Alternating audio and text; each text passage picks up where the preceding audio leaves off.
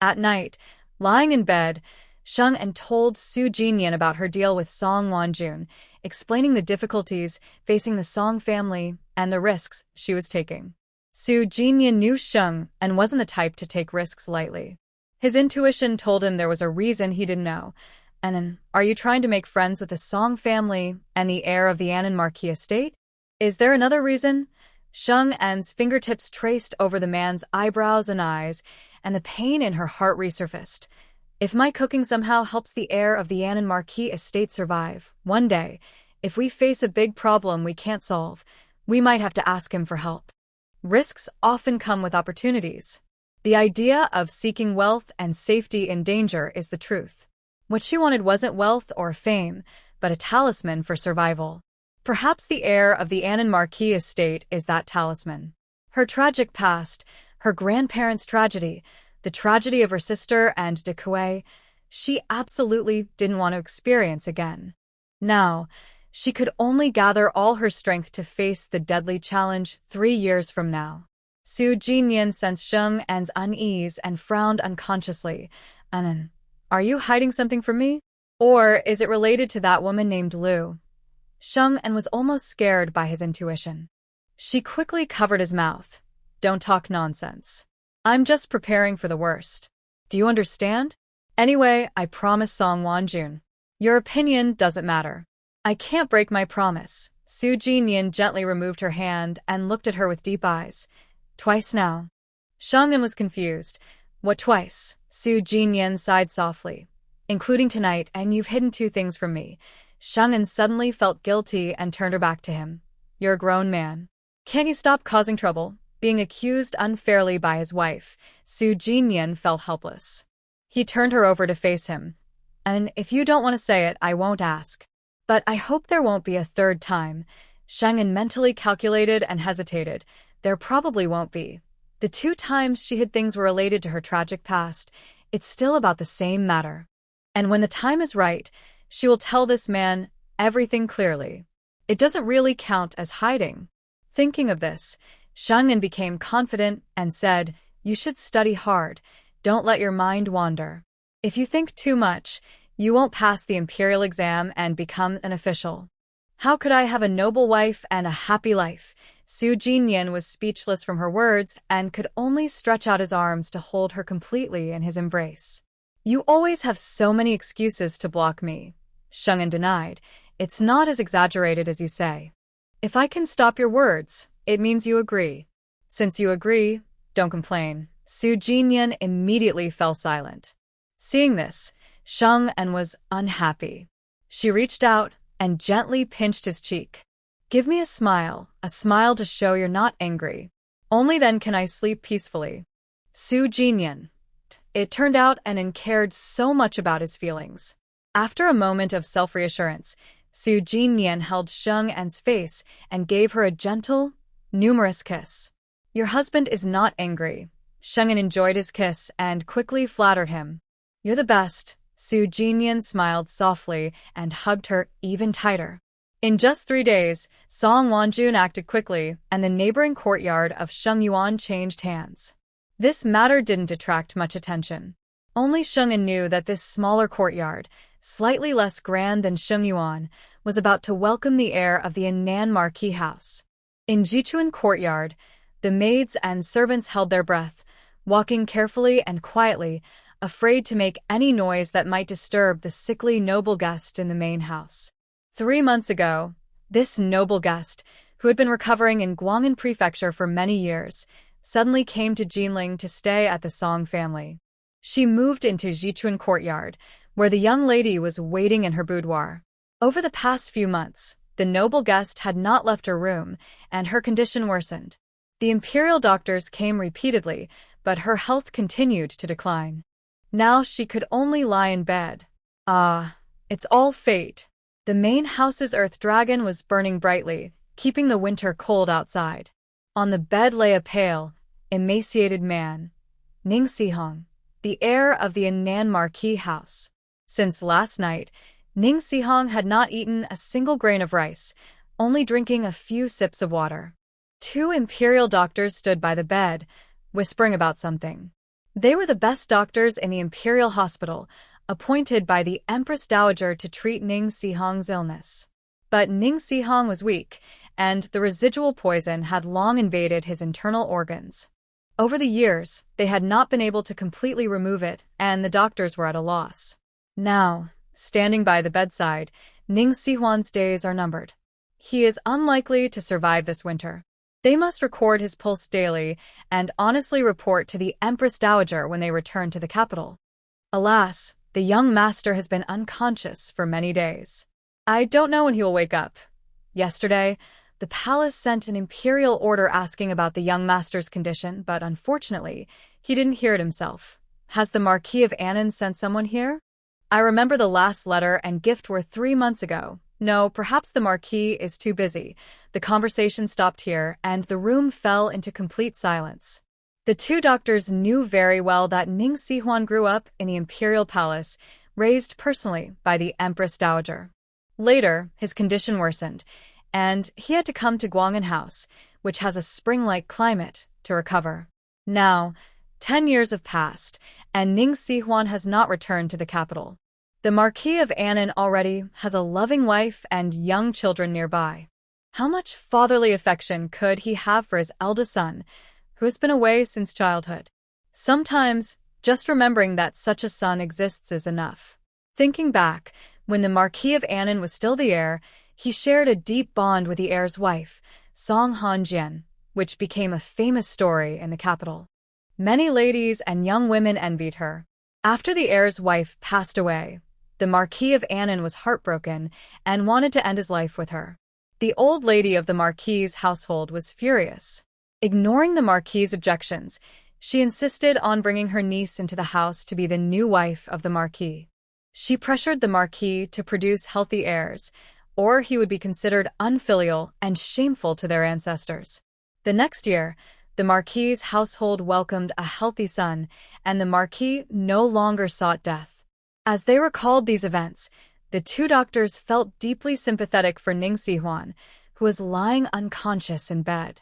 If he hadn't been attacked, the heir's wife would still be alive, and Ning Sihong's life would be very different.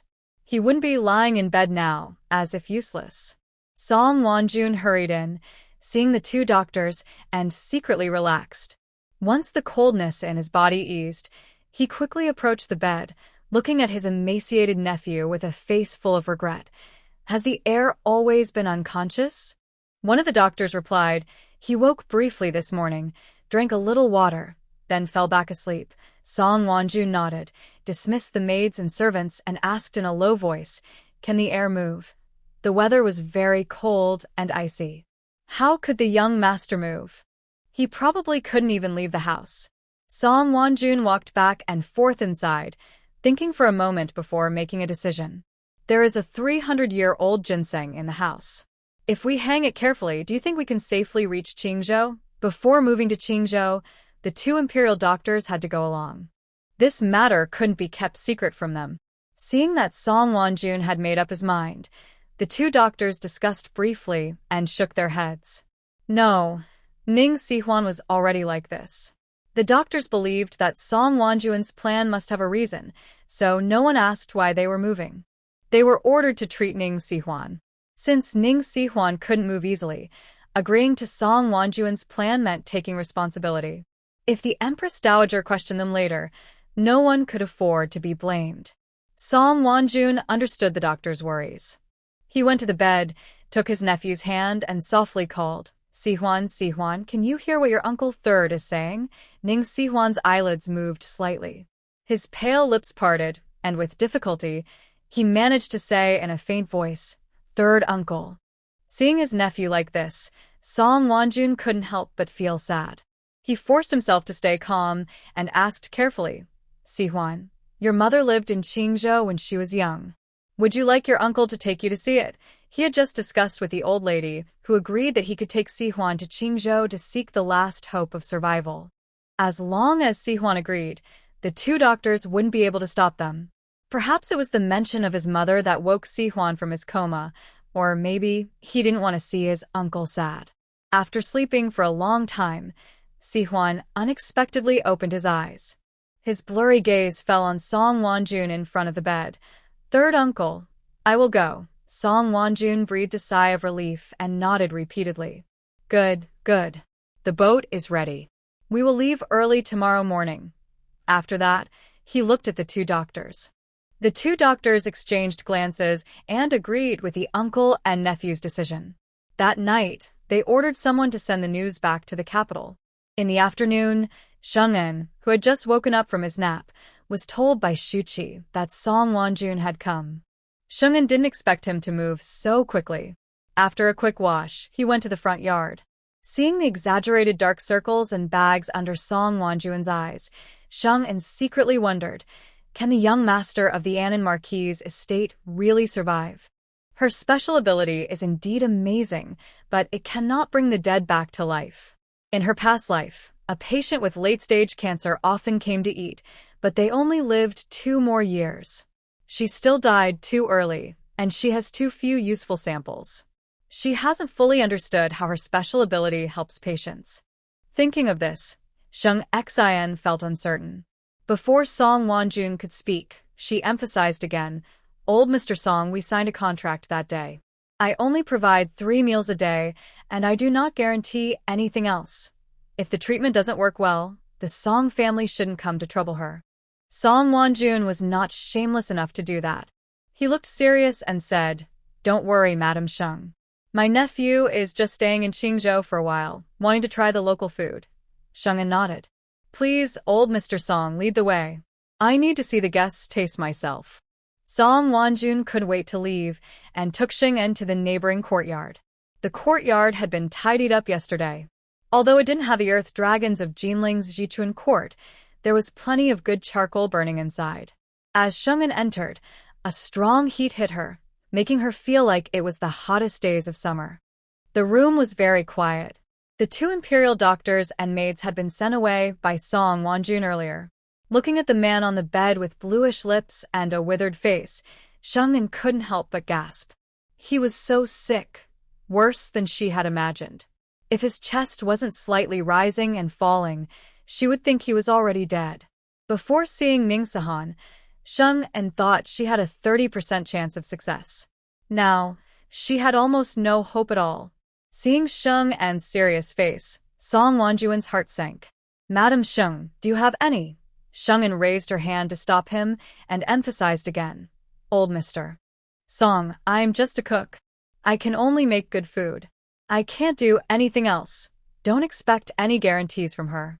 Realizing he had spoken out of turn, Song Wonjun changed the subject. "My nephew hasn't eaten a grain of rice for 2 days. Do you have any way to make him eat?" Sheng looked at the unconscious man and shook her head helplessly. "I'll go back and make some rice porridge.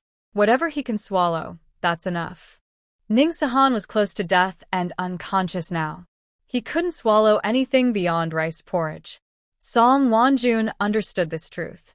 He looked at Sheng with hope and said, "Back then, Ding Tianxi was also very sick, and you only took 2 months to help him stand up." Sheng replied impatiently, "If you had brought him here 2 months ago, maybe he could be standing in front of you now." Song Wonjun closed his eyes and hid his regret. "It's my fault." At that time, he didn't trust the woman in front of him. He was doubtful about the idea that nourishing food could cure illness, and he couldn't convince the old lady or his 2 brothers who were officials in another city. Even the others in the family didn't believe him and sent Xie Yihan to recover in Qingzhou. He had too many worries, so he wasted 2 months unnecessarily. Sheng shook her head and turned to leave. "Once the rice porridge is ready, I will send someone to bring it to you and watch over your people while they feed you." Song Wonjun understood her concerns and naturally agreed. "Thank you, Sheng boss." Sheng didn't wait for Song Wonjun to see her off. She walked alone along the same path she came. When she passed through a small courtyard, she met 2 old men dressed plainly. Hearing how they addressed each other, Sheng guessed they were the doctors treating Ning Sahan's illness. She had no intention of getting close or making small talk. She simply treated them as ordinary people and walked past. The 2 doctors looked at Sheng a bit longer. Watching her figure disappear through the moon gate, Dr. Wang muttered with some doubt, "This woman is dressed like a wife, not like someone serving others." "Why is she here?" Doctor Who casually said. "Maybe she's a relative of the Song family," knowing that the young master came to Qingzhou to visit. After saying that, he couldn't help but sigh. Young Master Ning was gravely ill, beyond medicine's help. Just looking at him was painful, and he might not last until tomorrow. Dr. Wang also felt sad. "It's because our skills are not good enough. We can't extend the young master's life." 10 years ago, when Ning Sihan left the palace to recover, they had been by his side, treating him. Ning Sihan was gentle and talented, and he respected the two doctors very much. Over more than 10 years, they considered Ning Sihan as their own junior. Now this junior might die at any moment, and the two doctors felt terrible inside. Sheng En didn't know about their sadness. She went to the big kitchen to cook rice and porridge. She used not water, but leftover chicken broth from noon. This chicken soup comes from an old rooster, and it took 2 hours of simmering to make the chicken meat tender and falling off the bone. Sheng En removes the top layer of fat, and the soup is clear and bright, with a very fresh taste. She pours rice into the chicken soup and cooks it slowly, over low heat. After half an hour, a bowl of rice soup with the aroma of chicken is ready. Bao Xiu is so tempted by the smell she can't help but swallow, and looks at the rice soup. "Master, we cook over low heat too, but why does yours taste so much better?" Not only the rice soup, but even their roasted chicken, which they make carefully following their master's instructions, always falls a little short in flavor. Only when the master personally turns the chicken during roasting does the taste improve significantly. They secretly discuss among themselves, believing that the master's skill is blessed by heaven, which is why her food is so delicious. Cooking time is very important. It must be done slowly. Sheng En finds a reasonable excuse and tells Bao Lan to call Shu Qi over and deliver the rice soup to the next courtyard. At this moment, Ning Sihuan has not yet woken up. Not only are two doctors watching by her bed, but even the busy Song Wanjun is there. When the servant reports, Song Wanjun immediately asks him to bring the person in. When Shu Qi enters, she sees the situation in the room. She doesn't ask any questions, hands over the food box to Song Wanjun, and stands to the side watching. The tightly sealed food box cannot hide the faint aroma escaping from it. The two doctors can't help but sniff and look at the box at the same time. What's inside smells like chicken, and it's so fragrant. Song Wanjun also finds it delicious and suddenly remembers 2 meals he had at Sheng Garden, feeling unexpectedly hungry. He personally opens the lid of the food box, and the rice soup inside is steaming hot. In an instant, the strong aroma fills the entire room without restraint. Ignoring the looks from the two doctors, Song Wanjun carries the rice soup to the bedside and softly calls his niece's name. "Sihuan, Sihuan, Uncle is feeding you soup." He repeats this several times. Finally, Ning Sihuan shows a slight reaction, her eyelids fluttering, clearly waking up, but her eyes remain closed. Song Wanjun feels a pang of sadness, quickly blinking to hide his emotions. Then, he picked up a spoon to test the temperature of the rice soup, making sure it wouldn't burn his nephew. He scooped a small amount and held it near Ning Sihuan's mouth. "This was specially made by the chef for you. Uncle will feed you." Ning Sihuan slightly opened his mouth. In the next moment, warm soup flowed into his mouth along his lips and teeth. No, that's not right. Why did he taste the flavor and saltiness? His sense of taste and smell had been completely lost 3 years ago, unable to distinguish any flavors. Now, he could actually tell the difference between fresh and salty tastes. Was it a sign of recovery? Ning Sihuan couldn't control his thoughts. He slowly swallowed the soup, greedily savoring the taste. Good, good. If you can drink it, that's great. Seeing that his nephew could still swallow the rice soup, Song Wanjun's eyes reddened for the first time in front of others. The two imperial doctors were also very happy.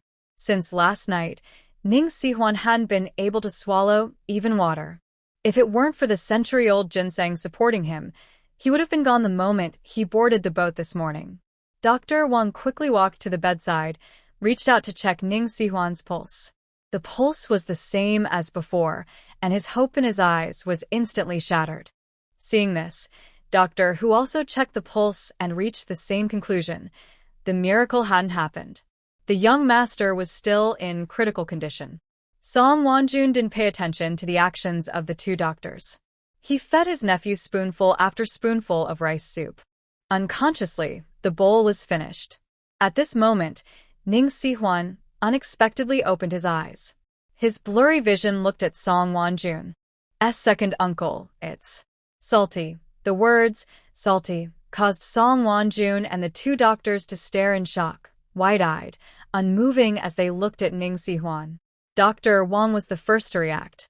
He hurriedly asked, "Young master, you say you tasted salt." Ning Si-hwan wanted to nod but couldn't. With difficulty, he managed to say one word, "Yes." Dr. Wang's expression was excited. He didn't believe in superstition and checked the pulse again, but the result was the same. This time, Dr. Wang was not disappointed. He snatched the bowl and examined the remaining soup, even tasting it with his hand. After tasting, his eyes lit up.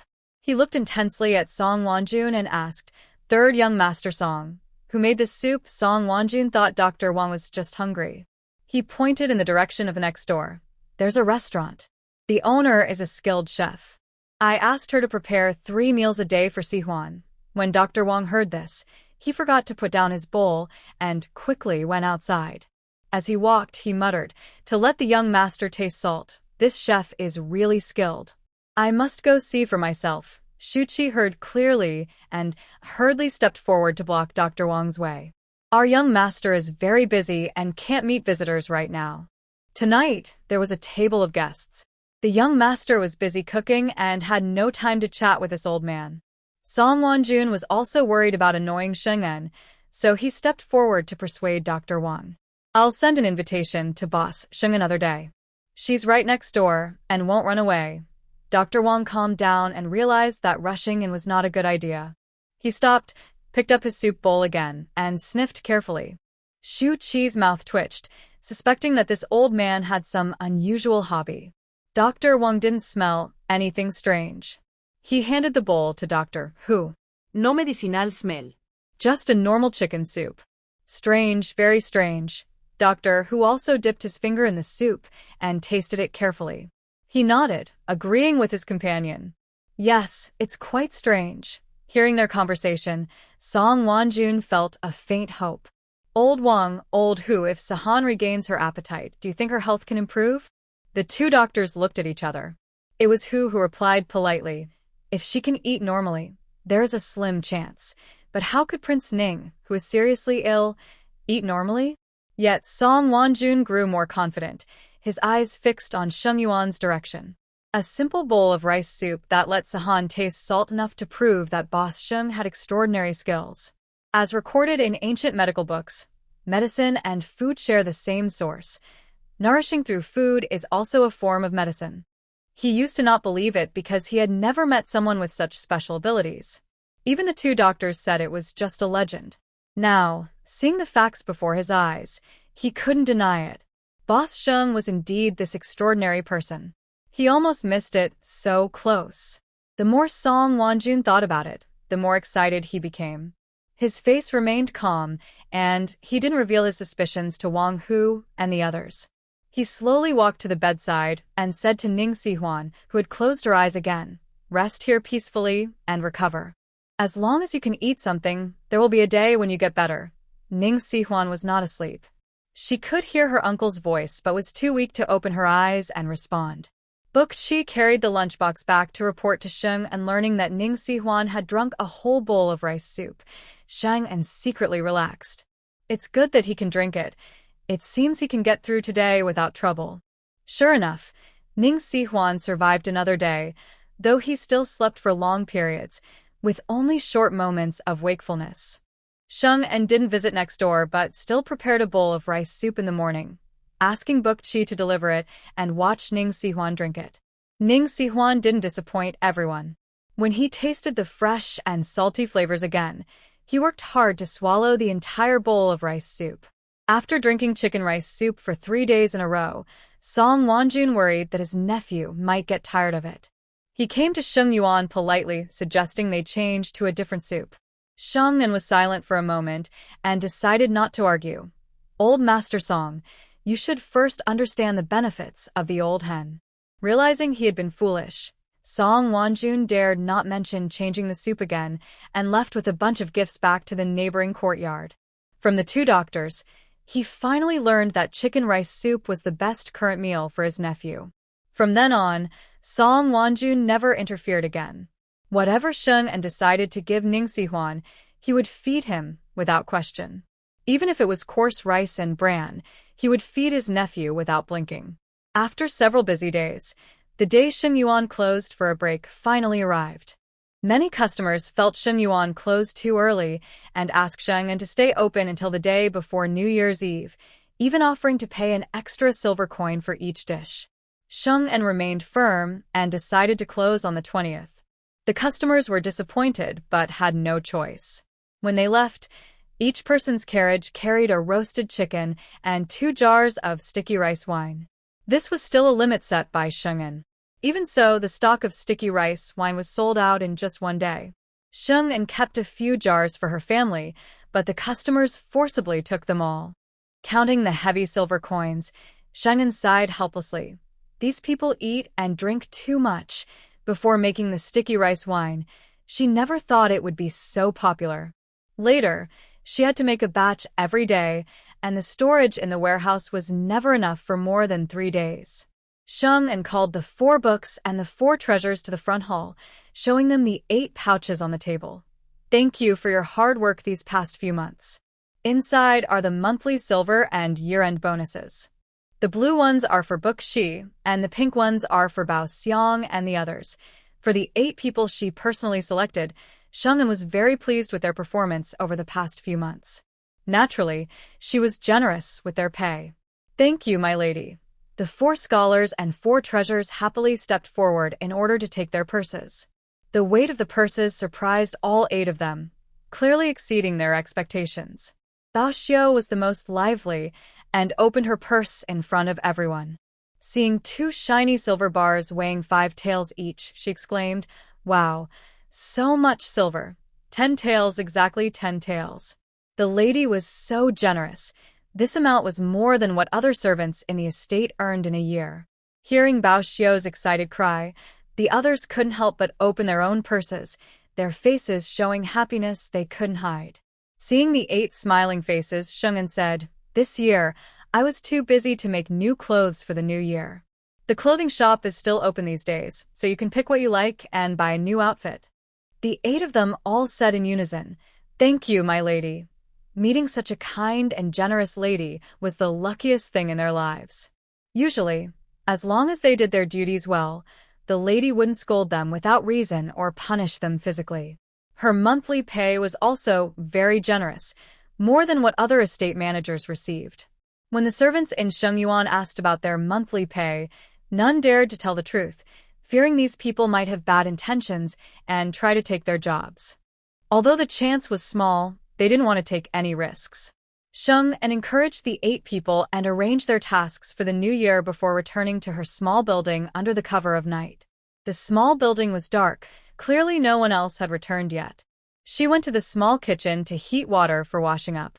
Halfway through, she heard noises from the yard. Su Jinyan had returned. Sheng'an got up and went to the door. Seeing the stern-faced man with a cold aura, she reached out and pulled him into the kitchen, pressing him against the stove. "Sit here and keep warm." Su Jinyan touched her warm hand and sat down with her. "Are you done for the day?" Sheng'an leaned lazily against him, her voice tinged with excitement. "Yes, starting tomorrow, I can finally sleep in without worries." These past few months, she had gone to bed later than a dog and gotten up earlier than a rooster. She couldn't remember the last time she had slept in. "Last time, I took 3 days off for myself, but I didn't sleep in. Later, I was so busy that I didn't even bother to take a break. Take more rest during this time. With Grandma Sun and others doing the laundry and cooking, there's nothing at home for you to worry about." Su Jinyan patted his wife's head and pinched her face. "Fortunately, you haven't lost weight, and you've grown taller than a few months ago." Sheng'an's eyes lit up immediately. She stood up quickly and asked the man, "Did I really grow taller?" Seeing her so happy, Su Jinyan stood up to face her. His long hand gestured in front of him. When we first got married, you were at my place. Now, you're at your collarbone. Sheng'en touched the man's collarbone and then below it, measuring the distance with her thumb and index finger, her face full of disbelief. I've actually grown so much. Using the units from her past life, she had grown about 3 centimeters. Growing 3 centimeters in just over half a year was beyond her expectations. She thought gaining 1 centimeter would be good enough. If she kept growing like this until her growth finished, she might reach over 1.6 meters. In her past life, she was 1.65 meters tall. Sheng'en felt that if she worked hard, she might reach her previous height. She immediately cheered and jumped in place. Not bad, not bad. I'll eat well next year too. Then she looked down at her chest, where her 2 little buns were, and casually squeezed them. My height has increased and I've gained weight, but there's no change here. Could it be that her flat chest from her past life carried over to this one? Seeing her bold move, even calm Su Jinyan couldn't help but twitch his mouth. His gaze fell on Sheng'en's chest, and he naturally blurted out, so small and cute. And doesn't need to worry. Sheng'en, Su Jinyan. The most dreaded thing is when the air suddenly becomes quiet. Sheng'en stared at the man with her dead fish eyes, thinking, how a small and cute youth like that, should she praise him now? Fuming, Sheng'en raised her hand and slapped his firm chest hard. Your chest isn't much bigger than mine. Why don't you say you're small and cute too, Su Jinyan? He didn't dare to say it out loud. Instead, he simply wrapped her into his arms and lowered his head to softly comfort her in her ear. Your husband is just as small and cute. That's why we're a perfect match, Sheng'en. Why did everything he said always sound like a confession? Forget it, she thought. A mature woman shouldn't bother arguing with him. After washing up, the couple went to the study on the 2nd floor.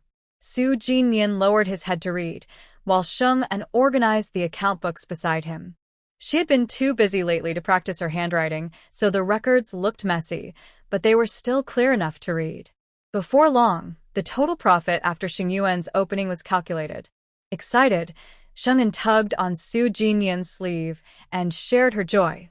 In less than 3 months since opening, Xingyuan has made a total profit of 5,300 taels. She knew they were earning well, but she hadn't expected it to be this much.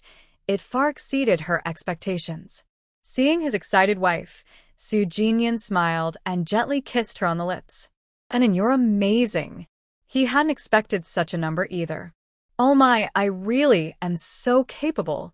Sheng'en jumped in place a few times, then ran back to hug Su Jinyan, planting happy kisses on his face. Aren't you happy? Su Jinyan chuckled, his eyes full of warmth. I'm happy. Seeing you happy makes me happy. Sheng'en sat on his lap, wrapping her arms around his neck. After the new year, I'll go to the broker's office to see if there are any good shops or farmland for sale. When we're old, these can support us.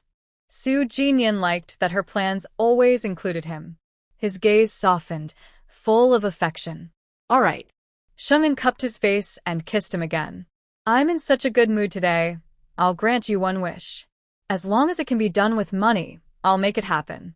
Su Jinyan's smile deepened. Without hesitation, he said, I don't want you to work too hard.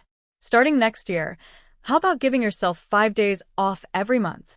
Sheng'en blinked. That's your wish? Su Jinyan kissed her cheek, his eyes glowing gently in the candlelight. And money can never all be earned. Sheng'en felt touched. After thinking for a moment, she nodded. All right, from now on, I'll take 5 days off each month, from the 13th to the 18th. Having the break in the middle of the month made it something to look forward to. Su Jinyan's wish was fulfilled, and he smiled with joy. Thank you, Anan. Sheng'en gently pinched his ear. You are the one who made the wish, but I'm the one who got the blessing. You should make another one.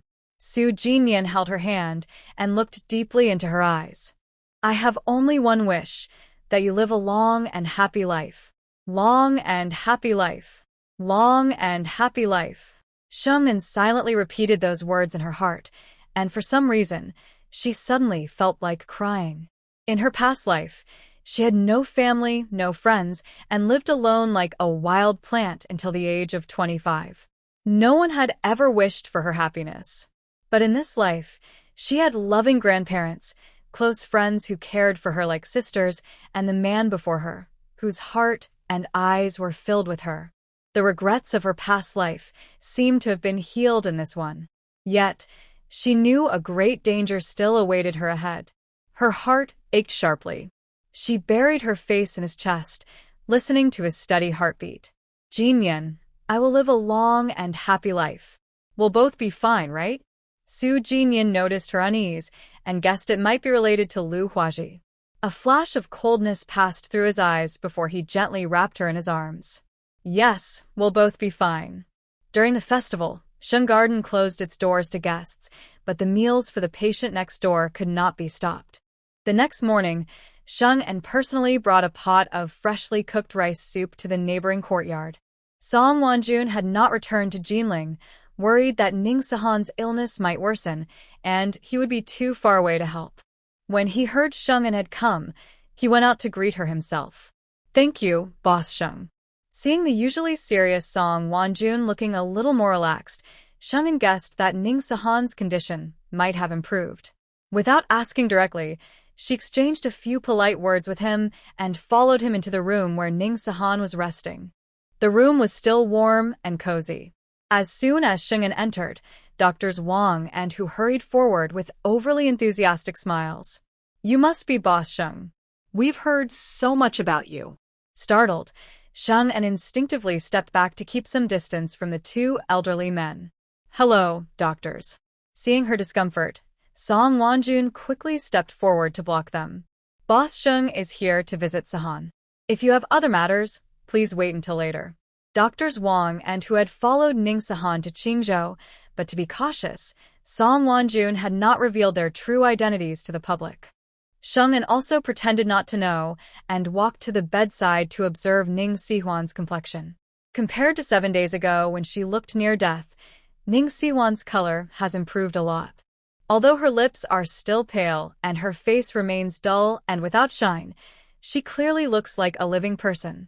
Sheng secretly relaxed, as the 7 days of chicken congee had finally worked. Just as she was about to withdraw her gaze and remind Song Wanjun to feed Ning Sihuan the congee while it was hot, the person on the bed suddenly opened her eyes and met her gaze before she could leave. Sheng was stunned. Her first thought was that these eyes were very beautiful, combining the charm of fox-like eyes and the depth and liveliness of peach blossom eyes. Having such eyes on a man's face added a touch of femininity.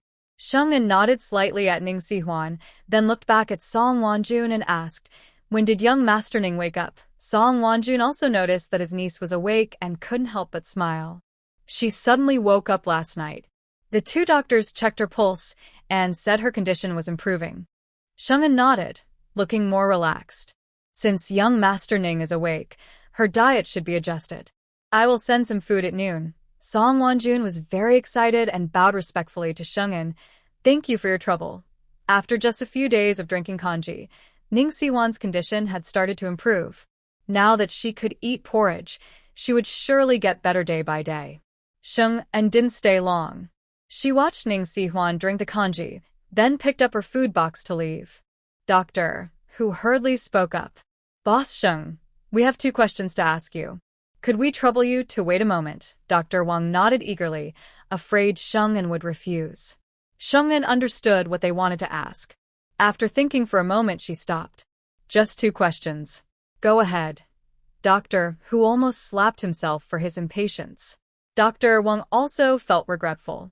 He thought his old partner was unreliable and asked the question he had been holding back for days. Boss Sheng, your cooking skills are excellent. The dishes you prepare seem to have health benefits. How do you do it? Recently, they had been studying the congee sent from Sheng Yuan repeatedly. But no matter how they examined it, it was just ordinary chicken congee, with no trace of herbs. This made them even more curious about Sheng's abilities. Health benefits from food? Is that hard to achieve? Isn't it just about having skill? Sheng pretended to be naive, looking confused as he said, when people are so hungry they see stars, just a bowl of rice porridge can help them feel normal again. It's such a simple thing. Dr. Wang. Doctor Who. Although it made sense, something still felt off. Sheng and continued confidently. My cooking skills are better than average, and my dishes suit most people's tastes. So, guess like the food I make. When they eat well, they feel happy, and when they're happy, their health naturally improves. This idea has some scientific basis. Many health problems are affected by emotions. For example, women often develop lumps due to long-term sadness. Similarly, some cancer patients can survive a few more years without knowing their illness. But once they learn their condition can't be cured, their spirits drop, and they often pass away within months. Dr. Wang and Doctor Who looked at each other, wanting to speak but unsure what to say, so they remained silent. Sheng urged, "Next question." This time, Doctor Who responded first, blurting out, "Will Lord Ning's illness get better?" Sheng was speechless. He pointed at himself, then at both doctors, and said, "I'm just a cook who makes food. You are the ones who treat and save people. You should answer that question yourselves, Doctor Who." He couldn't hold back anymore and slapped himself. Dr. Wang looked at his colleague helplessly, then nodded to Sheng. "What Lord Sheng said is very true. I have a suggestion. I wonder if Lord Sheng would be willing to listen." Sheng became interested. "Go ahead." Dr. Wang didn't hesitate and shared what he had been thinking about for days. "I heard that Lord Sheng is good at making a special 8 treasures black chicken soup, which contains 8 herbs to boost energy and blood. Would Lord Sheng be interested in trying a few more medicinal dishes like that?" Sheng didn't expect Dr. Wang to suggest making medicinal dishes. After a moment of thought, she politely declined. "I don't understand much about medicine. If I make a mistake, I can't explain it to my guests." Right now, she didn't have the energy to study medicine. Maybe in a few years or decades she could learn more. Perhaps she could even create a collection of medicinal recipes to pass down as family heirlooms. Seeing that Sheng was not interested in medicinal cuisine, Dr. Wang felt disappointed inside, but showed no outward sign. He said, "It's okay if you don't understand the medicine principles. I have a book of medical recipes I want to give you, Sheng boss, as a sign of good friendship." Without waiting for Sheng to refuse, he ordered the medicine boy outside to bring the book from his room. "Dr. Wang, I cannot accept this gift of yours," Sheng said, surprised by the doctor's generosity and feeling embarrassed to accept such a valuable book. In this era, information was not widespread. Medical books and collections were family heirlooms and not available on the market. Even money couldn't buy them. "It's just a book of medical recipes. Sheng boss, please don't be polite." Dr. Wang smiled as he stroked his beard, looking at Sheng kindly. "If the book can be used properly by you, it wouldn't be wasted." Sheng couldn't refuse this gift and sincerely thanked him. "I will study it carefully and not let your kindness go to waste." Dr. Wang was even happier. He took the book from the medicine boy and personally handed it to Sheng. "Take your time to read it. If you have questions, come to me anytime." Doctor Who quickly added, "And me. I also want help Sheng boss with any questions." Sheng felt touched inside and bowed again to thank them. Song Wanjun watched the scene, clearly seeing that Doctors Wang and Who valued Sheng's abilities. He felt more regretful for not coming to Qingzhou earlier. Ning Sihong, lying on the bed, watched Sheng leave, the fresh aroma of rice soup still lingering on his lips. Noticing his nephew's gaze, Song Wanjun sat by the bed and explained, "This is Sheng boss, the one I mentioned last night. The rice soup that helped you regain your senses and smell was made by her." Ning Sihong hadn't fully recovered his taste and smell. He could only taste the flavor and saltiness when drinking Sheng's old chicken rice soup. "She is very impressive," Ning Sihong said, his words not very clear, but a faint light appeared in his once dull eyes. "Yes, she is indeed impressive. Your recovery is thanks to her." Song Wanjun gently tucked the blanket around his nephew and soothingly said, "With Sheng boss and the 2 doctors here, your health will improve." As Sheng boss said, "A good mood helps the body heal. You must relax." Ning Sihong managed a difficult smile. "Uncle, I will." Having struggled for 23 years, his body and mind were already exhausted. As long as there is a little hope, he will never give up easily. Moreover, the people who care about him all want him to stay alive. When Shungin returned to the small house, Grandma Sun and Lee Dia were cleaning, taking apart, and washing the bedding and sheets. The weather was nice today, with warm sunshine perfect for washing and drying. Shungin told Lee Dia, the quilts and bedding should also be taken outside to dry. From now on sunny days, they should be dried once every 2 weeks. Lee Dia quickly agreed. Yes, young lady. Shungin nodded and was about to go upstairs. At that moment, Lee Dia spoke. Young lady, I heard that Baolon and the others received this month's wages. Do you know when the wages for me and Grandma Sun will be paid? Shungin looked back at Lee Dia and then at Grandma Sunday. Seeing Grandma Sun shake her head silently in fear, she looked at Lee Dia again. Your wages are paid on the last day of each month. Have you forgotten? Lee Dia secretly glanced at Shung, and seeing her calm expression, not angry, she gained more confidence. Young lady, I haven't forgotten. It's just that the new year is coming soon. I want to receive my wages early so I can buy some things before the shops close for the holiday. After saying this, she also pulled Grandma Sun aside. Grandma Sun, are you going shopping too? Grandma Sun remained silent and kept cleaning without stopping. Lee Dia was very angry. From a hidden corner, where Shungin couldn't see, she glared fiercely at Grandma Sunday Shung and didn't make things difficult for Lee Dia. Giving wages a few days early wasn't a big problem. Since you want to prepare for the new year, from now on, the wages for the 12th lunar month will be paid 10 days early. She then went upstairs and took out 2 taels of silver, giving each of them one. The new year is coming soon. Here's an extra tael for you. Grandma Sun and Lee Dia's monthly wages were 1 tael. Grandma Sun was responsible for sewing clothes, and Shungin would give her extra silver each time she finished. After receiving the 2 taels, Lee Dia's face showed obvious disappointment. But Grandma Sun held the silver tightly and bowed repeatedly. Thank you, young lady. Thank you, young lady. Shungin nodded at her, then looked at Lee Dia without saying anything, and went straight upstairs. Just now you were silent. Were you deliberately not speaking to see me laugh? Why are you so mean? Lee Dia felt very upset inside. She pushed Grandma Sun roughly and spoke in a sharp, low voice. Don't think you're special just because you can sew clothes. You're old enough to be buried. If you get sick or can't move well, the master will just kick you out. Grandma Sun staggered back after being pushed and had to hold onto the table to avoid falling. She looked at Lee Dia but said nothing. Carefully, she put away 2 taels of silver, then picked up a cloth and continued dusting the furniture. Lee Dia looked down at the silver in her hand, her face growing more unhappy. We all do the same work, but they each got 10 taels of silver, and I only got 2. That's so unfair. Her room was next to the rooms of the 4 treasures. Last night, they came back happily. She quietly listened at the window and found out that not only did they get their monthly silver early, but each of them also received 10 taels. Lee Dia was so shocked by the 10 taels that she kept tossing and turning all night, dreaming she could get that much too. When she came to clean the small building earlier, she had already thought about asking for her monthly silver early. Seeing Shungin return, she immediately brought it up without talking to Grandma Sun first. Now, she only had 2 taels of silver, and her dream was shattered. The more she thought about it, the more upset she became.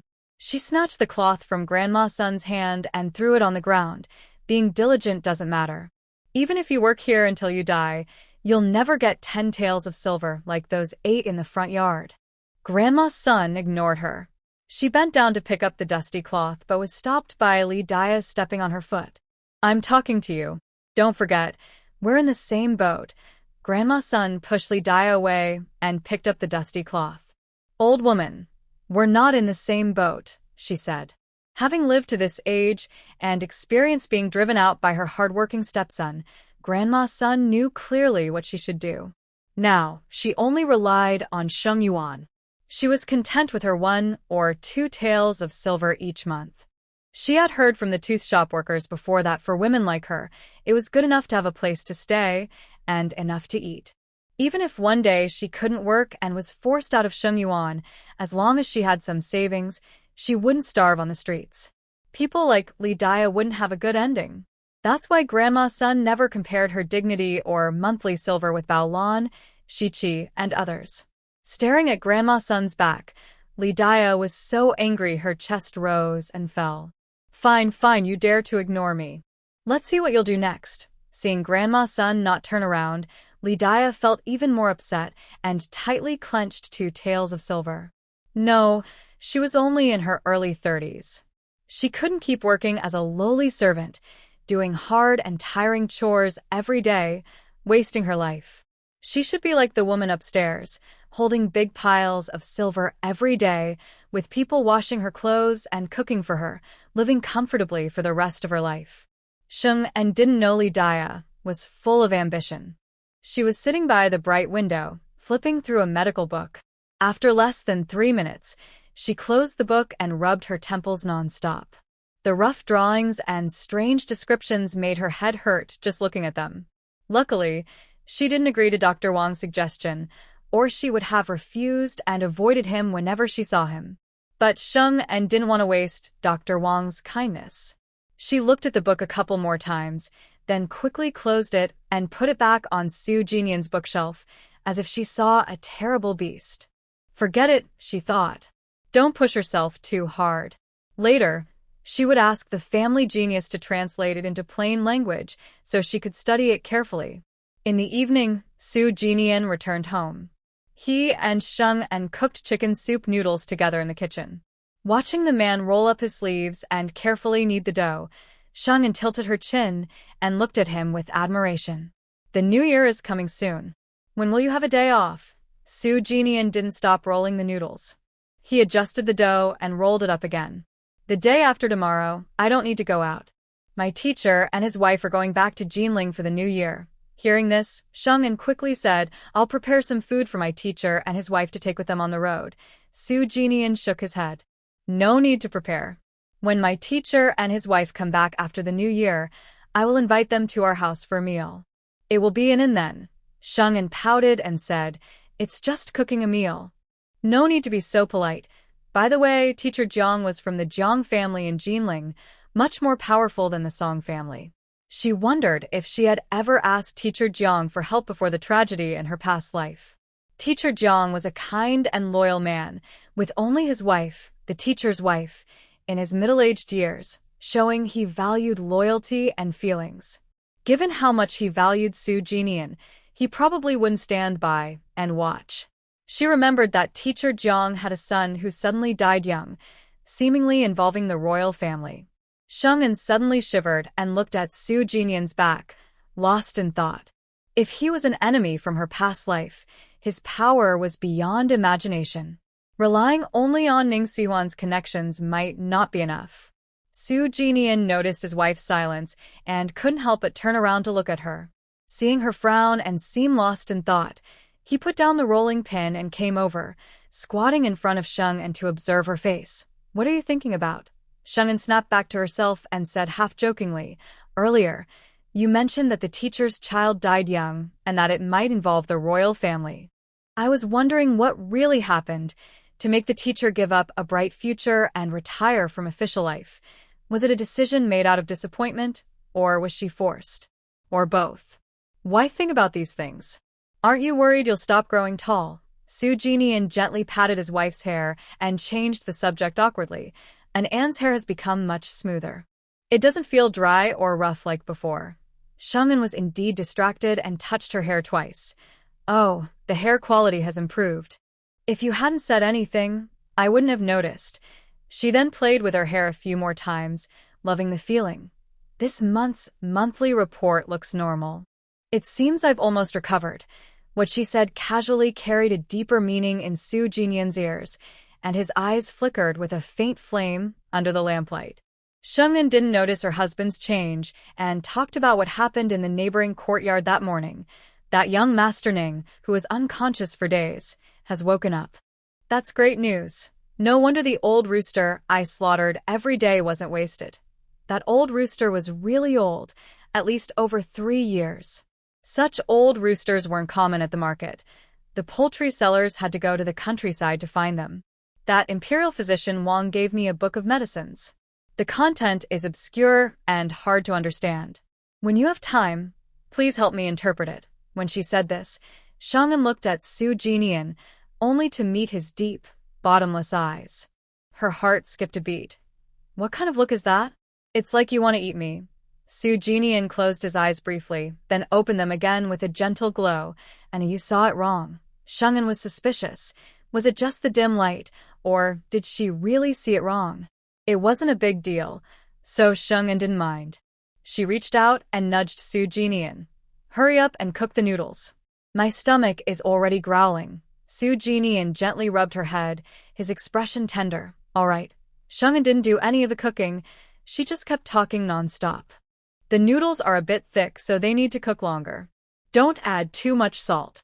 Put in more chopped cabbage. I like it crisp and slightly sweet. Su Jinian followed her instructions carefully, and soon a steaming bowl of chicken noodle soup was ready. The smell made Shang-en's stomach growl even louder. Instead of going to the main room, they sat together at the small kitchen table and enjoyed their meal. Shang-en was good at creating a warm atmosphere. As she ate, she praised him. Your cooking has improved again. The noodles are springy and the soup is rich. It's almost as good as mine. Su Jinian smiled. It's because the chicken soup you made is so delicious. That's what makes the noodles taste so good. Shang-en grinned. I make the soup, you roll the noodles. We're a perfect team. Su Jinian had a big appetite, and Shang-en ate well too. Between the two of them, they finished the entire pot of noodles. Not long after they finished eating, the two elders of the Sheng family and Su Qinglin came home under the night sky. They had already eaten dinner at the shop, but it had been a long time since the whole family had sat down together for a meal. Grandma Sheng called Sheng-en into her room and took out a small box. Opening it, she said, "This month's money is all here. You can spend it or save it, it's up to you." Sheng-en shook her head. "I still want my New Year's money, Grandma. You keep this for yourself." Grandma Sheng laughed. All right. I'll save it and give it to you and Jinian as New Year's money." Then her eyes fell on her granddaughter's belly. "I wonder if next year I'll be able to give New Year's money to my great-grandchild." She wasn't impatient about having a great-grandchild. She was worried about whether her granddaughter's health would allow her to have one. Seeing how close the young couple was, she feared Sheng-en might be hurt if things didn't go as hoped. "Grandma, didn't we agree you wouldn't rush me about that?" Sheng-en said with a helpless smile, quickly changing the subject. "The New Year is coming soon. Let's close the shop for a while so you, Grandpa, and father-in-law can rest. Don't work too hard just to make money. I'll prepare some gifts, and you and Grandpa can visit your old friends in the village. Let them see that you're both doing well." Grandma Sheng nodded, her tone a little sad. "We should also burn some paper money for your mother so she can have a good New Year where she is."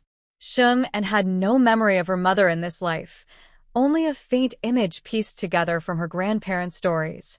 "All right, I'll buy some paper money tomorrow." The next day was the day Zhang Dakue and Zhang Zhaodi were to get engaged. Sheng-en and Su Jinian woke up early and rode with Su Qinglin in the family donkey cart to Zhang's house. The cart was fully covered so they wouldn't feel the cold wind inside, though it was a bit uncomfortable for the person driving outside. Su Qinglin was driving the cart. Since recovering from a serious illness, his health had been improving every day. He was eager to prove he was not old and looked even more energetic than Sheng-en. The donkey cart was much faster than a bullock cart. Soon, they arrived at Zhang's house. At this time, the big gate of Zhang's house looked brand new. They had repainted it with a shiny oil, tied a pair of red cloth strips on the door ring, and hung a big red flower above the door. It looked very festive. People who didn't know better might think it was a wedding celebration. From these details, it was clear that Zhang's family valued Zhang Zhaodi as a future daughter-in-law. Zhang Tufu had no brothers, but he had 3 or 4 sisters. The house was full of people, and outside, a dozen children ran around, picking up unspent firecrackers from the ground. The whole small yard was lively, filled with cheerful noise and a happy atmosphere. Sheng-en and the others entered the main hall. Several of Zhang's aunts warmly greeted Su Jinian and his father. They didn't know Sheng-en but guessed she was Su Jinian's wife, so they looked at Sheng-en a little longer. Sheng-en didn't show any embarrassment. With Su Chuelian's introduction, she was called by the titles of the three brothers: Big Aunt, Second Aunt, Third Aunt, and Fourth Aunt. Big Aunt Zhang praised Su Chuelian. "Your niece-in-law is really good. She looks nice, has a good personality, and matches Jinyan perfectly. It's her sharp eyes that saw through everything. My niece-in-law is truly outstanding." Being praised by her family made Su Chuelian feel proud. She raised her voice happily. She's just a young wife, without her mother-in-law to help take care of things, yet she manages the house and outside affairs so well. Marrying such a good wife is a blessing Jinyan earned in his past life. Sheng En pretended to be shy from the praise, lowering her head and secretly smiling behind Su Chuelian. Su Jinyan watched her smiling face, a faint smile also crossing his eyes. Suddenly, an unkind comment was heard. "She's just a girl from the countryside. It's a big deal to marry into the city as a scholar's wife.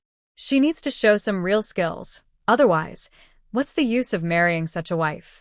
Sheng En looked toward the speaker and saw Aunt Zhangsin giving a cold, disdainful glare, her face full of contempt and dissatisfaction. Disdain is easy to understand, but what about dissatisfaction? She hadn't even dug up her in-law's ancestral grave. Sheng En wouldn't suffer silently. Just as she was about to speak up and retort, Su Jinyan stood up and blocked her in front. His expression remained unchanged, and his voice was clear and emotionless. "Marrying a wife is to care for her. I didn't realize that Aunt San needed to show real skill to catch the eye of her husband and family. You've been working hard these years. No wonder your face looks so tired." Su Jinyan ignored Aunt Zhangsan's darkening face and looked at her husband, Uncle Zhangsan. "Your sister has had a hard time these years, which is why she feels jealous of my younger wife. You should understand and be more considerate of her." Uncle Zhangsan's face turned red, and he awkwardly smiled. "My mother is in good health, and she does all the chores at home. Your Aunt San is just complaining a little, with no bad intentions." Then he glared unhappily at Aunt Zhangsan. "What's all this nonsense on such a happy day? Hurry up and apologize to Jinyan's wife." Seeing her man embarrass her in front of everyone, Aunt Zhangsan's face looked as bad as if she had eaten something sour. She sat quietly in her chair, not making a move. The atmosphere in the room suddenly became awkward. Aunt Zhangda and Aunt Zhang-er wanted to ease the tension, but because of Su Jinyan's scholarly status, they didn't know if they should speak. Su Chuelian secretly cursed Aunt Zhangsan for being unreasonable, always looking for trouble and picking fights. Before she was married, she often found fault with her sister-in-law. Now she was picking on her niece-in-law. It had been over 10 years, but she still behaved the same. Thinking this, Su Chuelian pretended not to hear and remained silent, showing no intention of defending Aunt Zhangsan. Seeing Aunt San's face turn as sour as if she had eaten something bitter, Sheng En felt secretly pleased. She reached out and tugged at Su Jinyan's sleeve, deliberately raising her voice a little. "Aunt San just doesn't understand me. As juniors, we should not argue with our elders." Then she smiled kindly at Aunt Zhangsan. "Today is De Kuei's engagement day. I believe your mistake was unintentional, so there's no need to apologize." Aunt Zhangda, Aunt Zhang-er, and Aunt Zhangxi clearly heard this and looked at Sheng En with very kind eyes. What a sensible girl. Her third sister, or third younger sister, didn't care about the occasion and was still trying to criticize her. Luckily, she is kind-hearted and doesn't hold grudges like her. Otherwise, if the wedding banquet for De Kuei is disrupted, his younger sister-in-law might not even be allowed to enter the Zhang family's house in the future. Being looked at with disapproval by everyone, Aunt Zhang felt ashamed and angry, and she was extremely dissatisfied with Sheng En.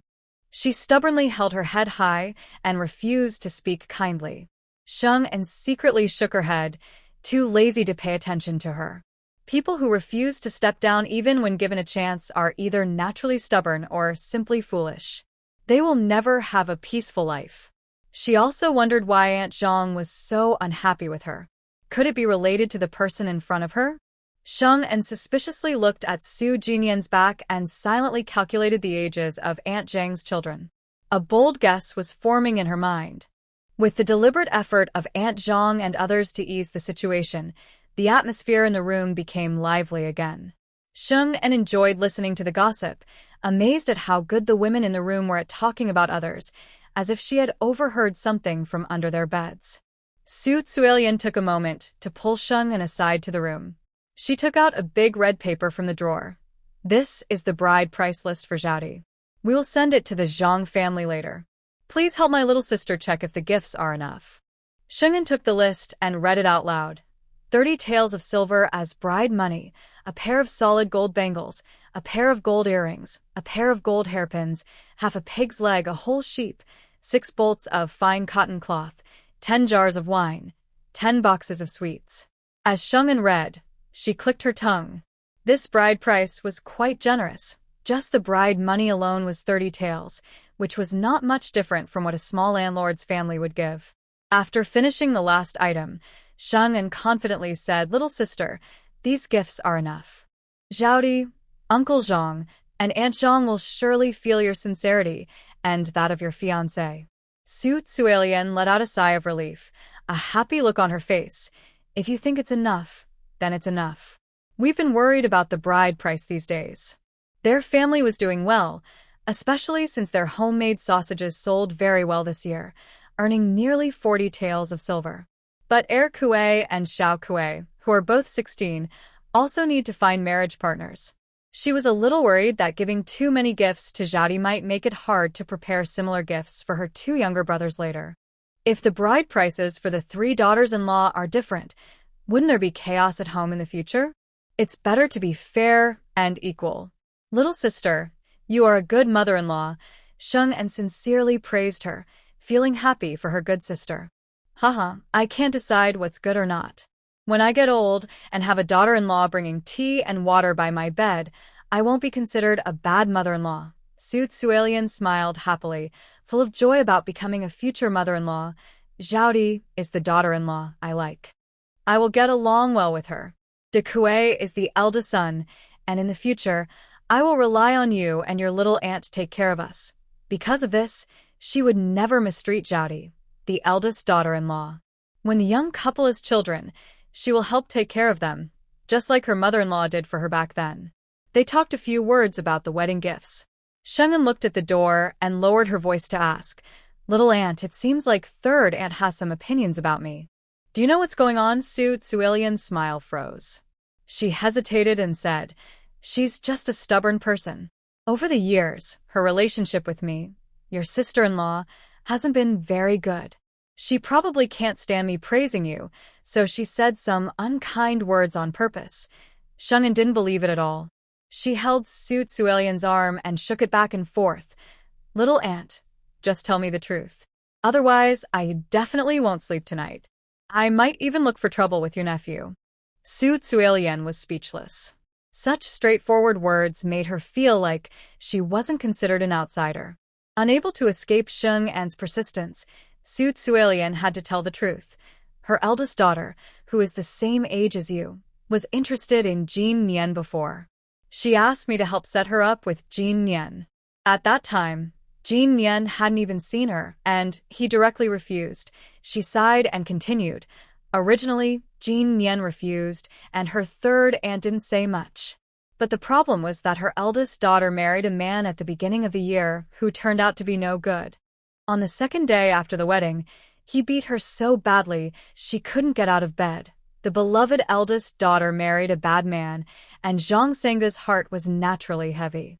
She went to her son-in-law to ask for an explanation. The son-in-law, in front of the whole village, said that her eldest daughter didn't know how to take care of her husband, leaving her with nowhere to argue. A daughter who leaves her family after marriage is like water spilled on the ground.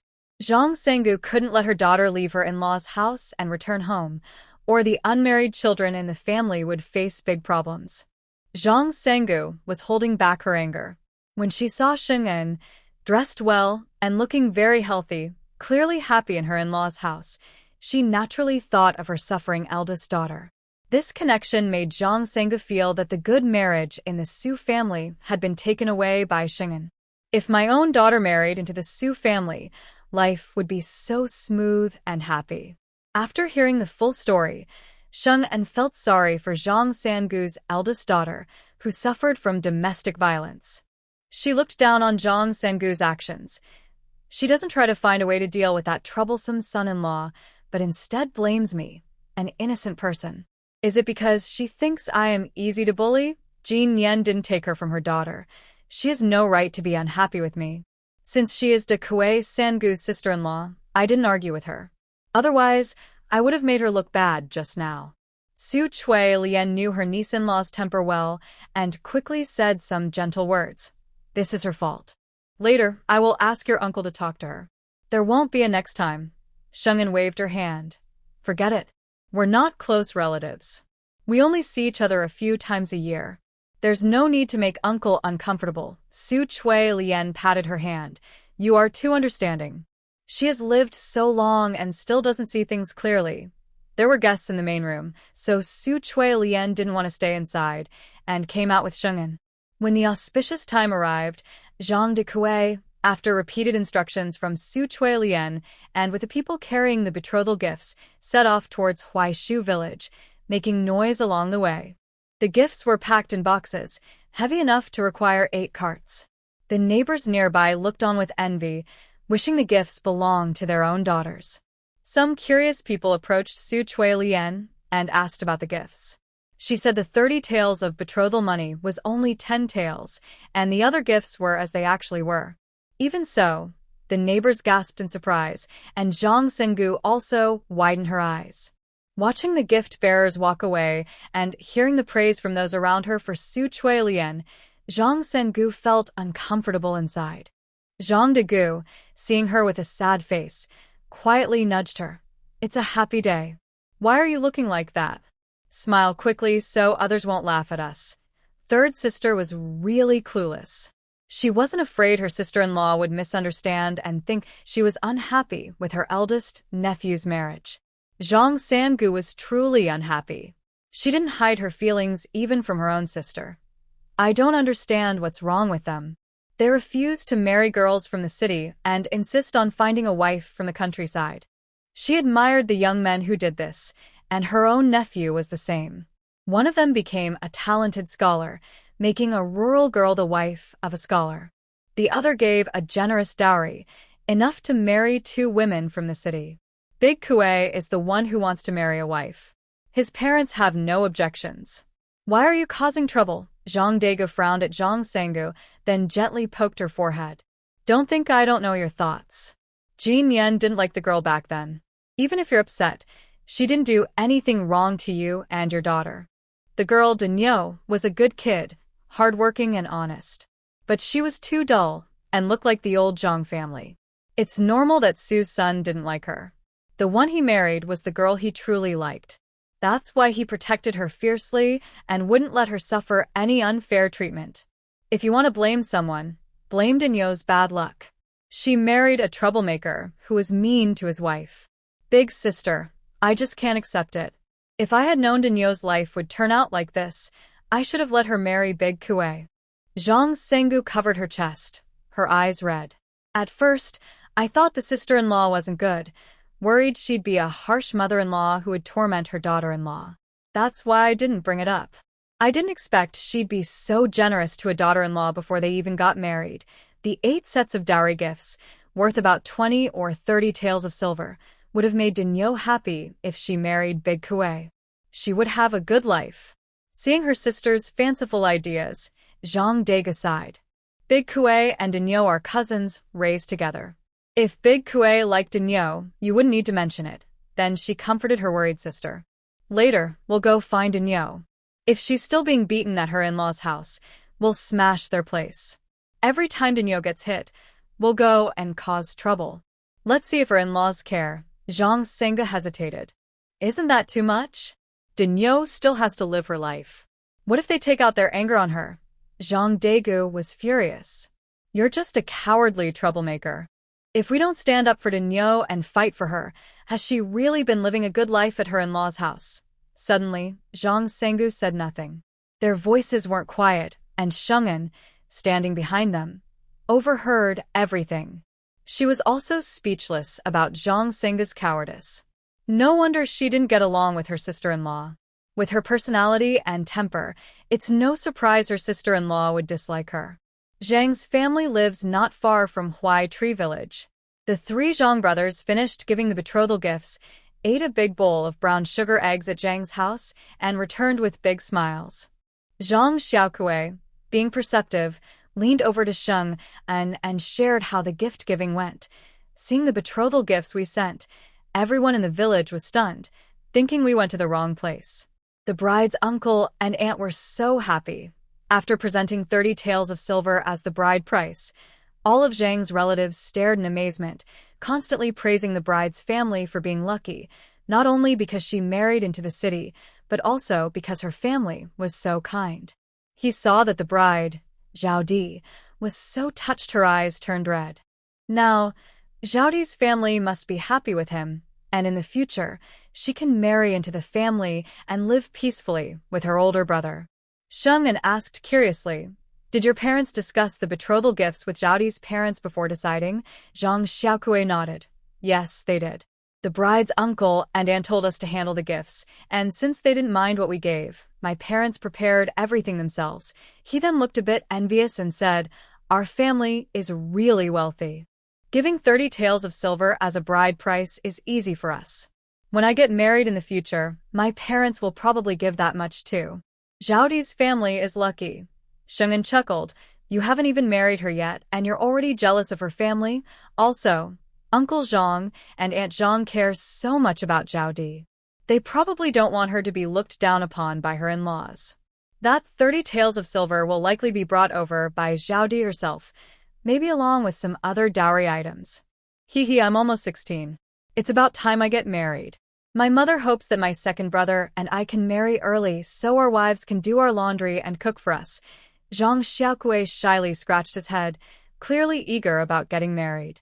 Seeing his cousin Su Jin approaching, he immediately perked up and asked, "Cousin, how much did you give as a bride price when you married your sister?" Su Jin paused and honestly replied, "No bride price." Zhang Xiaokui widened his eyes in disbelief. "No bride price?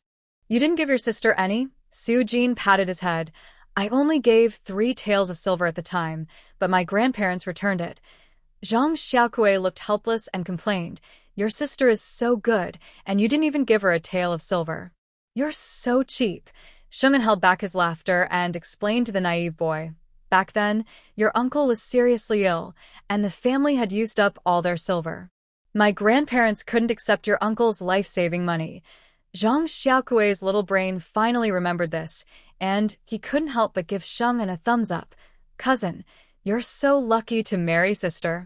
That's like winning the lottery 8 times over." His grandparents disliked him so much, yet somehow they produced his mother and second uncle, who are such good children. His third uncle and his wife are so mean, but they still managed to have a lucky son, Jin Mian. Wah, he also wants to marry a pretty wife who cooks well and loves him. If he had been born 2 years earlier, he would definitely compete with his cousin. Seeing his younger cousin look so jealous and resentful, Su Jinian immediately saw through his little thoughts. He took Sheng An's hand and said, "Ignore this silly kid. Let's go eat." Sheng An couldn't help but smile and lovingly patted Zhang Xiaokui's head. "It's time for the main seats. Go to the kitchen and serve the dishes." Zhang Xiaokui looked at the couple's backs with a sad face and sadly went to the kitchen to serve the food. Su Tsuelian and Zhang Tufu were willing to spend money, and the 5 tables of dishes were very rich, making Zhang's big aunt and others very satisfied. Sheng An had a good appetite and ate quite a few of her favorite dishes. After the meal, some distant relatives left one after another. Sheng An helped clear the tables, boil water, wash pots, and scrub dishes, then carried the pork that Su Tsuelian had packed for them back with Su Jinian and his son. The 3 of them returned to the small house and unexpectedly saw the Tan siblings. Tan Qingru shyly explained her purpose. "Sister, tomorrow my brother and I will go back to Jinling. We want to bring a few roasted chickens and some jars of sticky rice wine to share with our family." Tan Jinlin was much bolder and directly stated the quantity. "We need 10 roasted chickens and some jars of sticky rice wine. I wonder if sister-in-law can help us make them."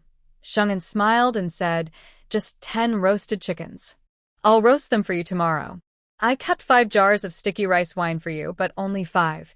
She had already prepared a lot of sticky rice wine in advance, but it was so popular that even the ones she kept for her family were bought up. If she hadn't set aside 20 jars for Jiang Fuzi and Tanjinlin in another warehouse, those 20 jars might have been bought too. 5 jars are enough. Thank you, sister-in-law. Tanjinlin was very happy and pointed to the things piled in the corner. I also prepared a New Year gift for sister-in-law. Please don't dislike it. Shangyan was focused on the siblings and didn't notice the gift in the corner. She casually looked over and saw a pile of things, with several bolts of cloth standing out the most.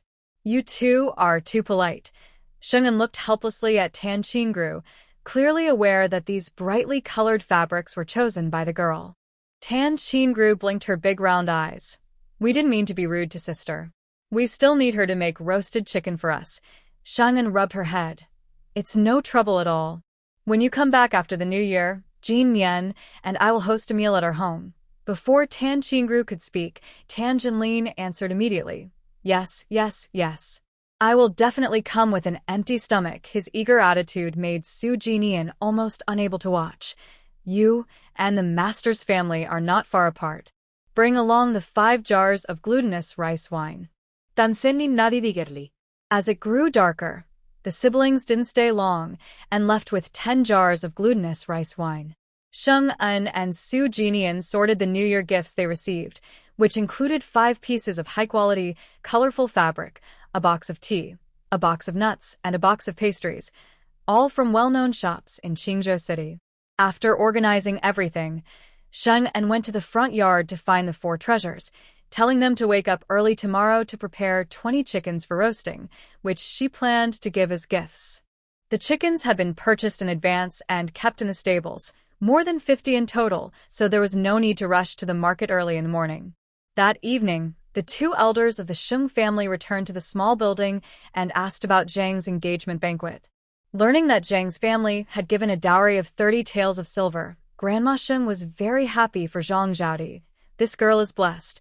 No one would mock Zhaodi anymore, calling her Lu family's unwanted daughter-in-law, and people would start to think that Lu family was not good. Su Jinian silently remembered this in his heart. After washing up, he didn't go straight to bed, but went to the study and closed the door. Seeing his secretive behavior, Shangyan was very curious and quietly pressed her ear against the door. Su Jinian's hearing was excellent. He looked at the door with a slight smile. He deliberately made a small noise, muttering to himself, and sure enough, he heard the sound of nails scratching from inside. The next moment, the door was pushed open. Sheng En, still listening at the door, forced a polite but slightly awkward smile. Then, as if nothing had happened, she walked in straight and upright. Seeing the man only in his undershirt, with the collar slightly open, revealing his delicate collarbones and chest muscles, Sheng En's eyes were filled with heat. Her gaze flicked over him.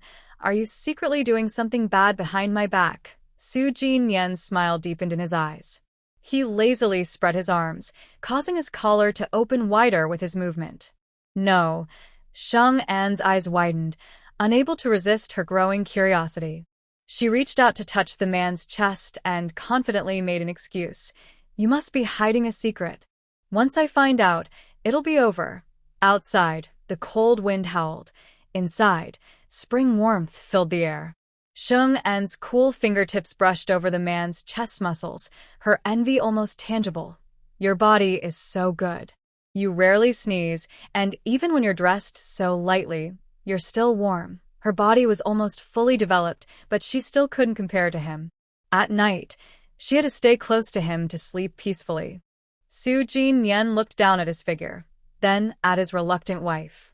And then, do you only like my good physique? Sheng En blinked, her tone serious. What else? Do you think I'd be jealous of your body? Su Jinian was silent for a moment. Without a word, he took her hand and pulled her dress back up from near her waist. Since An isn't jealous, it's not appropriate to touch or be touched, Sheng En. Wow, so he only looks but doesn't let her touch? She grabbed Su Jinian's hand and sat on his lap. What's wrong with touching a little? If you don't let me, who are you trying to hide it from? Su Jinyan was caught off guard, feeling both annoyed and amused. And instead, she's not jealous. If I don't let her touch, it's because I'm worried she might misunderstand and think I'm deliberately seducing her, Sheng'en. That one sentence shut her down completely. How could she justify taking advantage now? She gave up pretending. Holding Su Jinyan's face, she kissed him directly. Between husband and wife, how can you say you're deliberately seducing?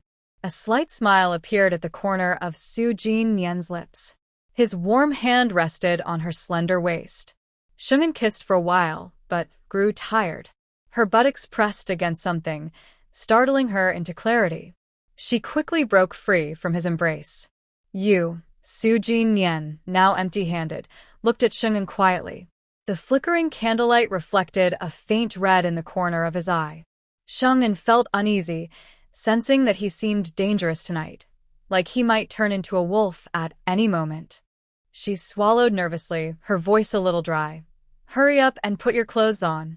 If you catch a cold and get sick, I'll have to take care of you. After saying that, Sheng'en hurriedly adjusted the man's shirt, hiding his attractive chest and abs tightly. Although she often spoke playfully, she would quickly become timid when things got serious. There's still time. You should read some books.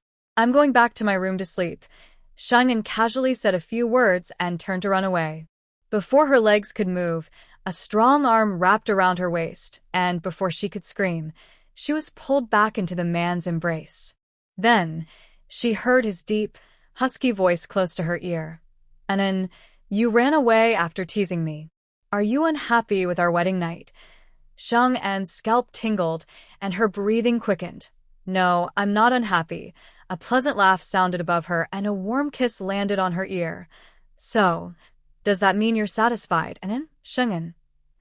It felt like she had dug herself into a hole. Now, if he asked again, should she say she's not satisfied?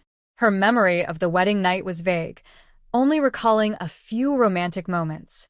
The experience didn't seem very pleasant, and her aching body the next day was the best proof. In the past, she often acted eager for her husband's affection, mainly because she was attracted by his looks and figure. Only during the days when Xian was coming did she feel restless. She looked up and met her husband's deep, smiling eyes.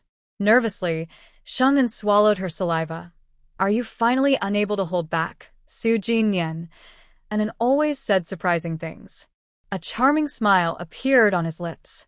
Sheng'en cupped his face and looked into his deep eyes. I want you." "Sheng'en, is he being so direct?" The next moment, everything went black. Her lips were deeply kissed with intense passion and urgency. Sheng'en didn't have time to breathe and was soon overwhelmed by the kiss, feeling dizzy and as if she was walking on cotton. She didn't even realize when he carried her into the room. Until her back hit the soft bedding, Sheng'en finally regained a bit of clarity. Looking at the shadow in front of her, her voice was hoarse and uncertain. "Are you really unable to hold back?" Deep in his eyes, there was a look of deep helplessness. He leaned down again to kiss his wife's lips and gently held her soft, weak hand to show her with his actions. "Right now, I have nothing of my own and still need to rely on Anan. I can't pay her bride price now, so I can only give a little in return." Sheng'en. No wonder this man was in such a hurry. Was he so affected by the bride price? She wasn't short of money, and returning his affection felt just right. But soon, Sheng'en stopped giggling. That night, she experienced a mix of feelings, sometimes feeling like she was in the deep sea, other times like she was on cloud 9. Her mind was so muddled, she couldn't tell if she was awake or dreaming. The next day, the sky was clear and warm in winter. When Sheng'en opened her eyes, it was already past noon. As her consciousness returned, she felt a burning heat on her back. She gritted her teeth and angrily elbowed him. "Su Jinyan, you untrustworthy scoundrel." What was going on with his deep voice? Fuming, Sheng'en turned over and pinched his waist. "Last night, we agreed it was the last time. Yet, the rooster crowed, and you still wouldn't let me sleep. Are you even human?" Su Jinyan seemed unaffected by the pain. He wrapped his arms around her waist and held her close, thoughtfully tucking her blanket. and it was too tempting last night. I lost control for a moment. If Anan wants to hit or scold me, I won't refuse. A heavy ache hit her waist. Shungin gritted her teeth, wanting to bite him. My whole body is stiff. If I hit you, I'll hurt my hand, but she couldn't hold back her anger. Just as she was about to punch him a few times, she saw the marks on his neck, chest, and even his chin. Evidence of a wild night. Shungin was stunned. Was she a dog? How could she have left so many bite marks? Why couldn't she remember how they got there? Could it be that she was suffering from intermittent amnesia about that night? Seeing her look like she'd been struck by lightning, Su Jinyan smiled and touched his chin where the teeth marks were. This is proof that Anan likes me. Shungin, this shameless man. How had she never noticed he was so thick-skinned before? Feeling uncomfortable all over, Shungin was too tired to bother with this shameless guy. She closed her eyes, ready to sleep again. Suddenly, she sat up quickly, clenched her teeth, and punched Su Jinyan. The roasted chicken for Master and the Tan siblings isn't ready yet. It's all your fault. After saying that, Shungin quickly put on her clothes. Su Jinyan helped her dress calmly and slowly said, Baolan came by the small building earlier. The 20 roasted chickens are already in the oven, so they should be ready now. Hearing this, Shungin immediately relaxed. She had taught 4 children how to make roasted chicken. Every time it was almost done, she would turn it over once. The taste of the chicken was always the same, whether she made it herself or not. The couple dressed neatly and went to the big kitchen. Sure enough, they smelled a strong aroma of roasted chicken. Shungin personally turned the 20 chickens over. Soon, the fragrant roasted chickens were out of the oven. After wrapping them in oil paper, she handed them to the servants waiting in the front yard. After finishing everything, Shungin rubbed her sore waist and glared at Su Jinyan in annoyance. She gave a few instructions to Bao Lan and Bao Xiao, who were responsible for making the roasted chicken, then dragged her tired legs back to the small building. Not far from leaving, her body suddenly lifted into the air.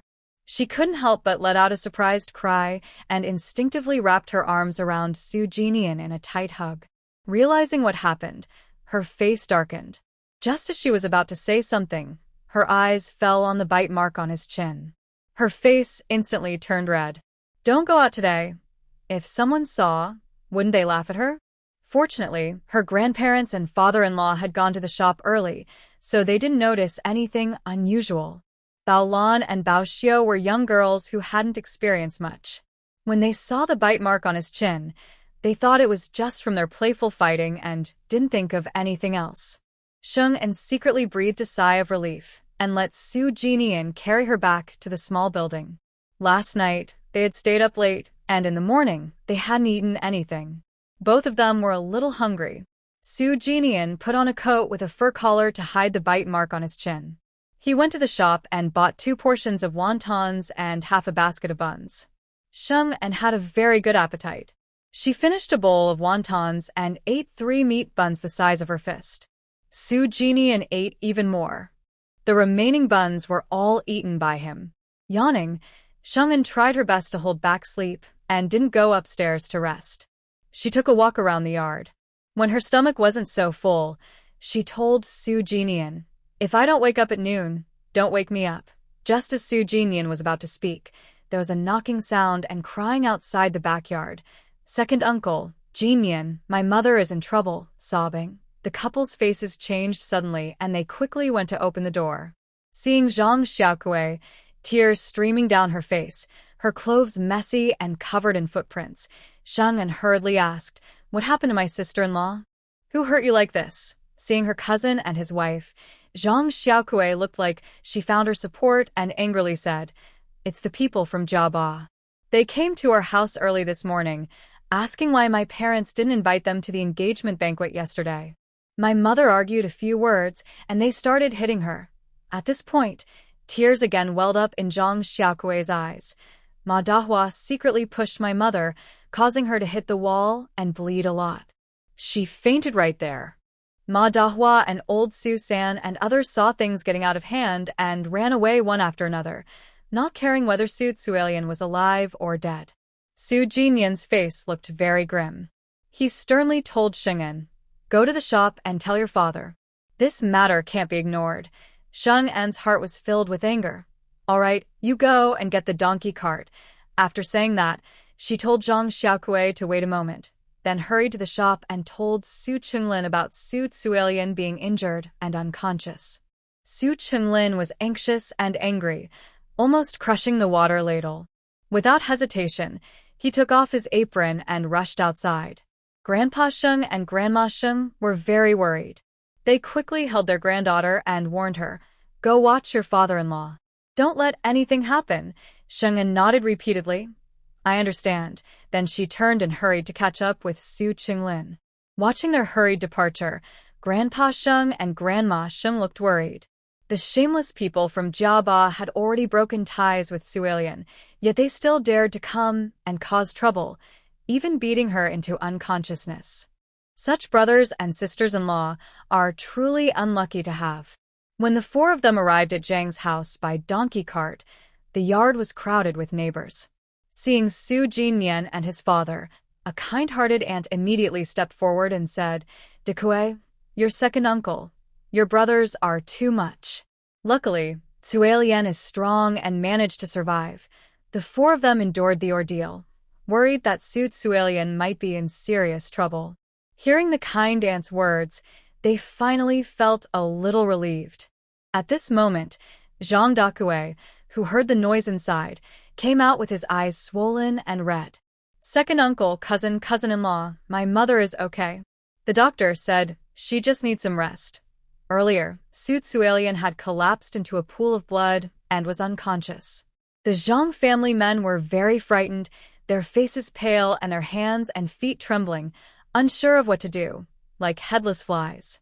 Fortunately, the neighbors were kind and helped, sending Su Tsuelian to a nearby clinic for treatment. From Zhang Dakue's words, everyone's worries finally eased. Sheng-en and others hurried to visit Su Tsuelian, who was still not awake. Su Tsuelian's wound was on her forehead near her hairline. Half of her hair was shaved off, and she was wrapped in a thick white cloth. She looked pale from blood loss, with traces of blood near her ears. Her cheek also had some scratches that needed ointment. According to Zhang Tufu, Su Tsuelian's head was cut open, a wound about 2 finger-widths long, bleeding at least half a bowl of blood. Su Qinglin clenched his fists, feeling angry and vengeful.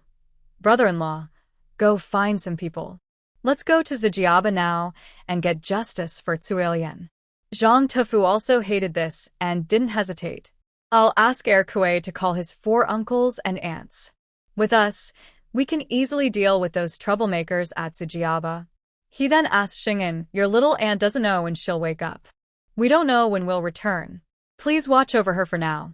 Sheng then wanted to go to Zijiaba to seek revenge with them, but knew caring for her injured little aunt was more important. She nodded without hesitation, saying, "Don't worry, little uncle. I'll take good care of her."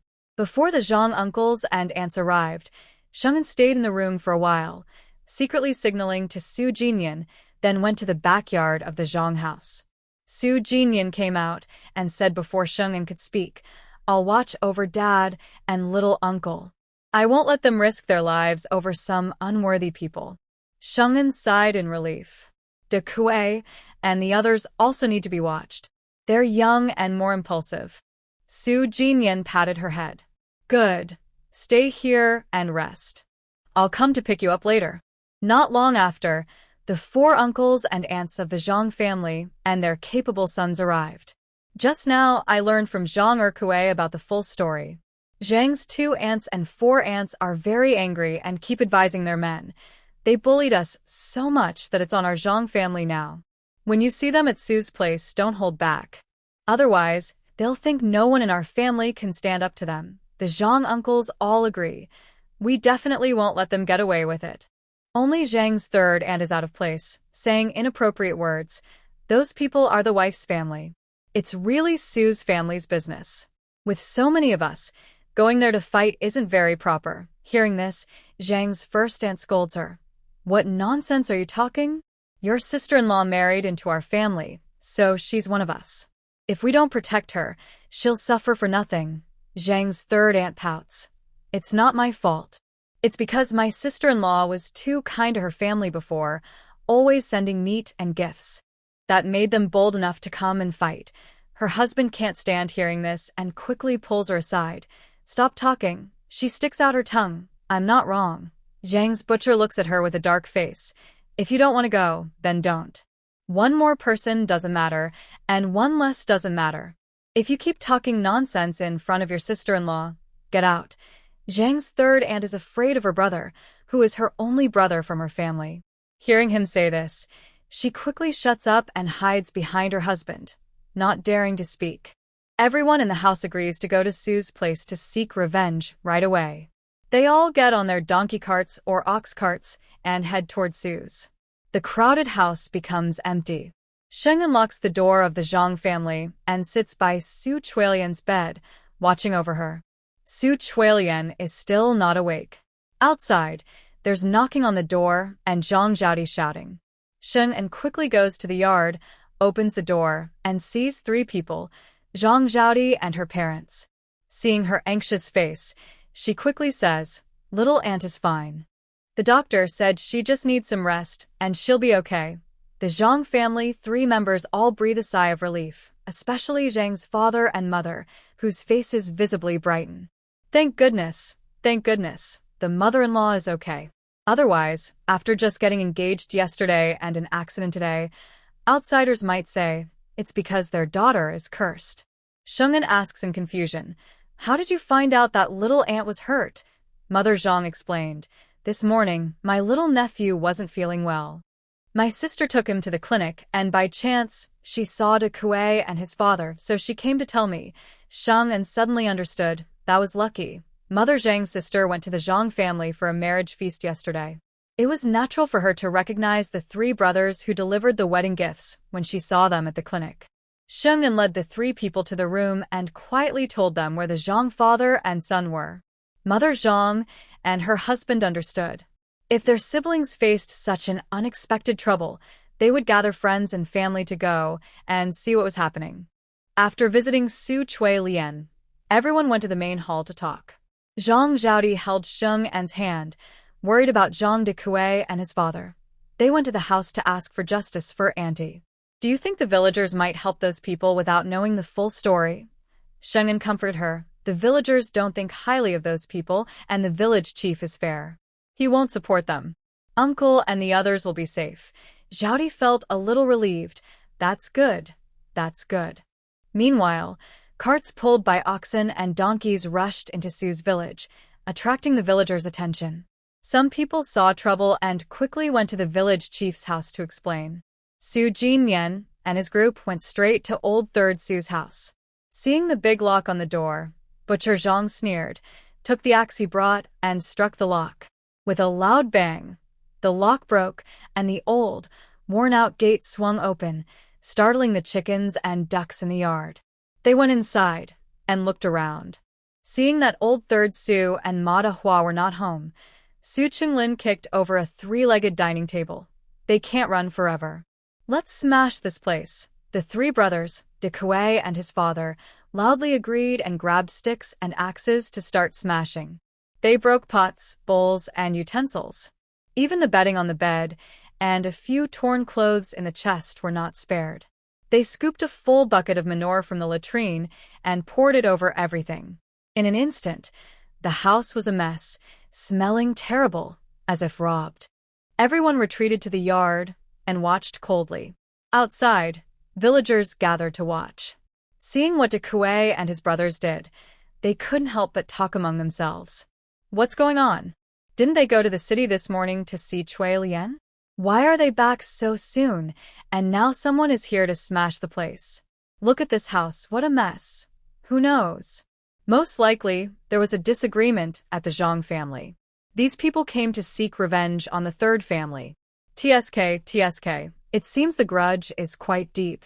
Hey, I didn't see Cui Lian anywhere. The village chief and several elders hurriedly arrived. Seeing the chaotic yard and house, their faces darkened. Losing his temper, the chief asked Su Qinglin, What happened? His angry gaze fell on the three brothers of Zhang de Kuei, who were still throwing manure inside the house. This is your uncle's house. What are you doing? The three brothers ignored him, seeing the manure bucket empty. They went to the backyard to get more manure. Su Qinglin looked at the panting village chief and sneered as he loudly explained everything to everyone present. Old third Su Manhwa and his family went to my brother-in-law's house early this morning. While they weren't home, they bullied Chui Lian, a woman, and beat her until she was bleeding and unconscious. Then they just left. The village chief's face turned very pale with anger. He looked at Zhang Tufu, who had a grim expression. Is what Qinglin said true? How is Chui Lian now? Seeing that he cared about his wife's injury, Zhang Tufu's expression softened a little. Her injuries are serious. The doctor said she almost didn't make it. Even if she recovers, she might have a crooked eye or difficulty walking. He wasn't lying. The doctor said if her injuries had been a little worse, she could have been left with permanent scars or disabilities. Everyone gasped in shock. The injuries were so severe. No wonder the Zhang family was so angry. Su Old Third and his wife really did something unforgivable to their own sister. They came to the door and poured manure all over the house. It's not unfair at all. Thinking this, the village chief didn't want to make things worse. He spoke gently to Zhang Tufu. This matter was caused by Su Old Third and his family. I will send someone to find them and have them come to apologize to Chui Lian. Zhang Tufu didn't lose face and only looked grim. Good. As long as the chief helps us find them, I will seek justice for my wife. We will leave immediately after. The village chief thought Zhang Tufu meant seeking justice as he wished, and he felt relieved. He quickly asked the villagers to help find Su Old Third and his wife. The villagers were eager to see the drama and helped actively. Some villagers had seen Su Old Third and his wife at Su Old Fourth's house, so everyone rushed over there. Old Man Su San and Ma Dahua were indeed at Old Man Su Si's house.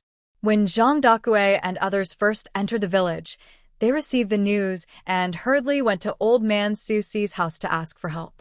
See, so many people are coming to cause trouble. Could it be that Chui Lian has died? Old Man Su San was very anxious, his face pale. Before Old Man Su Si could speak, he glared fiercely at Ma Dahua. You clueless fool. Why did you push her just because everything was fine? I tell you, if she really died, you go and fill her life. I can't be blamed because of you. Being scolded and pointed at by Old Man Su San, Ma Dahua looked very unhappy. She crossed her arms and spat a thick phlegm onto his face. You say Su Chui Lian has become so bold, she doesn't recognize her family. You also said she needs a good lesson. It was you and your brothers shouting to fight, and I just pushed her. Now that something happened, you blame everything on me. You're really shameless. Old Man Su San felt sick. He wiped his face and raised his fist to punch her. You ungrateful woman, defying heaven. Watch me beat you to death. Ma Dahua didn't dodge. She reached out with her right hand and scratched his face. You're the coward who dares not face the Zhang family. You only hide here and hit women. Marrying you is a lifetime of bad luck. The couple fought fiercely, exchanging punches and scratches. Old Man Su Si and his wife quickly stepped in to stop them. Stop fighting, stop fighting. We're all old enough. There's no need to fight over such a small matter. After much effort, Old Man Su San and Ma Dahua finally stopped, gasping heavily and glaring at each other fiercely. Old Man Su Si tried to comfort Old Man Su San and suggested, if we can't find them, they won't leave. We need to quickly find Big Brother and sister-in-law to discuss a plan. Aunt Su Si whispered, only the person who ties the knot can undo it. Finding Big Brother and sister-in-law won't help. She deliberately glanced at Ma Dahua, clearly implying something. Ma Dahua was very angry. She shouted loudly, what do you mean, Feng Lianhua? I only went to Zhang's to stand up for whining. Now that things are serious. Are you trying to abandon me? Feng Lianhua quickly forced a smile. Sis-in-law, what are you talking about? I didn't mean that, Ma Dahua sneered. You're not meaning that?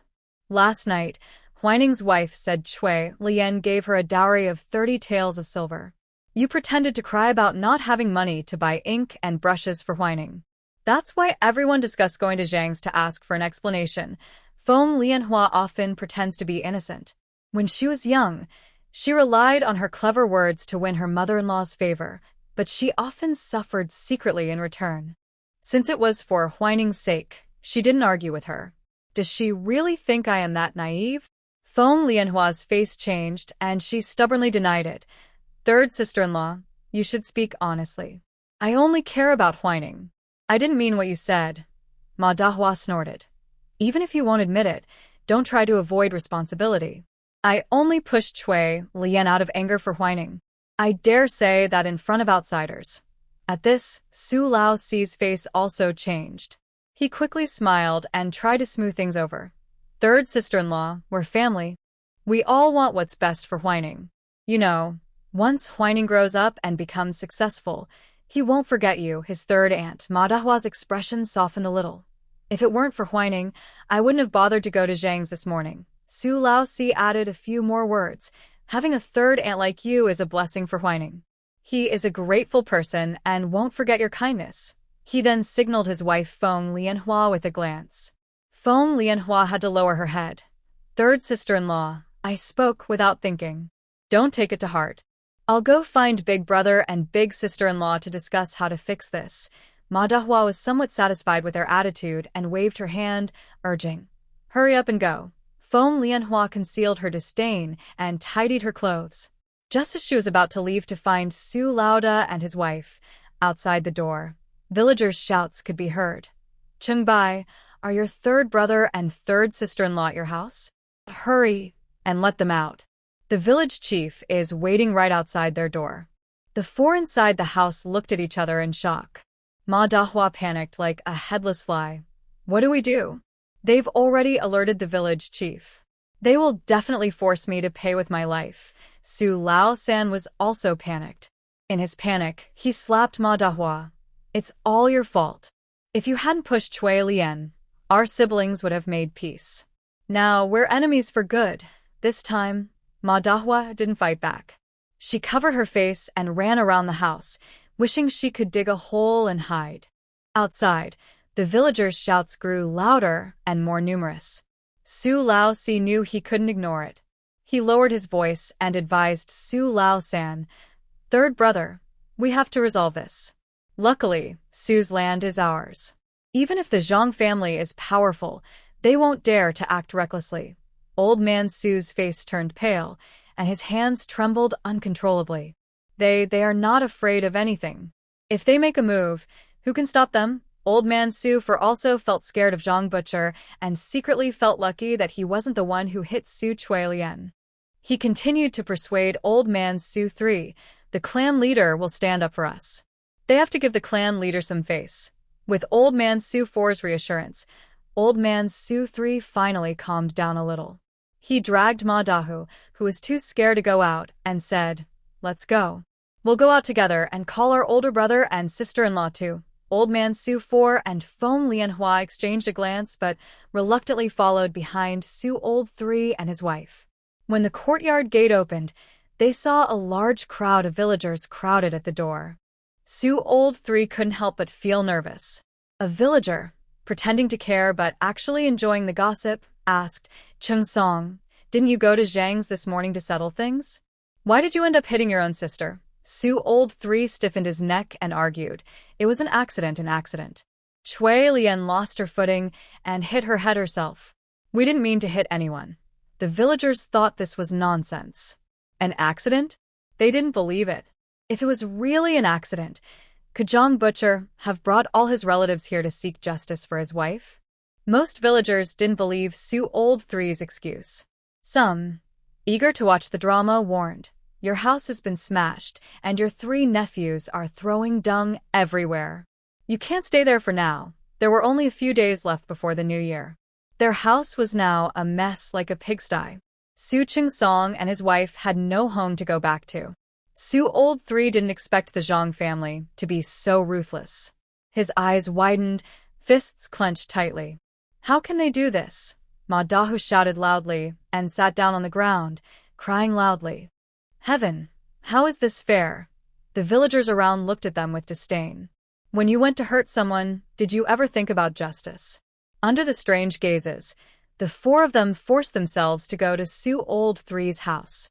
Su Old Big and his wife also felt scared. They initially wanted to stay at home and ignore everything, but since Su Old Three and Ma Dahu were crying and threatening, they had no choice but to go with them. After some cleaning and dung throwing, Su Old Three's yard was no longer livable. Everyone stood outside in the cold wind. When they saw Su Old Three and his group approaching from a distance, Zhang Daku's eyes turned red.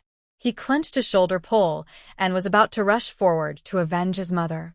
Su Jinyan reached out and held him back. The clan leader is here. Don't act impulsively. Zhang Dakue instinctively tried to break free, but his hand felt glued to his arm, impossible to move. In comparison, Zhang Erkui stayed calmer and stepped forward to advise his older brother. What's the rush? If the clan leader is unfair, we can fight later. If their older brother accidentally hurt someone badly, he could end up in jail. Finally, Zhang Dakue calmed down. His tense body relaxed as he stood silently, staring at the group of people walking slowly toward him. These people weren't his uncle and aunt. They were enemies who had bullied his mother and hurt her. Old Su San, Ma Dahua, and others hadn't come close yet but felt several deadly looks. They forced down their fear and didn't turn around to run. Slowly, they approached the clan leader. Su San pushed Ma Dahua, urging her to apologize to the Zhang family father and son. Ma Dahua didn't dare get too close to the intimidating Zhang father and son. She forced out 2 tears and knelt before the clan leader, crying, "Clan leader, I didn't mean to hurt anyone.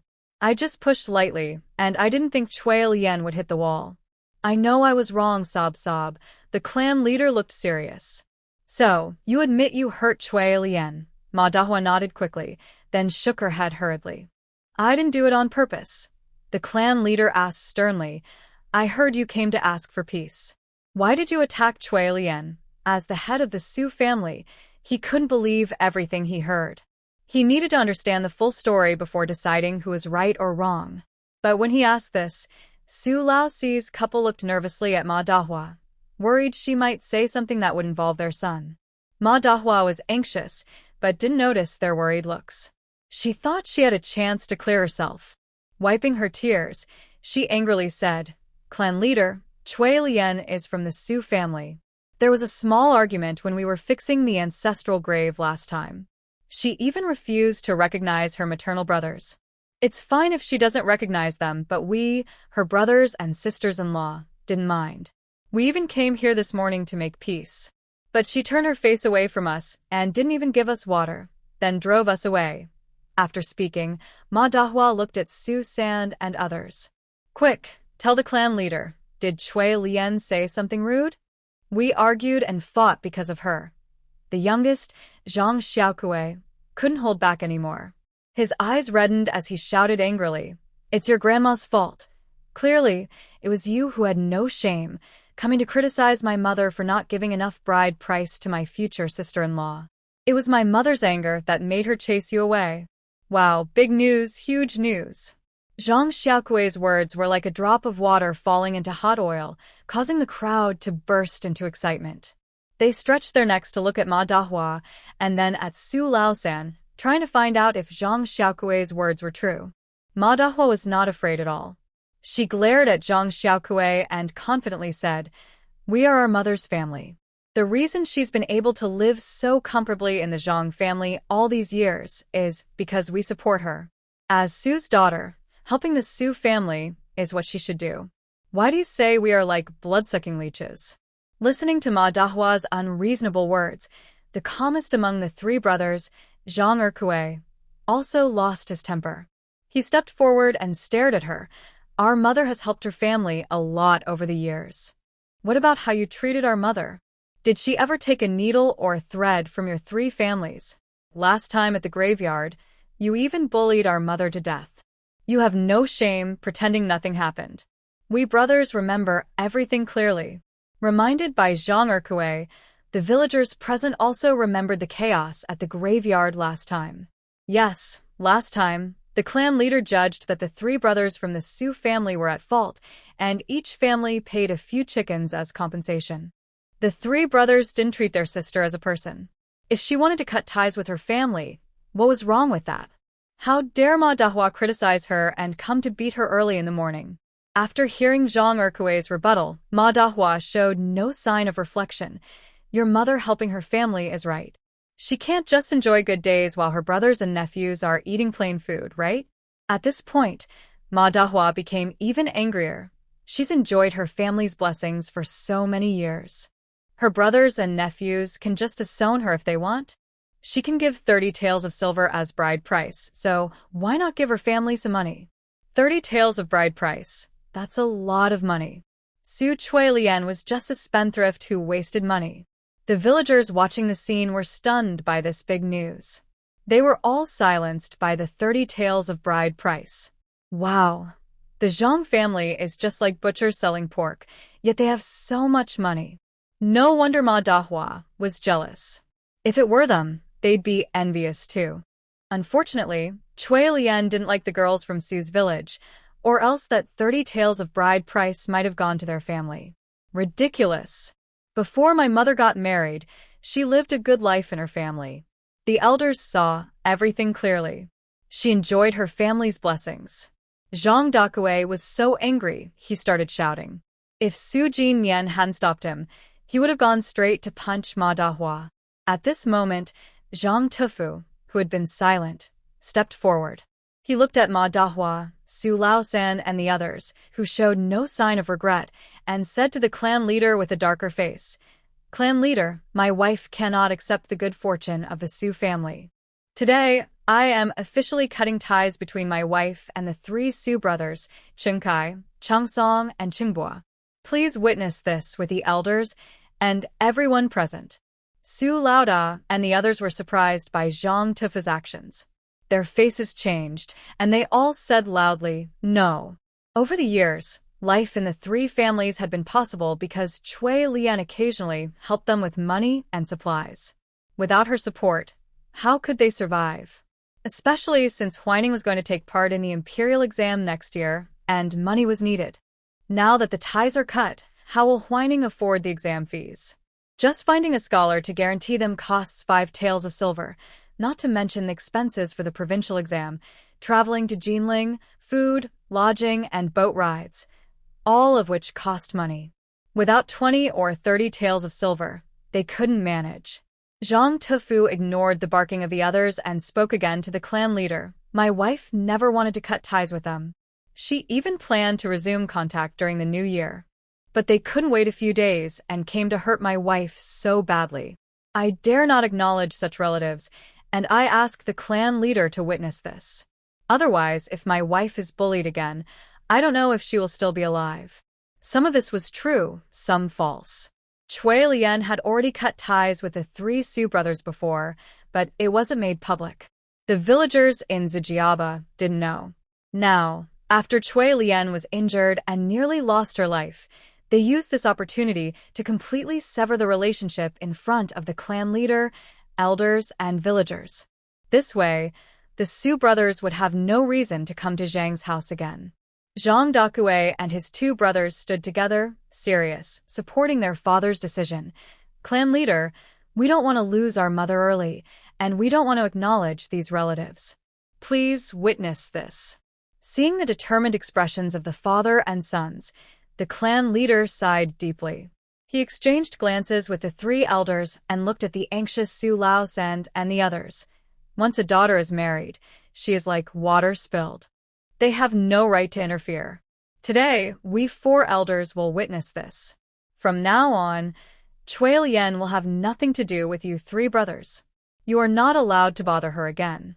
As the head of the Su family, he did not want to see his brothers and sisters fighting like this. However, Su Qingsai's 3 brothers were too unreasonable. They bullied their younger sister once, and then they came to hurt her so badly, she was barely alive. If they kept going, someone might get hurt or even die and they could end up in prison. What about Huining's future? He couldn't let these reckless people ruin a promising young girl. Old Su, the eldest brother, looked very angry and glared at Zhang's father and son. You two acted on your own. Aren't you afraid Cui Lian will blame you? They had just found out Cui Lian was alive and felt relieved.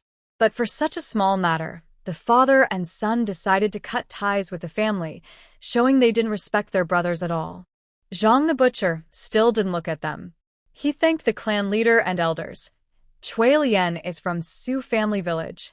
She will come back to burn incense for her parents during festivals. The clan leader nodded and sighed quietly.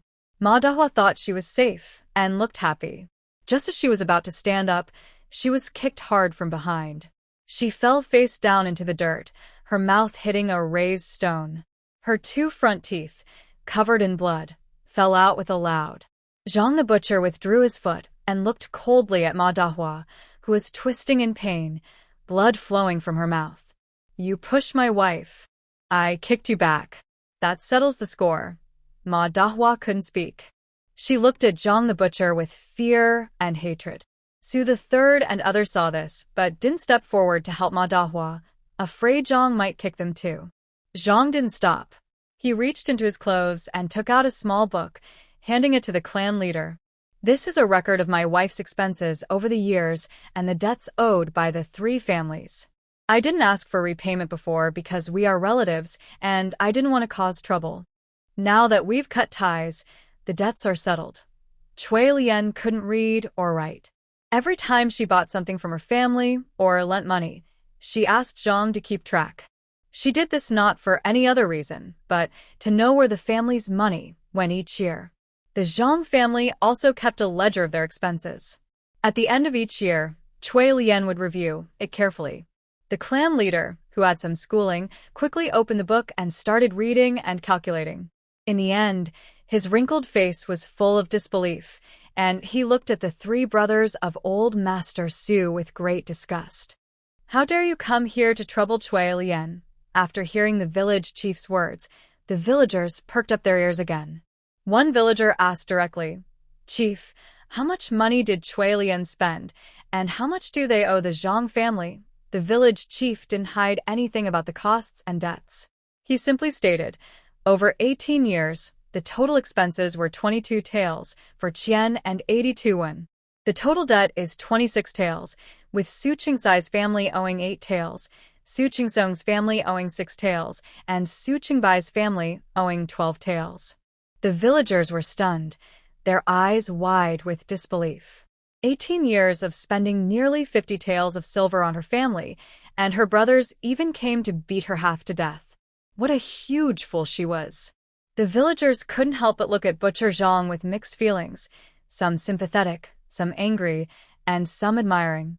It showed how deep their love was, to silently watch their wife spend so much money on her family. In the past, they scolded their own wives as spendthrift women. Compared to Cui Lian, who was truly reckless, their wives were much better at managing the household. They must praise her when they go back. Butcher Zhang ignored the strange looks from everyone. He closed his account book and said to the village chief, I don't care about the normal expenses over these 18 years. The 26 taels of debt must be repaid by the 3 families. The village chief nodded. Debt must be repaid. That's only right. Then he glared at the 3 brothers of old Master Su with a stern look. Pay back the money. Whatever you have at home, pay it. If you don't have money, use something as collateral. I remember you just sold a few pigs. The 3 Su brothers looked very unhappy. They hadn't expected Butcher Zhang to be so ruthless. Not only did he cut ties, but now he was forcing them to pay back the debt. Wasn't that pushing them to death? Ma Dahua screamed and opened her mouth wide, shouting, No. We didn't borrow any money. If you dare, show the IOU. The 3 Su brothers exchanged glances, understanding each other's thoughts. Yes, they didn't sign any IOU when they borrowed the money. As long as they deny it, won't Zhang forcibly take the money? Butcher Zhang saw through their plan and sneered coldly. You better pay up, or you'll learn what happens when you don't repay your debts. Zhang Erkue showed a cold smile on his face, then turned to ask Zhang Xiaokue nearby what happened to the Zhu family next door, who didn't pay back their debt. Zhang Xiaokue understood immediately and replied, The 2 sons of the Zhu family lost their hands and feet and became disabled. Their 3 grandsons were kidnapped by human traffickers and are still missing. In the end, Grandma Zhu bought poison and the whole family died. The old man of the Zhu family was a gambler. He gambled from youth to old age, losing all his property. A few years ago, he owed a large sum to a gambling house. When the gambling house couldn't get the money, they broke the hands and feet of Zhu's 2 sons and sold his 3 grandsons to traffickers. Zhu's 2 daughters-in-law went straight back to their parents' home. Grandma Zhu couldn't bear the and bought poison, cooking it into soup, and took her own life, along with her paralyzed sons and the main culprit, old Zhu. Listening to the back and forth of the Zhang brothers, everyone present changed their expressions, mistakenly thinking that Zhu family owed Zhang family money and was destroyed by Zhang's family. Old Su's 3 brothers looked pale with fear, shrinking their necks and avoiding eye contact with Zhang family members, completely giving up the idea of avoiding debt. In the end, they had to go home to get money. Old Su's family was doing okay. They took out their savings from years of saving, plus some silver from selling pigs a few days ago, and repaid Zhang the butcher in full. Old Su's 3rd family was the poorest. They found their savings and the money from selling pigs, but still owed a little over a silver tael. They had to use chickens, ducks, dried fish, and preserved meat to cover the debt, barely paying back 6 taels of silver. Old Su's 4th family owed the most. They scraped together 10 taels of silver, but couldn't gather the remaining 2 taels. They finally signed an IOU and promised to pay it off by the end of next year at the latest. Now, all 3 families were completely drained financially, severely weakened. This year was going to be a tough one. Su Jianian watched the 3 families with a cold eye, showing no sympathy. Except for Zhang Dakue, who initially stopped the violence, he didn't interfere with Zhang the butcher's punishment of the Su brothers. After smashing the Su family's house, breaking the main culprit's teeth, and settling old debts, Zhang the butcher's purpose in coming to Su's village was basically achieved. He didn't stay longer. The group hurriedly arrived and left just as quickly, leaving the villagers with a new story to talk about. The reputation of the 3 Su brothers was destined to be ruined across the town. Note: no explicit or family-inappropriate content was present in the original text. Su Tsuelian has not yet woken up. Zhang Butcher and his sons are not at home. At noon, Sheng prepared 3 dishes and a soup to host Zhang Zhaodi and Zhang's parents. For the first time, Zhang's parents tasted Sheng An's cooking. The delicious aroma made them briefly forget their troubles with their relatives, and they praised Sheng An's cooking skills. After the meal, seeing that Zhang Butcher and his sons had not returned, Zhang's mother felt worried. Could something have happened? Sheng comforted her, saying, Su's house is a bit far away. It takes about an hour or 2 by car to get there. They are probably on the way now. Zhang's mother relaxed a little and went to visit Su Tsuelian in her room. Seeing she was still sleeping, she didn't disturb her and went to the main hall to speak softly with Zhang's father. Sheng An and Zhang Zhaodi were busy in the kitchen.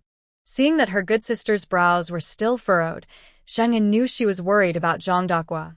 With Jin Nian here, Dakua won't act impulsively. Zhang Zhaodi sighed and showed a hint of anger on her face.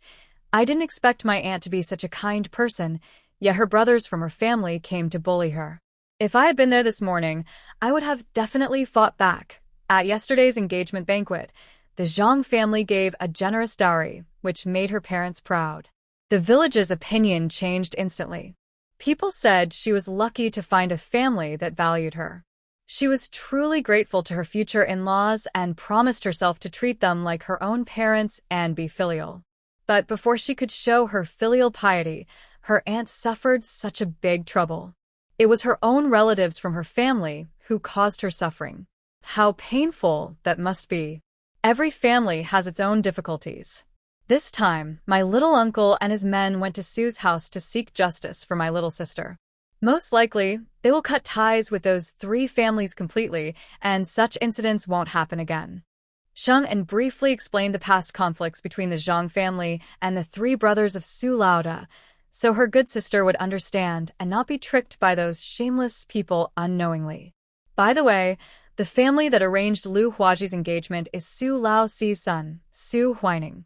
The fact that those people quickly got the 30 taels of bride price from your family must have been told to them by Lu Huaji. After hearing this, Zhang Zhaodi's face looked even worse. That troublemaker is everywhere. Thinking about how her future in-laws wouldn't cut ties with those people and that she and Lu Huaji would become cousins-in-law, she almost felt like vomiting. This matter wouldn't have her involved, and those people would have found out eventually. Today's incident just gave my little uncle a reason to break off the engagement, which means my little aunt suffered. Sheng and hurriedly finished washing the dishes and warned her friend, Lu Huaji isn't a good person. Her fiancé is also scheming. He probably won't be happy about the breakup.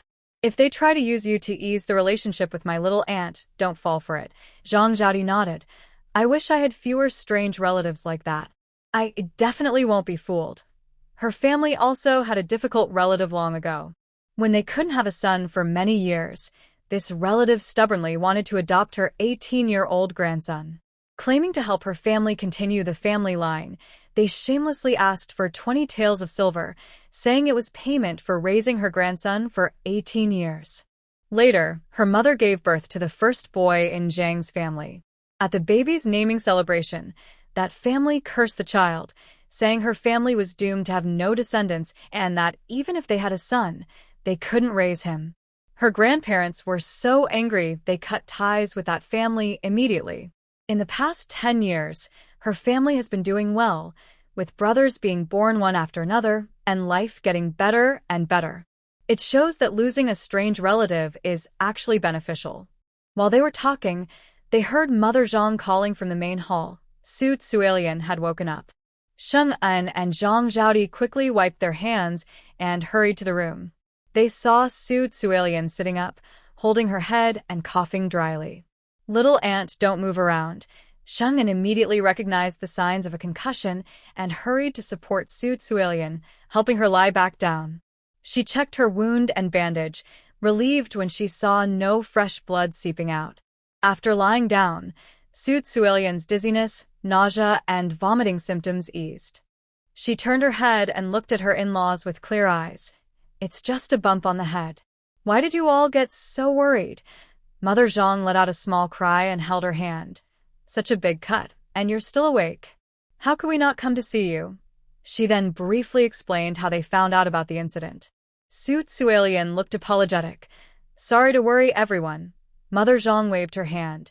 No need for formalities among family. Zhang Zhaodi stepped forward, caring. Auntie, how do you feel now? Is there anything uncomfortable? Su Tsuelian's eyes brightened a little, and she looked kindly at her future daughter-in-law. Auntie is fine. Just rest for a couple of days, and I'll be okay. Sheng En advised, lie down properly this afternoon. Rest until your head stops spinning and you no longer feel like vomiting before you get up and walk around. Su Tsuelian still felt weak, but she was stubborn. I'm strong enough to press down even fat pigs, so I'm not as weak as you say.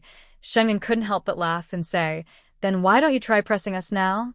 Su Tsuelian immediately fell silent. Earlier, Sheng En had cooked a pot of meat porridge on the stove. Now that Su Tsuelian had woken up, she carried the entire pot into the room. Zhang Zhaodi helped Su Tsuelian drink the porridge. Su Tsuelian didn't refuse and kept smiling happily at her.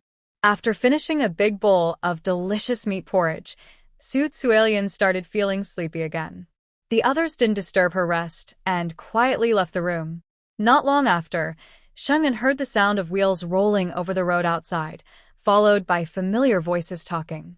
Realizing that the people returning from Zijiaba had arrived, Sheng En quickly went to open the courtyard gate. The Zhang family trio also came out. Sure enough, 5 or 6 ox-drawn carts and donkey carts were parked at the door. Su Jinyan's father and son, the Zhang family father and son, and Aunt Zhang and others gradually got off the carts. Everyone was carrying a few chickens and ducks, and a strange smell filled the air. Sheng En looked over everyone.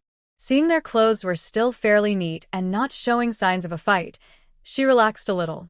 She walked over to Su Jinyan and asked softly, Have you all eaten? Su Jinyan held her hand. Yes, we have. On the way into town, they passed a pancake stall. A group of people had crowded around and bought all the pancakes, making the stall owner grin from ear to ear. The Zhang family father and son greeted the Zhang trio and introduced themselves to Aunt Zhang and others. They exchanged polite greetings for a while. Everyone tiptoed into the room to visit Su Zulian. Seeing her face looked much better than in the morning, they all sighed in relief. They closed the door and went to the main hall to chat. Sheng'an poured each person a bowl of hot water and placed the kettle on the table. She sat next to Su Jinyan and quietly asked about their trip to Zijiaba to seek justice for the young aunt. Learning that the main culprit, old third Su's family, had been beaten, splattered with mud, and had their house damaged by the three Zhang brothers, and that Ma Dahua had lost 2 front teeth and severed ties with the 3 families, recovering 26 taels of silver debt, Sheng'an felt very pleased. Well done. Old Master Su's 3 brothers refused to behave properly. After getting some benefits, they dared to shout at their creditors. If they hadn't been beaten up and made to return the interest, it would have been a big problem for the Zhang family. Sheng'an asked curiously, did Su Huining come out to speak for them? Su Jinyan shook his head. He wasn't at home. Sheng'an scratched her face. That scheming guy didn't stop them from going to the little aunt's house. He probably didn't expect them to do something so stupid as injuring the little aunt. Tonight, the villagers at Su's place will have a new story to talk about. Su Huining spends a lot on studying. Relying on the Su family's resources isn't enough anymore.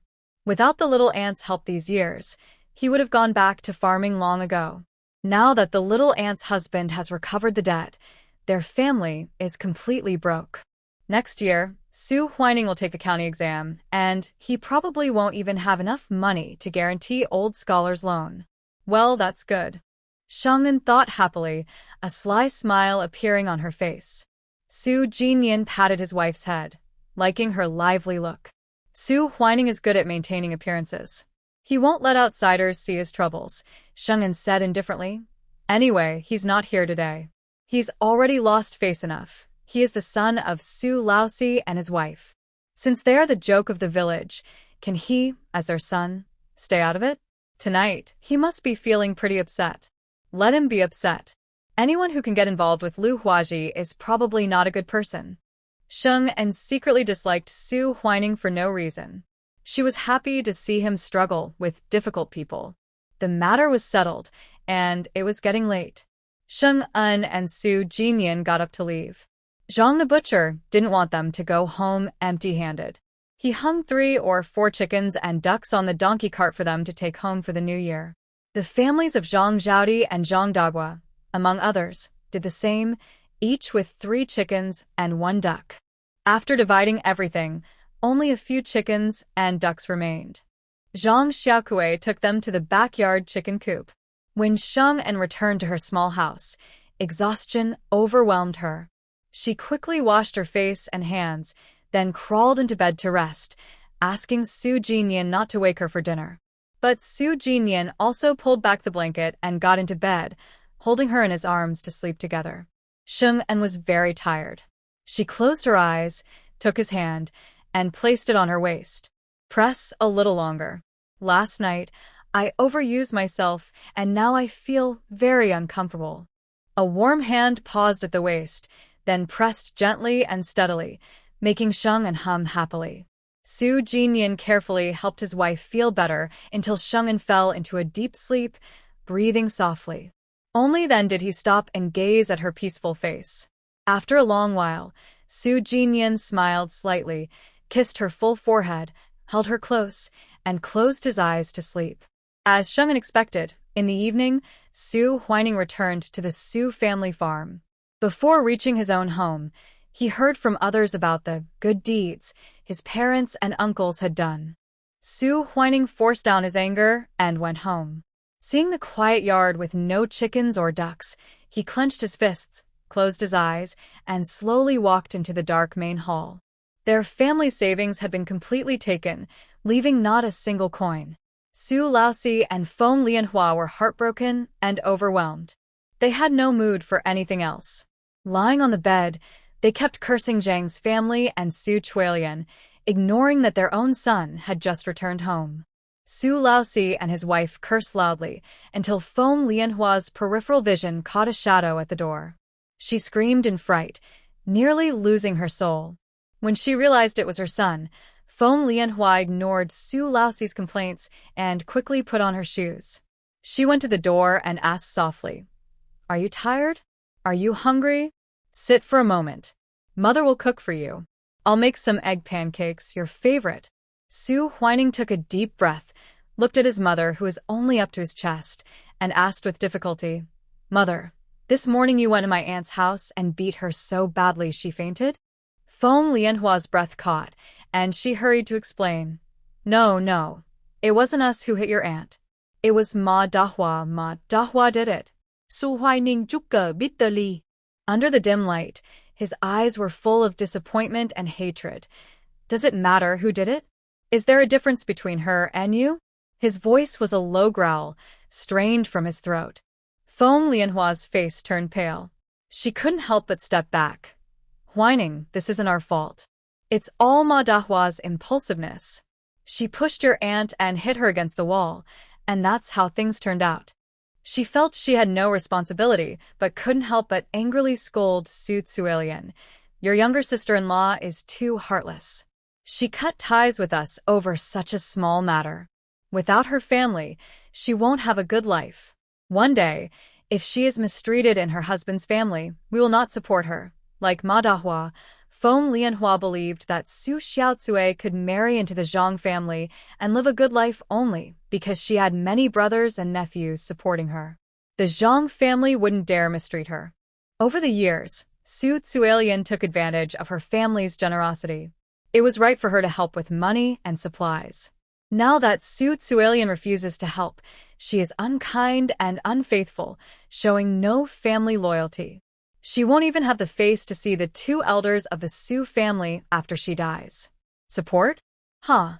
Su Huining was amused and angry at his biological mother's words, with a flood of resentment in his eyes. "All these years, it was our younger sister-in-law who paid for us. Have you ever supported her? It was her, pregnant and caring for her bedridden parents-in-law. Did you ever help her?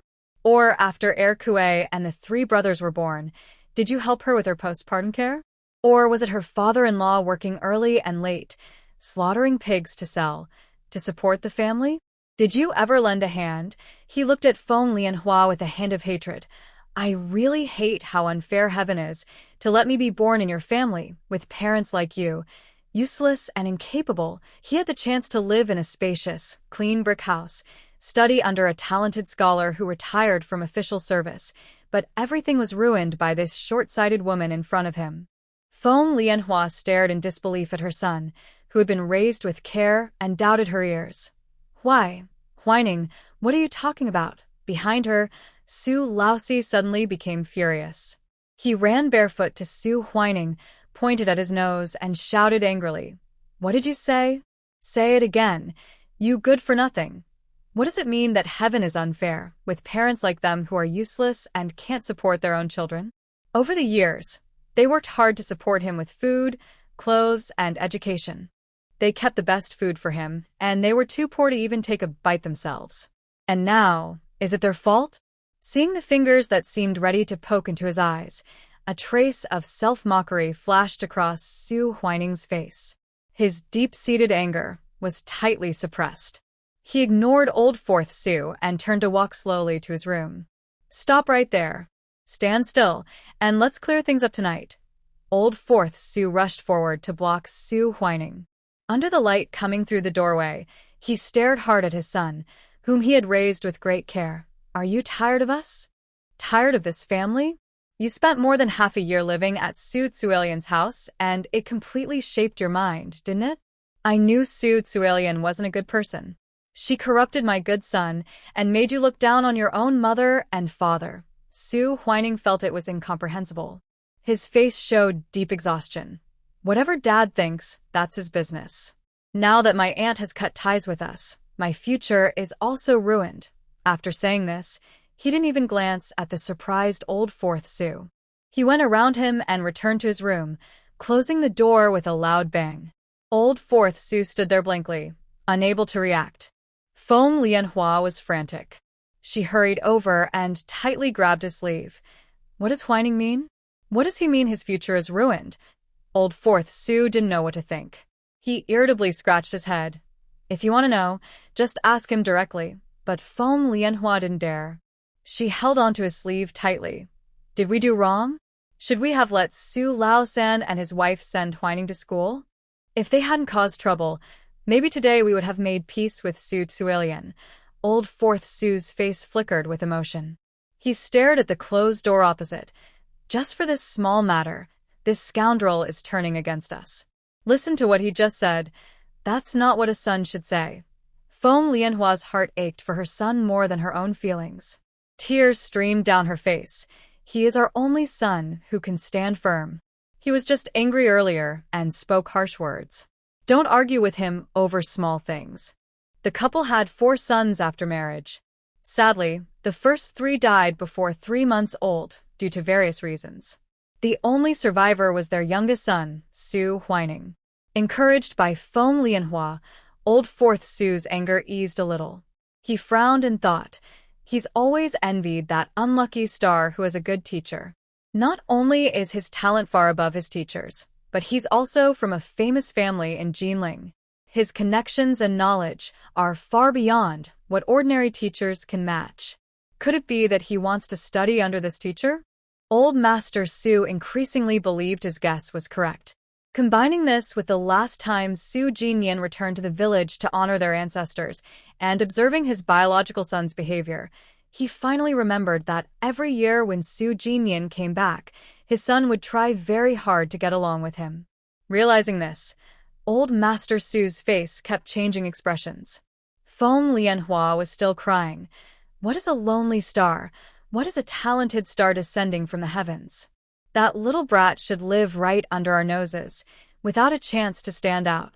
Back then, the famous teacher he studied under might have been from Huining. Old Master Su's face darkened. Shut up. He never regretted hiring that half-hearted Taoist priest to give the little brat a bad fate, marked by a lonely star. If his third son and his wife hadn't given up on their own child, they wouldn't have been willing to let his son work like a beast.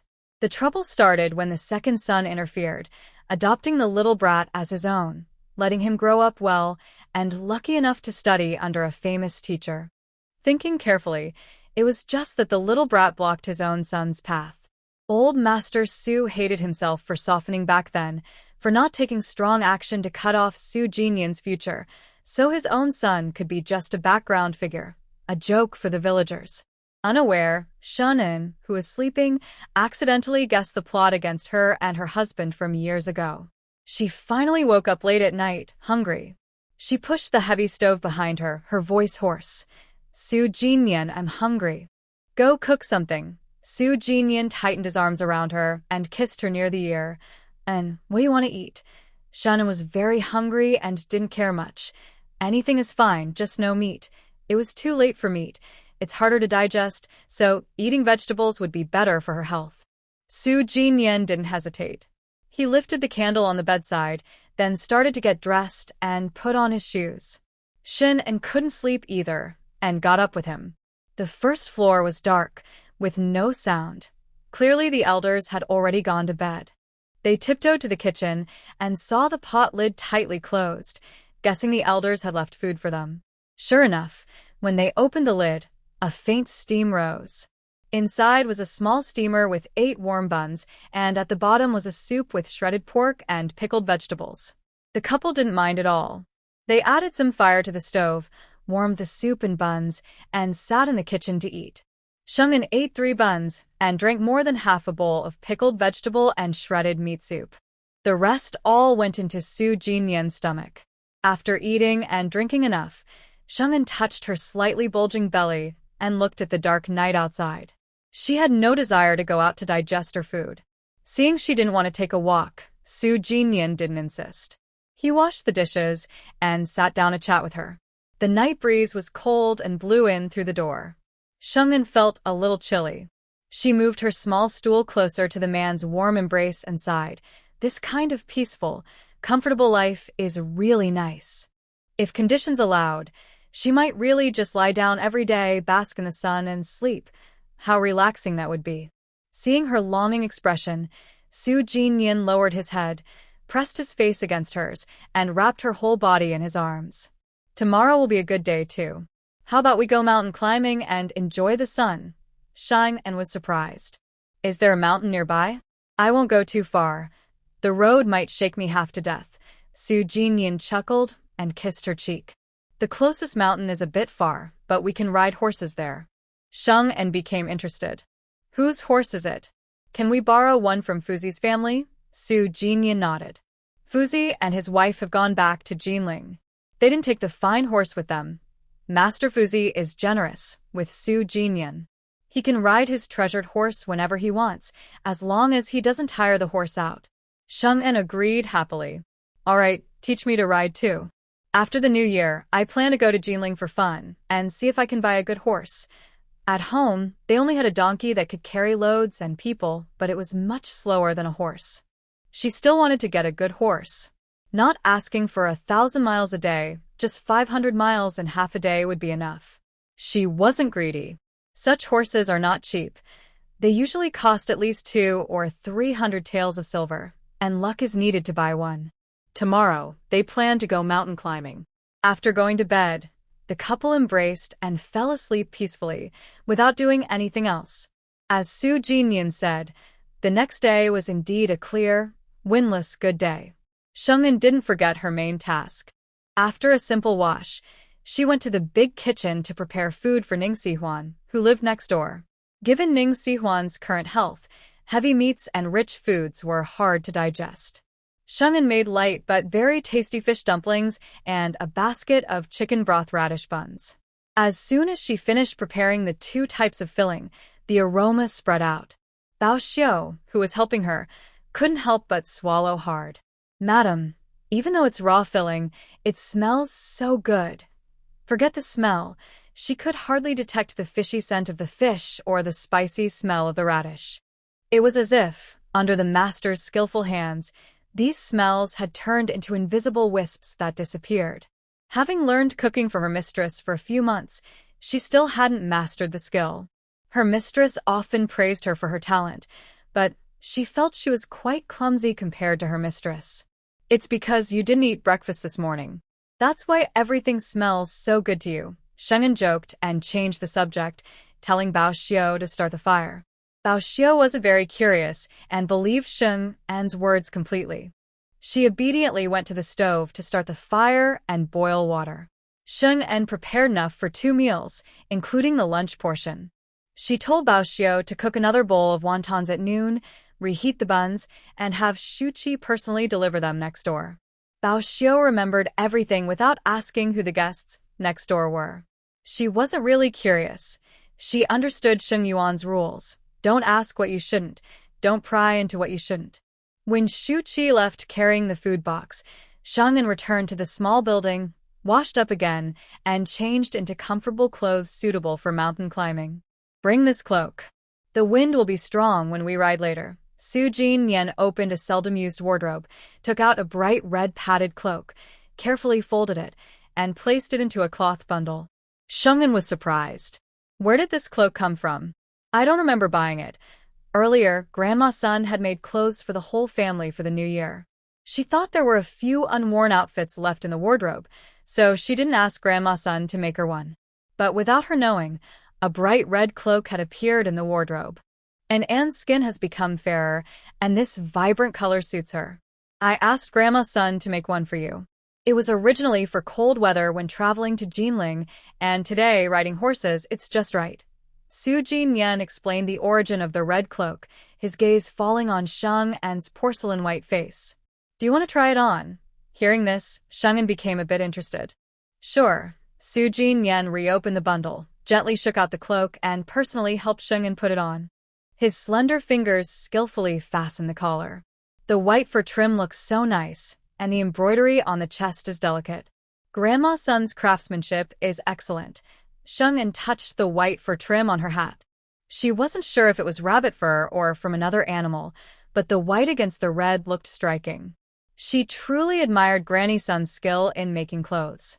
Handmade work like this would have been very popular in her previous life.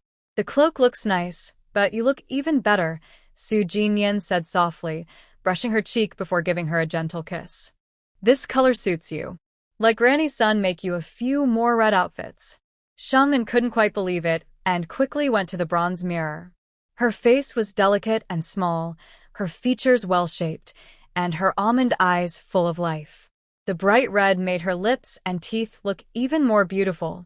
She was surprised by her own reflection and said proudly to Su Jinyan, "You were right. This red really makes me look amazing." From that day on, red became one of her favorite colors. Seeing his wife's bright smile in the mirror, Su Jinyan couldn't help but smile too. After admiring her reflection, Sheng happily packed the cloak and went with Su Jinyan to the Jiang family to borrow a horse. Hong Hong, the horse, was clever and even remembered Sheng'en from their brief meeting before. As soon as the stable man let it out, it came up to her and gently nudged her with its big head. Feeling flattered, Sheng'en quickly took a big cabbage from her bundle. "I heard you like frosted cabbage. I brought this just for you." Hong Hong made excitedly and began eating the cabbage right from her hand. When it finished, Sheng'en smiled and patted its head. "Now that you've accepted my gift, don't throw me off later, okay?" Maybe it understood because Hong Hong neighed again.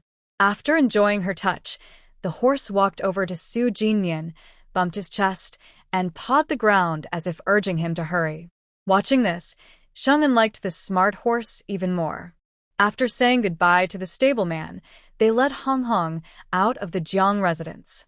Su Jinyan loosened the reins, fastened Sheng'en's cloak, and lifted her up in his arms. "You go first. Hold on here, and don't be afraid." With that, he raised his arms and helped her onto the horse. Sheng'en sat steadily, her view suddenly wide and clear. She suddenly became excited, her eyes shining as she looked at Su Jinyan. "So sitting on a horse feels like this. When we arrive, I must learn horseback riding well." Su Jinyan swung onto the horse, holding tightly to Sheng'en's slender waist. He grasped the reins in front. "Sit still."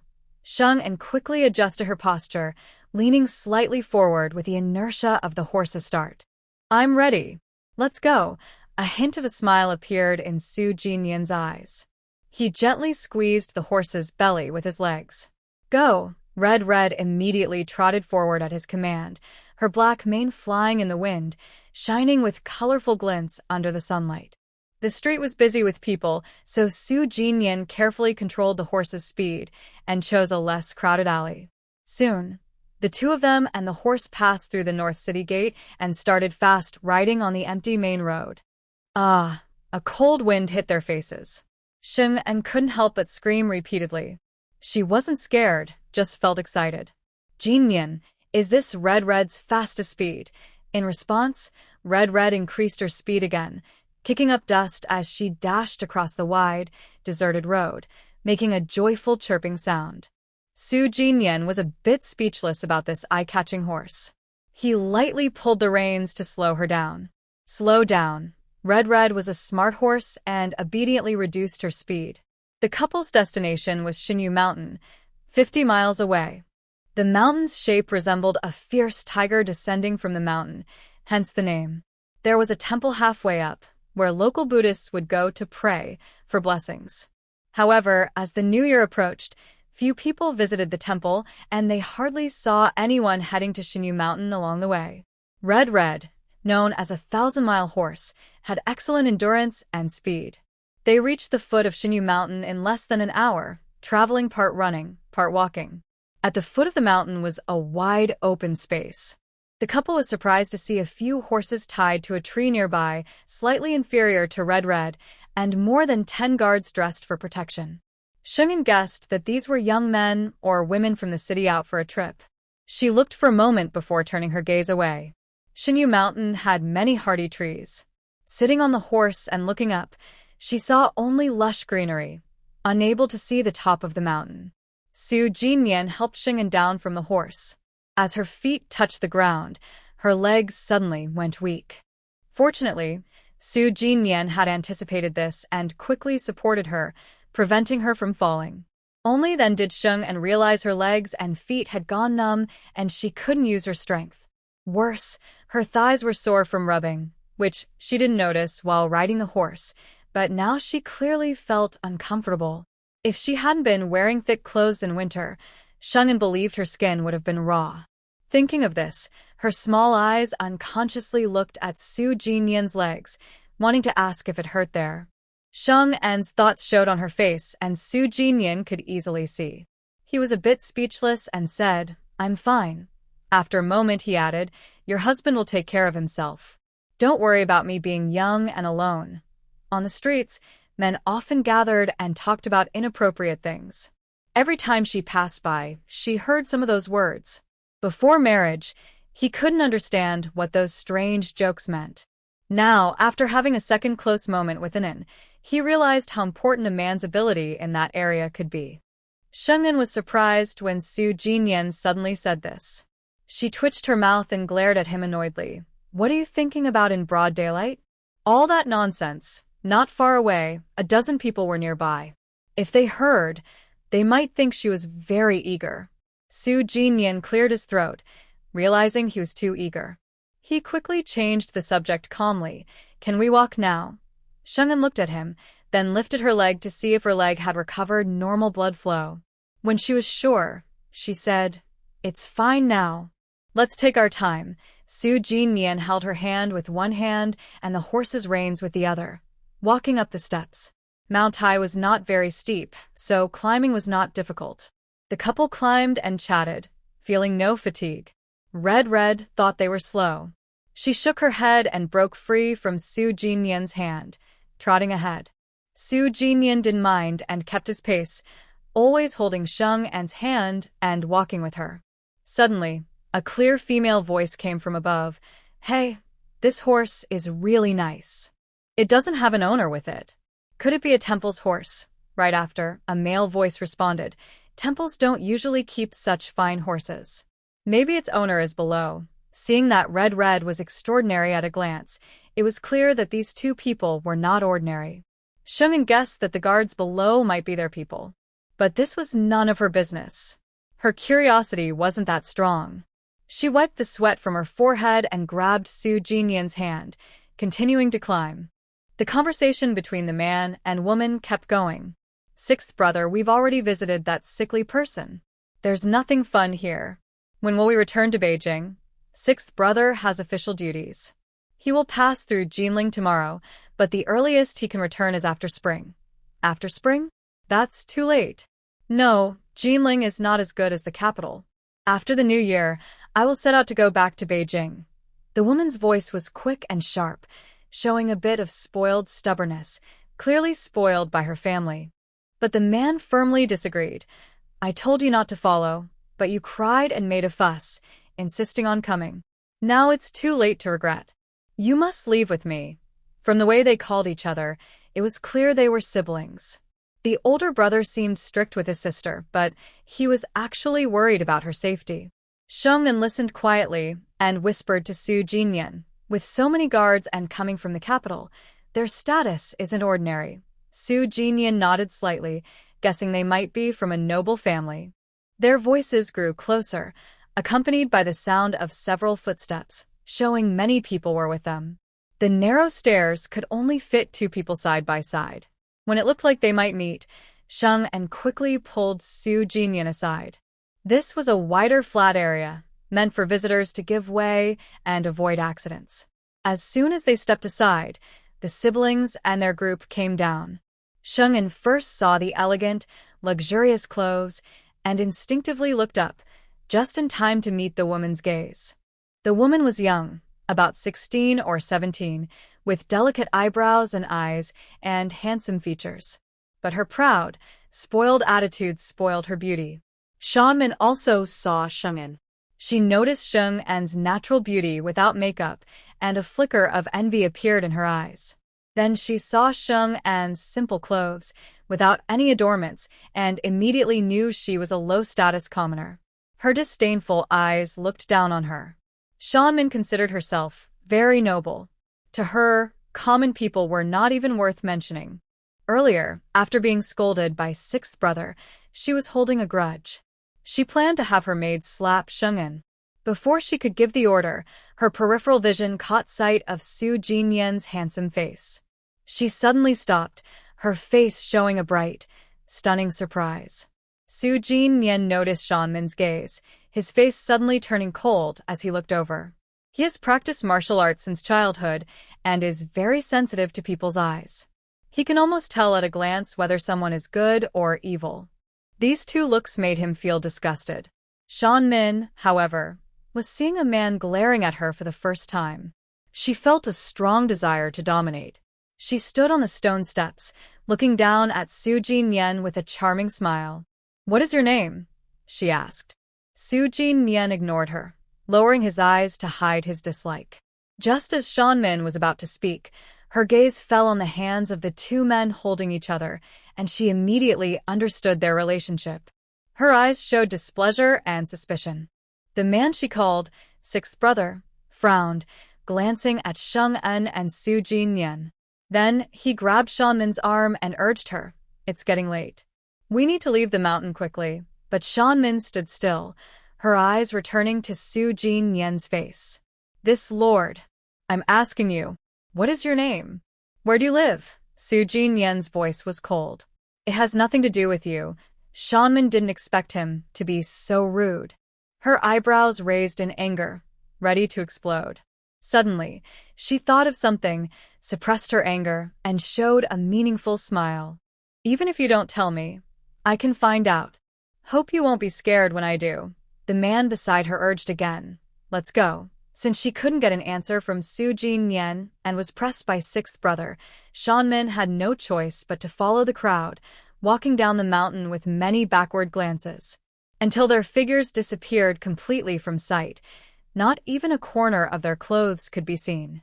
Sheng-en's tense brow relaxed a little.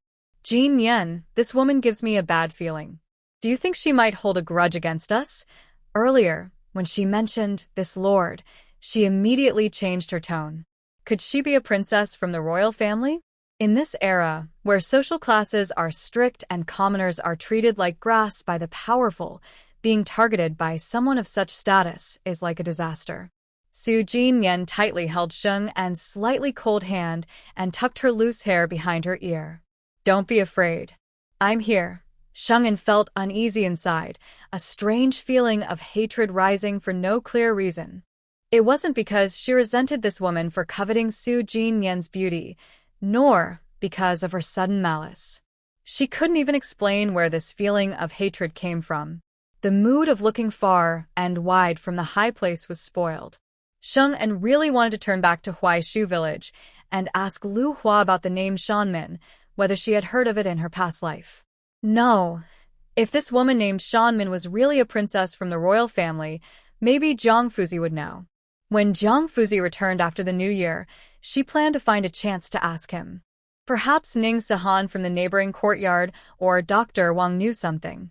Seeing Sheng-en's brows always furrowed, Su Jinyan couldn't help but reach out and gently touch her forehead. "Anan, it will be fine. Trust your husband." Sheng-en took a deep breath and looked up at his face. Blue-faced troublemaker. Su Jinyan knew about the trouble caused by beautiful women. Hearing the phrase, blue-faced troublemaker, he immediately realized his wife was talking about himself. He gently kissed her cheek and said, "This troublemaker face belongs only to Anan. Don't you like it?" Sheng-en was speechless. "If I say you're fat, you even get breathless." She then reached out and pinched his face. "Of course I like it. It's just that your face is too easy to cause trouble." That woman just now was very obvious with her malice toward me. I felt like she wanted to slap me. Su Jinyan's eyes darkened. "After we return to the city, I will find someone to check their background." Sheng-en reminded him, "They are leaving for Jinling tomorrow, so it might not be easy to find out." Su Jinyan shook his head. They came here and left traces. Both of their good moods were affected. Fortunately, after reaching the top of the mountain and seeing a different kind of beautiful scenery, the unpleasant feelings brought by Shanmin disappeared, and they were immersed in the view before them.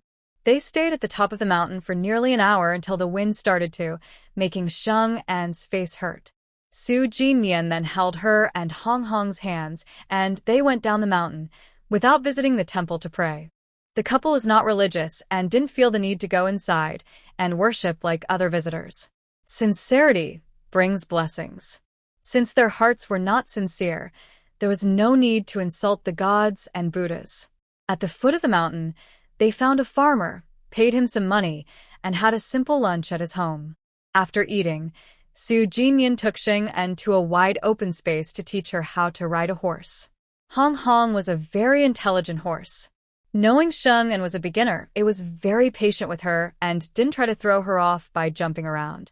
With Su Jinyan's careful teaching and Hong Hong's cooperation, in less than an afternoon, Sheng learned the basic riding skills and was able to trot a few laps on Hong Hong. The only thing that made Sheng uncomfortable was riding a horse. Her legs and waist hurt a lot. Her thighs felt sore and numb, and her back was aching, as if she had been kicked hard. At sunset, the two of them rode back to the city under the remaining light, without encountering any strange people like Shanmin again. After returning the red scarf to Zhang's house, the couple took a donkey cart back to their small building. Sheng didn't rest. She went to the big kitchen to cook dinner for Ning Sihuan, then carried a food box to the neighboring yard. This morning, Song Wanjun returned to Jinling. Besides Ning Sihuan, only Dr. Wang, Dr. Hu, and some servants remained in the big yard. Ning Sihuan still couldn't get out of bed. His face was pale, with no sign of color, but he looked a little better than last time. Dr. Hu was also there. When he saw Sheng carrying the food box, he smiled eagerly. Boss Sheng is here again to visit young Master Ning. Sheng felt a bit uncomfortable with his enthusiasm. She nodded politely. I just happen to be free, so I came to see him. Dr. Hu chuckled. Boss Sheng's cooking is excellent. Recently, young Master Ning's appetite has improved a lot, especially today's wonton and soup dumplings. He ate happily. The portion sent over could easily fill a healthy adult man. But young Master Ning couldn't finish it all. This was good for Sheng and old Wang. New Year's was just a few days away. Sheng wanted to take good care of Boss Sheng and hoped that the New Year's Eve dinner could include more food to take home. She and old Wang were really craving it. Sheng didn't know Dr. Hu's little thoughts. She placed the food box on the table beside the bed and looked at Ning Sihuan, who was awake. Does young Master Ning want anything else to eat? Ning Sihuan shook his head. His pale lips showed a faint smile. Boss Sheng's cooking is very delicious. I will eat anything you make. Sheng sighed inwardly at how easy he was to please. Her voice grew warmer. If young Master Ning likes it, that's good. I also need to give an explanation to Lord Song. Ning Sihuan was in poor health, but very sharp-minded. Seeing Sheng come over late at night and speak more than last time, she guessed she wasn't just bringing food. Boss Sheng, do you have other matters? Sheng wasn't surprised that Ning Sihuan guessed her purpose. Seeing her ask directly, she didn't hide her intentions. I want to ask you about someone. Ning Sihuan nodded gently, his expression kind. Please go ahead. Sheng asked, do you know a woman named Shanmin? She is from the capital. Ning Sihuan looked surprised, as a kind princess had visited him earlier that morning on the Empress Dowager's orders. Dr. Hu beside her also looked at Sheng, hesitating to speak. Sheng realized they knew this woman, and suddenly became alert. Can you tell me more? Ning Sihuan glanced at her and hesitated. Why are you asking about this person, Sheng boss? Sheng sighed and looked helpless. I might have offended her. She recounted her morning encounter at Shinhu Mountain with Shanmin, omitting the part where Shanmin showed romantic interest in Su Jinyan. Ning Sihuan frowned slightly and exchanged a look with Dr. Hu before slowly saying, the Shanmin Sheng boss mentioned is probably Princess Pingyuan's daughter, Princess Shanmin. Sheng's eyes widened in surprise. She's the princess's daughter? From Ning Sihuan's expression and tone, it seemed Princess Pingyuan was quite powerful. Indeed, Ning Sihuan continued, Princess Pingyuan is highly favored by the emperor. She is the only princess with her own land, more honored than the princes in the court. Dr. Hu, being quick-tongued, couldn't help but interrupt. Princess Shanmin is the eldest daughter of Princess Pingyuan. She was granted the title of princess at birth. She's quite spoiled and rebellious. Once she tore apart a noble lady from a prominent family in the street. No young noble lady in the capital dares to cross her. Sheng's face changed drastically, and her hand clenched tightly under her sleeve. Shungin returned to her small house with a heavy heart. Her whole family was waiting in the hall for dinner. "Enin, what's wrong? Your face doesn't look well," Grandma Shing asked with concern, holding her cold hand and quickly serving her a bowl of hot soup. The others looked at Shungin, and Su Jinyan's eyes showed worry. Shungin didn't expect to be noticed and quickly adjusted her expression, making an excuse. "I was out all day with Jinyan climbing mountains and riding horses. I'm tired and just want to eat quickly and rest." Grandma Shing didn't doubt her and smiled. "Then let's eat quickly. After dinner, you can go to bed." The other elders also believed her and let her sleep in a bit longer the next morning so she didn't have to wake early. Tonight was a late night, so Grandma Shung prepared extra dishes, mostly Shung An's favorites. However, her appetite was poor, and she barely finished the food in her bowl. After dinner, Shung An went upstairs to the second floor, and Su Jinyan followed her. He lit a firecracker to ignite the candle on the table, bringing light to the dark room. Shung An didn't wash up or change clothes. She just sat in a chair by the window, watching the man walk over step by step. Her gaze slowly shifted to his face. "Earlier, I went to the neighboring yard to deliver food and asked Ning Si-hwan about that woman's identity. It turns out she is the daughter of the Princess of the Plain, who was made a noble lady at birth, truly of noble blood." Su Jinyan showed no surprise. Sitting beside Shungin, he held her always cold hand. "Whether she's a princess's daughter or a noble lady, it doesn't matter to us." He looked at Shung An's face carefully. "Just an unpleasant encounter." "It seems you care a lot about her, Anin." Shungin shook her head, her expression unclear. "It's not that I care. It's just that she gives me a bad feeling, and I can't help but be on guard. People say a woman's sixth sense is very accurate." When Princess Shanmin saw Jinyan for the first time, her eyes were full of interest and a desire to conquer. Especially because she harbored a strange hatred for Princess Shanmin, Shungin couldn't help but wonder if her past tragedy was directly related to her. This woman is not easy to deal with. It's normal for An and to stay alert. Su Jinyan moved closer to Shungin, gently holding her in his arms to give her a sense of safety, but she's not from Qingzhou. She won't appear in front of Anan in the future, so there's no need to be afraid. Shungin leaned against the man's chest, her eyes fixed on the flickering candle flame on the table. "Yes, I'm not afraid." The tragedy from her past hadn't happened yet, and her enemies couldn't be confirmed for now. All she could do now was carefully manage Xingyuan and use her cooking skills to extend Ning Si-hwan's life. If she could latch onto this powerful ally, it would be easier to face the mastermind behind her family's ruin. If that person wanted to harm her again, they would have to think twice. Perhaps because of a bad experience during the day, Shungin started having nightmares shortly after falling asleep. In her dream, the atmosphere was eerie and strange. She saw herself floating in midair, where no signs of people could be seen. Below, mountains surrounded her, tall and majestic. There was only a rugged path winding through the valley, connecting the mountains inside and outside. Before she floated for long, Shungin heard the sound of wheels rolling nearby. She floated over uncontrollably to look, and only when she got closer did she realize they were two very ordinary donkey carts. One of the carts had a man and a woman sitting on it. The man was tall and strong, with a simple, honest look. The woman looked exactly like her. In her dream, Shungin was surprised. She tried to float behind the cart and found that she couldn't see herself in the scene. She then boldly sat at the back of the cart to listen to their conversation. Strangely, Shungin could hear the sound of the wheels turning but couldn't hear what the two people were saying.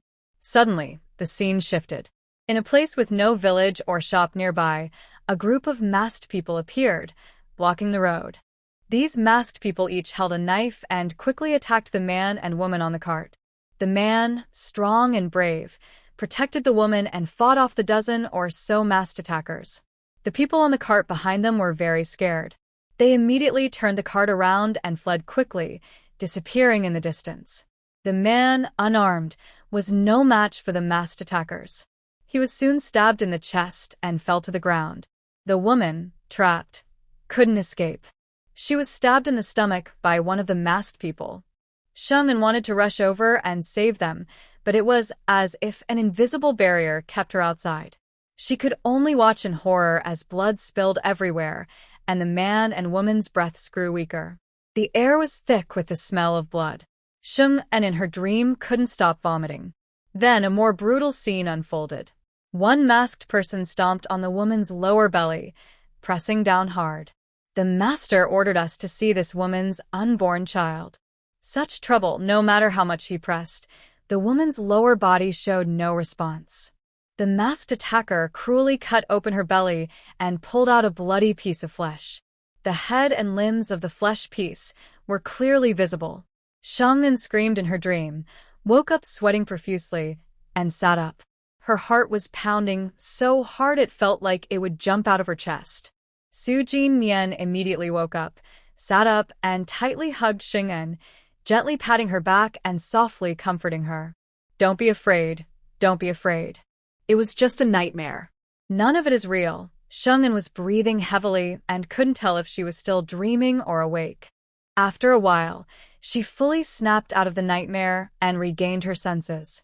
Her racing heart gradually calmed down.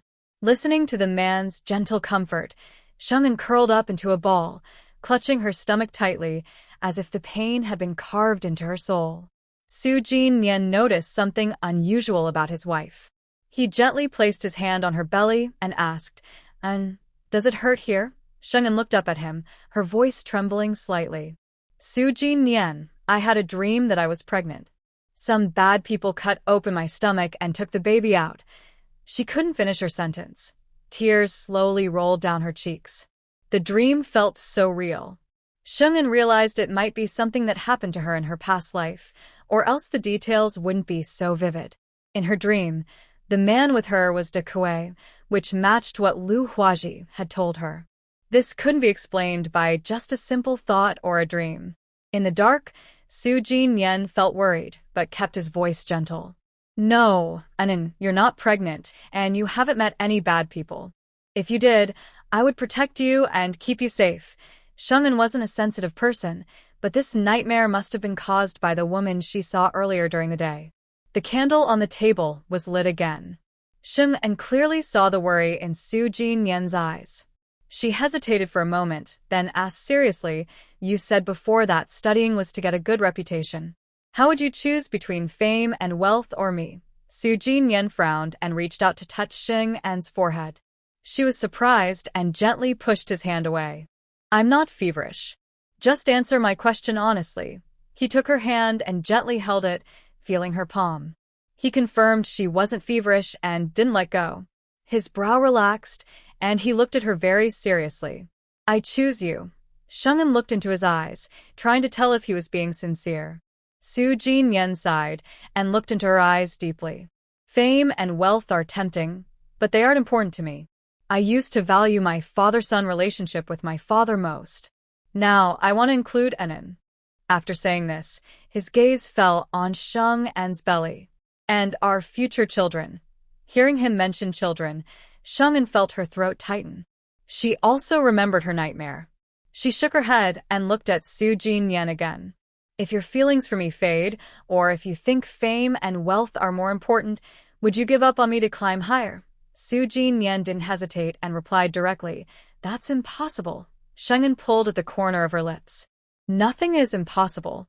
So many young couples once swore eternal love, yet time eventually turned them into strangers who could no longer stand each other." Su Jinyan frowned again and gently held her face in his hands. "I won't deny that such people exist, but there are also many couples who stay loving all their lives. Our teacher and his wife are good examples. He believed he wasn't a selfish man. Even if one day his feelings for Anin faded, he would never abandon her for someone of higher status. Between husband and wife, there is not only love but also responsibility. Only those with bad intentions would do something so heartless." Shung looked at him for a long time, her face showing a trace of weariness. "Su Jinyan, what I'm about to say is very important. You must listen carefully." Su Jinyan's eyes darkened. He had a faint idea of what she was going to say. It might be related to the secrets she had kept from him before, and perhaps to Princess Shanmin. He held Sheng-En's hand tightly, his expression serious. Go on. Sheng-En didn't speak right away. She picked up the cup of cold tea on the table and drank it in one gulp. The chill of the tea cleared her mind, and the tension in her heart eased a little. Without hesitation, she dropped the first shocking truth of the night. Lu Huaji has been reborn, just like in the strange tales you once read to me. Su Jinyan froze, disbelief flashing across his handsome face. Reborn? You mean she died, and came back to life, returning to the time before her death? Sheng-En nodded. Yes. You should remember the day we returned home after the wedding. She stopped us and said those strange things to me. Those weren't curses. They were events that truly happened in her previous life. Su Jinyan quickly recalled that day. Lu Huaji had acted like a madwoman, shouting cruel words at Sheng-En. He blamed himself for not realizing it then. He had only thought that woman disliked Anan and had come to cause trouble on purpose. Seeing his furrowed brows, Sheng-En, for some reason, gave him a faint smile. She said that in her past life, you became a top scholar and, to climb higher, sent me a letter of divorce from afar. To erase all traces, you even ordered people to burn down my grandparents' home, leaving me and our unborn child to die in the wilderness. And De Kuei, who escorted me to the capital to find you, was also killed, leaving his wife a widow. Originally, Sheng-En hadn't planned to tell Su Jinyan about Lu Huaji's rebirth or the tragedy of their past lives so soon. But now that the person who might be responsible had appeared, keeping it secret any longer would only bring harm. Taking this opportunity, I want to clarify my attitude. I am not a woman who cannot live without her husband, and I won't cling desperately to a husband who is unfaithful. If he wants to pursue someone else, I will willingly leave and never become an obstacle on his path to success. Su Jinyan is very smart and immediately understood Sheng-En's meaning. His first reaction was not anger, but deep concern. You should have told me back then. Su Jinyan held Sheng-En tightly, fully believing everything she said. I never thought you would be under so much pressure these past few months. Losing 2 lives, being left in the wilderness, and even his grandparents dying in a fire, he can't imagine how painful it must be for Anan to learn about her past life's ending. Fortunately, Anan didn't believe that woman's words. Otherwise, she would have left him. Sheng-En sighed. What's the use of telling you early? You have no memory of your past life, and don't know who my enemies are. Su Jinyan corrected her. It's our enemies. Sheng-En was satisfied with his attitude, then stepped back from his embrace and said seriously, I suspect this person is Princess Shanmin.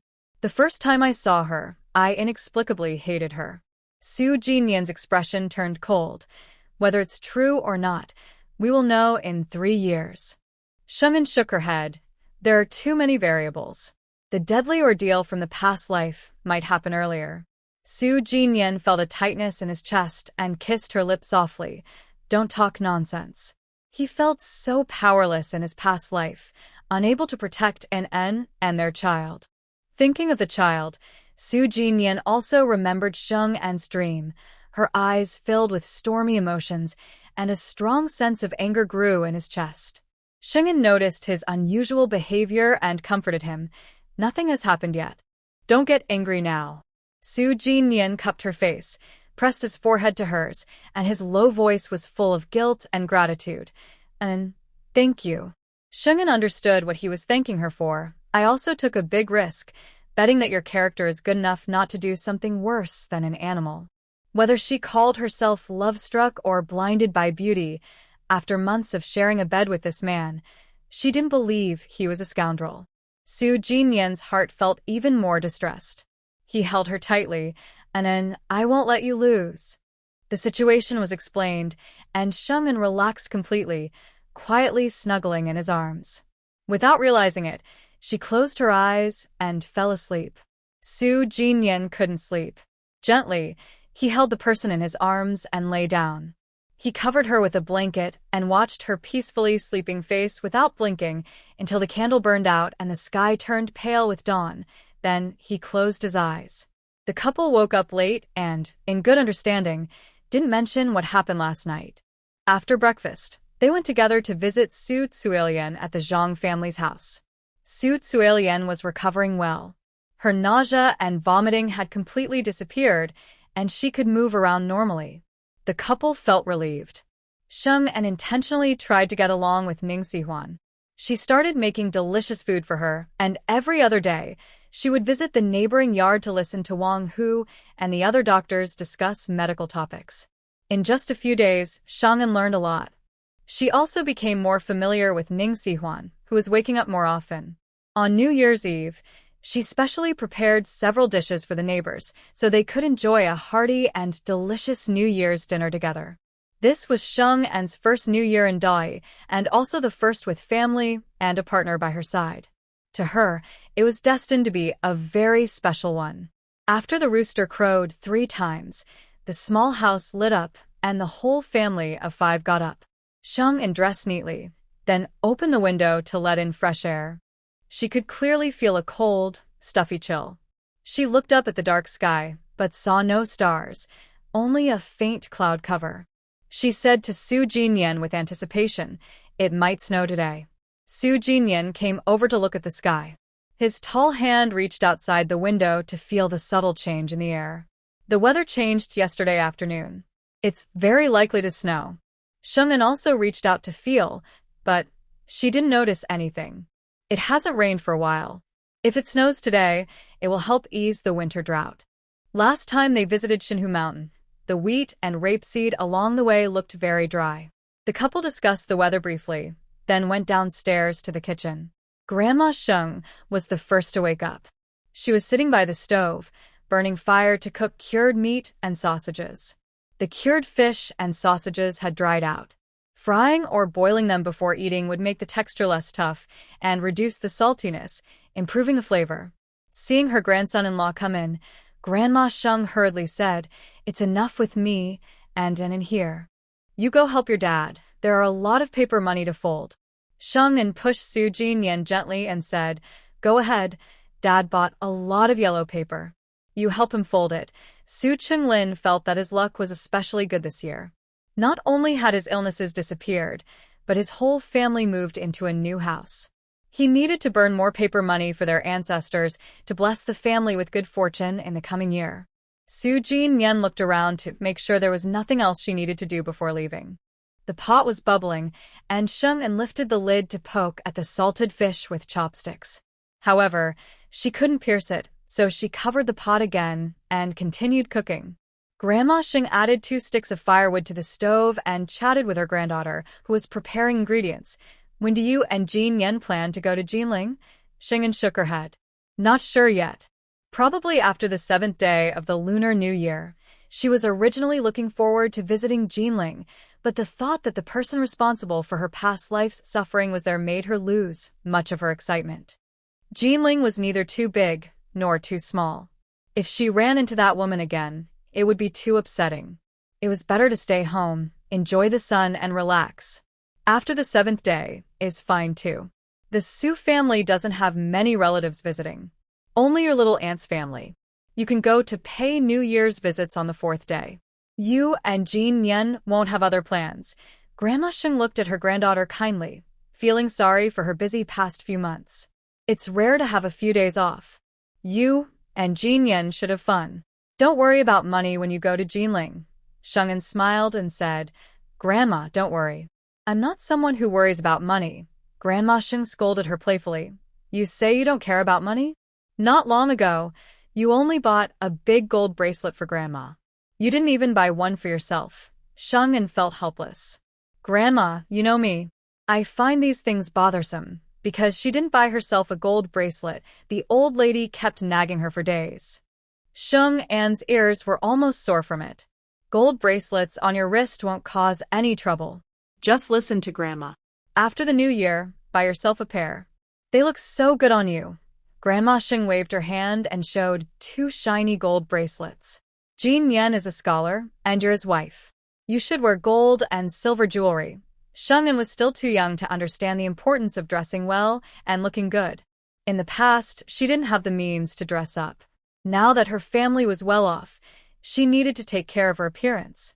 Otherwise, what was the point of earning so much money? Sheng'an couldn't help but laugh and cry at the same time, so she nodded vaguely. All right. The gold hair ornaments that Master Ding gave me before, I'll wear them when I go out. Grandmother Sheng looked somewhat satisfied. She squinted at the fire in the stove, gently rubbing the thick gold bracelet on her wrist with great fondness. In her old age, she could still enjoy the blessings brought by her granddaughter, wearing a gold bracelet that no other elderly woman in the village had. If only her daughter were still alive. Seeing Anin so capable and filial, she would surely be proud and happy. There were only 5 people in the family and none liked leftovers, so Sheng'an prepared 7 dishes and 1 soup. Among them were steamed perch, braised pork with preserved vegetables, spicy dried shrimp, lotus root and pork rib stew, and crab meat lion's head meatballs.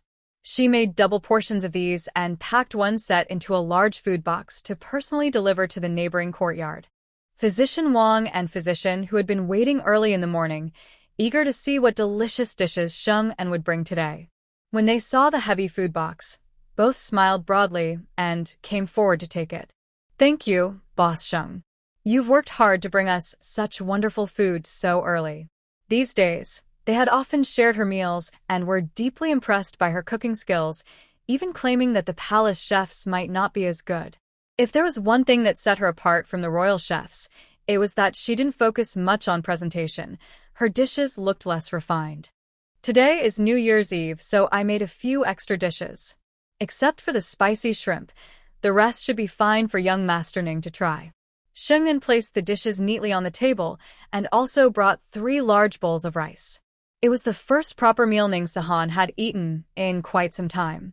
Unlike Ding Tianxi before him, Ning Sahan's digestion was still normal as long as he didn't overeat or indulge in too much rich food. When he smelled the aroma of the dishes, even though he wasn't hungry, a craving suddenly rose within him. His eyes fell on the table. Thank you for the reminder, Boss Sheng. Sheng'an waved her hand. You're too polite, young Master Ning. If you enjoy these dishes, just send someone to let me know, and I'll bring another set at noon. In winter, there weren't many vegetables available, mostly radish, cabbage, spinach, and lotus root. Ning Sahan had eaten quite a lot of these lately with less meat. As soon as Sheng'an left, a servant came forward to help him with the meal. When the soft, fragrant rice entered his mouth, a look of surprise appeared on Ning Sahan's face. He hadn't realized that plain rice could taste so good. Dr. Wang did not miss his changing expression and quickly put down his chopsticks to ask, Young Master, can you also taste the flavor of the rice now? Ning Sihuan nodded gently. This rice is very fragrant and sweet. I wonder what kind of rice it is. When he was young, he lived in the palace and ate famous tribute rice, which was different from this bowl of rice in front of him. Dr. Wang chuckled and explained, It's just ordinary rice. I don't know what tricks Boss Sheng used to make this rice so tasty. Ning Sihuan's eyes showed surprise, but he thought only Sheng'an's cooking could temporarily restore his sense of smell and taste, allowing him to enjoy the flavors of the world. So, he didn't find it strange. Dr. Wang, standing nearby, sighed and said, Throughout history, many talented and extraordinary people have left their mark. Someone with such mysterious skills as Boss Sheng is the first I've seen. It's truly a great fortune for the young master. Ning Sihuan looked thoughtful. Sheng'an had just returned to her small house when Grandma Sheng immediately called her over. The paper money is almost burned out. Go pay respects to the ancestors and ask them to bless you with good luck. Before moving here, Su Qinglin had asked a carpenter to build a small shrine with 3 incense burners. Now, incense was burning, and the house was filled with the smell of incense. Sheng'an followed the tradition and went inside to bow to the ancestors, but it was just a formality. She didn't have any wishes for the ancestors to grant. After paying respects, she finished burning the paper money, and lively firecrackers sounded in the yard. Sheng'an went to the door and stood shoulder to shoulder with Su Jinyan.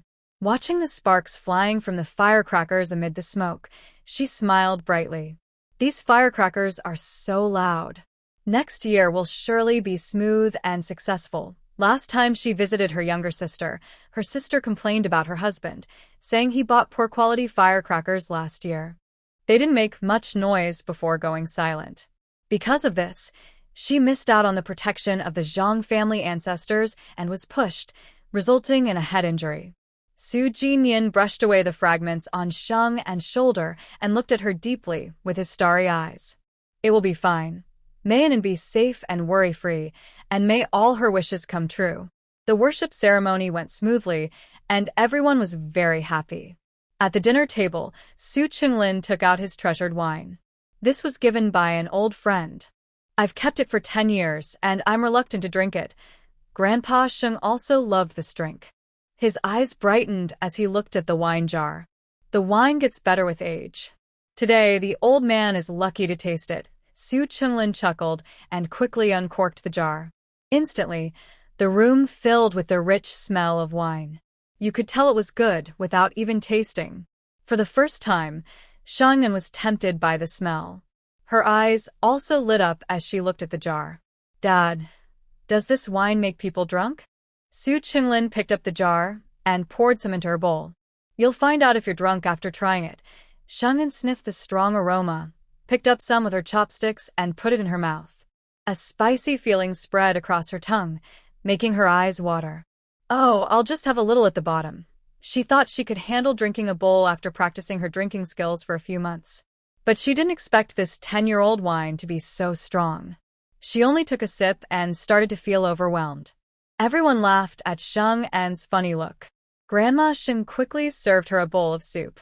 Eat this first to settle your stomach. You can't drink it straight. Sheng En took a big sip of the soup, trying to suppress the spicy taste in her mouth. I don't dare to drink much. Su Qinglin poured wine for Grandpa Sheng and Grandma Sheng, and also half a bowl for Su Jinyan. Later, you'll drive the donkey cart to take your grandparents back to the village for ancestor worship. So, don't drink too much. Su Jinyan had no objection. He took the jar from his father and poured himself a big half bowl. You're getting old, and you just recovered from a serious illness at the start of the year. You need to control your drinking. Su Qinglin scowled and glared. I'm in good health. You just want to keep the wine for yourself. Su Jinyan ignored his childish father. He resealed the jar and placed it behind Sheng En. Hide the rest of the wine for Dad. Only give him half a bowl each month. Sheng En held back her laughter and nodded. Yes, I promise not to let Dad find it. Su Qinglin pretended to be angry and glared at his daughter-in-law. That kid is a troublemaker. Why do you listen to him so much? Sheng En blinked and softly comforted her father. Jin Yan is thinking about your health. If he doesn't control it, it could harm you. Su Qinglin snorted. Just spoil him. He said that, but he was secretly very happy. He knew his son and daughter-in-law were obedient and caring children. At his age, he knew what they were like. He just hoped the young couple would give him a grandson or a granddaughter soon. That would be his greatest happiness in life. In a joyful and lively atmosphere, the family enjoyed the most lively New Year's dinner of their lives. After the meal, Su Jinyan went to the stable to prepare the donkey cart, then took Sheng En and the 2 elders of the Sheng family to Huai Tree Village to pay respects to their ancestors. The Sheng family has few members. In Sheng Grandpa's generation, he is the only son. In Sheng Grandma's generation, there are no sons. The 3rd generation is just Sheng En, the only child. The ancestors of the Sheng family are buried on their land, with fewer than 10 small mounds. Compared to the dozens of mounds in the neighboring fields, they look very few. The 4 of them arranged offerings in front of the ancestral grave, then lit a fire to burn paper money. This year, the 2 elders of Sheng family earned some money, bought several bundles of paper money, and burned some at each grave. They recited words full of respect, asking the ancestors to bless the young couple. The firelight shone on their sincere faces, and the ashes on the ground gently spun, seeming to accept their prayers. Sheng En and Su Jinyan carried a pile of paper money to Sheng Grandma's grave. Seeing a few hardy weeds growing on the mound, they silently reached out and pulled them out. Sheng En had never seen his mother in his 2 lives. For the woman buried in front of him, he felt more sympathy and regret that she died young from difficult childbirth. Su Jinyan thought his wife was upset and held her hand. Mother-in-law is watching over us from heaven. She must want you to come and see her with a smile. Sheng softly said she loved her daughter very much. With such an unreliable husband, she still tried hard to save the baby in her belly, eating as much as she could every day. During labor, she had a difficult delivery, crying and begging the midwife to save her child. All of this was told to her by Grandma Sheng. If she had a reliable husband, she wouldn't have left her beloved daughter to die tragically. Those years, the 3 generations of grandparents and grandchildren would not have lived so hard. Watching the paper money turn to ashes, the couple stood up, extinguished the remaining fire completely, then turned to leave with the 2 elders of the Sheng family toward the village. Just as they reached their old house, they saw Zhang Zhaodi walking quickly to meet them. I knew you would come back. Come with me to have some hot tea at my house. Grandpa and Grandma Sheng felt a bit embarrassed. No need. We just want to look at the house and then leave. Zhang Zhaodi smiled. It's still early. After seeing the house, it's not too late to go to my place. Even in this cold weather, you should come inside and sit. Seeing the grandparents look hesitant, Sheng offered a gentle suggestion. Zhao, Di is not a stranger. Let's go over and sit for a while. We can also see the bamboo crafts she made. When mentioning bamboo crafts, Zhang Zhaodi became excited. I've finished 5 pieces. 2 of them I made with my grandfather. I think they are better than the previous ones. Before, Zhang Zhaodi made 2 pieces. One was bought by Sheng and given to Jiang Fuzi as a birthday gift, and the other was a custom piece for Yi Yanhua called Spring in the Countryside. Both sold for a high price of 20 taels of silver. At this point, Grandpa Sheng and Grandma Sheng did not refuse Zhaodi's kind offer. After confirming the old house didn't need repairs, they headed to Zhang's home. On the way to Zhang's house, they met Lu Huazi, who was walking with difficulty, holding a basket in one hand and leaning on a cane. Old enemies saw each other and immediately felt anger. Lu Huazi glared fiercely at Sheng'en and the others, as if she was about to attack them. Sheng'en raised an eyebrow and looked her over. Her eyes landed on her injured left leg. What bad things did you do? Why are you already punished with a limp at such a young age? Lu Huazi cursed angrily. You jinx. It's all your fault. How dare you say that? Sheng'en disliked the words jinx very much. Without thinking, she raised her hand to slap Lu Huazi's face, showing no sense of weakness or fear. What are you barking at in broad daylight? Lu Huazi lost her balance and fell to the ground. Her basket was thrown far away, rolling out a piece of soft tofu. Sheng'en squatted down, patted Lu Huazi's face and said softly, You look miserable, but it's your own fault for being rude. I didn't plan to hit you. Lu Huazi's face was half red and half white, her eyes filled with deep fear. What is wrong with this jinx? She has become even more hateful and frightening than before. Seeing Lu Huazi, who dared not speak but was clearly angry, Sheng'en felt bored. She kindly picked up the muddy tofu and casually threw it into the flattened basket. Is this tofu borrowed for the New Year's meal? So your family is really struggling. Luckily, you're already engaged. Your fiancé must feel sorry for you and want to marry you early. Since she was engaged, whether early or late, she should get married soon. Let these lovers unite quickly, have children early, and stop wasting time scheming against others. Lu Huazi's face kept changing as she sensed that Sheng'en's words were not kind. However, thinking about the empty rice jar at home and how she had no money even for a block of tofu, she could only be shameless and borrow from her uncle in the neighboring village. She endured her mother-in-law's disapproval to borrow a piece, her fists clenched tightly. Compared to Sheng'en, who looked healthy, dressed in new clothes and shoes, and was very glamorous, Lu Huazi felt extremely jealous. She eagerly hoped to marry into the Su family soon to escape her current hardship. Seeing her tempted, Sheng'en hid a cold smile in her eyes and turned back to her family, saying, Let's go quickly, it's very cold outside. Su Jinyan held her cold hand but didn't think there was anything wrong with her hitting Lu Huazi. Yes, let's go. The others did the same, not even glancing at Lu Huazi, who looked miserable on the ground, and they all headed toward the Zhang family nearby. Lu Huazi, left behind, heard Zhang Zhaodi's furious voice. It's so cold, your hands are freezing. How painful it must be when you slap someone. Shang'an smiled softly. It's okay, just to promote blood circulation. Lu Huaji's face twisted in anger. Ah. How could there be such a hateful person in this world? She pounded the ground with her fists in helpless fury, her desire to marry into the Su family to change her life growing stronger. Sheng En and her group arrived at the Zhang family, who greeted them warmly.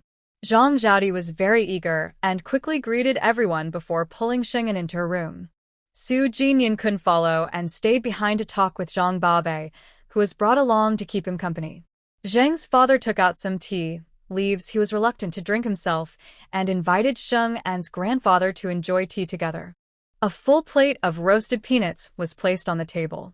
Grandmother Sheng held Zheng's mother's hand and said shyly, "We came empty-handed during the new year, which is a bit rude." Zheng's mother cheerfully replied, "In our village, neighbors don't mind these formalities. You can stay for lunch." Zhaodi has many things to ask Anan. Grandmother Sheng smiled and said, "You're too kind." Zheng's mother waved her hands. "It's nothing. Anan helped Zhaodi a lot and we had a good year, because of her." She then pointed to the string of preserved fish, cured meat, and chickens hanging from the beam. "If it weren't for Anan thinking of a way for Zhaodi to make money, we wouldn't be able to afford so much meat." Hearing this, Grandmother Sheng relaxed completely and sat down with her to chat casually. In the room, Zhang Zhaodi carefully lifted the curtain to show Sheng and her special display cabinet. "All the bamboo crafts are here. Please help me see if there's anything to improve." 5 different bamboo pieces appeared before Sheng'an, including a lively flying dragon that caught the eye the most. This blue dragon is about 2 meters long, with wide eyes, flowing whiskers, sharp claws, clear scales, and clouds shaped realistically. Every detail is exquisite and impressive. Seeing Sheng'an staring silently at the bamboo craft, Zhang Zhaodi's face showed rare pride. "Is it beautiful? My grandpa and I made it together." After finishing, "My grandpa didn't want me to take it away." Sheng'an understood. "Don't say your grandpa didn't want you to take it. I'd want to keep it myself." Zhang Zhaodi quickly said, "If you like it, I can make another one for you. This one should be sold well in Sheng Garden." Sheng'an nodded and gave her a thumbs up. "You and your grandpa are really talented." In just a few months, Zhang Zhaodi's bamboo craft skills had improved greatly. Not only did she have natural talent, but she also had a rare dedication to practice. The other 4 bamboo pieces were also beautiful, including koi fish playing among lotuses, koi jumping over the dragon gate, colorful butterflies among flowers, and blessings with gourds symbolizing happiness. These designs were meaningful and easy to attract customers. Sheng'an didn't find any major flaws and suggested to Zhang Zhaodi, "Sheng Garden also has many female customers. You could make some clever designs, like pairs of mandarin ducks, which would appeal to young women about to marry."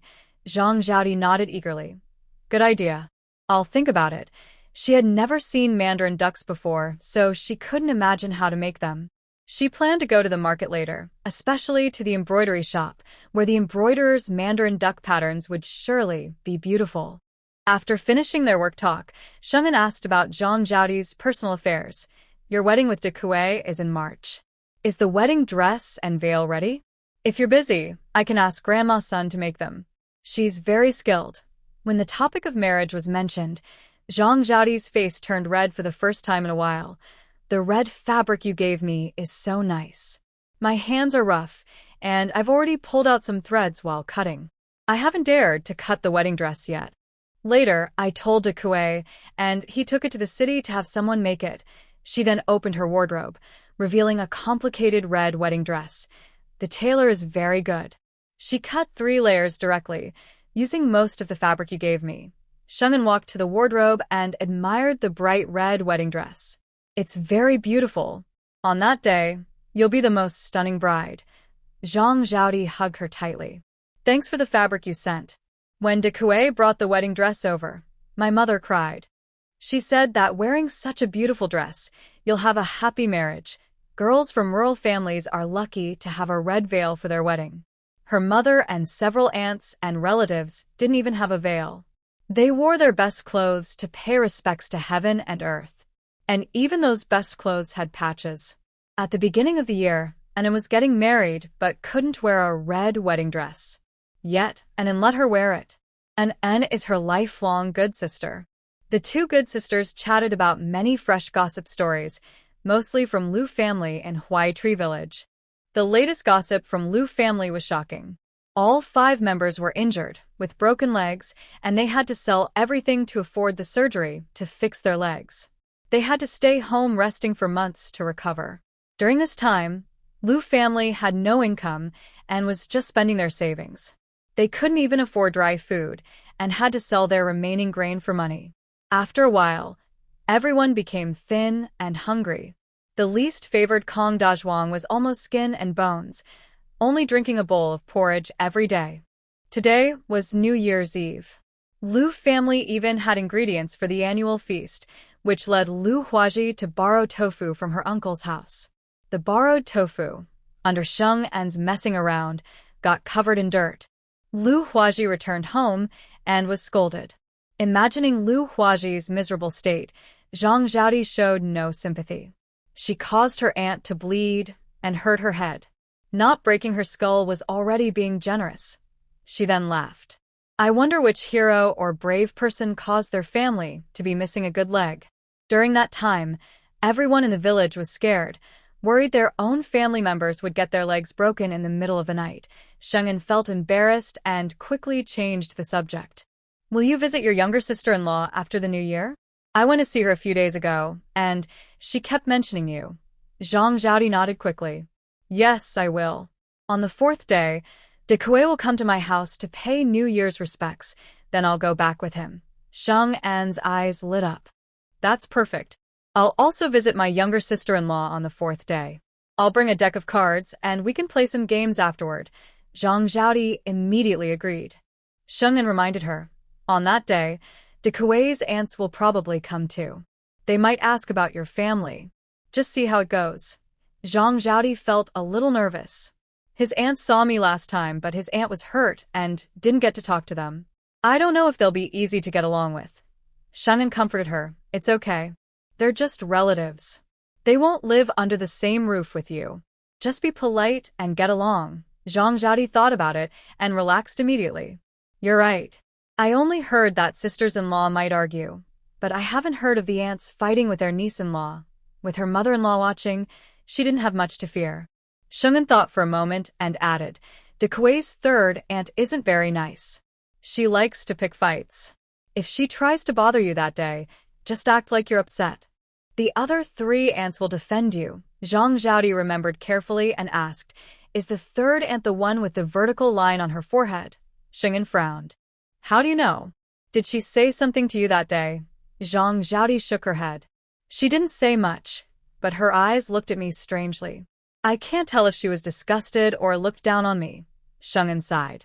That's just her habit, looking down on this one and that one. Don't take it to heart. Zhang Zhaodi smiled.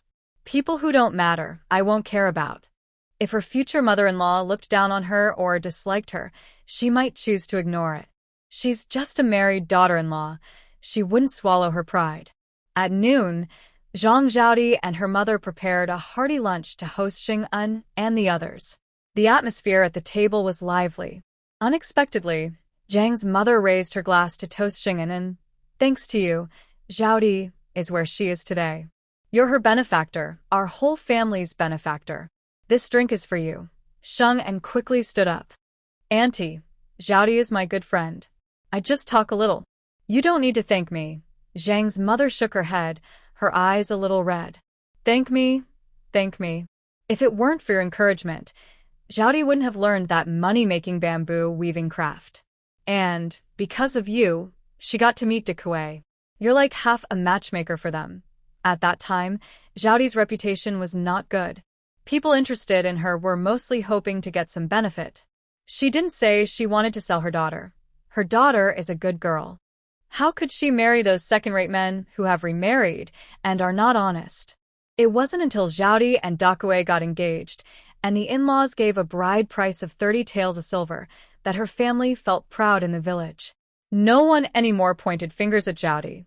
Because of this, she would be grateful to An for her whole life. Under Mother Zhang's insistence, Sheng and drank the medicine in the cup, but her feelings were very complicated. In her past life, Dakue died because of her, making Zhaodi a widow. Although it wasn't her fault, she couldn't help feeling guilty toward Zhaodi when she saw her family's gratitude. Zhaodi had no idea about her good friend's feelings and kept putting food into her bowl, urging her to eat more. After the meal, the dark sky grew even gloomier, as if a thick gray fog covered the horizon, ready to snow at any moment. Sheng'en and her group didn't stay long. They sat on a donkey cart and headed back to the city, watched by the Zhang family. As they entered the city, tiny snowflakes began to fall gently. Sheng'en looked out the window and reached out to catch one. It was cold and quickly melted into water in her hand. Grandma Sheng hurriedly took her granddaughter's hand and closed the window tightly. "It's very cold. Don't catch a cold during the new year." Sheng'en was restless and opened the door again, asking the driver, Su Jinyan, "Can we go faster? If the snow gets heavy, you'll get wet and you'll easily get sick." Su Jinyan used one hand to push her head back inside the car. Ai fine. "You sit quietly and don't cause trouble." Thinking of his six-pack abs, which kept her warm every night like a big stove, she stopped worrying about him catching a cold and closed the door, sitting quietly. The snow fell heavier and heavier. The sound of snow hitting the roof could be heard, and soon the ground was covered with a thin layer of white. When they returned to the small house, the snow was half a shoe's height deep. Su Jinyan's black hair was soaked through. Sheng'en quickly took a dry towel and tiptoed to help him wipe his hair. "You have a high body temperature, and the snow melting on you is soaked through. Go upstairs and change into dry clothes." Su Jinyan smiled and pulled her to go upstairs together. "This weather is perfect for sleeping." Sheng'en couldn't resist the temptation to sleep in. She moved faster than Su Jinyan, lying in bed, her bright eyes watching him take off his wet coat and half-dry cotton clothes, revealing her snowy white nightgown. The thin nightgown revealed clear lines of her toned abs, making her look more tempting as it was partly covered and partly exposed. As the saying goes, when you're warm and full, you think about other things. Sheng'en and Su Jinyan's intimacy was not frequent. She insisted that they only meet every other day, even though each time lasted quite a while. At this moment, Sheng'en lay in the cold bed, feeling restless inside. Her gaze on Su Jinyan grew hotter.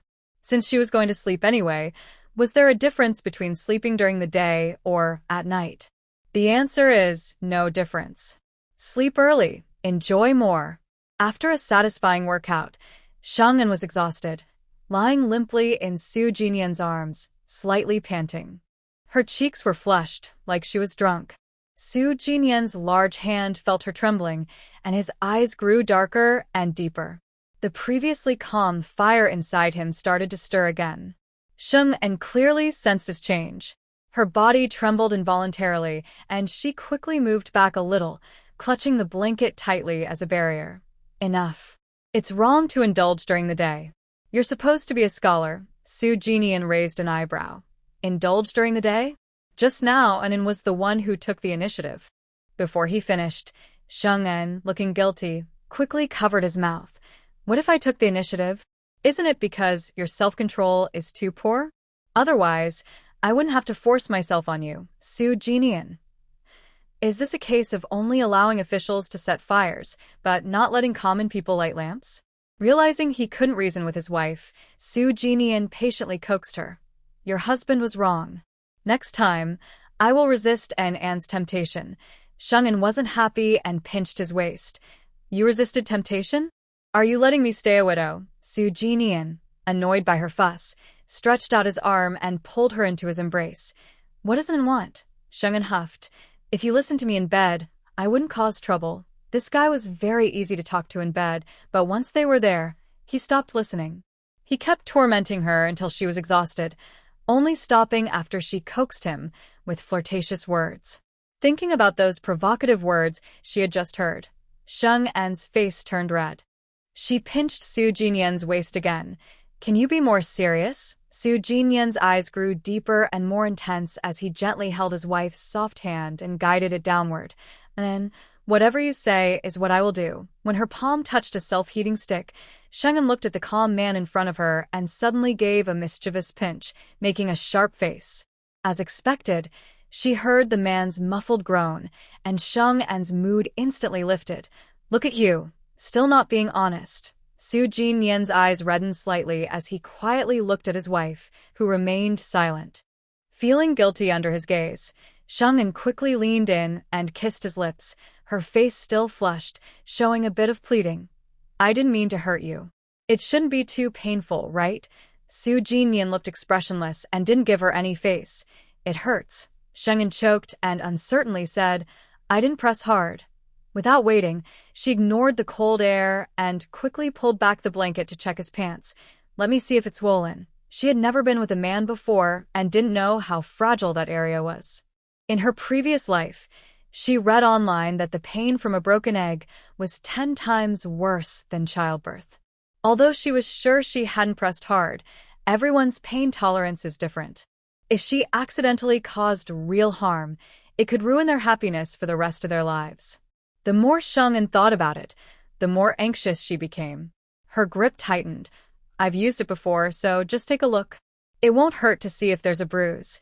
Even though Su Jinyan had experienced her boldness on their wedding night, hearing her now so frank made him, normally calm, a little tense. He tightly pulled at his waistband. And no, seeing that he refused to let her see, Sheng'an felt more suspicious. If you're a man, let me see it, Su Jinyan.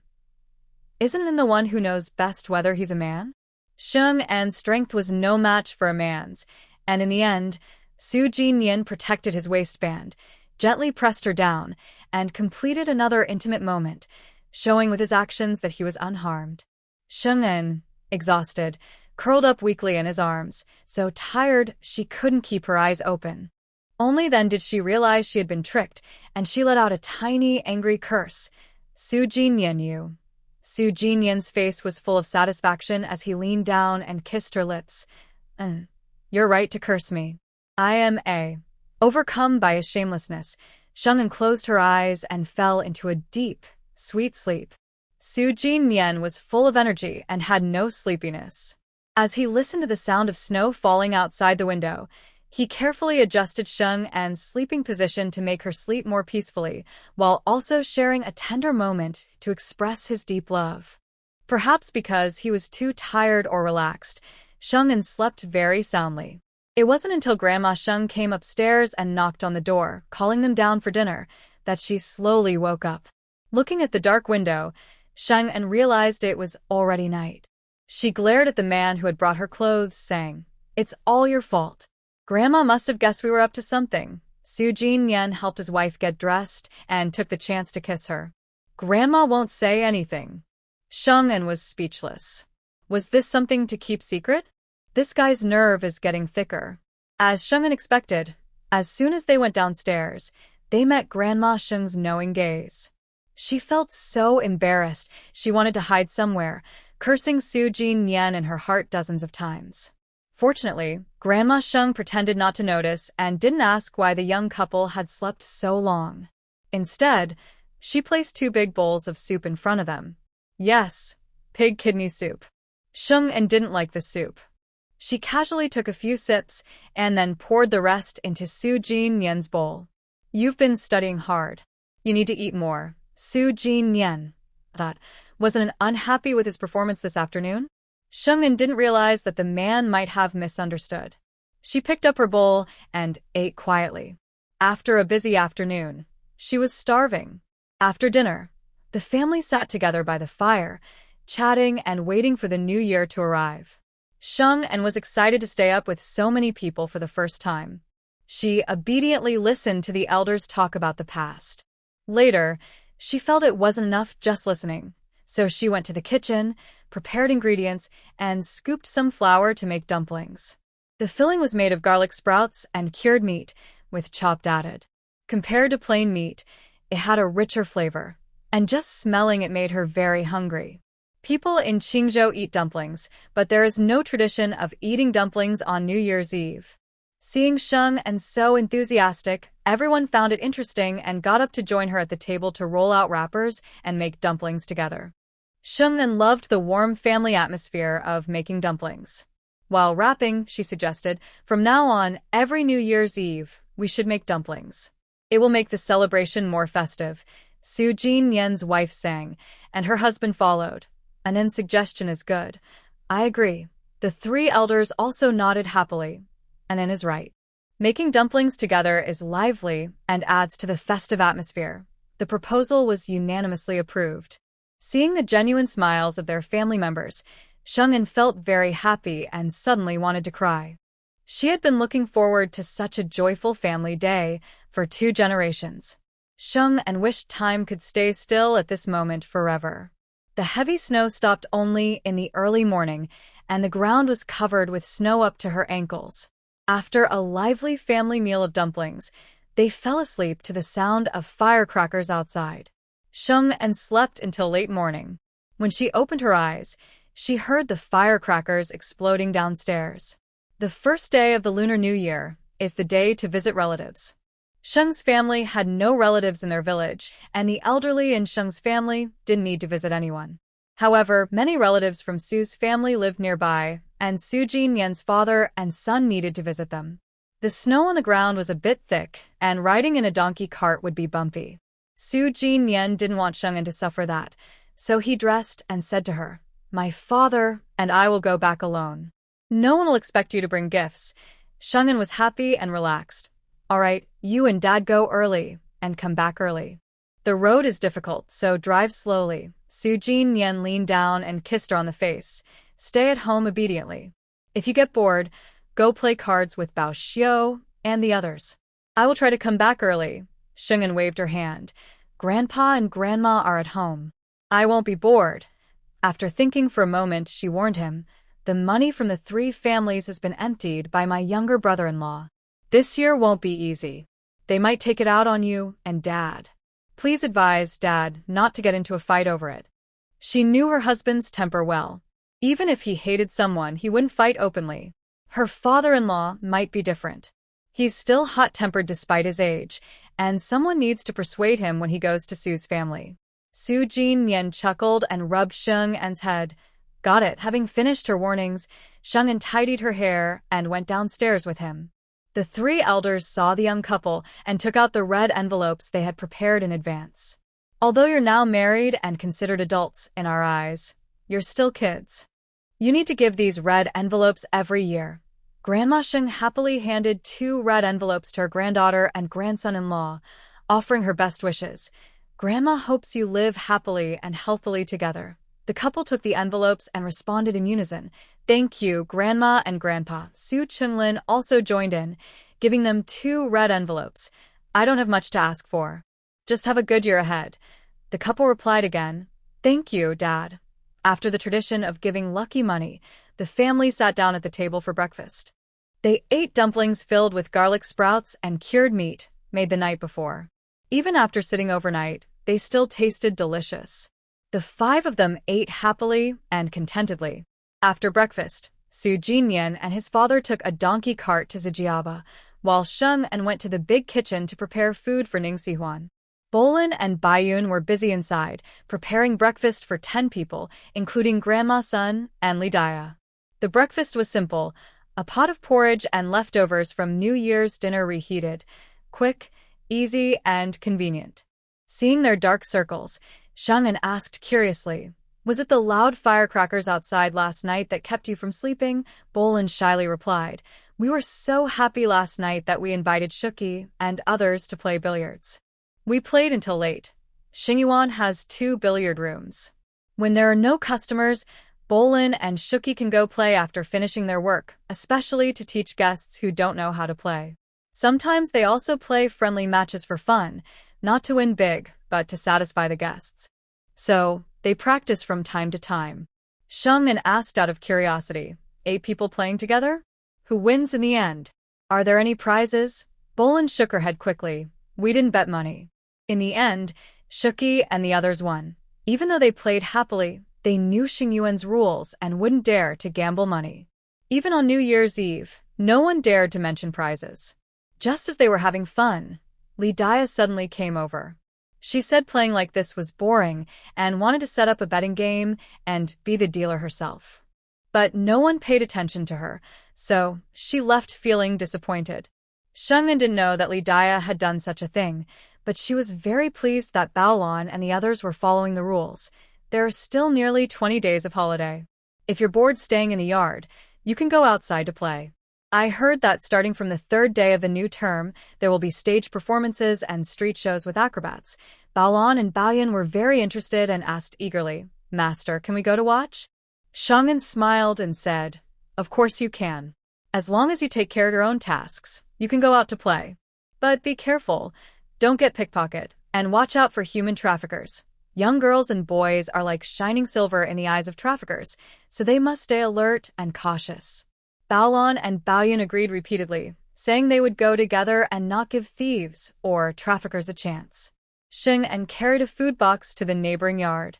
As soon as she entered Ning Sihuan's room, she was handed 3 beautifully embroidered pouches. Seeing Sheng and surprised look, Hu Ta-yi smiled and explained, "It's a lucky gift for the new year. Anyone who visits, whether a guest or a stranger, should give one." Sheng didn't remember this rule. Thinking carefully, she realized it wasn't that no one did it, but in Huaihua village, everyone's life was quite simple, and no one was willing to give red envelopes to others. Sheng'an took the 3 pouches and smiled, thanking them. 2 of them felt heavy, while 1 was light. She placed the food box on the table, took out some food, and explained, "This morning I just made dumplings and sweet rice balls. The rice balls are filled with black sesame and peanut paste. Young Master Ning, you can try too. Rice balls are hard to digest and are sweet, so eating too many can cause indigestion and make you feel full." Sheng and specially cooked them with glutinous rice, with a faint aroma of wine mixed in. Even before opening the box, a sweet smell wafted through the air. Dr. Wang was delighted when he heard about the rice balls. "Thank you, Sheng boss. I love this kind of food." Dr. Hu teased, "Last night, you kept thinking about it. I told the kitchen to make some, but you said the cook's food didn't suit your taste." Sheng didn't expect Dr. Wang to like it so much. She quickly joined in. "Dr. Wang, try some. If you like it, I can make an extra portion for you in the future." Dr. Wang was not polite. "Thank you very much, Sheng boss." Seeing her old partner get a treat, Dr. Hu coughed and looked at Sheng'an. "What's so special about rice balls? Chicken broth dumplings are even tastier." Sheng'an held back a laugh and agreed naturally. "From now on, I'll prepare a serving of chicken soup dumplings for you too." Dr. Hu was very pleased and in an especially good mood. Seeing how both of them were won over by Sheng and's cooking, Ning Sihan, lying on the bed, couldn't help but smile. His bright eyes sparkled. Thinking he might also have his favorite food, Sheng'an asked casually, "What kind of food do you like, Mr. Ning?" Ning Sihan paused, his gaze falling on her sincere face, and his heart gave a small, strange tremor. He lowered his eyes and said gently, "I like everything made by you, Boss Sheng." When Sheng'an returned to Sheng Garden, she opened the 3 pouches given by Dr. Hu. 2 of them were heavy with silver ingots, each weighing about 2 taels. The 3rd pouch contained 2 silver notes, each worth 100 taels, making a total of 200. No wonder he's from a wealthy family, spending 200 taels at once. What a generous man! Amazed by Ning Sihan's generosity, Sheng'an put the notes back into the pouch and headed home. When she arrived, she saw her grandparents clearing the snow. She quickly took the shovel from her grandmother's hands. "The ground is slippery. You two shouldn't be doing this, you might fall." Grandpa Sheng, unwilling to admit he was getting old, deliberately shoveled up a large pile of snow and tossed it into the flower bed. "This old man's still strong. Before we moved to the city, I could dig half an acre of land a day." Seeing he wouldn't stop, Sheng and quickly flattered him. Yes, you're still strong and healthy. If you were a few years younger, you could go hunt wild boars." Grandpa Sheng laughed heartily, but soon caught his breath. "You're underestimating wild boars. When I was young and ran into one, all I could do was run for my life." Sheng'an asked curiously, "Grandpa, you've seen wild boars before?" He nodded, his wrinkled face showing a look of nostalgia. "My mother's family lived deep in the mountains. Every winter, The young men would go hunting for wild boars, and I joined them a few times. At 17 or 18, young men were full of energy and didn't know what fear was. At first, they were lucky and caught 2 wild boars. But then, by accident, they stumbled into a boar's den and ended up being chased all over the mountain by more than a dozen of them. Just 2 legs can't run faster than 4 legs. He and his companions quickly climbed a tree to hide, but one was so scared that he couldn't climb up and was injured by a wild boar with sharp tusks. At that time, this companion didn't die. The group hurriedly carried him down the mountain, but his injuries were too serious. His family didn't want to spend much money on treatment, so they watched helplessly as he bled out and died. From that moment, he became very cautious about his life. He no longer took risks and lived a simple, peaceful life. Living simply is a blessing. There's nothing wrong with that. Grandma Sheng understands her husband's feelings best. She doesn't think it's a pity that he lost his youthful sharpness early. If you had been reckless and fearless back then, I wouldn't have married you. After saying this, she felt a bit shy because her granddaughter was still nearby. Sheng'an held back a smile and nodded in agreement. You're right, Grandma. Grandpa Sheng looked at his outstanding granddaughter and felt a deep sense of happiness. I haven't had big ambitions in my life. The past few decades just passed by. Now, being able to enjoy my granddaughter's happiness makes my life worthwhile. Sheng'an smiled and said, From now on, life will be good. Take good care of your health, and you'll enjoy endless happiness. Grandpa Sheng's eyes welled up with tears, and he quickly looked away to hide it. Yes, it's all thanks to my thoughtful granddaughter. In his early years, like most men, he felt regretful for not having a son to carry on the family name. Later, when his daughter died giving birth, and he had to do his best to raise his weak granddaughter, he didn't think about passing on the family line anymore. Watching his granddaughter grow up little by little, learning to shoulder the family with her small frame, he felt nothing but deep love and pain. He never expected to gain anything from her. He was surprised that his granddaughter turned out to be so outstanding. Not only did she earn her own money, but she also cared for him and his wife without worrying about others' opinions. Having raised such a wonderful granddaughter, he felt his life was complete and had no regrets. The 3 of them spent the morning cleaning the snow in the yard thoroughly, even spreading a layer of charcoal ash on the ground to prevent slipping. Soon after, Su Jinyan and his son returned just in time for lunch. Seeing that they looked calm, Sheng'an quietly asked Su Jinyan, Did those people cause trouble? When leaving Zijiaba, he saw Su Huining looking very tired and full of gloom. At least they know when to stop. Sheng'an snorted softly and muttered, Things have gotten so bad that the clan leader isn't on their side anymore. They really have no confidence to cause trouble. Imagining the miserable looks of Su Lauda and the others, Sheng'an felt very satisfied. She hoped she would never have to see them again. The Sheng and Su families had no close relatives. The couple didn't need to visit others for New Year greetings, and no one came to visit them either. Only on the second day of the New Year did they host the 3 brothers Zhang Dakue came to pay their respects. Besides cooking for Ning Sihuan next door, Sheng'an had nothing else to do, so she focused on practicing calligraphy. She copied Su Jinyan's handwriting, and after a few months, she had made some progress. Her writing was no longer as ugly as when she first started. In addition to practicing calligraphy, Sheng'an also did some things that only couples do together. One evening, after a happy activity, Sheng'an touched her belly and asked Su Jinyan, We haven't been careful lately. Do you think there might already be a little one? At first, Sheng'an would try to calculate her safe days. Although it's not 100% safe, it was better than being reckless every day. But since entering her rest period, spending every day with her husband, her self-control had completely disappeared. She couldn't help herself. Su Jinyan was initially caught off guard. When he realized what Sheng'an was talking about, his big hand instinctively moved to her belly, with a hopeful yet worried look in his eyes. "Enin, do you want to have one?" Sheng'an's mouth moved faster than her brain. "I'm still growing my body," Su Jinyan chuckled, kissed her cheek, and said softly, "Then maybe you should be more careful, Enin." Sheng'an rolled her eyes at him. "Who's not being careful?" Then she sighed deeply. "It's so hard. Not being careful makes pregnancy easy, but being careful feels against her nature. She envied those who had space and birth control supplies when they traveled through time.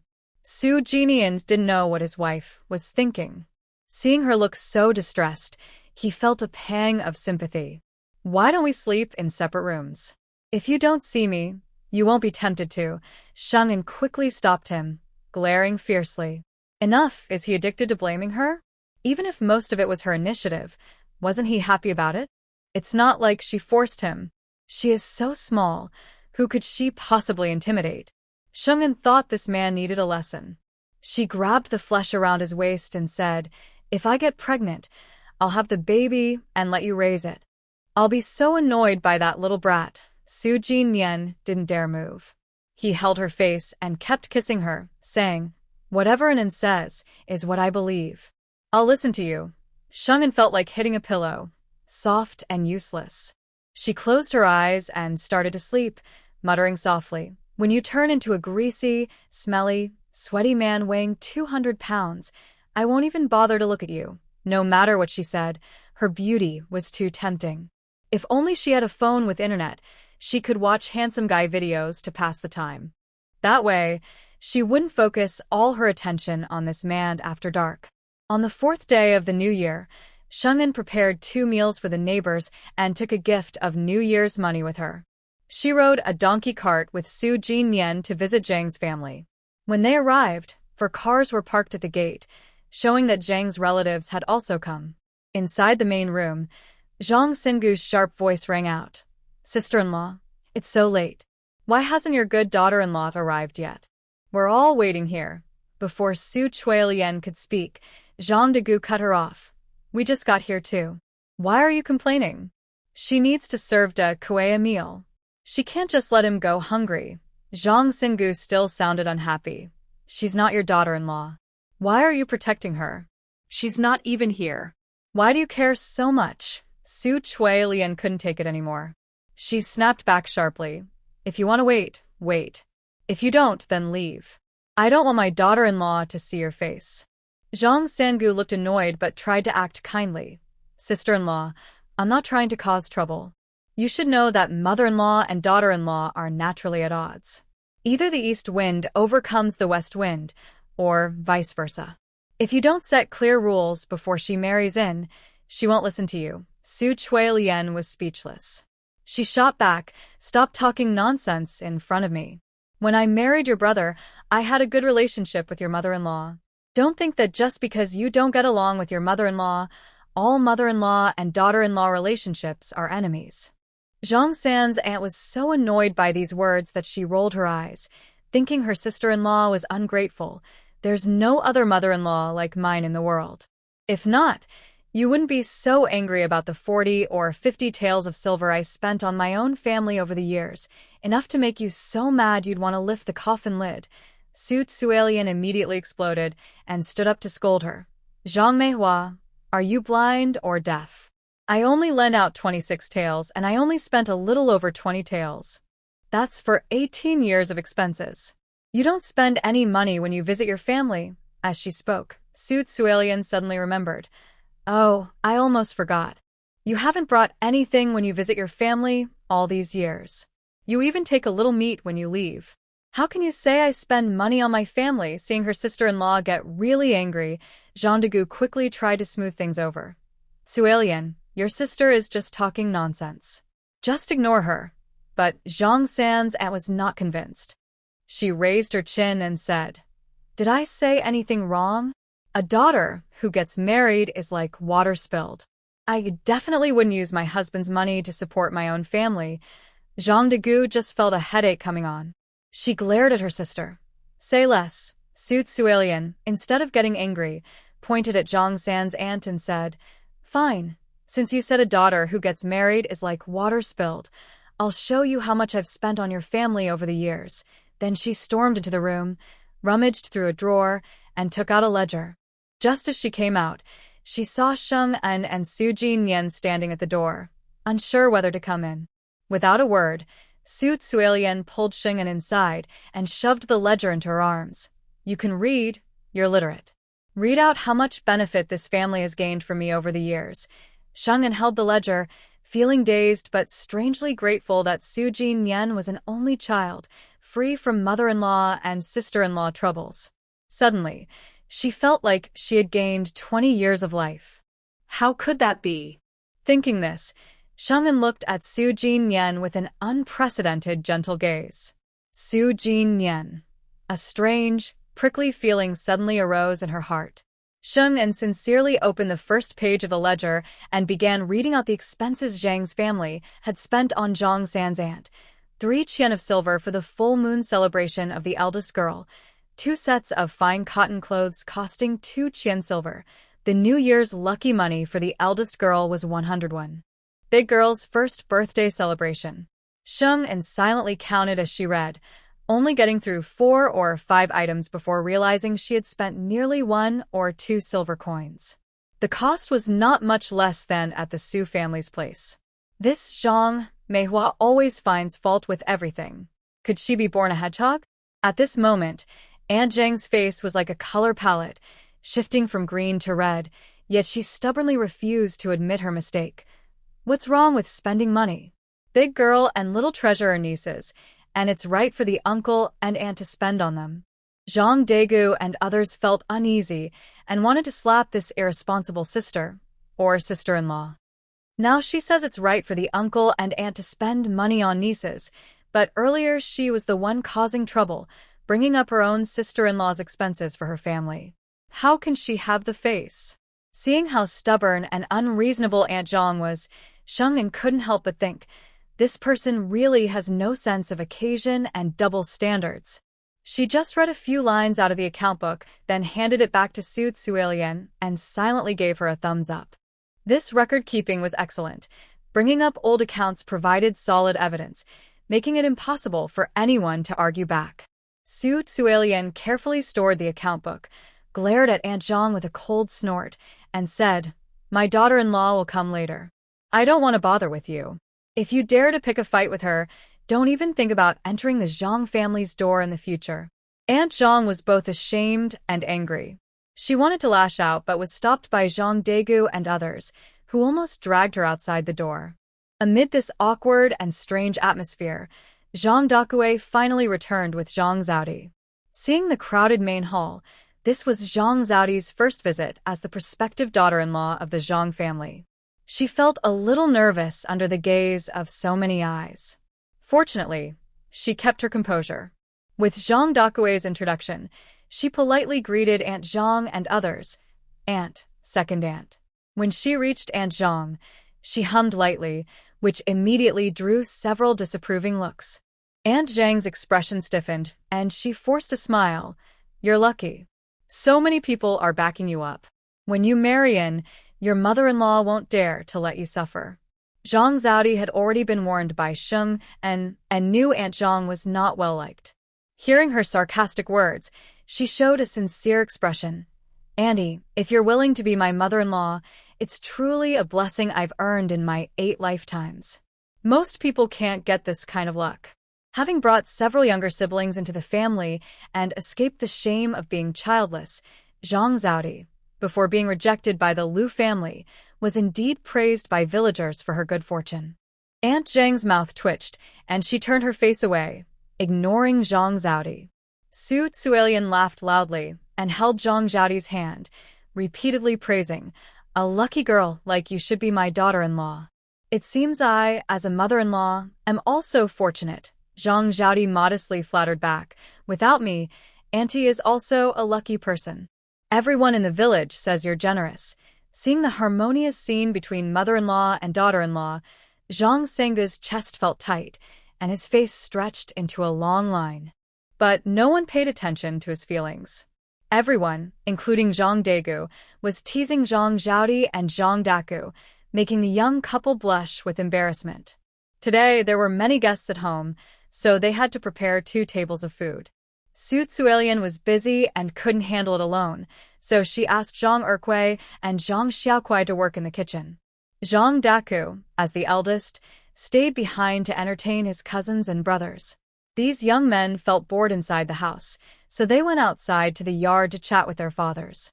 Only the women remained in the main room. Perhaps because no one was defending Zhang Zhaodi, Zhang Senga's courage grew. He kept scrutinizing Zhang Zhaodi with a critical eye. Zhaodi felt uncomfortable but, respecting her elders and not doing anything inappropriate, she pretended not to notice the gossip among Zhang Degu and others. Zhang Degu had a good impression of Zhang Zhaodi and kept smiling. Daku is a honest boy. Once you marry him, you two will decide your own matters, Zhaodi quickly replied. Daku is still young. We need to discuss things carefully when we live together, and we also need guidance from Uncle and Auntie. Daku was a bit simple-minded but not completely without opinions. He didn't plan to control her after marriage or think everything should go his way. Zhang Dega saw that Zhaodi was sincere and couldn't help but sigh. It's rare to find a girl as sensible as you. Daku is lucky to have you. Zhaodi pretended to be shy. You're too kind, Auntie. Zhang Erkui, watching this, happily agreed. You're right, Auntie. You're a good girl. Daku is lucky to marry you. Zhang Senga's other sister-in-law also chimed in, clearly pleased with the future daughter-in-law. Seeing her sisters praise Zhang Zhaodi, Zhang Sengu, who liked to find faults, couldn't help but smile sarcastically, saying, it's not easy for the Zhang family to marry a daughter-in-law. They paid 30 taels of bride price. A bride with gold jewelry. How could she be anything but good? Zhang Dega's face immediately darkened. If you can't speak properly, then shut up. Who doesn't spend money to marry a wife? This third sister-in-law is really becoming more unreasonable. Offending her niece-in-law from her own family, what good does that do her? If she tries to persuade DIED to flirt with Dekue, then she won't recognize her as her third aunt anymore. How can she have any dignity in her own family? Zhang Senga's lips curled in disdain. Spending 30 taels is too much.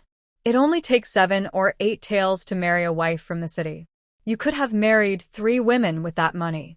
She deliberately shot a sharp look at Zhang Zhaodi and said even more harshly, I heard you have 3 younger brothers. Giving 30 taels for their marriages is more than enough. Her brother and sister-in-law are so naive. They really paid when the other side asked for a lot. Spending 30 taels to marry a village girl would make outsiders laugh. On the day of the engagement, her sister-in-law even said they only paid 10 taels, probably knowing the truth would make others mock them. Looking at it from all angles, this woman isn't worth 30 taels. If she can't give birth to 7 or 8 boys for the Zhang family, it's a huge loss. Seeing Zhang Senga's words becoming more and more unreasonable, Sheng An's face lost its smile. She sat quietly in her chair, not moving or going to the kitchen to find Su Tsuilian. If even someone like Zhang Sengu can manipulate Zhaodi, then if Zhaodi faces bigger conflicts in her husband's family, she might just hide in bed and cry. Today, she decided to let her practice on Zhang Sengu. Zhaodi was very angry, but forced herself to reply calmly. I do have 3 brothers. It's my parents' business to marry them off. You don't need to worry about it. Hearing this, Zhang Sengu felt she was being guilty. Huh. Your parents work in the fields all year, and they can't save more than 2 taels of silver. How can they marry off your brothers? Using a daughter's bride price to marry a wife is common in the countryside. Zhaodi was completely furious. She suddenly stood up and walked in front of Zhang Sengu. What do you mean?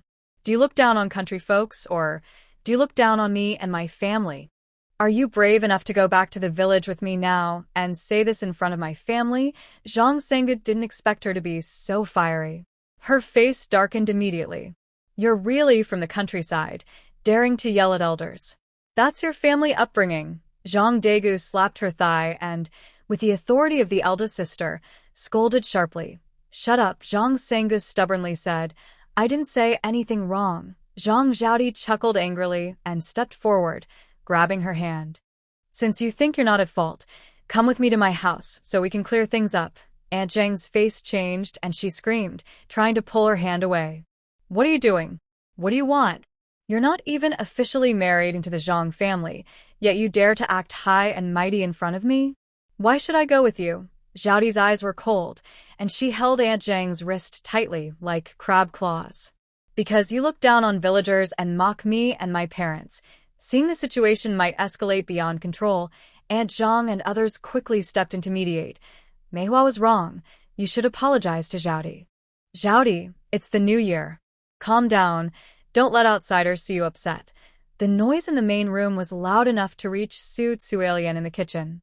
She guessed the reason quickly, frowned, and told her two sons to watch the fire, then rolled up her sleeves and rushed into the main room. Zhang Manhwa, today I won't let you get away with insulting me. Zhang Erkue and Zhang Xiaokue looked at each other, sensing trouble. Zhang Xiaokue quickly said, I'll go call Dad and Big Brother outside.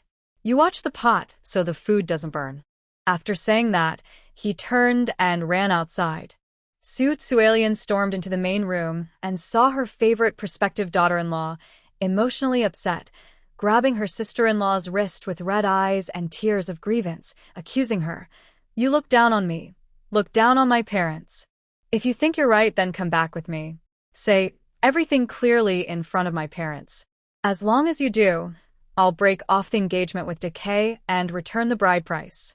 Do you dare? Su Tsualian was furious and quickly stepped forward, slapping Aunt Zhang across the face. You disgusting troublemaker. You used to interfere with my relationship with your mother and with my brother. Now you're even meddling in Decay and Zhaodi's marriage. What are you thinking? With a crisp slap, Aunt Zhang's head tilted to the side, and she stood there in a daze, unable to react. This was the first time Su Tsualian had slapped her. Before, no matter how she provoked Su Tsualian because of her in-laws and her own husband, Su Tsualian never hit her.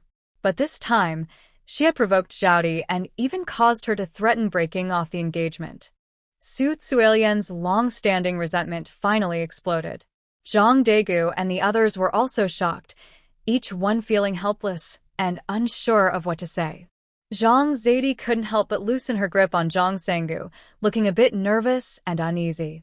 Did she make things worse? Since the future mother-in-law had already taken action, the situation was beyond control. Should she also slap this foul-mouthed woman to vent her anger for herself and her parents? Sheng En didn't know what Zhang Zaidi was thinking. Thinking she was just scared, she held her hand and whispered in her ear, Don't be afraid. Little sister-in-law has wanted to slap her for a while. Now is a good chance for you to do it. At this moment, Zhang Tufu and others outside the yard also came in. Seeing what was happening in the main room, they were all confused and didn't understand what had happened. But when they saw Zhang Sanggu's swollen face, they guessed the cause of the trouble. Zhang Sanggu's father looked grim, angrily cursing his wife for causing trouble and blaming Su Tsualian for not giving him face and hitting his woman. This conflicting feeling made him hesitate, so he simply stood still, pretending not to know anything. Su Jinian quietly approached his wife, silently holding her hand and mouthing, Is everything okay? Sheng En slowly shook her head, pointing to Zhang Sanggu, then to Zhang Zaidi and finally to Su Tsualian, silently patting her face. Su Jinian understood immediately, thanks to their good understanding. At this moment, he felt very grateful that his father was wise enough to cut ties with the people from Su's village early on, so his wife wouldn't have to suffer any injustice. Zhang Tufu, as the head of the family, couldn't ignore the conflict in front of him. He quickly stepped forward and asked coldly, What's going on? Su Tsualian crossed her arms and pointed at Zhang Sanggu, spitting out accusations. Isn't it your good sister-in-law? She deliberately caused trouble during the new year, forcing Zaidi to withdraw her engagement with Decay. I really have the worst luck to meet such an unruly sister-in-law. Zhang Tufu, after being splattered with spit, wiped his face and looked at Zhang Sanggu with a colder tone. Is what your sister-in-law said true? Zhang San's aunt was very afraid of her only older brother. Feeling wronged after being slapped and not daring to admit she did anything wrong, she suddenly shouted, Brother, my sister-in-law hit me. I'm already this old, and she actually hit me. If you don't give me an explanation, I won't live anymore.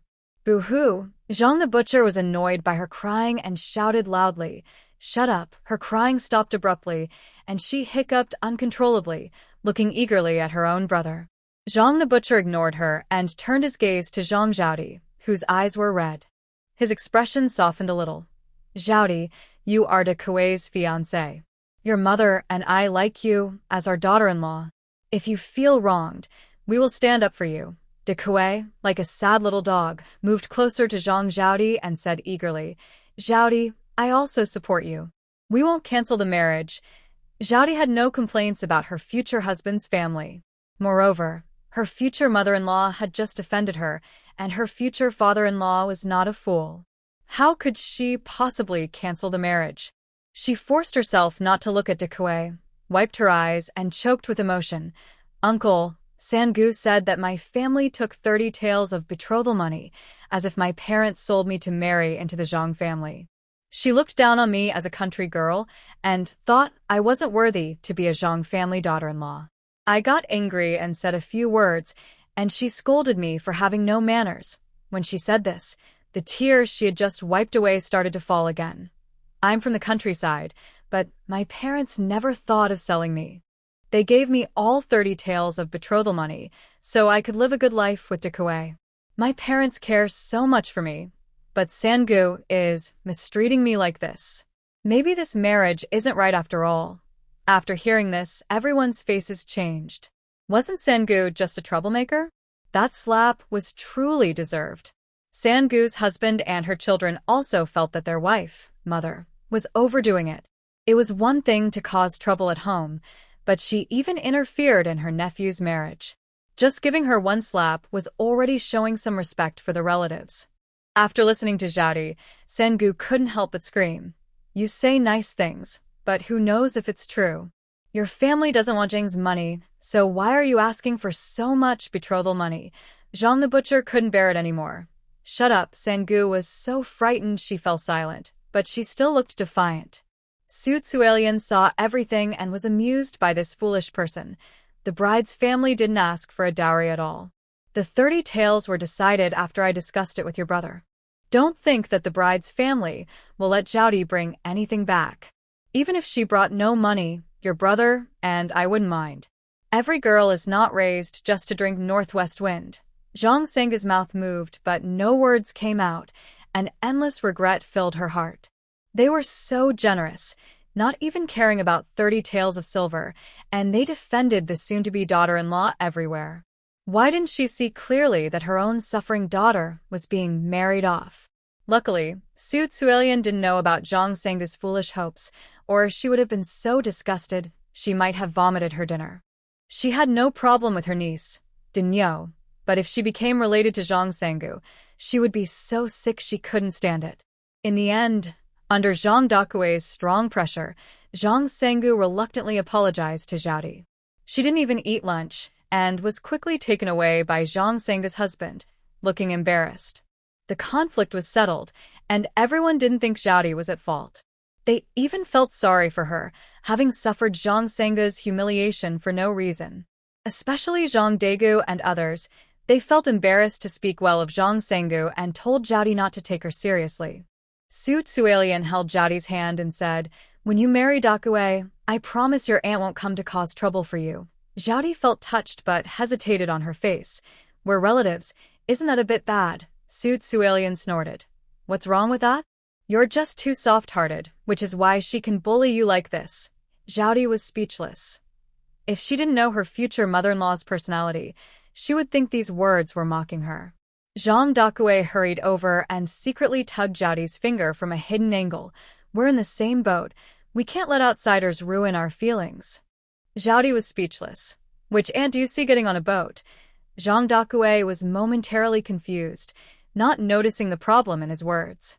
Zhaodi was amused by his silly look and her voice softened unconsciously. Breaking off the engagement is just anger talk, not really wanting to part ways. Zhang Dakuei immediately relaxed, showing a silly smile on his honest face. Hee. Su Tsuelian couldn't bear to watch and slapped him on the forehead. You're so foolish. Only Zhaodi would want you. Zhang Dakuei still smiled foolishly, saying, Fools are lucky. Su Tsuelian was speechless. Sheng and gave Zhang Zhaodi a perfect score for her performance in scolding Zhang San. When the two of them leaned in to whisper, Zhang Zhaodi looked at her with envy, saying, You're still good. No mother-in-law, no sister-in-law, no strange relatives, so peaceful. Sheng glanced at her and joked, You still have a chance to cancel the engagement. Zhang Zhaodi hurriedly waved her hands. No, I can't do that. I can't part with Brother Dakuei.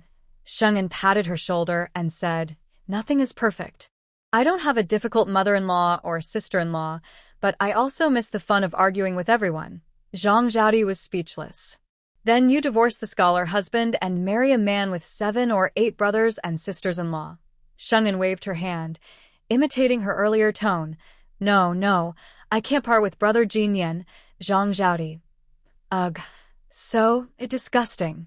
After lunch, Zhang Zhaodi bid farewell to the Zhang family, bringing another gift, and took a donkey cart from her good friend's house to the small building to pay New Year's greetings to the elders.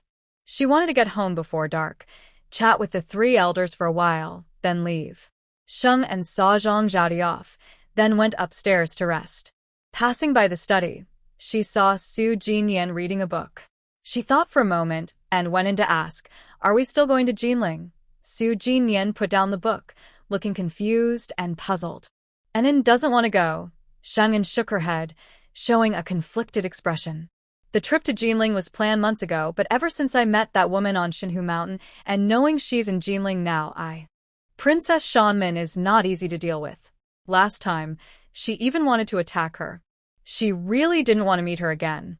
It's not that she's timid. It's because their statuses are too different, and she has to be cautious." Su Jinyan understood his wife's concerns. He pulled her to sit beside him, wrapping his arm around her shoulder. "Jinling is a big city. It's unlikely you'll run into her. Even if you do, and you don't need to be afraid." Sheng'an sighed and leaned on his shoulder. "It's impossible not to be afraid. If she doesn't like me, it would be easier for her to crush me than a tiny ant." Su Jinyan's eyes darkened, a hint of hostility flashing across his face. Looking at his wife with a furrowed brow, who was reluctant to go out and play and seemed worried, he suggested, "How about going to Pingzhou? It's not as busy as Jinling, but it's a beautiful water town." Sheng'an's eyes lit up, and without thinking, she nodded quickly. "Yes, let's go to Pingzhou. The trip is a bit longer, but taking a boat there is very easy." Seeing her face brighten with a smile again, Su Jinyan felt more relaxed and also smiled.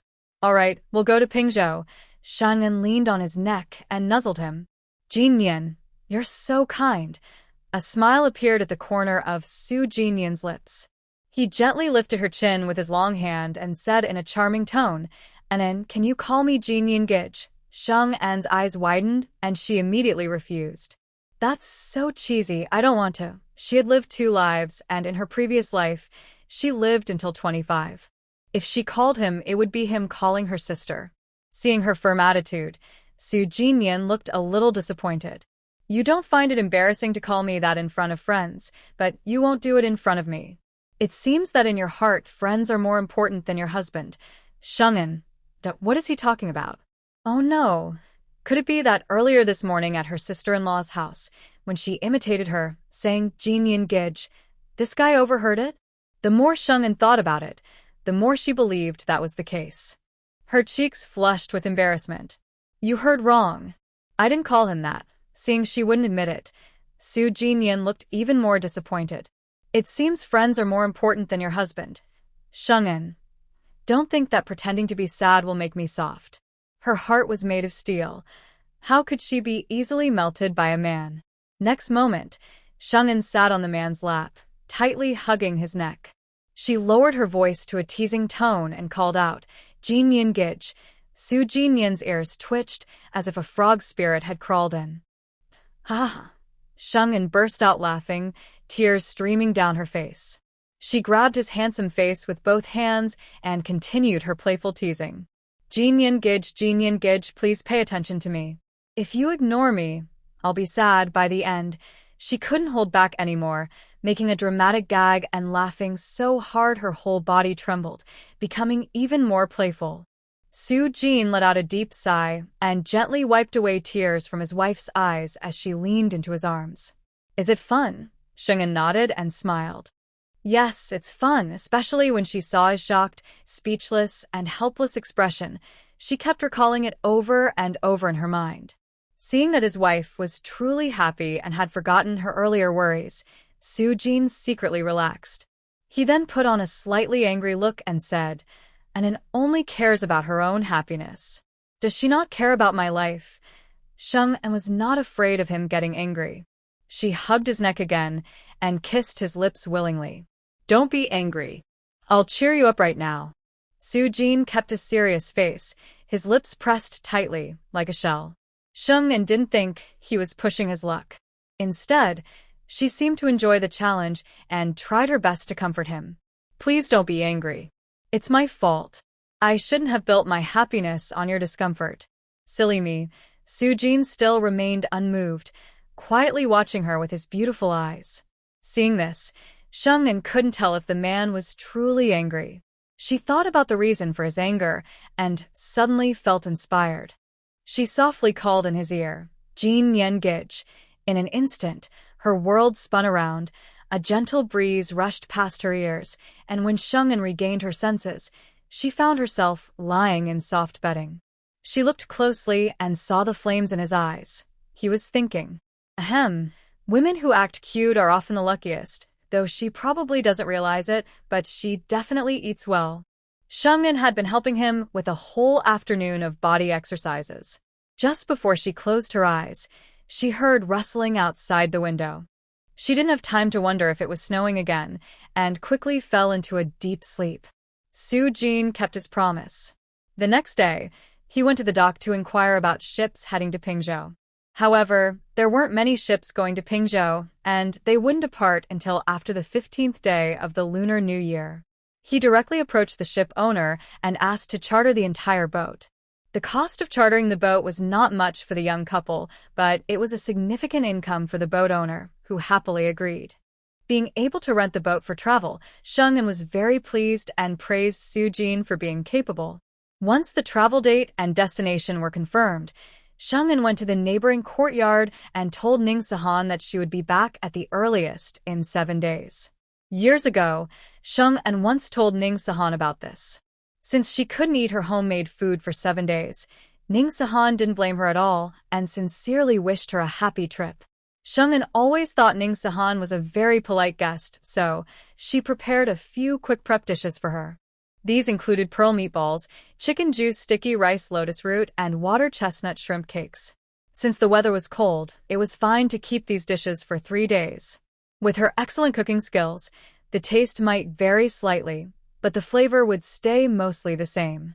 On the morning of the 8th day, Sheng-en and Su-jin, under Grandma Sheng's caring instructions, carried 2 small bags and went to the dock to catch a boat to Pingzhou. This was Sheng-en's first time traveling by boat after crossing over, and she was very curious, looking around everywhere.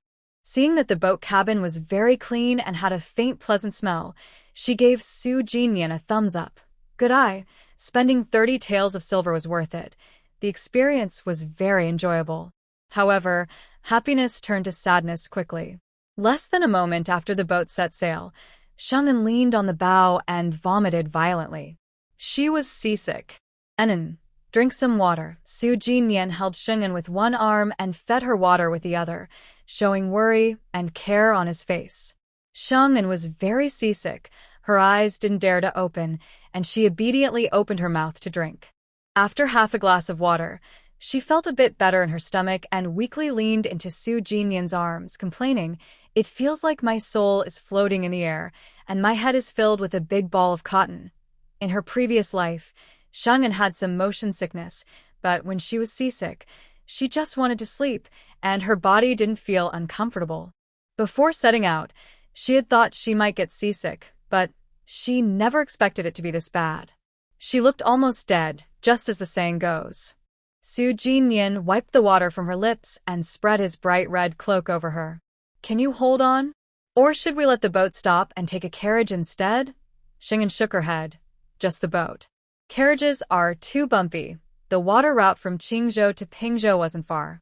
If everything went smoothly, they could arrive by evening."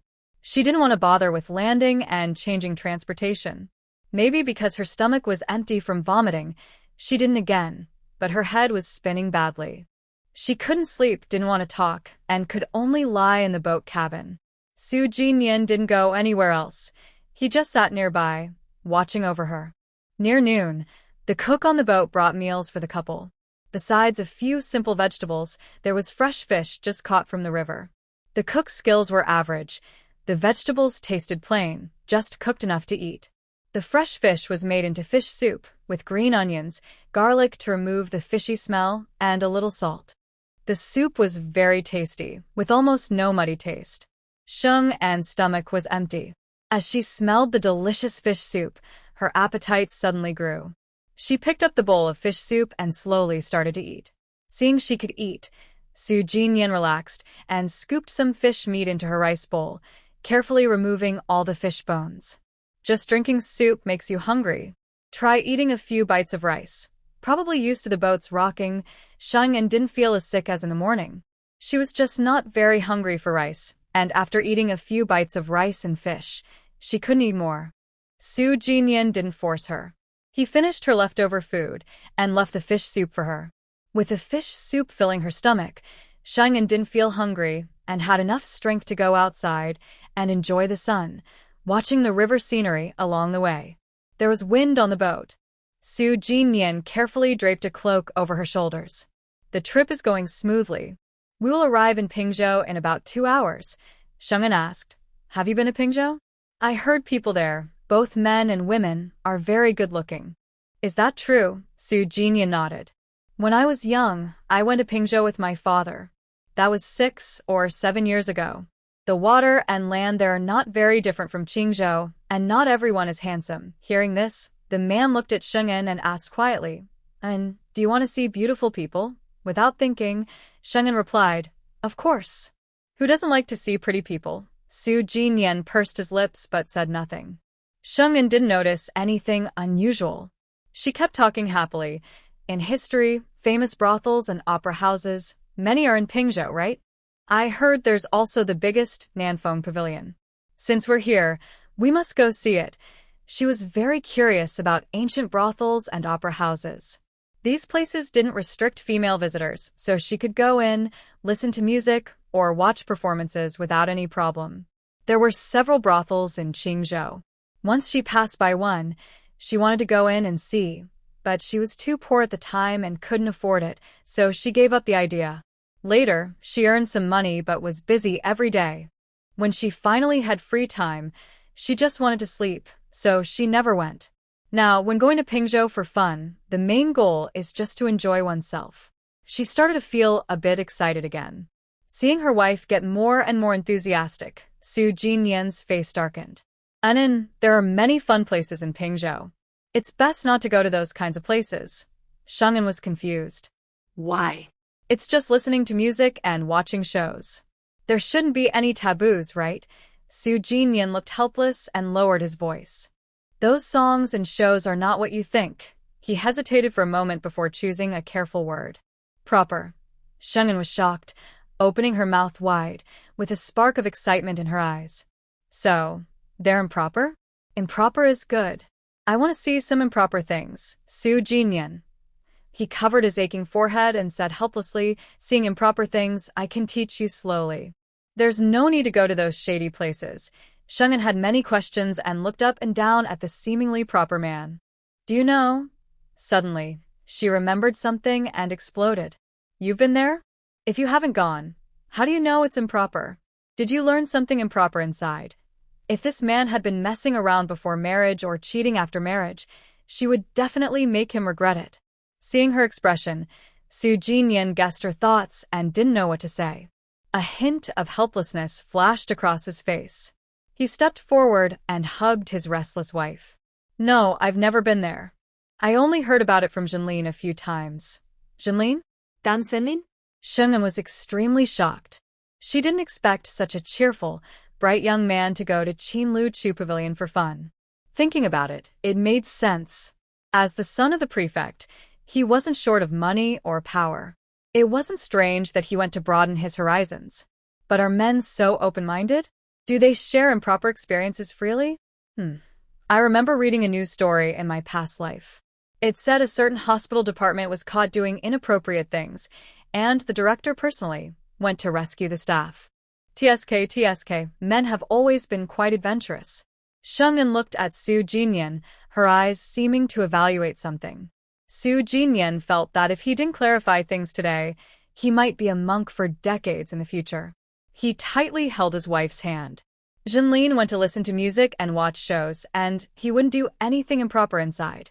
The decorations inside Qinlu and Shiguan hinted at something secret, while on the stage, it was very obvious and direct, bringing a picture of a romantic scene vividly to life. This was the real reason Su Jinyan stopped Sheng'an from going in to see for herself, so she wouldn't ruin her own eyes. Sheng'an was stunned and stared blankly at the man. "You haven't even seen it yourself, yet you dare to talk so confidently and teach me?" Su Jinyan cleared his throat and whispered in her ear, "Husband doesn't teach you every night? Some things can be understood on your own. I think Ethan has learned a lot." Sheng'an. Indeed, she had learned a lot. His driving skills were getting better and better, much different from their wedding night. Her back was almost unable to handle it. Wait, this was just a normal chat, so how did it suddenly turn into something intense? In the evening, the passenger boat stopped at Pingzhou Wharf. There were only a few boats docked and not many people coming on or off, so it looked quite empty. On the visible street along the river, about half the shops were closed and there were very few pedestrians. Sheng'an, with sharp eyesight, saw a clerk leaning against a pillar at the inn entrance, dozing off. Su Jinyan carried 2 bundles in one hand and held Sheng'an's hand with the other, walking toward an inn at the end of the street. This inn is called Fangping Inn, run by Brother Fang's family. "It's much cleaner than other inns," Sheng'an asked curiously. "Are all Fang family inns called Fangping Inn?" The name sounded nice, meaning peace everywhere, quite different from places called Ingbin Tower or Fuxing Pavilion. No, the Fang family names their inns simply. They take the family name and add the first character of the city's name. For example, their inn in Qingzhou is called Fangqing Inn. Su Jinyan explained their naming habit and suddenly remembered a joke Fang Qingzhou told earlier about naming, and he couldn't help but smile as he shared it with Sheng'an. There was a small town called Dog Bear City. The Fang family ancestors opened an inn there. They thought Fang Dog Inn sounded like an insult, so they checked the local records and found the name had always been that way. In the end, they named it Fangxiong Inn. Fangxiong, meaning mighty and strong, sounded much better than Fang Dog Inn. The Fang family's way of naming is very simple and plain. I thought people like them would burn incense and pray to ancestors or find a fortune teller to pick a good name before opening an inn. Sheng'an looked at the Fangping Inn not far ahead. It was clearly larger and more elegant than the other inns on the street, and with 2 attendants standing at the entrance inviting guests, it was easy to see that business was good. The couple chatted as they walked and soon reached the inn's door, where the 2 attendants greeted them warmly. "Welcome, honored guests. Our inn provides hot water all day, free breakfast, and fresh bedding every day. Please rest assured and stay with us." Sheng'an nodded quietly. The Fang family truly knew how to run a business and understood what travelers cared about most. The couple had plenty of silver, so they asked for the best room in the inn, which cost 1 tael of silver per night. Expensive rooms had their advantages. As soon as Su Jinyan received the room key, an attendant came forward to carry their luggage, while another led the way upstairs. It was clear that Fangping Inn valued good service. They followed the attendant to a south-facing room on the 2nd floor. As soon as the door opened, a gentle fragrance filled the air, carrying a hint of natural flowers. The attendant bowed respectfully at the door. "Please come in. Hot water will be brought shortly. There is a cook in the kitchen who can prepare simple meals. Across the street is a restaurant where you can order dishes, and I can deliver them here." Sheng'an hadn't eaten much at noon and was feeling hungry. He handed the attendant 1 tael of silver. "Please order a meal for 2 from the restaurant. Some meat, some vegetables, and soup will do." The attendant accepted the silver with both hands. "Yes, sir." After sending the attendants away, Sheng'an closed the door and looked around the room. It was spacious, with 2 rooms and a sitting area. The main room was about 20 square meters, simply but elegantly decorated. To the left was the bedroom, complete with a bed, cabinet, and dressing table. The bed curtains were embroidered with fine patterns, and the bedding looked new and very clean, with no unpleasant smell. To the right was a small study with a table and chairs by the window, a small bookshelf, and writing tools neatly arranged on the desk for guests to use. Next to the study was a small washing area with a basin, a foot tub, and a half-height wooden bath barrel. In the corner, there was also a toilet. Shungin was very pleased with the suite. The 1 tael per night was well worth it. Unin, you must be tired today. Go lie down for a while. I'll call you when the food arrives. Su Jinyan held Shungan's hand and led her to the room. He opened the bundle and arranged their clothes, then placed the clothes Shungan needed after washing on the bed. Shungan shook her head. After a day on the boat, I need to change before I can go to bed. She sat at the dressing table, resting her chin on her hand, watching the man work neatly and carefully. She couldn't help but feel grateful. She was lucky. Such a handsome man with good habits and good judgment was her husband. Shungnan was naturally a bit lazy. She didn't like fussing over small things in marriage or trying to change a man who was still growing. Men like Su Jinyan, who was excellent in every way, were very rare in real life. Just as Su Jinyan finished tidying up their things, there was a knock on the door. It was the servant bringing hot water for washing. Shungnan happily washed up, changed into clean clothes, and let her hair down. She felt completely relaxed inside and out. When Su Jinyan finished washing, the servant brought hot, delicious food, meat, fish, vegetables, and a spinach and shredded pork soup. It only cost half a silver coin. Shungnan casually took a small silver piece and rewarded the servant. Tomorrow morning, I want a sweet bean curd. She didn't like salty bean curd. She preferred the sweet kind, which made her feel happy and relaxed. The servant was very happy to receive the reward. He happily ran to the kitchen and told the cook to prepare a sweet bean curd for the next morning to be served hot to the distinguished guests upstairs. The couple sat at the table eating. When they enjoyed the fragrant braised pork with preserved vegetables, Shungnan squinted happily. The chef at the opposite restaurant is pretty good and the prices are reasonable. Compared to that, I feel like a greedy merchant, Su Jinyan quickly responded, trying to comfort her. The fatty parts are a bit greasy, and the lean parts are a little tough. It's not as good as what an inn makes. 1 silver coin for a portion is just right. Shungnan was pleased and reached for a steamed fish nearby. She suddenly remembered the fish soup they had on the boat at noon. Tomorrow, let's have tofu with fish head.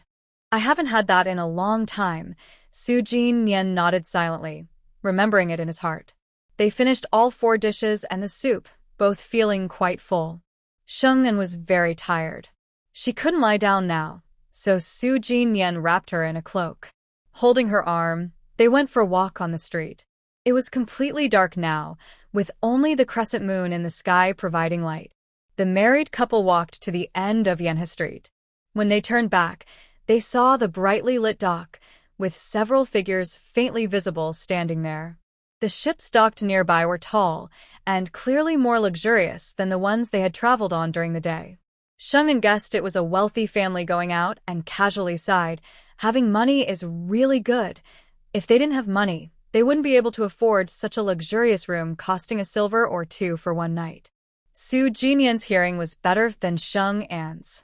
He could hear voices coming from the dock. But since they were a bit far away, he couldn't hear exactly what was being said, so he didn't pay much attention. He held Shung'an's hand and headed toward the inn, saying, "It's cold at night. Let's go back to rest." Shung'an and Su Jinyan walked side by side toward Fangping Inn. They didn't notice the person who had just stepped onto the dock, Princess Shanmin, whom she desperately wanted to avoid. At the dock, Princess Shanmin's face was icy. She swung her whip heavily at the guard captain who was kneeling before her and begging for mercy. "Who told you to come along? Get lost." The guard captain didn't dare dodge and endured the "Princess, 6th young master ordered me to bring you back to Jinling." Princess Shanmin was even angrier. She swung her whip again. "You worthless servant. Don't forget you're from the princess's household. You listened to 6th young master, but you dare disobey me? What's the use of keeping you as a dog?" After saying this, she continued to lash out with several more whips. The guard captain's face was torn and bleeding, but he clenched his teeth and didn't step back. Princess Shanmin, tired of hitting, shouted to the people beside her, "Pull this dog away." The others didn't dare disobey and hurried forward to drag the guard captain aside. Princess Shanmin snorted coldly, sat in a small sedan carried by other guards from the ship, and headed toward the street along the river. The guard captain, Wei Ming, no longer tried to stop her. He touched his bloodied face and looked at the departing sedan with a hint of darkening eyes. A subordinate nearby quickly took out medicine, his face full of resentment. "Captain, this young lady is too much. Clearly, sixth young master upset her, and she's taking it out on us." Wei Ming frowned and scolded, "Shut up. If this got back to the princess, would he still be alive?" The subordinate looked displeased but knew that Wei Ming was only trying to protect him. His heart grew more resentful. There's no reason for this. There is no noble daughter or princess in the entire city who is as difficult to please as Princess Shanmin. Their guards are considered better, but the people who serve her closely change at least 3 times a year, and the longest-serving one is less than 3 years. At first, the officials in the court would report that Princess Shanmin was cruel and often killed innocent people, but with Princess Pingyuan protecting her, nothing ever happened. The harshest punishment was being confined for 3 months, but after that, she continued to do as she pleased, causing many complaints among the city's people. Unexpectedly, her misbehavior in the city was not enough, so she took the excuse of traveling with the 6th young master to see new places and went south, causing trouble along the way. The 6th young master often had to clean up her mess. This morning, she heard that a family in Pingzhou had a gold medal from the Yuchao dynasty, awarded 1,000 years ago, that could grant immunity from death. She insisted on going to Pingzhou to see it herself. The 6th young master had urgent matters and couldn't accompany Princess Shanmin, so she took a few maids and guards secretly on her trip. Worried she might cause trouble, the 6th young master had to send people to stop her. As a result, they were whipped. Wei Ming sighed helplessly and patted his subordinate's shoulder. "Protecting the princess is our duty. We must not hold any resentment." His subordinate shook his head, clearly disagreeing. Wei Ming could only change the subject. The Qi family, who owns the gold medal, is a big family in Pingzhou. We must not let the princess act arrogantly. Later, someone should go to the Qi family and tell them to treat the princess well. Tomorrow, if anything seems off, immediately her away. His team had followed Wei Ming for many years and understood his meaning. They responded in unison, yes. Meanwhile, Shangnan had already returned to her room, unaware of what had happened at the dock. She took off her clothes and lay in bed, waiting for Su Jinyan to come and lie down. Naturally, she moved close to him, wrapping her arms around his warm body. "Where shall we go to play tomorrow?" Su Jinyan embraced her, sharing the warmth from his chest. "I'm not familiar with Pingzhou. Tomorrow, I'll ask the servants to find a local guide to show us around." Shangnan nodded immediately. Okay. The room was not near the street, so it was very quiet at night. After a day on the boat, the couple slept peacefully and woke up naturally the next morning. The servant was already waiting at the door. When he heard the sounds inside, he quickly ordered others to bring hot water. Sheng'an once again admired Fang Bin's good service. After washing up, he sat at the table with Su Jinyan to have breakfast. Sure enough, there was a bowl of hot, sweet tofu pudding. The cook's skills were good. The pan-fried buns were delicious and fragrant, not too greasy. Sheng'an was very satisfied with his meal. After eating and drinking enough, the couple, guided by the innkeeper, met Zheng Weining, who was their guide. Zheng Weining was a 15-year-old boy with a fresh, lively look. He was much taller than others his age, but very thin, with visible veins under his skin on his wrists. At first glance, Sheng'an was surprised and looked at him carefully. He said to Su Jinyan, "His side profile looks a lot like yours, especially around the brow bones. They're exactly the same." Su Jinyan looked at Zheng Weining's face, but didn't see any resemblance. He quickly denied it. Not at all. He believed he was unique in An's eyes and couldn't look like anyone else, not even in a side view. Sheng'an didn't understand the man's shy feelings. He thought Su Jinyan just didn't know what his side profile looked like and didn't bother to argue. They stopped a clean-looking ox cart, and the three of them got in to go to Zhongshan Temple. Zhongshan Temple was a famous temple in Dongjiang Prefecture. Many writers and artists had praised it through poems and paintings. There were more than 10 well-known poems about it. While listening to Zheng Weining's explanation, Sheng'an couldn't help but tease him. Since Zhongshan Temple is so full of literary charm, I guess you've also been influenced.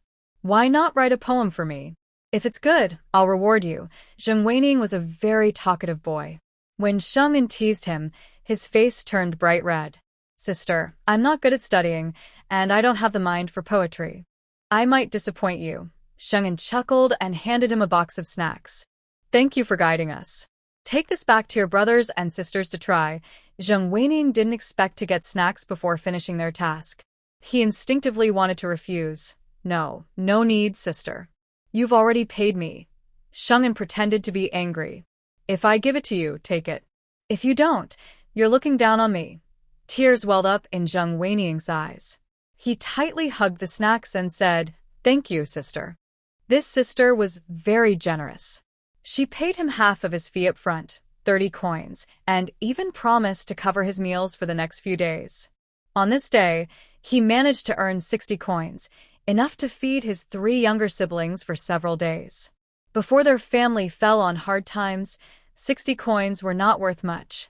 But since their parents passed away and relatives tried to take their inheritance, these coins became their only means of survival. Sheng'an didn't understand the young boy's thoughts. When she noticed the wind outside growing stronger and seeping through the cracks, she moved closer to Su Jinyan. Later, you have to write me a poem to listen to. Su Jinyan put his arm around her shoulders and pulled her into his embrace. I will not disappoint you, Pen. The Fong Inn was some distance from Zhongshan Temple. The ox cart took about half an hour to arrive. Looking at the crowded scene at the foot of the mountain, with many vehicles and people bustling around, Sheng'an was a bit stunned. So many people, Zheng Weining explained. Today is the 9th day of the first month, the first temple fair of the new year. Not only city folks come to pray, but villagers from nearby towns also gather here. Sheng'an sighed. If she had known it was the temple fair, she would have come a few days later. She didn't like crowds. Seeing her reaction, Zheng Weining became nervous. Sister, He thought everyone liked lively events, so he brought his sister and others here on purpose. Sheng'an waved her hand. It's okay. Since we're here, it's nice to experience the lively atmosphere. At that moment, another carriage stopped nearby, and a worried female voice was heard. Mother, father deliberately brought us out. Could it be that important guests are coming today? I'm feeling uneasy. The couple didn't recognize the mother and daughter, who just got off the carriage. At first, they didn't pay attention to what the woman said.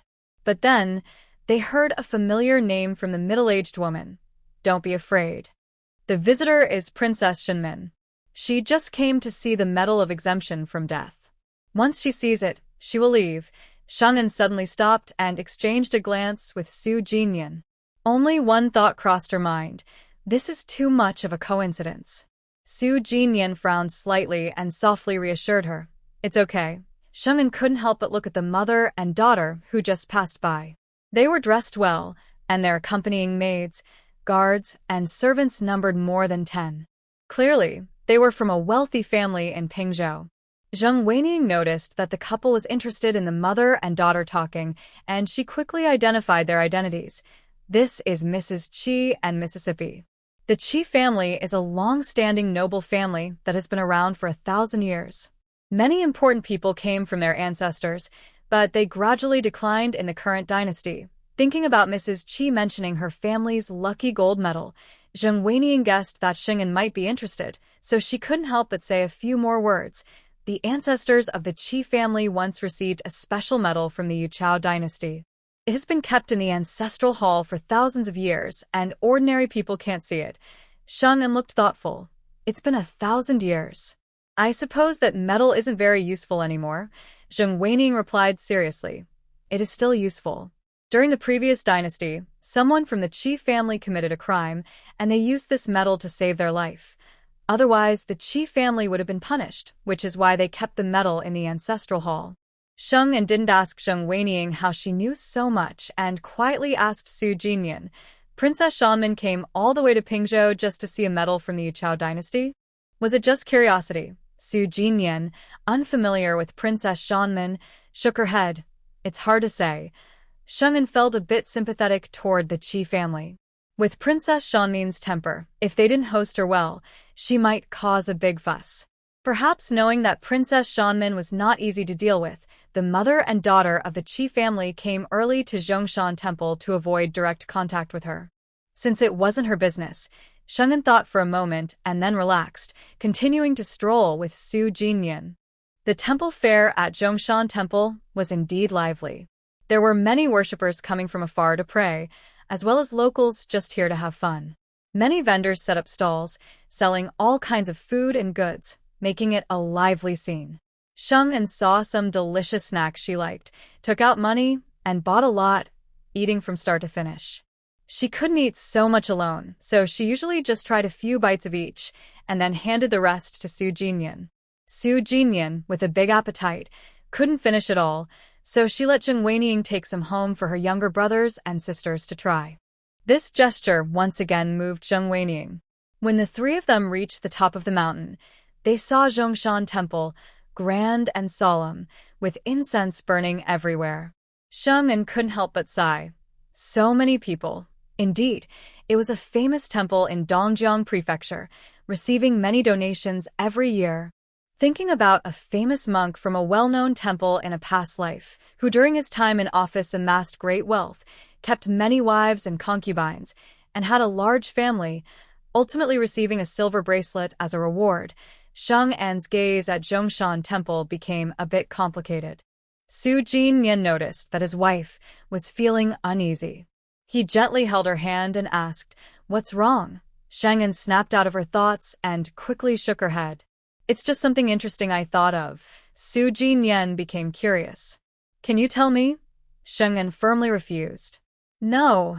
She clearly said she couldn't share because she was surrounded by followers. If she spoke, she might be accused of disrespecting the Buddha and be scolded or worse. Seeing how determined she was to keep it to herself, Su Jinyan stopped asking. He took her to an open area to enjoy the beautiful view of Zhongshan. He kept his promise and wrote a poem about Zhongshan Temple right there. After hearing the last line, Sheng'an clapped enthusiastically and praised, "I only knew you were good at writing essays, but I didn't realize you could also write such beautiful poems." Zheng Wening also clapped loudly and said, "Young master, your words are so eloquent. You truly have talent." Seeing his wife admire him so much, Su Jinyan felt a rare sense of pride. His expression remained calm as he said, "It's just poetry, not hard. I'll teach you when we go back." Sheng'an wasn't interested in poetry, but nodded politely. Okay.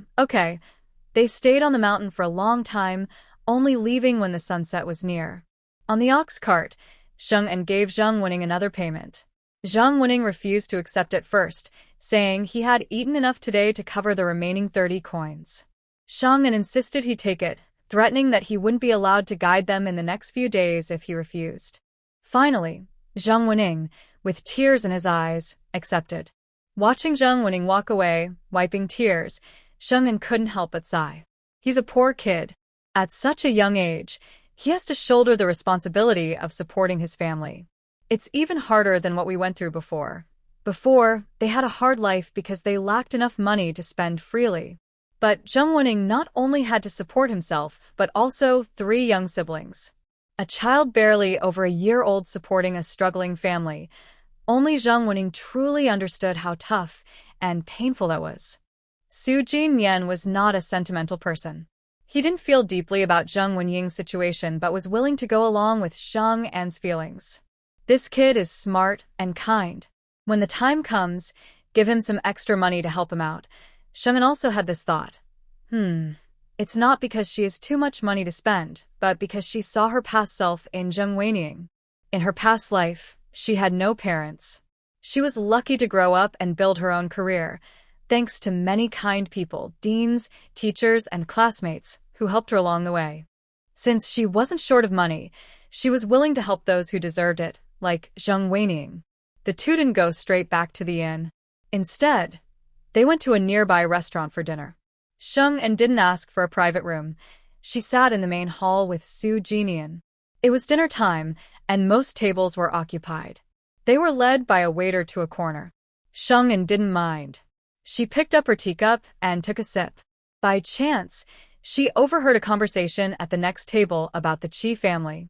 She paused and listened carefully, surprised to hear about a major event that happened to the Qi family today. I heard that old Master Qi offended a noble person and was whipped nearly to death. Even the top doctors in Pingzhou were called in. Now he's lying in bed and can't get up. How could such a powerful noble do this? Even someone like old Master Qi dares to be whipped. The Qi family has fallen quite a bit. They're better than families like ours, but in front of true aristocrats, old Master Qi isn't even considered a person. Wow, that's true. Old Master Qi is quite old to suffer such a disaster. I wonder if the rest of the Qi family will cause trouble. After all, we're in Pingzhou, not the capital. Who knows? I heard that the noble is a princess and wanted the Qi family's amulet of protection. Old Master Qi refused, so he was beaten like this. Hearing this, Sheng An's heart suddenly skipped a beat. The topic at the next table changed.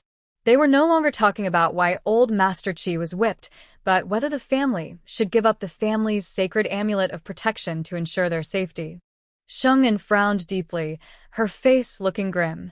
Princess Shanmin acts so recklessly. We narrowly escaped her whip last time. Even though the Qi family had fallen, they were still a well-known family in Pingzhou. Yet Princess Shanmin dared to hit them without hesitation. The reason was even more absurd.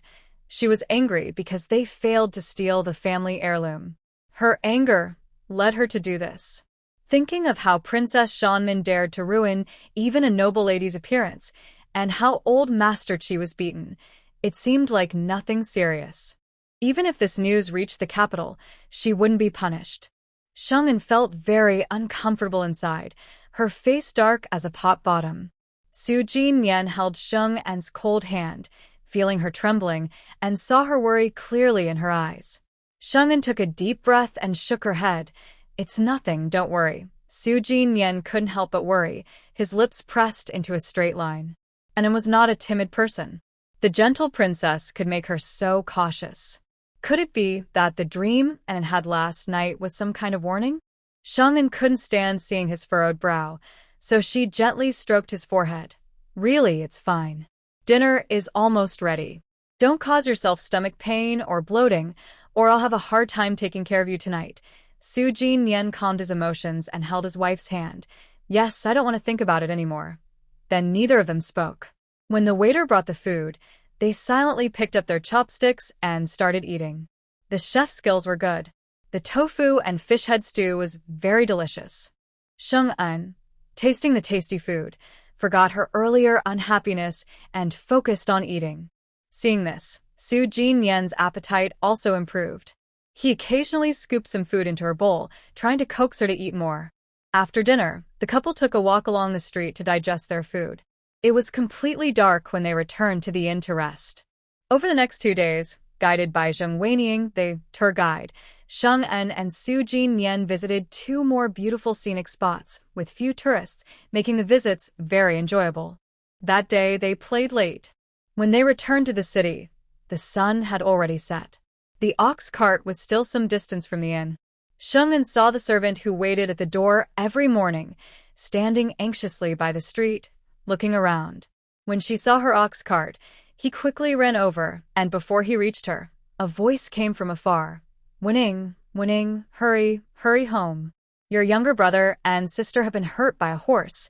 Zheng Weining's face changed drastically. For a moment, she forgot she was still on the ox cart and stood up to run toward home. Just then, the cart wheels hit a small hole, causing the cart to shake. Zheng Weining lost her balance and fell to the ground. Sheng En and Su Jinyan moved at the same time, pulling Zheng Weining from both sides, forcing her down onto the cart to prevent her from hitting her head or bleeding. At this moment, the servant also rushed over, panting heavily and urgently saying, "Hurry back. Maybe you can see your younger siblings one last time." Zheng Weining's body wavered, almost unable to believe her ears. "Second brother Nyo, what do you mean?" The young man felt uneasy but forced himself to speak, saying, "Your sister accidentally ran into the street.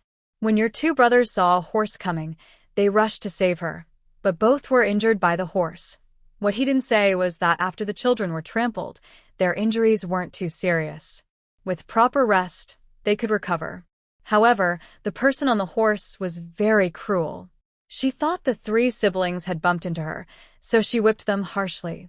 They were beaten badly and left barely alive before she stopped. Everyone in the street saw this cruel scene. Some kind-hearted people went to report to the officials, but instead of helping, the officers didn't catch the culprit and even beat the person who reported, telling him not to interfere. It was clear that the woman on the horse was someone important, and even the officials didn't dare to act against her. After hearing Brother Ernyo's story, Zheng Weiniang's vision blurred, and he collapsed, unable to move. Sheng'an saw this and worried he might get into trouble going home alone. He quickly asked the shopkeeper, "Where does he live?" The shopkeeper quickly gave the address of Zheng's house. Sheng'an immediately told the coachman, "Give you 10 more coins. Take us there." The coachman didn't hesitate and turned around toward Zheng's house. The inn wasn't far from Zheng's home. In a short while, they arrived at a dilapidated, half-collapsed earthen house. Before entering, Sheng'an heard a noisy commotion inside, mixed with curses, sighs, and crying. Zheng Weiniang, looking lost and distracted, finally recognized the familiar broken door, regained his senses, and staggered out of the carriage to run home. But just a few steps out, his legs buckled, and he fell heavily to the ground. Sheng'an quickly helped him up and, along with Su Jinyan, led him into the crowded, dim house. Inside, all the neighbors who cared were gathered. Seeing the unfamiliar couple, no one had time to be curious and hurriedly pushed Zheng Weiniang inside. "Your younger siblings have been unconscious. You must find a doctor quickly to see them." The 3 children, injured just now, had been taken to the nearest clinic for treatment. But their injuries were too serious. The doctor saw that Zheng's family had no money and said that even with a high cost, they might not be able to cure them. The message was clear. The kind-hearted people had no money and couldn't afford to save 3 lives. Afraid of causing trouble for themselves, they had to send the children back home. Zheng Weiniang softly and slowly walked to the only bed in the house. Looking at her 3 injured and weak brothers and sisters, she couldn't bear it anymore. She suddenly knelt on the ground with a loud thud, crying out in pain. Seeing this scene, the neighbors all shed tears. Sheng'an also saw the tragic state of the 3 children. Her heart sank, and she immediately asked, "Where is the nearby clinic?" The oldest woman nearby looked Sheng'an up and down. "Miss, who are you?" Sheng'an raised her hand to stop her. "Lives are at stake. First, take the children to the clinic." Hearing this, the others also understood. They looked at Sheng'an and Su Jinyan's clothes and saw they were not lacking in money. Without hesitation, they stepped forward to carry the unconscious children. Perhaps because their wounds were touched, the children couldn't help but cry out in pain.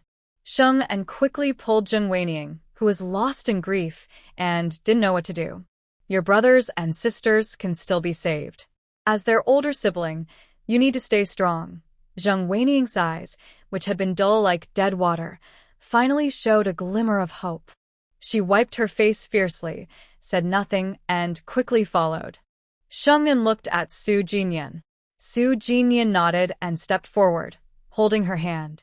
"Let's go." Since he and Anan encountered this, and Anan wanted to help, they decided to do everything they could. Ignoring the situation would make Anan feel uneasy because of her kind heart. After hearing the doctor's words, the neighbors present fell silent, quietly sighing for the Zheng siblings. Zheng Weiniang's face was pale, and his once bright, lively eyes looked like a dead pond. Suddenly, the dead look in his eyes moved. He turned and knelt heavily before Sheng'an and Su Jinyan. "Weiniang is willing to sell himself as a servant, just to save my 3 younger siblings." Weiniang knew he was worth less than 30 taels, but besides selling himself into slavery, he couldn't think of any other way to raise money. The person on the sickbed was his closest family member, his own siblings. He couldn't just watch them die in front of him. Even if the outcome was not ideal, at least he had tried to help his brothers and sisters. Later, he wouldn't regret his choice today. Just as Weiniang was about to bow his head to the ground, Su Jinyan quickly reached out and grabbed his collar, pulling him up with a strong effort.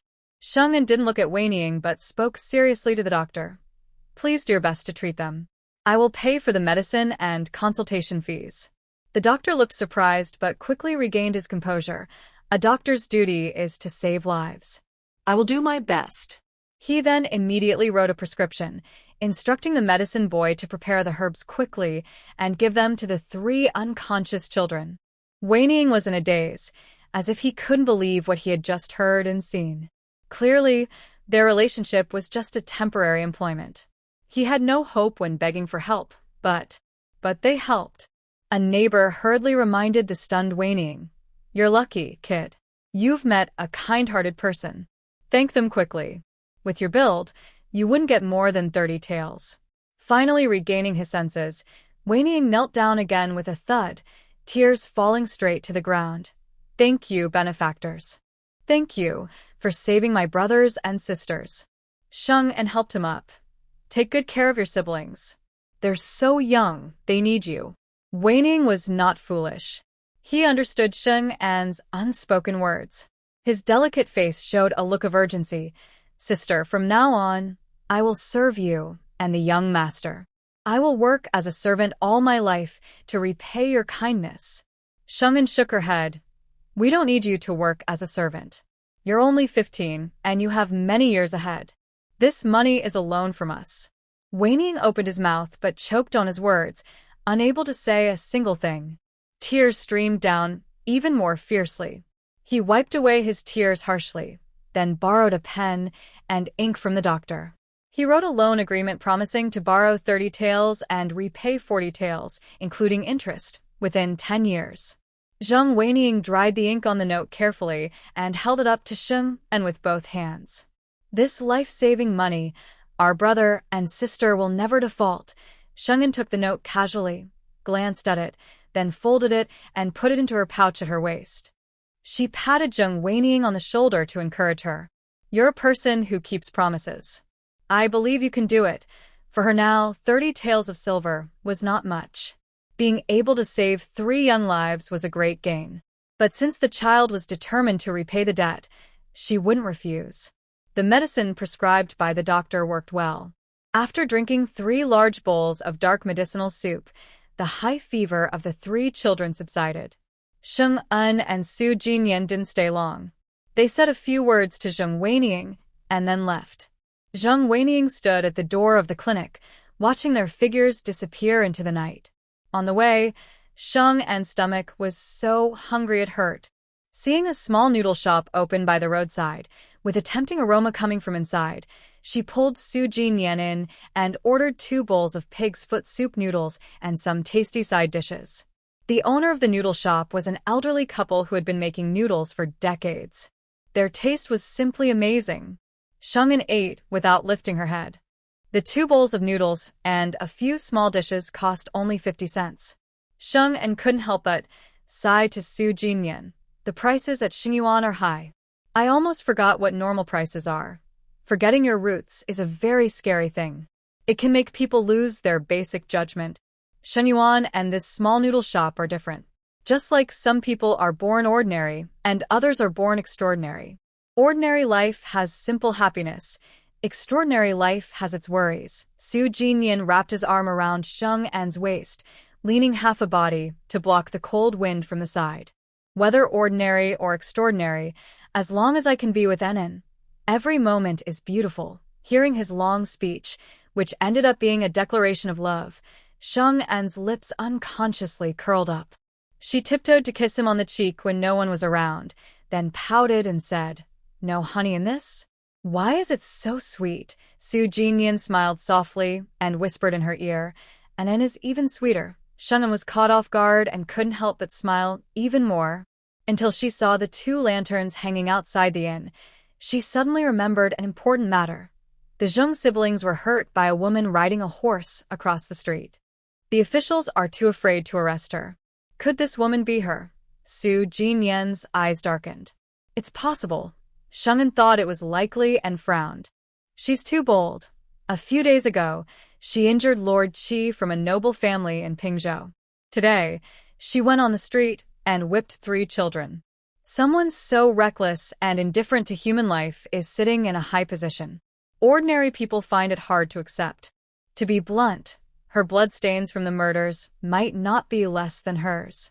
Princess Xianmin's arrogance and cruelty come from her mother, Princess Pingyuan. Princess Pingyuan is still favored, supported by the Emperor of Wei. Looking at the current peaceful scene, the one sitting on the throne doesn't seem like a foolish ruler. If he allows Princess Xianmin to act so boldly, perhaps Princess Pingyuan saved his life? Otherwise, it wouldn't make sense. Sheng En's wild thoughts made her more afraid of Princess Xianmin. After playing for a few days, Sheng En was somewhat tired. The next day, she stayed in the inn, eating and drinking peacefully, listening to Su Jinyan read fresh stories from Pingzhou. This peaceful day lasted only 1 day before a shocking event happened in Pingzhou. The Qi family's death-defying medal was stolen, and Lord Qi was tragically murdered. Early in the morning, Sheng En and Su Jinyan went downstairs for breakfast and heard the news from the innkeeper. Seeing the stunned couple, the innkeeper kindly warned, "The city has been unstable these days. It's best for you two to stay in the inn." Sheng En and Su Jinyan exchanged worried looks.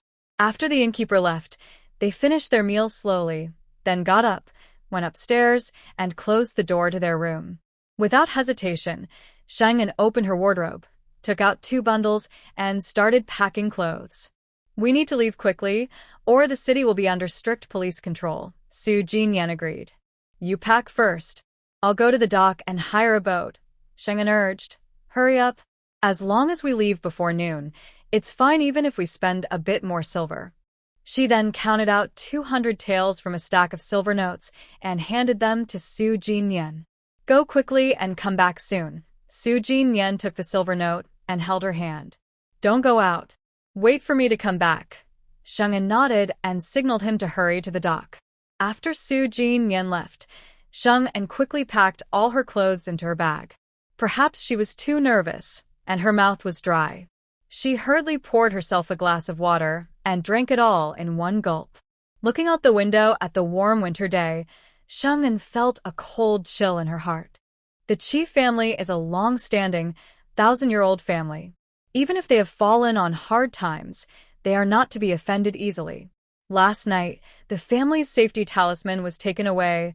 Old Master Qi was murdered by having his throat cut, and the Qi clan will surely do everything to find the real culprit.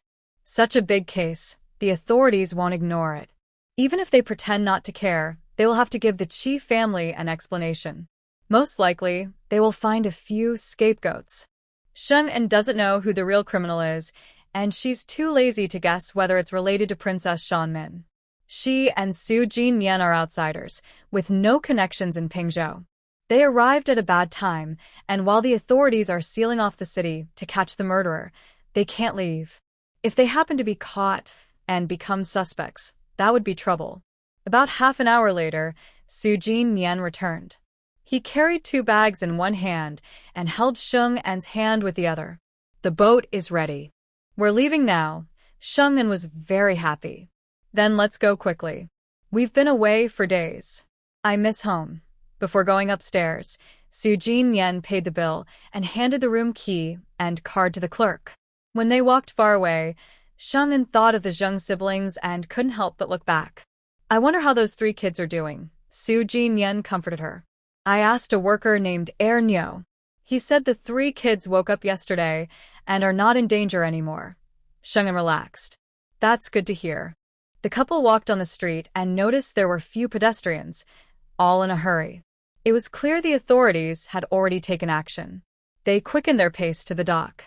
There were only a few boats docked nearby. One was especially luxurious, with 2 floors, much bigger than the other small passenger boats. Sheng En couldn't help but look at it a little longer, then followed Su Jinyan onto a slightly old-looking small boat. A group of people ran over from a distance, cursing as they went. So unlucky. Just got ashore to rest, and the authorities declare a lockdown over a dead man. Now I can't even fix my boat before I have to leave again. Stop cursing. Luckily, we got the news early. If we don't leave before noon, we won't be able to go at all." With such a big show, we don't know who the unlucky one is. It's good we're leaving now. Hearing their talk, Shang Anchang sighed in relief and said, "Good thing we're quick. Otherwise, we'd be stuck in the city." A few days later, Shang Yuan opened for business. There was a sick person in the neighboring yard. If Shang Anchan couldn't return in time, losing reputation wouldn't be a big deal, but his 3 elders at home would worry. Soon, the passenger ship left the dock heading toward Qingzhou City. Shang Anchan watched the merchants board another ship, then saw a large group of people approaching. He looked closely and saw a woman on a white horse dressed in fine clothes. She was the Princess Shanmin, whom he had met once before, or was it someone else? From a distance, Shang Anchan couldn't see her expression clearly, but he heard her angry voice say, "If he's dead, he's dead. I didn't kill him." If he had been smart that day and handed over the gold medal, maybe he wouldn't have died. The man beside her said something, and Princess Shanmin grew even louder. "Let them complain to the officials. Do you think I'm afraid? If they upset me, I'll have them all taken to the marketplace and beheaded." Shang Anchang was stunned. Princess Shanmin was really fearless. But given her arrogant nature, she probably wouldn't lie over something so minor. The reason for Lord Qi's death and the loss of the gold medal was something else. On the shore, Princess Shanmin dismounted her horse, her face dark and angry. 6th young master scolded her. "If it's none of your business, why are you running? Why not stay and help the local officials catch the real culprit and clear your name?" Princess Shanmin scoffed. "I am innocent. What right do the officials have to keep me here? I haven't committed any crimes. They're just being unreasonable." The 6th young master looked at his stubborn cousin and shook his head secretly. "It wasn't you who did the things at the house. But you can't deny that you rode into town and injured 3 children. Princess Shanmin heard this and showed disdain again. 3 lowly people died, so what? If they die, they die. Do I need to punish myself over such a small matter? She had even hit the daughter of the Marquis's residence, so what are 3 commoners? Seeing her cousin act so recklessly, the 6th young master took a deep breath. "If you keep acting like this, you'll cause big trouble sooner or later. When that happens, even your aunt can't protect you." Princess Shanmin was indifferent. "If my mother can't protect me, there's still my uncle Emperor. As long as she doesn't cause a major disaster, her uncle Emperor can protect her."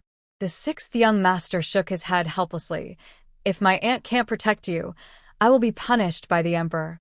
If the task isn't done well and she isn't properly guarded, his brothers will take the opportunity to flatter the Emperor, and when they return to the capital, they will definitely be scolded." Princess Shanmin didn't care about these things. She strode onto the 2-story big boat, ordered her maid to make tea, but she was feeling quite upset inside. The so-called Jiangnan region was nothing special, far less prosperous than the capital. Luckily, some men looked good, especially the one she met in Qingzhou. Thinking of that fleeting glimpse, Princess Shanmin's mood improved a little.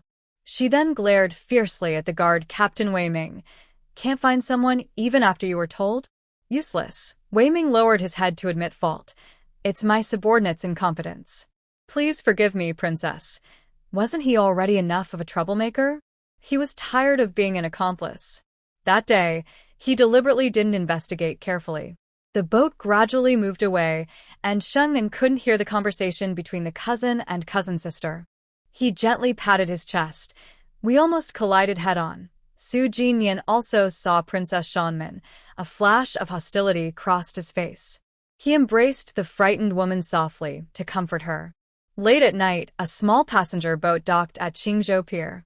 Sheng En's feet felt like they were walking on clouds, supported by Su Jinyan as they slowly stepped off the boat. Standing on the shore, he took a long breath in the cold wind. Finally ashore. "We should buy 2 good horses.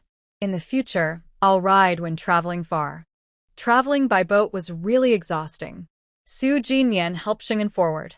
"After the new year, I'll ask Brother Fong and Brother Yin to help see if they can buy 2 good horses." Sheng'en raised both hands in agreement. "As long as I can buy good horses, I don't mind spending a bit more." Qingzhou City had a curfew, and the pier was some distance from Sheng Garden. At this time, there were no carts offering rides on the street. The couple found a guest house along the riverside street and stayed there. Returning to a familiar place, Shang Anxin felt much more at ease. That night, she slept peacefully, cuddled in Su Jinyan's arms. The next morning, the sky was bright. The couple quickly packed their belongings and took a bullock cart back to the small house. Today was only the 14th day of the Lunar New Year. The small shop wouldn't open until the 16th. At this time, the two elders of the Sheng family and Su Qinglin were all at home.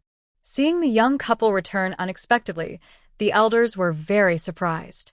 They looked them over carefully, worried that something might be wrong. Grandma Sheng asked with concern, "Didn't you say you'd stay until the Lantern Festival? Why did you come back early?" Not wanting the elders to worry, Shang Anxin quickly made up a perfect excuse. It wasn't fun outside, and it was really tiring. "I thought it wasn't interesting, so we came back early." The three elders believed her without suspicion. Grandma Sheng gently touched her granddaughter's face with care, saying, "You've lost some weight. You've probably not been eating well or sleeping soundly outside these days." Hearing this, Shang Anxin pinched her own face, feeling that it was just as good as always. Seeing the old lady's worried look, she felt warm inside. She finally understood what it meant when someone said, "Your grandma thinks you're too thin." They had a good sleep last night and didn't feel tired at all. The couple stayed on the first floor, talking to the three elders about their experiences in Pingzhou, carefully avoiding mentioning the incidents involving the Qi and Zheng family siblings. Su Qinglin, being well-traveled, listened eagerly. Grandpa and Grandma Sheng were very interested, asking a few questions now and then, their faces showing curiosity. Grandpa Sheng sighed, "It's good to travel around while you're young. Otherwise, when we get older, we won't be able to go anywhere." Shang Anxin felt a strange mix of emotions but kept a smile on her face. "Grandpa, you're still young. Next time, let's go out together." The transportation in this era was too backward. If it had been the previous life, her elders could go anywhere they wanted at their age. Grandpa and Grandma Sheng thought their granddaughter was just trying to make them happy, and their faces, lined with years, showed big smiles. At noon, the family happily finished their meal. Shang Anxin went alone to the large kitchen in the front yard. Seeing the kitchen door open, she thought Baolon and the others were preparing lunch. Just as she was about to walk in, she heard Li Dia complaining, "Those girls are too playful. All they do is go out and fool around with men, every day. We have to make our own hot meals. I really don't understand what the master sees in them." This sentence is too harsh. The usually quiet and reserved Grandma Sun couldn't help but speak up to reply, "During the New Year, they need the master's permission to go out and play. Why are you scolding them for spending money when you're too stingy to do so yourself? Besides, they are not your firewood girls. If you want to eat, just cook for yourself. The ingredients are ready." Li Dia didn't expect Grandma Sun to dare to argue with her. She immediately felt uncomfortable and started to get angry. "Grandma Sun, don't be unkind.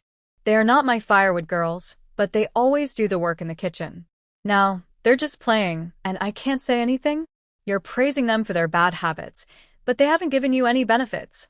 Grandma Sun frowned and looked at Li Dia with disapproval. "They went out to play for the first time and brought us a bag of osmanthus candies. Yesterday, they even gave you a bag of roasted chestnuts. Do you forget that after just one night?" Li Dia pouted. "These little things don't matter. If I had as much monthly silver as they do, I could buy even better things." She then started complaining again. "We're both servants working, so why do they get several taels of silver each month, while we only get one? It's so unfair." Grandma Sun's expression changed. "Be content. The rough maids in other households only get 5 qian of silver a month and can't eat meat all year. We get 1 tael a month, which is enough." Seeing Grandma Sun constantly arguing with her, Li Dia worried she might secretly tell Sheng about her bad behavior.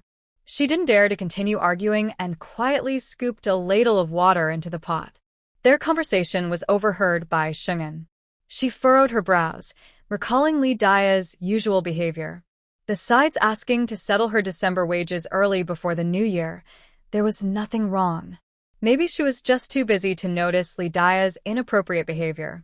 When the 4 treasures returned later, she would ask them, Sheng'an stood outside for a while before heading directly to the front yard. Seeing that the yard was clean, with no dead branches or fallen leaves, and that the elegant rooms were tidy, Sheng'an knew that during her absence, Bao Lan and the others hadn't been lazy. Soon, there was movement at the gate. Bao Lan, Shu Qi, and the others had returned. When they saw Sheng'an in the yard, the 8 of them were first surprised, then happily ran over. "Master, you're back? Did you return this morning?" The liveliest, Bao Xiao, was the first to rush over, carrying a variety of small snacks, making a rustling sound as she moved. Sheng'an knew she was a little foodie, so it was no surprise to see her buy so much food. She smiled and said, "You all got back this morning. It looks like you had a lot of fun outside." Bao Xiao giggled and immediately handed Sheng'an her 2 favorite bags of roasted chestnuts. "Master, these chestnuts are delicious, but eating too many can cause gas. Don't be too greedy." She stuffed the snacks into her arms, and hearing that, Sheng'an couldn't help but laugh and shake her head. "Not everyone is like you." Bao Xiao, with her thick skin, also shoved a bag of roasted peanuts into her. "Master, stop talking. Give me some face." Sheng'an accepted the girl's bribe and looked at the other 7. "Tomorrow is the Lantern Festival. I'll give you one last day to play. Starting the day after tomorrow, we'll begin making sticky rice wine. Try to stock up as much as possible." The 8 of them responded in unison. Yes. After they put away their purchased items, Sheng'an called over the meticulous Shu Qi and Bao Yun to ask about Li Dia's usual behavior. Shu Qi didn't hide anything and spoke honestly. "Aunt Li is quite diligent with her chores, but she's a bit sly. I often see her slacking off, pushing her cleaning tasks onto Grandma Sunday." Seeing Sheng'an's expression, he lowered his voice. "She's very jealous of Bao Lan and the others who get their monthly allowance. She always asks them to buy her treats." Bao Lan and the others weren't stingy people. Their monthly allowance was quite generous, so they usually didn't refuse her modest requests. After Shu Qi finished, Sheng'an looked at Bao Yun. Bao Yun was usually calm and quiet. Now, when talking about Li Dia's daily behavior, she didn't exaggerate. "Aunt Li is quite curious. She often asks us what new dishes Master has taught, or the secrets of making roast chicken and sticky rice wine. We don't tell her, and she doesn't press us. But a few days later, she'll ask again." Normally, Sheng'an taught the 4 girls cooking skills without reminding them to keep it secret or not to tell anyone. The 4 girls kept these skills confidential, even from their half-brothers and sisters. They never revealed anything, even when facing the curious Li Dia. They definitely wouldn't tell her anything about their secrets. Sheng'an asked a few more questions, piecing together a complete picture of Li Dia from 2 people's stories. Li Dia likes to take small advantages, tends to be lazy at work, is greedy, very curious, and possibly has a wandering heart. Whether or not these are true, Sheng'an thinks Li Dia is not qualified. He decided to find a chance to replace her. Sheng'an made up his mind and told Shuki and Baoyun, "I will find out about Li Dia, but don't let her know." They quickly agreed. Sheng'an didn't go back to the small building. Instead, he went to the big kitchen to prepare dinner for Ning Si-hong next door. The 3 pre-made dishes he made before had already been eaten 2 days ago. Recently, Ning Si-hong's meals were cooked by his own cook. Using the ingredients in the kitchen, Sheng'an quickly prepared a simple meal, 3 dishes and 1 soup. They were stir-fried lotus root slices, fish fillet stew, spicy fried clams, and chicken cooked with mushrooms and red dates. Sheng'an carried the food box to the neighbor's yard and was surprised to see Ning Si-hong had gotten out of bed. He was wrapped up tightly and leaning under the eaves, listening to his servant read a book. When Ning Si-hong heard the familiar footsteps, he looked over instinctively. Seeing Sheng'an, bathed in the golden glow of the sunset, his cold features relaxed, and a faint smile appeared on his sickly face. "Boss Sheng is back." Sheng'an hurriedly stepped forward, carefully observing Ning Si-hong's face. Seeing no unusual signs, he relaxed and said, "Young Master Ning's color looks much better." Ning Si-hong nodded softly. "Thanks to Boss Sheng, I've survived another difficult year." Sheng'an felt sympathy for this young master of the noble house, who was always talking about medicine since birth. He modestly replied, "Young Master Ning is too kind. At this moment, two doctors, Wang Hu and another, hurried over after hearing the news. Sheng and immediately noticed the strong medicinal smell on them, guessing they had just been sorting herbs. Seeing the food box Sheng carried, Doctor Hu's eyes shone brighter than the sunset. "Boss Sheng, we haven't tasted your cooking these days. Young Master Ning's appetite isn't good, and yesterday he only ate a small bowl of rice." That small bowl of rice was only eaten after much persuasion. The young master barely managed to swallow it. Even the usually cautious Dr. Wang agreed, saying, "Young master's appetite has been spoiled by Boss Sheng's cooking. The cook's hair has turned quite white these days." Shengmin could tell they weren't exaggerating, and for a moment, she felt lucky to have returned early. "The 3 dishes and 1 soup I made today are a bit light. I hope young Master Ning will still enjoy them." It wasn't that the cook lacked skill, but she didn't have Sheng An's special talent that could fully bring out the energy in the ingredients to meet Ning Sahan's needs. Soon, Ning Sahan was carried into the room by the servants, and his personal attendant served him a bowl of chicken soup.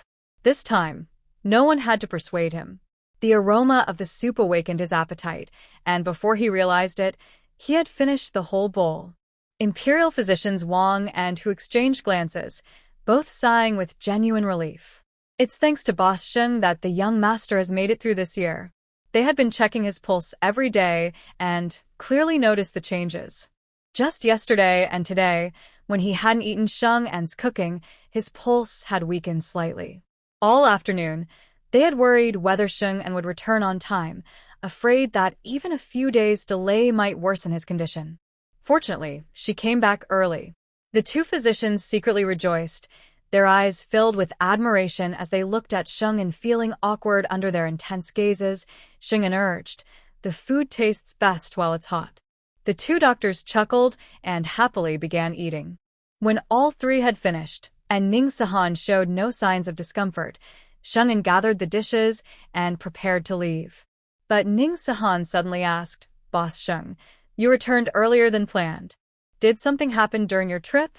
Sheng An, hoping to gain his favor to help her through the misfortune she expected in 3 years, thought for a moment and decided to tell him about what had happened to the Qi family in Pingzhou.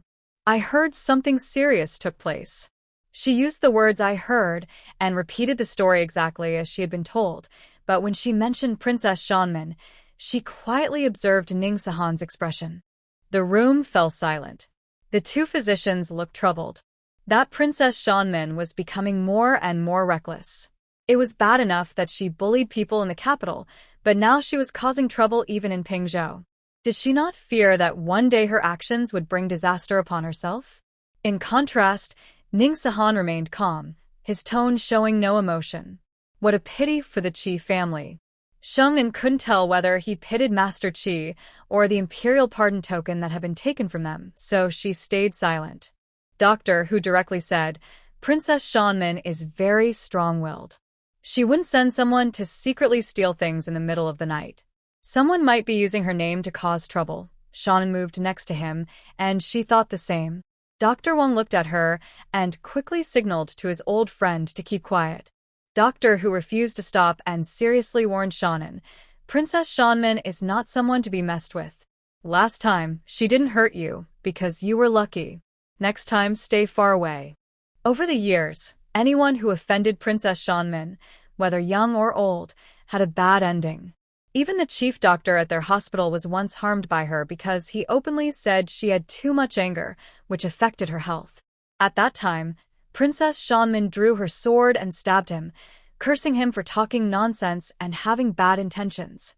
The sword hit a vital spot, and he died on the way to the hospital.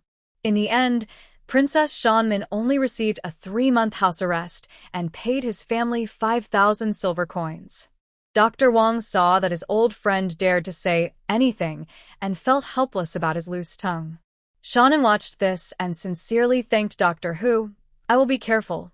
Ning Sihuan's gaze fell on her face, and he said jokingly or seriously, "If one day Boss Shannon offends Princess Shanmin, just mention my name.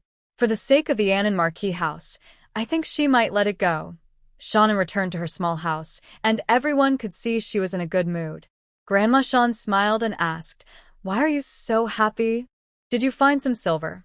Shannon's smile grew wider. She stepped forward and hugged her grandma's arm, even happier than finding silver. When she promised Song Wanjun, she just wanted to get close to the heir of the Annan Marquis house. Now that she finally did, she was happier than finding silver. The family enjoyed a happy meal together. Afterward, Shannon and Su Jinyan took a walk along Ming Lake to digest their food. There weren't many people by the lake, and in the night, only blurry shadows could be seen. Su Jinyan held Shannon's hand, walking where the moonlight reached, to avoid tripping over stones and debris. Shannon whispered in his ear, "Ning Sihuan is a good person. He's better at handling things than his uncle Song Wanjun. I really hope he gets better soon." Su Jinyan guessed that his wife's good mood was related to Ning Sihuan. It was the first time he heard her praise another man. Last time you mentioned him, he seemed to be 25. But once he recovers, there will be girls who won't mind his age. Shangnan didn't catch the hidden meaning in the man's words and didn't think much, replying, "He's only 25.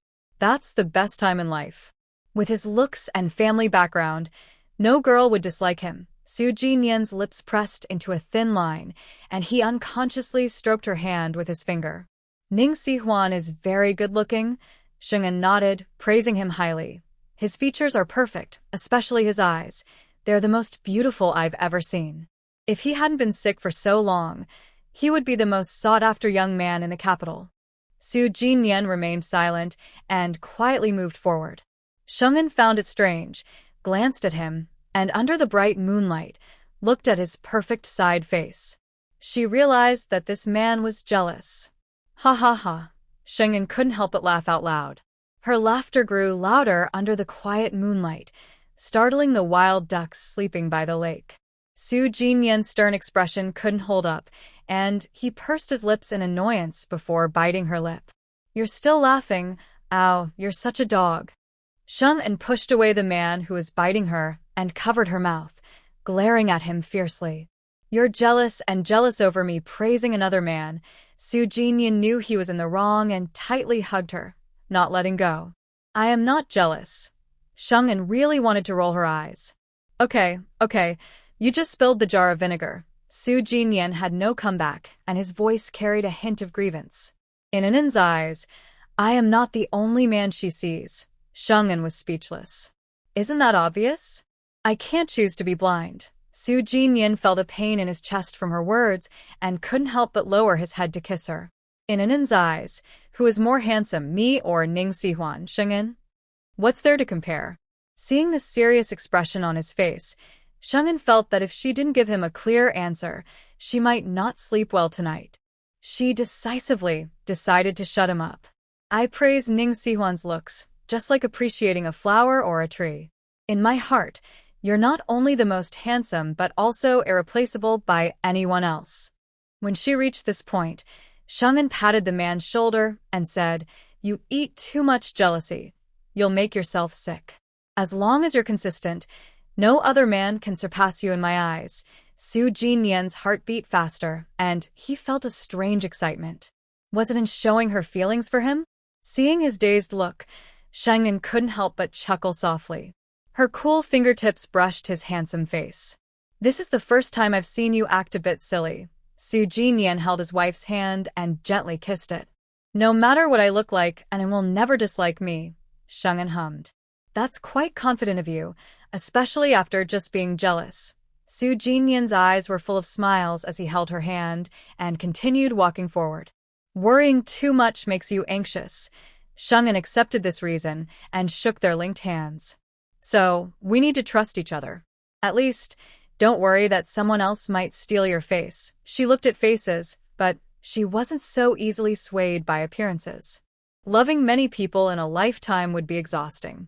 Su Jinyan was in a good mood and naturally agreed with Sheng'an's words. Okay.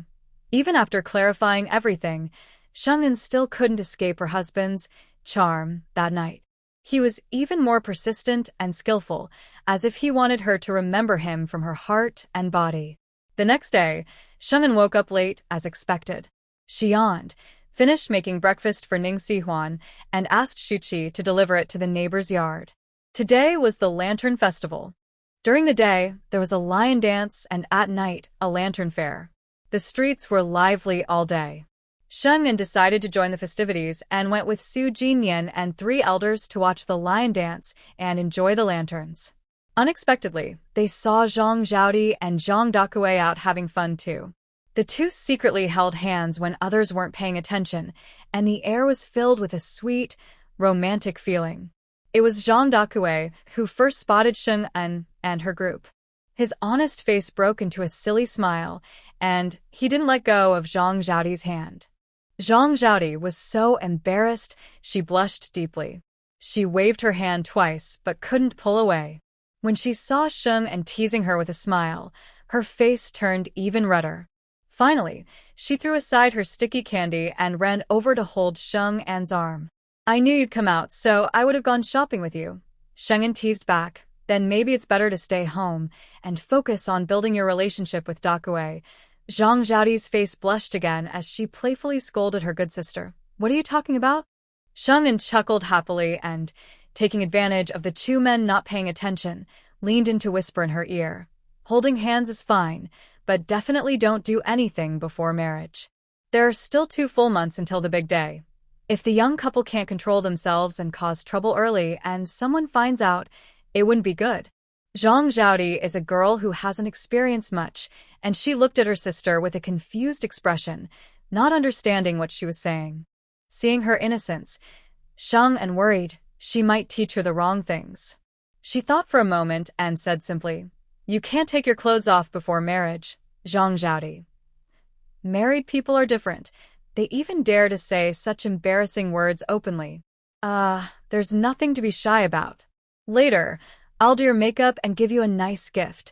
Sheng'an smiled warmly, deciding to find a beautiful picture book about romance to help this innocent girl understand. She couldn't just let her go into the wedding night clueless. No need, no need. You keep it for yourself. I don't need anything right now." Zhang Zhaodi didn't understand her good sister's intentions and thought she was just giving her a gift, so she kept refusing. Sheng'an wouldn't accept her refusal. She knew she would definitely peek at the gift with a blush on her face. They were experienced, and everyone understood what was going on. After a happy lantern festival, Sheng'an was busy making sticky rice wine, preparing 100 jars of different sizes. During that time, Zhang Zhaodi and her younger brother Zhang Baobei brought over 6 beautifully woven bamboo baskets they had made. Xu Qi and the others had never seen such exquisite bamboo crafts before. They were so amazed that they couldn't believe it was made from bamboo. They stared with wide eyes, marveling. "This flying dragon is so majestic. Its eyes look like they're glowing, almost alive. I really don't know how it was made. Not just the eyes. Look at the claws and scales, they look real. Unless you see it with your own eyes, you wouldn't believe it's made from bamboo. I wonder how much bamboo crafts like this cost." Sheng Yuan specializes in making money from wealthy people. Making a piece like this takes much more effort than cooking. It probably costs no less than 5 taels of silver. Of course, it's not just that. If someone who loves bamboo crafts sees this, a flying dragon in the sky could sell for 50 taels of silver. When Sheng'an and sister Zhang Zhaodi arrived, they happened to overhear a discussion about pricing. Sheng'an nudged her good sister and said, "See, I'm not the only one who thinks this bamboo weaving is worth 50 taels. Zhang Zhaodi's cheeks flushed with excitement. Her eyes sparkled as she said, "If I can really sell this for 50 taels of silver, I will definitely order a big feast here to celebrate with friends and family."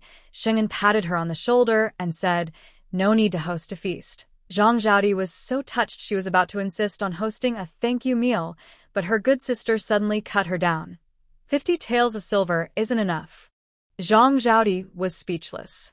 All right, she was too proud and forgot that her sister was a shrewd businesswoman who could sell a bowl of rice for 50 cents.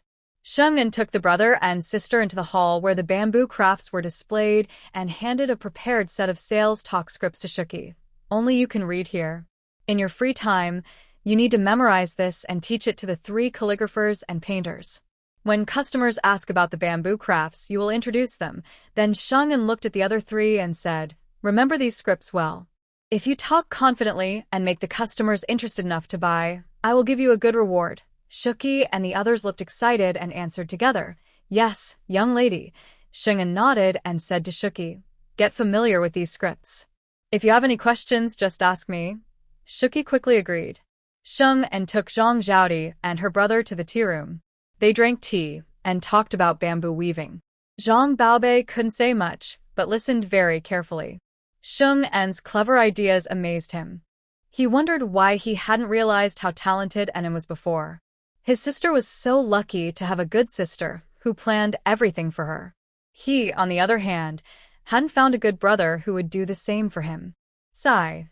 He didn't know where that brother was who could help him get rich and reach the top of life. Right now, the bamboo crafts are consigned to me. Once your Master Zhang's reputation grows and wealthy people start lining up to buy your work, you should open a proper shop just for bamboo crafts. Later, you can train some talented apprentices and you'll make a lot of money. Sheng'en painted a bright and sweet picture for Zhang Zhaodi. Think long-term. People who like bamboo weaving are not just wealthy people from Qingzhou. Wealthy people have connections beyond Qingzhou. I might not be able to do it. Zhang Zhaodi didn't think that far ahead. She hadn't even considered running her own shop. I don't know how to do business. Opening a shop to make money is really difficult for me. Sheng'en said seriously. If you're a woman, you can't say you can't. As my best friend, you shouldn't lack confidence in yourself. Zhang Zhaodi felt a lot of pressure. If she failed, wouldn't it dislike her? Seeing Sheng'en's encouraging look, a brave feeling rose in her heart. Zhang Zhaodi gritted her teeth and nodded firmly. Okay, I'll listen to you. Sheng'en immediately smiled. Don't worry, you can do it. Zhang Zhaodi also smiled, feeling more confident. Enin was lucky to earn a big garden from her skills when they had nothing. She was much luckier than Enin, able to earn enough money with her help. Moreover, her future in-laws didn't expect her to earn money to support the family. Even if her business failed, it wouldn't affect the family's livelihood. At worst, she could start over. What was there to be afraid of? On the 20th day of the first lunar month, Sheng Yuan reopened. That day, they had a great start.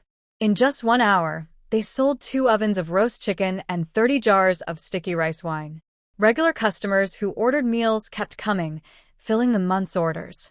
The most impressive thing was that at noon and dinner, 2 tables of guests came early just to enjoy Sheng'en's cooking skills. After entertaining the guests, just as it was getting dark outside, Sheng'en decided to rest early. She carried the money box, humming a tune, and headed to the small building. As soon as she stepped into the hall, she heard a woman's voice from her father-in-law's room. Master, you are sick, and there's no one to take care of you. The madam specifically asked the servant to bring tea and water. Su Qinglin sounded a bit impatient. It's just a cold.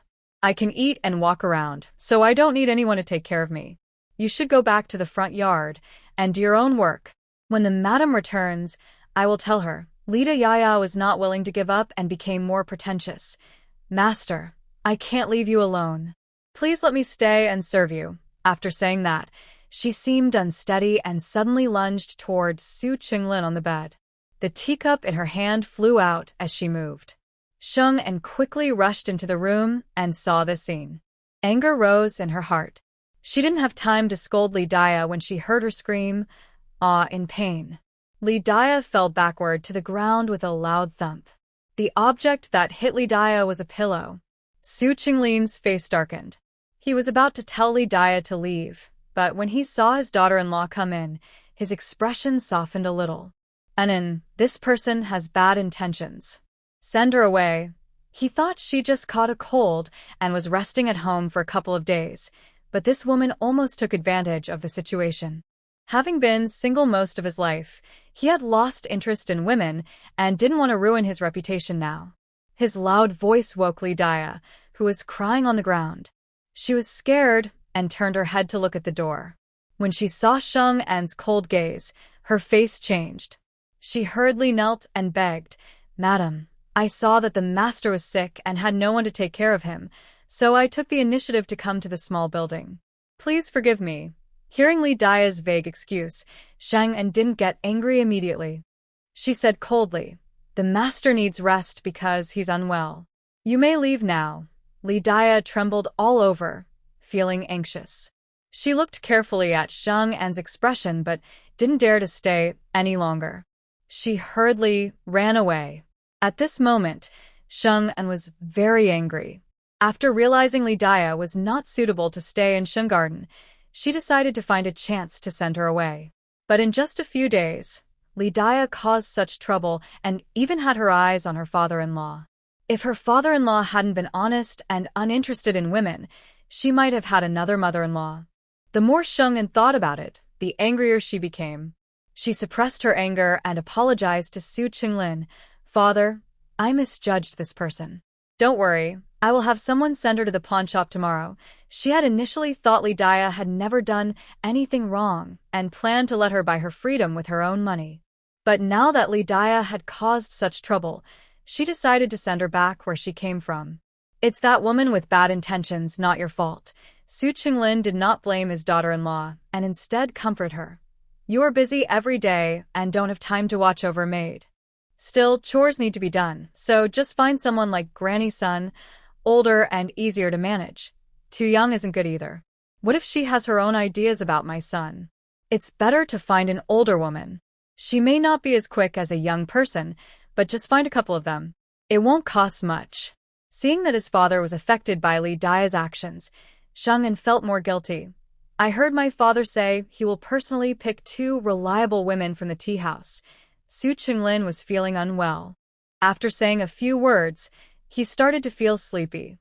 Sheng An didn't bother him and went to the kitchen to prepare dinner. The food was already cooked in the big kitchen and just needed to be heated in the pot before eating. Just as steam rose from the pot, Su Jinyan returned home. Sheng An couldn't hold back and teased him about Lee Dia's good deed. "I thought she was just a chatterbox who liked to take small advantages. I didn't expect her to be so ambitious. She's even thinking of becoming your stepmother." Su Jinyan wasn't very angry. He pinched her puffed-up face. "She didn't succeed, so don't be mad." Sheng An snorted. "If she hadn't succeeded, my father would be confused, and I'd be furious." Then she felt something was off and quickly explained, "It's not that I don't want my father to find a wife, but he can't choose someone with bad intentions. Otherwise, our family wouldn't be peaceful." That was Sheng An's true feeling. She genuinely respected Su Qinglin and often worried that he would feel lonely without a wife. "And you don't need to explain. I understand." Su Jinyan held Sheng An's hand with a smile in his eyes. "Dad is someone who avoids trouble. When he was young, he never thought about finding a partner. At his age now, he probably won't." Sheng An was suspicious. "Are you sure?" Su Jinyan nodded. "Yes. When I was a child, I advised him many times to find someone. Many matchmakers came to suggest marriage, but he never wavered." Sheng An crossed her legs and tilted her chin, guessing, "Does he have a girl he can't forget? Maybe he's never married because of her." The power of a first love can be strong. Most men are practical. Having a first love doesn't stop them from marrying and having children. They can be fickle, but some men remain faithful to their first love. Su Jinyan looked helpless. "Don't think about it. That's not the case." Previously, he also guessed this and tested a few times before confirming that his father was not interested in marriage and having children. Even when he was adopted, it was not for the purpose of having someone to support him in old age. His little aunt often complained that their father was more monk-like than a monk. Later, as he grew up, he understood his father better. Su Jinyan held Sheng An's hand and kissed it. "If I hadn't met Nin, I might think that marriage and children are pointless." Sheng An was surprised by his words and asked, "Don't men usually value passing on their family line and look forward to having a wife and children?" Su Jinyan shook his head, speaking in a calm, carefree tone. "Life is only a short 10 or so years. Passing on the family line is just an obsession. Once you see it clearly, you realize it's meaningless." Sheng An listened quietly and suddenly realized she still knew too little about men. Thinking about his words just now, she couldn't help but ask, "If I hadn't appeared, would you still choose not to marry and have children?" Su Jinyan shook his head seriously. "There's no if. If it's you, then it's only you." Sheng An hummed and replied, "Even without me, you would find another girl who makes marriage and children meaningful." Su Jinyan smiled warmly and kissed her lips. Even if there isn't, and An is my destined wife, Shungin hummed again. That's not wrong. The fact that we can become husband and wife is truly fate. Meanwhile, the couple was lost in their affection. Li Dia, who had been chased away, ran back to her place, slammed the door loudly, startling Grandma Sun, who was mending shoes. Seeing Li Dia's unhappy face, Grandma Sun thought for a moment, but didn't ask anything. She continued mending shoes quietly. Li Dia saw that she was indifferent and, angry, rushed forward, snatched the shoe sole, and threw it on the ground, stomping on it hard. All day long, embroidering this useless thing to please others. Are you good at being a person? Grandma Sun looked at her with a serious expression, remaining still. Feeling cold inside from her gaze, Li Dia paused her stamping and slowly stepped back, afraid to continue. Grandma Sun ignored her. She bent down to pick up the shoe, gently brushed off the dust with her wrinkled hands, and then carefully wiped it with a clean cloth. Li Dia watched her, her emotions close to losing control. Thinking about the punishment she might face, her mind finally cleared a little. She immediately showed a sad expression and grabbed Sun Posey's hand, begging, "Uncle Sun, you have some influence with the master. Can you please help me plead? Ask the master not to send me away." Sun Posey's face changed, and she pulled her hand back. "What did you do?" Li Dia looked away, afraid to meet her eyes. "I just made a small mistake." Sun Posey didn't believe her and exposed her lie. "The master isn't a harsh person. A small mistake isn't enough to send you away. Since arriving at Shungarden a few months ago, they had made mistakes before. As long as they didn't do anything deliberately wrong, the master wouldn't punish them. Even last time, when they spilled soup on a guest during a painting and calligraphy event, the master only fined them 10 days' worth of monthly allowance. The punishment was that they had to compensate the guest with new clothes and 2 jars of rice wine." Seeing that Sun Posey didn't believe her, Li Dia hesitated and said, "The master's wife is sick and needs care. I took the initiative to go to the small building, but the master's wife found out and sent me away." Her face showed deep regret as she spoke. After observing for half a month before the new year, she knew the master's wife only returned to the small building late at night. Today, she returned early and even saw her actions with her own eyes. Otherwise, she might have had a chance to explain herself. Sun Posey stared at her closely, noticing she was still not telling the truth. Her expression turned cold. "You meant well, but taking matters into your own hands, the master's wife might scold you a few times. If you sincerely admit your mistake, she won't send you away." Li Dia was panicked. Cold sweat appeared on her forehead. "Uncle Sun, it was the master's order to send me away. As a junior, she must listen to the master. Please help me." Sun Posey was more clear-headed than ever. She shook her head slowly. "I can't help you." After dinner, Shung and took Li Dia's contract of sale and, in the dark, went to the front yard. He found the calligraphy and painting that had just sent away the guest and handed her the contract. "Li Dia isn't suitable to stay in Shungarden. Tomorrow morning, you and Xu Yan will send her back to the pawn shop." Xu Yan was surprised but took the contract without hesitation. "Yes," Shungin nodded. "Li Dia might cause trouble. Whatever she says, don't pay attention. You don't need to report it to me." Xu Yan quickly replied, "Understood." Shungin said nothing more and turned back to the small building to take a walk with Su Jinyan after dinner. Holding the thin contract of sale in his hand, Shuhua guessed that Li Dia must have made a serious mistake to be sold off. Anger rose in his heart, and he complained, "The master is always kind, and the work in the household isn't hard. What nonsense did she do to make the master angry, and embarrass me too?" It was Shuhua who had bought Li Dia for the master, but only a few months later, she had caused trouble. Would the master still trust him after this? Shuyan noticed his worry, patted his shoulder, and said, "The master gave this matter to you, which means he doesn't blame you. Don't worry too much." Shuhua felt a bit comforted, but still uneasy.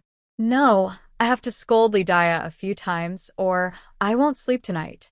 Shuyan quickly stopped him. If you go to her now, you'll just give her a chance to make a scene. If the master hears about it, won't he be displeased with you? Shuhua paused, holding the contract tightly, and realized you're right.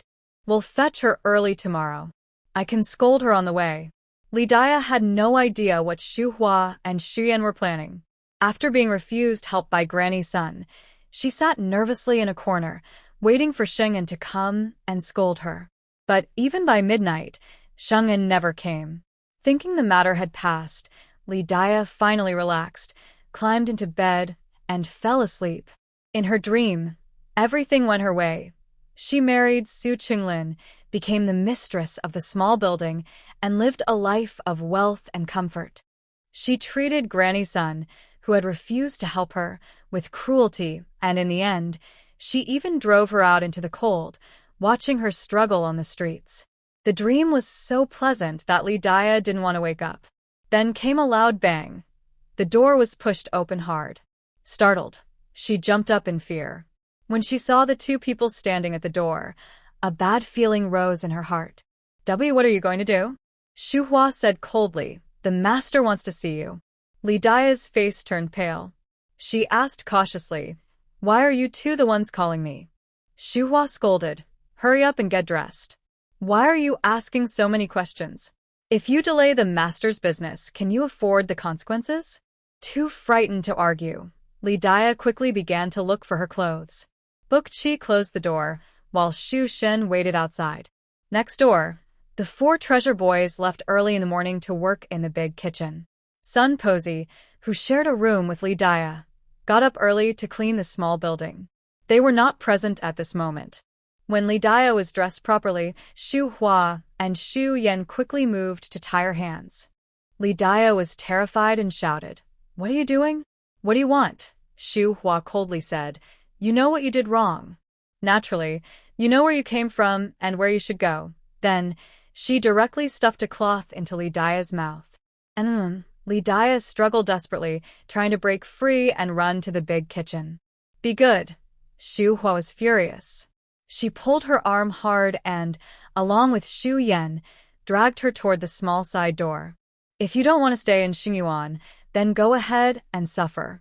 Li Dia, tears streaming down her face, fought hard, but she couldn't match the strength of the two men. Soon, she was dragged out of Xingyuan, until she was loaded onto a bullock cart and watched Xingyuan disappear from sight, her eyes filled with despair and anger. She was only in her early 30s, willing to be a wife to an old man buried halfway up his neck. She hadn't stolen or robbed. What was her mistake? She just wanted a good life. In the past few months, she had been busy every day. Even without credit, she had worked hard. But because she made a small mistake, she was sold off directly. Why were they so cruel to her? Shu Hua and Shu Yan watched silently. No one showed any sympathy for Li Dia. By this point, they thought she should be expelled from Xingyuan, as she was like a rat's droppings. Li Dia's sale did not alert others for the time being. Until sunset, when Sun Posey didn't see Li Dia's figure, she thought Li Dia had done something wrong and secretly ran away in fear. She hurried to the big kitchen to report to Sheng and had just finished the last dish and was sitting in a chair enjoying Balan's massage. Hearing Sun Posey's words, he opened his eyes and said calmly, she was sold because her heart was not right. As soon as he said that, the kitchen fell silent. The four treasure boys looked at each other in disbelief. Only Sun Posey felt like a hammer had fallen on her head.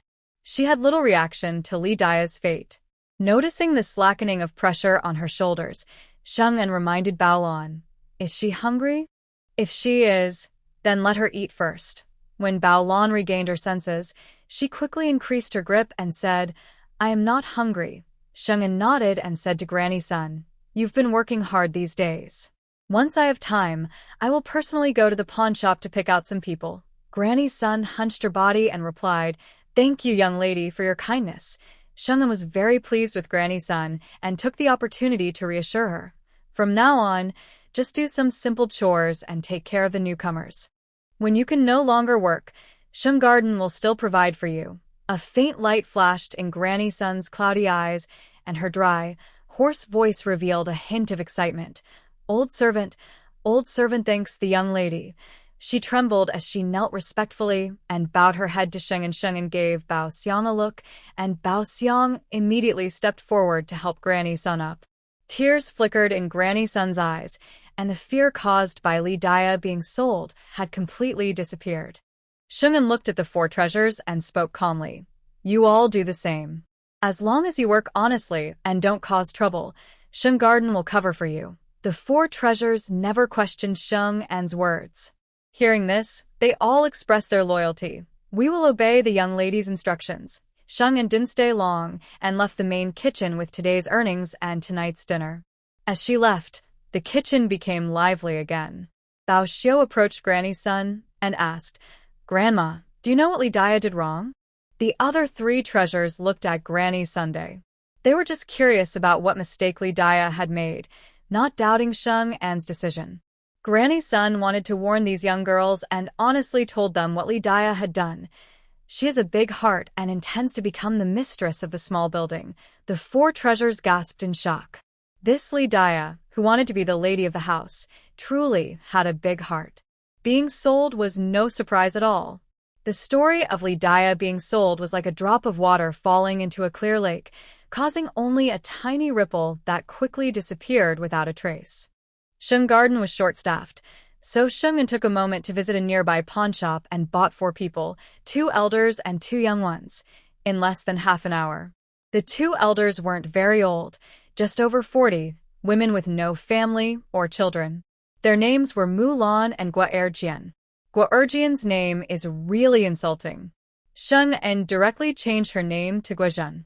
Gua Zhen is illiterate and doesn't understand the meaning of the character, Zhen. When the servant told her that Zhen means treasure, this woman, who had been nicknamed Second Jian for most of her life, couldn't hold back her emotions and cried loudly.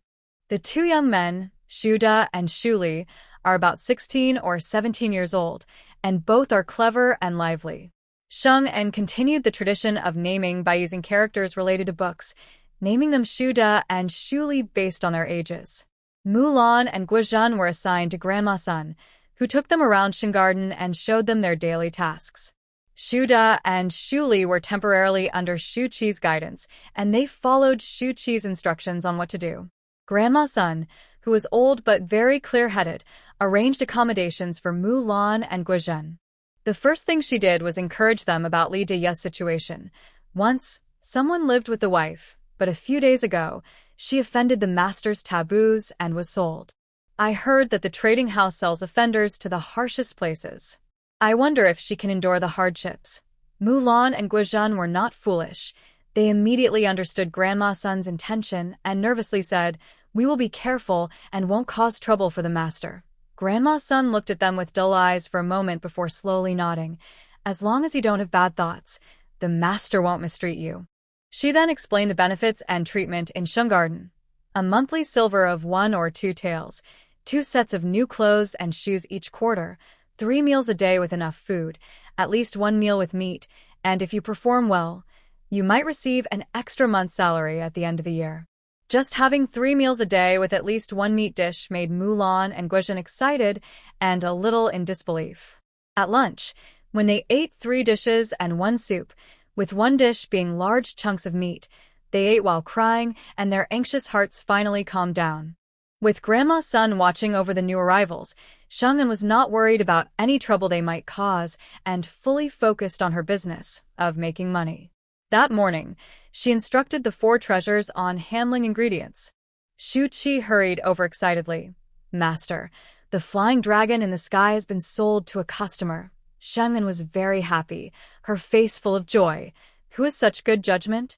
How much did it sell for?" Xu Qi smiled and said, "It was old Master Cheng, who often comes to eat." He immediately liked the flying dragon in the sky and bought it at the original price of 50 taels of silver. She spoke and then took out 50 taels of silver along with a receipt bearing Lord Cheng's name. Shang'an looked at it and smiled. "Good, good. In less than 10 days, we've sold 2 sets of bamboo crafts. The set called Fortune and Happiness was sold a few days ago." The buyer's grandfather was interested in new and interesting items, and since his birthday was coming up, He spent 20 taels of silver to buy it and make him happy. Now, there are 4 sets of bamboo crafts left. They look a bit lonely in the big hall, so Sheng immediately told Shuki, "Send someone to Huai Tree Village to invite Miss Zhang here." Zhang Zhaodi received the message and came over that afternoon. They sold 2 sets of bamboo crafts for 70 taels of silver. The profit was split equally, so Zhang Zhaodi got 35 taels. Sheng placed the silver in front of her, small silver ingots worth 5 taels each. Seeing so much silver for the first time, Zhang Zhaodi felt unreal and was so excited her hands trembled. Did we really sell so much silver for the bamboo crafts? Did you buy it just to make me happy? Sheng looked at her silently. Your bamboo crafts are popular. Do I need to buy them just to make you happy? Zhang Zhaodi touched the silver ingots, her eyes shining brighter than fireflies on a summer night. Does this count as getting rich overnight? Sheng nodded firmly. Definitely. Zhang Zhaodi was so happy she wanted to roll on the ground. Without hesitation, she made plans for the 35 taels of silver. I checked out a small house near de Kuei's family. It costs 100 taels to buy. I plan to buy one myself. Sheng asked, "Are you planning to live with your younger sister and others under the same roof after marriage, or do you want to move out with de Kuei?" Zhang Zhaodi shook her head quickly. No, de Kuei's yard isn't big. The backyard is for pigs, and the front yard is for slaughtering pigs. I won't have space for my bamboo crafts later. Plus, I want to take apprentices, maybe more than one, and it wouldn't be convenient for them to come and go from their in-laws' house. Sheng understood her meaning and nodded in agreement. You can buy the place and turn it into a bamboo craft workshop. If you don't have enough money, you can rent nearby for now. Then she winked at her close sister. If you don't want to rent, I can lend you the money. Later, just make me a chicken, duck, and goose. Now that she had cats and dogs, she still needed poultry. She planned to collect all kinds of farm animals, and it would make her display shelf lively. Zhang Zhaodi also didn't mind. All right, if I don't have enough money, I'll ask you to lend it to me. My good sister's career is going very well, and Sheng sincerely congratulates her. Since you're not busy right now, spend more time with your grandfather. When you're done, send the crafts over immediately. Zhang Zhaodi opens her hands, which are covered with calluses and various small wounds. I've been working on them every day. My grandfather doesn't want to see me like this anymore. Her grandfather is getting old, and his eyesight isn't as good as before. Making such delicate items is becoming difficult for him. Since she started helping him, her grandfather has become especially busy. Now, he looks very tired whenever he sees her. Sheng laughs and says, "Send some things your grandfather likes. Later, when you marry de Kuei and move to the city, he might come over to help teach your apprentices." Zhang Zhaodi giggles. "That's what I plan to. He's free anyway. I'll buy him a good bottle of wine. He loves that." Her grandfather is in good health, clearly a long-lived man. However, some of her uncles and aunts think her grandfather favors her family. They used to argue a lot about caring for him. Frustrated, her grandfather built a small house to live alone and asked each family to send him 10 jin of grain every month. But even with that, her uncles often delay or send unsuitable food like sweet potatoes or melons that aren't good for staple food. Her grandfather has always been kind to her family. Her parents wanted to bring him to live with them, but he refused. The uncles also worried about gossip in the village and strongly opposed her parents' idea. In the past, she couldn't do much for her grandfather. Now, with money to run a bamboo craft workshop, she urgently needs help. This gives her a good reason to invite her grandfather to live in the city. Shangnan clears her throat. Then you should take good care of him. Make him happy, and whatever you say goes.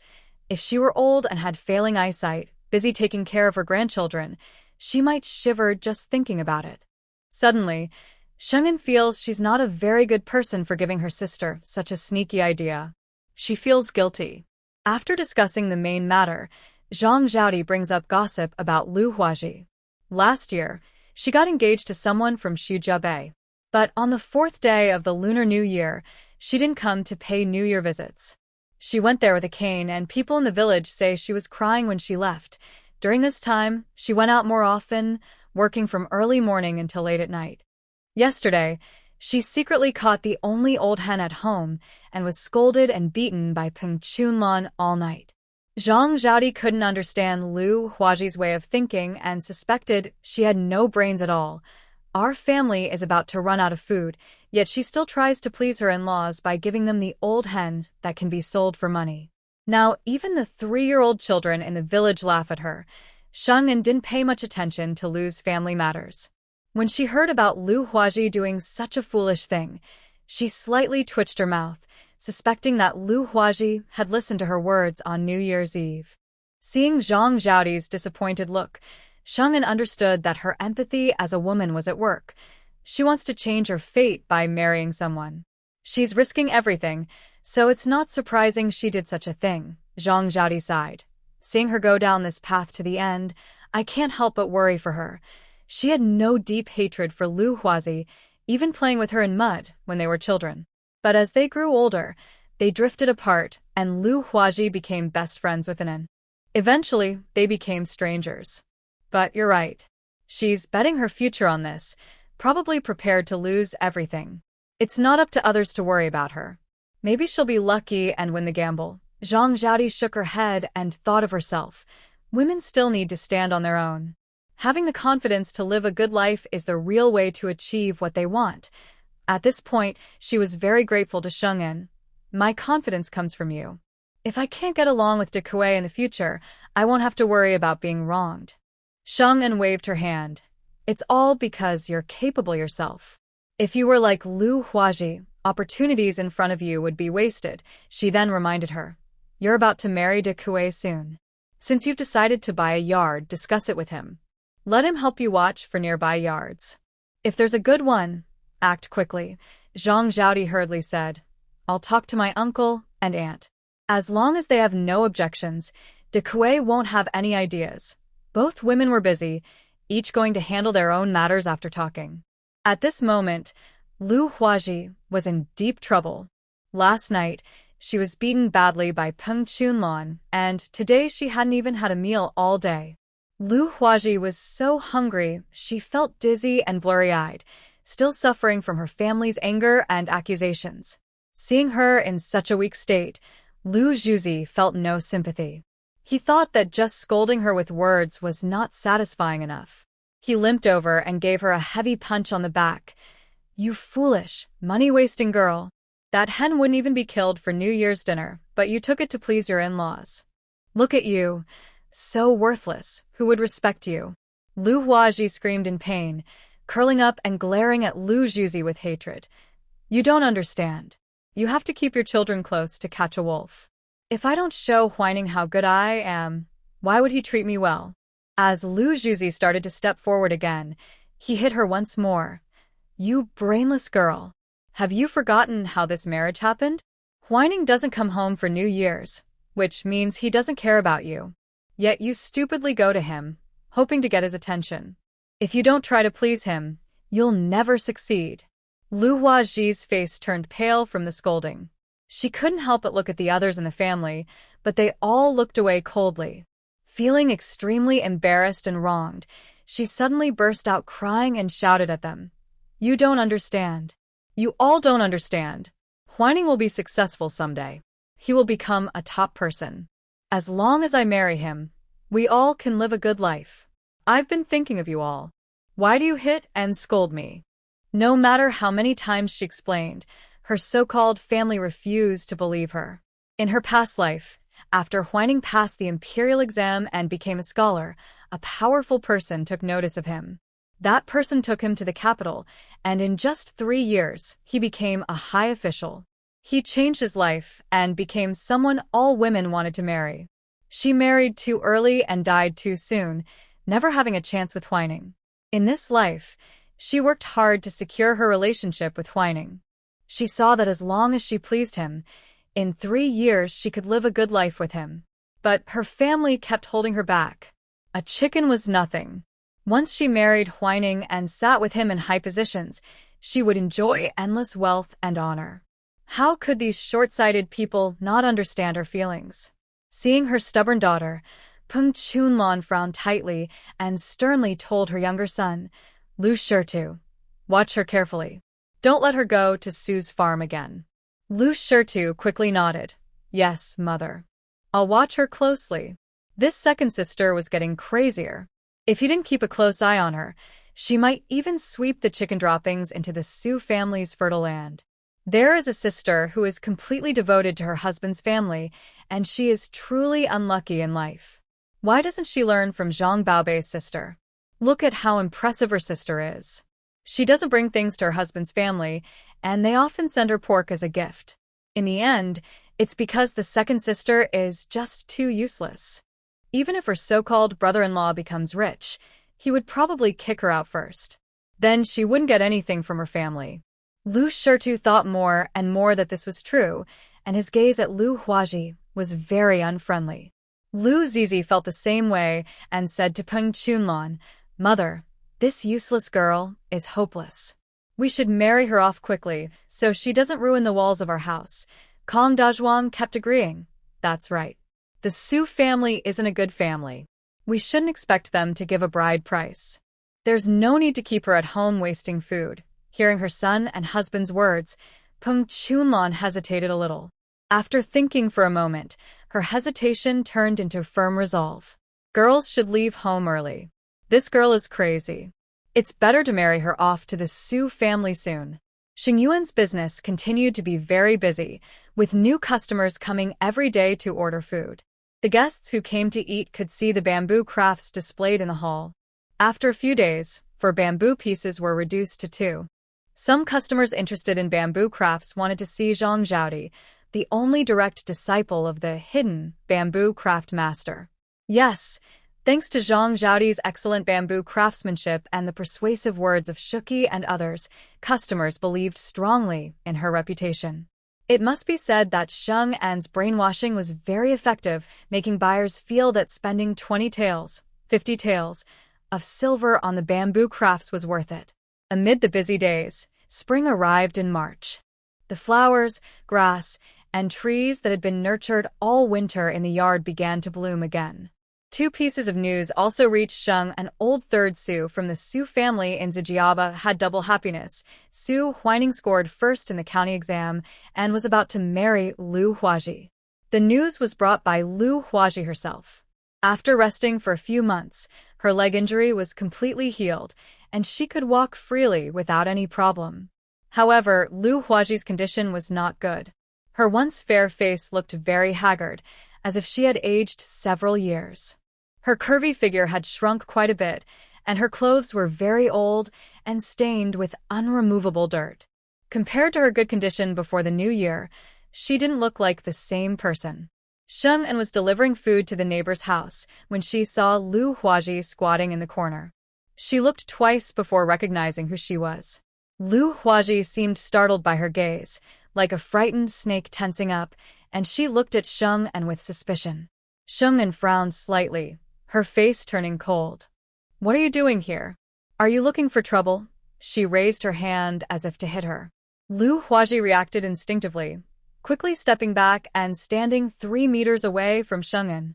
After reacting, a flash of anger crossed her face, but then she looked proud. I'm here to share good news. In 3 days, it will be my and Huining's big wedding day. Early that morning, Lu Huaji couldn't wait to come to Xingyuan, eager to show off her happiness in front of Sheng and let her see her step by step into wealth and happiness. But Sheng An listened without showing any change in expression, speaking in a dismissive tone. Foolish girl paired with a scheming dog, just perfect. Lu Huaji was furious. You're the fool. You're the dog, Sheng An tooted. Did I hit a nerve? Looks like you know yourself well. Knowing that calling someone a fool is actually insulting yourself. Lu Huaji's face twisted with anger, her fists clenched as if she wanted to rush forward and punch her. She endured and finally spat out her anger. I know you're jealous of me. Can't stand seeing me marry well. Well, what can I do? My life is better than yours. In her past life, she had lived longer than this troublemaker. In this life, she seized the opportunity first, and it would only make her live better than this doomed troublemaker who is destined to die early. Isn't that good luck? Sheng An was speechless. really wanting to on her and see if this boastful woman had any face left to talk about good luck. Seeing she didn't respond, Lu Huaji's face showed pride. When I marry Huining, I will be your sister-in-law. From now on, when you see me, you have to call me sister-in-law. Shang'an was amused and asked 3 questions in a row. How much bride price did Su Huining give you? How many gifts did he bring? How many pieces of jewelry does he have? Seeing Lu Huaji change her expression, she exaggerated. No way, no way. Did he not give you a single penny in bride price? So, in your dear brother Huining's eyes, you're nothing but a worthless burden. TSK, not even a single coin for a betrothal gift, right? How pitiful. You worked so hard to marry your dear brother Huining, and in the end, he got a wife for free. The Su family is really lucky someone foolish just handed themselves over. Lu Huaji felt dizzy from Shang and sharp words calling her worthless and desperate. She shouted madly, "Shut up, you bringer of bad luck. You didn't get any betrothal gift either, so what right do you have to laugh at me?" Shang'an shook her head and looked at her with pity. "I'm not like you. Back then, my father-in-law was seriously ill and spent all the family savings. Jin Yan worked day and night copying books to gather the betrothal money. My grandparents felt sorry for him and returned the money. But your brother Huining's parents are healthy, and they still refused to pay even a single coin. Comparison is the cruelest thing." Sheng An's words left Lu Huaji completely defeated. She forced herself not to run away in embarrassment and glared at Sheng and Huining, "And I truly love each other. We won't argue over a little money. One day, I'll rise above everyone and live a life 1,000 times better than yours." Shang'an lazily scratched her ear and replied, "Then wait until that day comes. When your life is 1,000 times better than mine, you can come and show off." Lu Huaji's face turned pale with anger. Unable to bear her growing anxiety, she turned and ran away. Watching her flee, Shang'an muttered to herself, "She keeps coming back just to get humiliated. Could she actually enjoy it?" Then she frowned at the thought. That evening, Su Jinyan returned to their small house. Along with his little donkey, he brought back 2 sleek, shiny horses. Sheng'an was overjoyed and circled the horses several times. "Where did these come from? They're even better than I imagined." After the new year, when Master Zhang's classes resumed, Su Jinyan had told 3 of his classmates that he wanted to buy horses and asked them to help find good ones. Yi and Hua didn't disappoint them. With the help of a relative, he found these 2 fine horses and sent them to Qingzhou City that very morning. Su Jinyan brought them home right away. Seeing Sheng and so happy, Su Jinyan smiled. "Want to try riding them?" Sheng'an was eager but looked at the darkening sky and sighed. "Let's wait until we have a day off. Then we'll go riding together outside the city." A few years ago, she learned to ride horses, but since she was not familiar with the temperaments of these 2 horses, she didn't dare to ride them directly. She needed more practice with riding skills. Sheng'an followed Su Jinyan to the stables, like a little tail, and carefully fed the horses hay. Seeing that the horses opened their mouths to eat and adapted well to the new environment, she felt relieved. On the way back to the small building, Sheng'an mentioned that Su Huining and Lu Huaji were about to get married. The past few months, Su's family has been quite quiet. They probably won't be shameless enough to come over and ask us to give gifts. However, Su Jinyan broke her fantasy with one sentence. "This morning, Su Huining came to see me and invited us to his wedding in 3 days. Hearing this, Sheng'an admired Su Huining's shamelessness. No wonder he's a schemer. Most people can't pretend like that. Su Jinyan smiled. He's been like that since he was a child. As long as he can benefit, he will pretend nothing happened. Sheng'an asked, "Did you dislike him since you were young?" Su Jinyan shook his head. "Dislike isn't quite right. I mostly just ignore him. He didn't have much contact with Su Huining as a child. When he realized that Su Huining was a hypocritical, cold, and selfish person, he didn't have any deep connection with him. Their family's elders didn't get along well, so he didn't need to worry about their relationship. Over the years, they kept their distance, just making sure not to be blamed for any mistakes publicly." You're quite smart, not fooled by this person. Shungin had never liked Su whining and couldn't help but praise her husband's cleverness. Fortunately, you two don't have much feelings for each other. Otherwise, you'd still have to attend his wedding in 3 days. When she mentioned the wedding, she suddenly clapped her head. Zhaodi and Dakue's big day is in 5 days. I haven't prepared their gifts yet. I need to find time to go to the bookstore tomorrow. But does the bookstore sell pictures? Thinking to herself, Shangin wanted to ask Su Jinian directly. But then she remembered some of his nighttime behaviors that she couldn't handle, and she was afraid that asking might upset him. So she kept her mouth shut. March 20th is an auspicious day for marriage. Early that morning, the sound of firecrackers echoed through Huai Tree Village. Sheng and went alone with her wedding gift by ox cart to Zhang's house. The Zhang family warmly welcomed her inside for tea, then she went into Zhang Zhaodi's room. At this moment, Zhang Zhaodi had finished her makeup and was sitting on the bed wearing a festive wedding dress, talking with her several cousins. Seeing Sheng and enter through the door, she smiled happily and said, "Anan, why did you come?" "I thought you would go to Dakue's house." Sheng'an put down the gift she brought for her good sister and replied with a smile, "I can't miss your big day. My sister-in-law Jinyan and my father-in-law are at my home. Later, I will go back to the city with the matchmakers to celebrate your wedding." Zhang Zhaodi was very touched and pulled Sheng'an to sit beside her. "Have you had breakfast? There should be noodles in the kitchen. I'll ask Baobei to bring you a bowl." Sheng'an nodded. "I've already eaten. You don't need to worry." Seeing these close friends, the young cousin from the Zhang family sighed with envy. "You two grew up wearing open-crotch pants. Now that you're both married and living in the city, you're still relatives. It's so nice that you can often play together in the future." Other cousins from the Zhang family also agreed. Yes, having someone to talk to after marriage is rare. Sitting together and chatting is more comfortable than being close to strangers. Zhang Zhaodi linked her arm with Sheng and said happily, "Anan is kind of a matchmaker. If I hadn't gone to her house for dinner, I wouldn't have met Dakue." Sheng and hugged her good sister's shoulder. "That's because you two are destined to be together.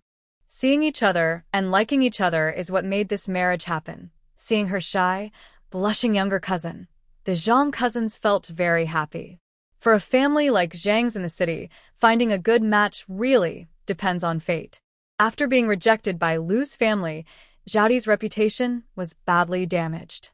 The people who came to see her were all unsuitable matches, and marrying into that family would be like jumping into a fire. Now that Zhaodi found a family in the city, all the gossip disappeared overnight. Everyone praised her for having good luck. After it was announced that Zhang's family paid a bride price of 30 taels, Lu's family became very lively. When they saw Zhang's family on the street, they hurriedly lowered their heads in embarrassment. Zhaodi's young cousin was very interested in the wedding accessories Sheng'an gave her. Her eyes kept drifting toward the 2 boxes on the table. Seeing this, Sheng'an took the boxes and handed them to Zhaodi. "Open and see. If you don't like the style, you can exchange it." When she heard that she could exchange the accessories if she didn't like the style, everyone became curious about what was inside the boxes. Zhaodi didn't think much and opened the lid directly. A shiny gold color immediately caught her eye. Her cousins stared in surprise, their eyes wide with amazement. Gold jewelry, a full set of gold jewelry. Such a grand gift. "Anan, this is too valuable." Zhang Zhaodi felt her hands grow hot and instinctively closed the box, trying to return it to Sheng'an. When Anan got married, she couldn't give her a proper bridal gift, so she didn't feel right accepting such an expensive present. "With our relationship, you shouldn't refuse." Sheng'an pushed the box back and gently patted her hand. "I picked this just for you. I went all over the city to find it. If you don't accept, you'll hurt my feelings." Zhang Zhaodi's eyes turned red. She held the box, crying and smiling at the same time. "You're so good to me. Even if you came empty-handed, I would still be happy."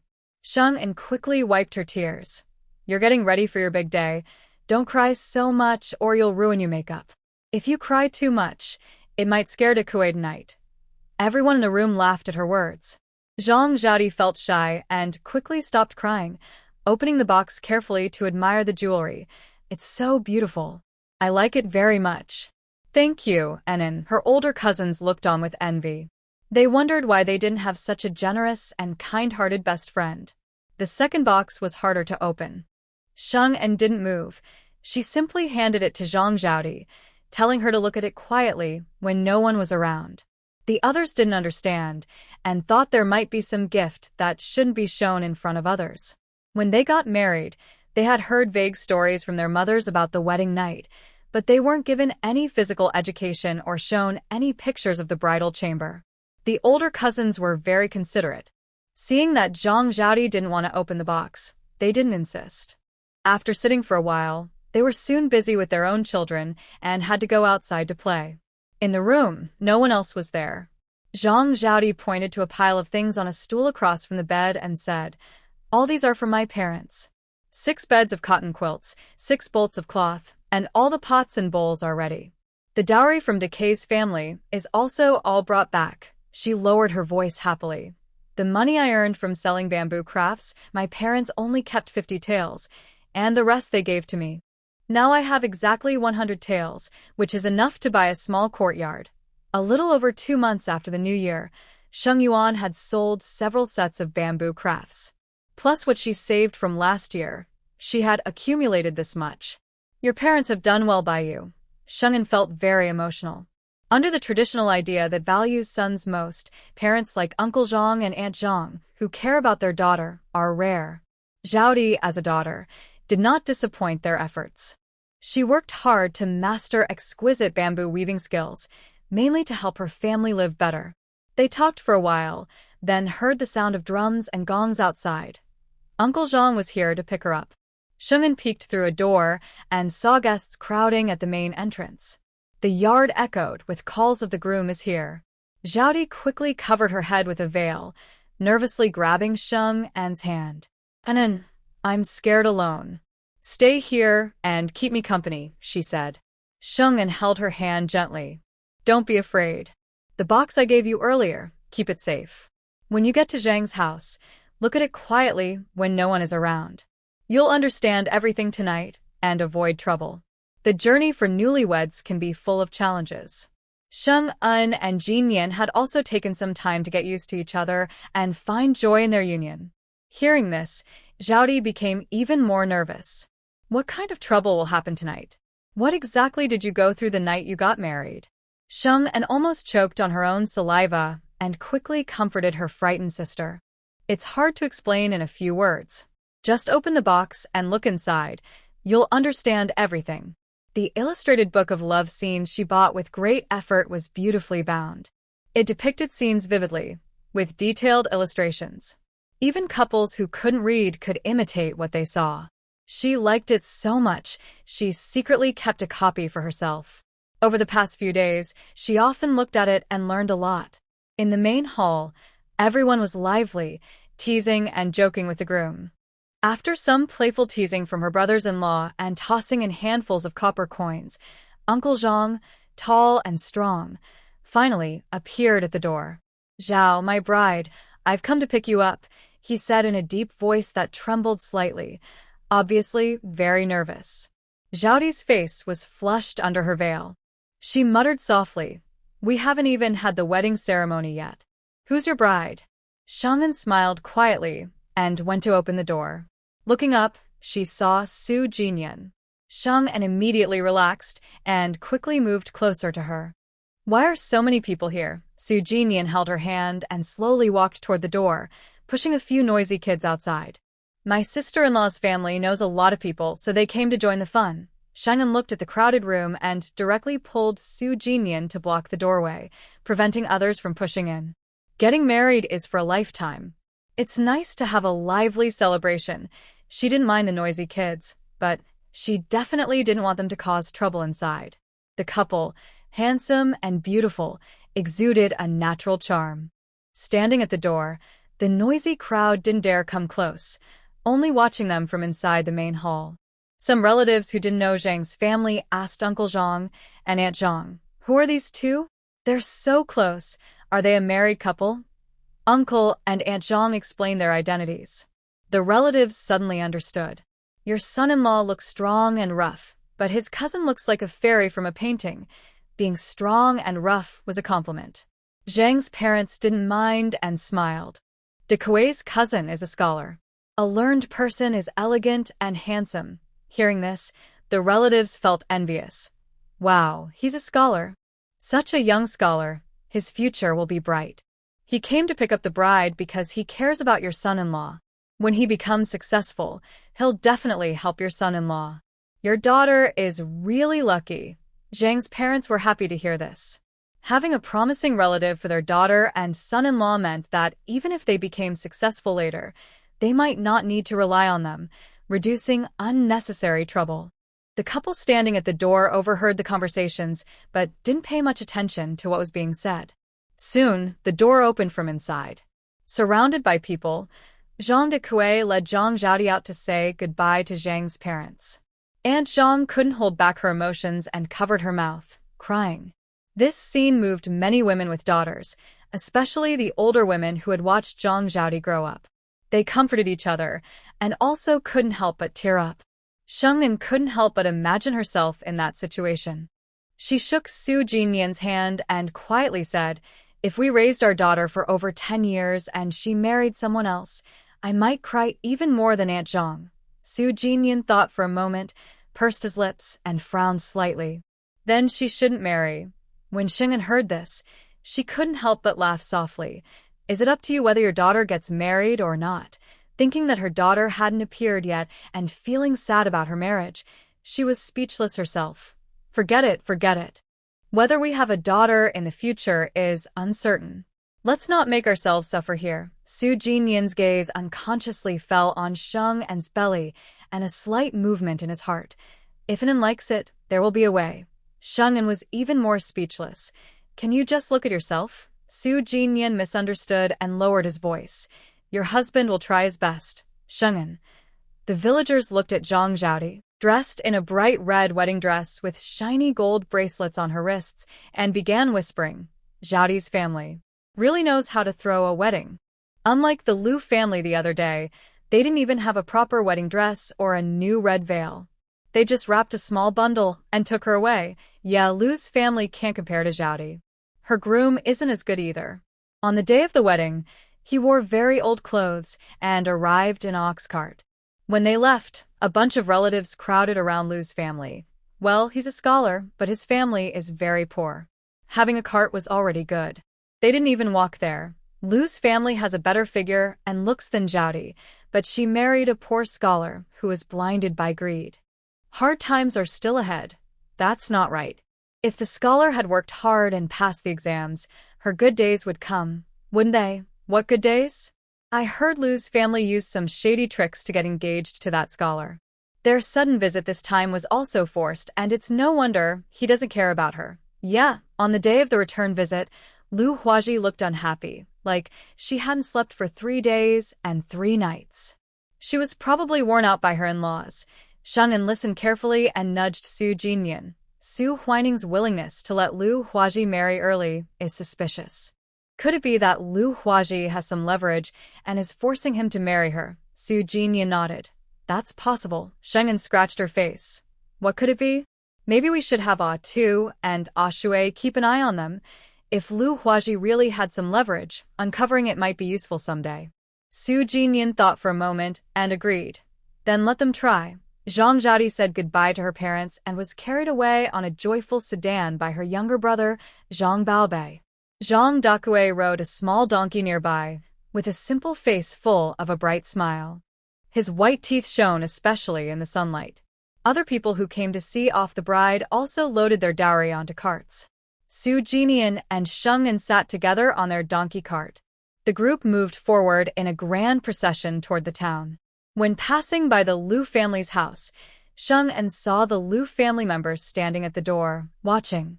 The Liu family members saw her too, and all 4 of their faces showed anger and hatred. But no one dared to rush forward and fight. They were afraid that at night, someone might sneak into their house and cause trouble.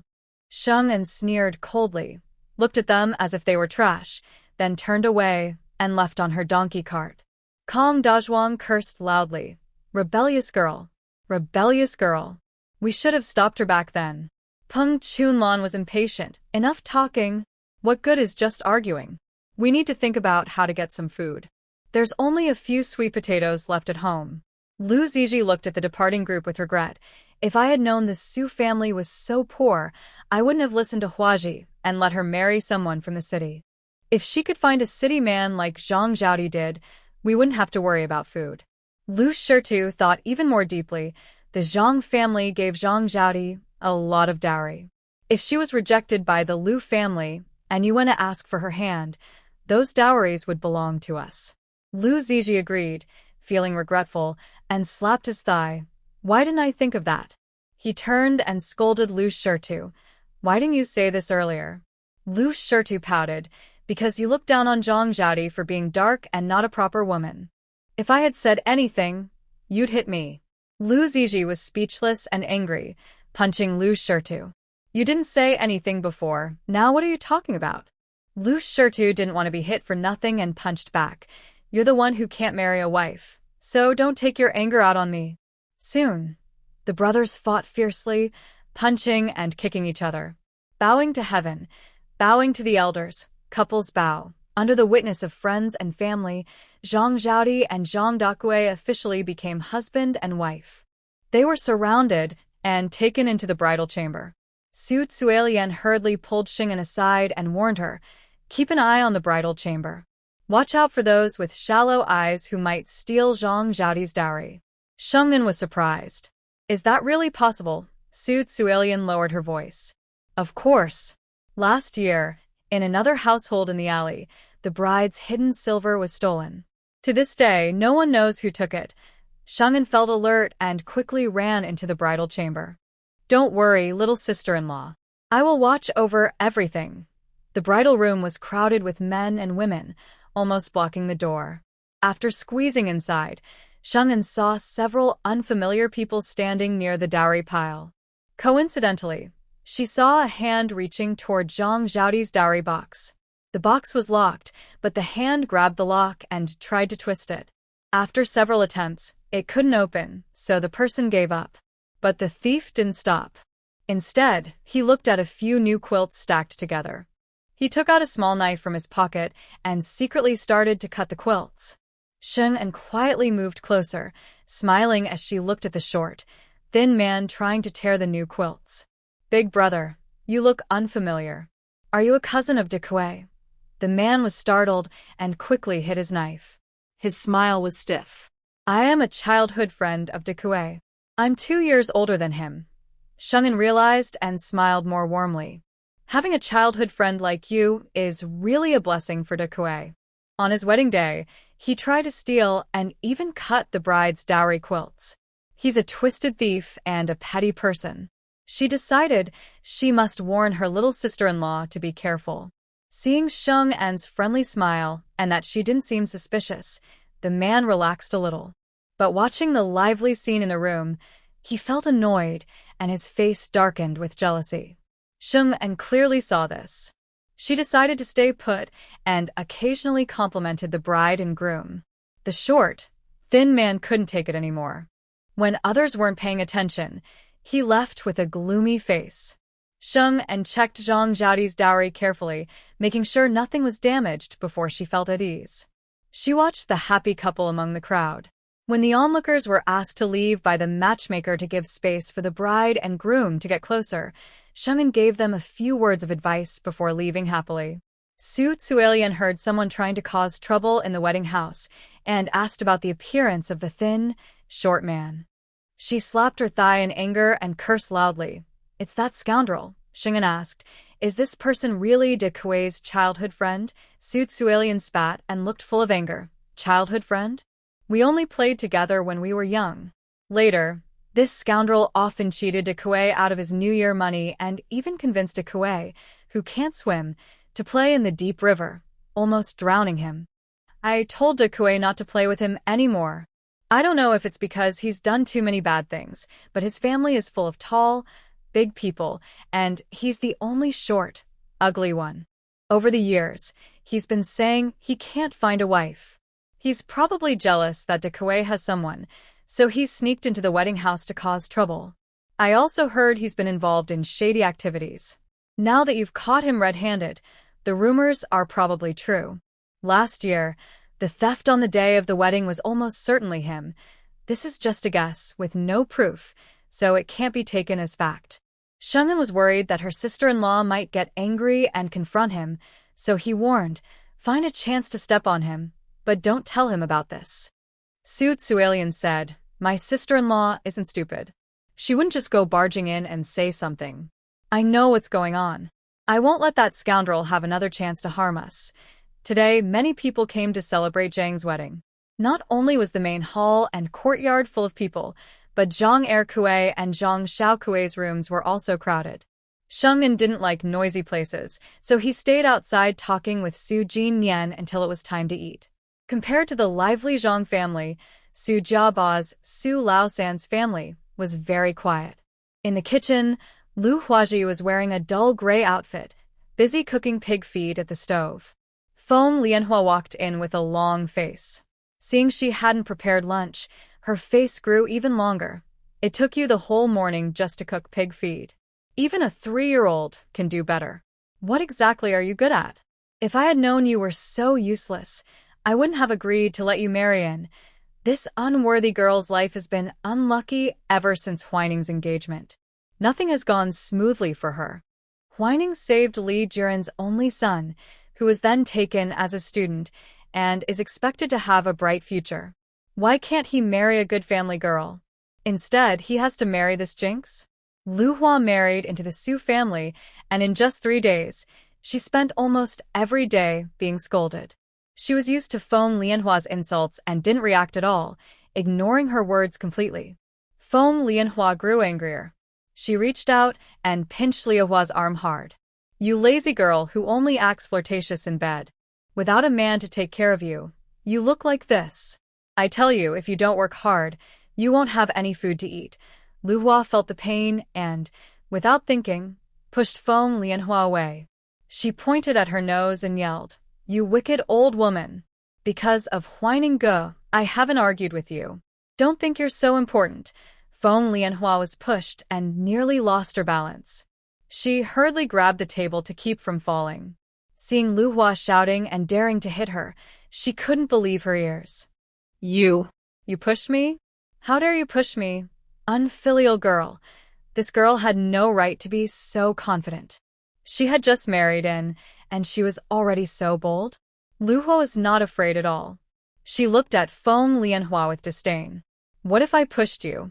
I married Huining Ge because I earned it.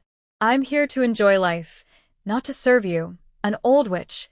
Just as she finished speaking, a figure appeared at the kitchen door. The narrow space darkened. Lu Hua instinctively looked over.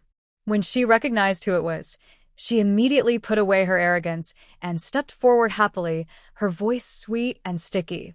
Huining Ge, you're back. Have you eaten lunch? I can make you an egg pancake. Feng Lianhua saw her son and, afraid that her son would be swayed by this girl, clapped her hands on her thighs and cried out, complaining. Huining, you married a troublemaker? She took advantage of your absence and even hit me, your mother. You better teach her a good lesson, or I won't have a way to live. Seeing his wife trying to please him carefully, Su Huining's face showed no emotion. She is my mother and your mother-in-law. I don't want to see you two fighting. Liu Hua's smile faded. She pointed at Feng Lianhua and complained. It's not my fault. Your mother always finds trouble and scolds me for doing nothing. I haven't done anything because she's your mother. She should be grateful. Then she looked at Su Huining with a meaningful gaze. No matter why Huining Ge married me, I am now his wife. My mother-in-law is unreasonable. Huining Ge should support me. Su Huining's face suddenly darkened, and his gaze at Lu Huaji was sharp as a knife. The lively gathering at the Zhang family continued until evening. Su Jinyan drank quite a bit of wine for Zhang Dakue. By the time everyone left, he was already somewhat drunk, and his eyes were no longer as clear as usual. After greeting Su Chuilian and her husband, Shang En carefully helped Su Jinyan onto the carriage, making him lean on her shoulder to prevent him from bumping his head on the way. Su Qinglin was worried that his son might in the carriage, so he drove very carefully, avoiding bumpy roads. Su Jinyan wasn't that drunk, but he enjoyed Sheng En's gentle care. He closed his eyes peacefully, leaning on her, with the smell of alcohol mixed with a faint warm fragrance in his nose. Sheng En looked at his increasingly attractive face under the influence of alcohol. She couldn't help but lean in and kiss him. She also seriously commented, "A little alcohol smell, barely acceptable to kiss." Su Jinyan slightly smiled, opening his eyes to look at her lips moving. "And you don't like it?" Sheng En pouted and replied, "It's okay, I don't dislike it." Then she buried her face in his neck and shoulder, sniffing with a hint of doubt.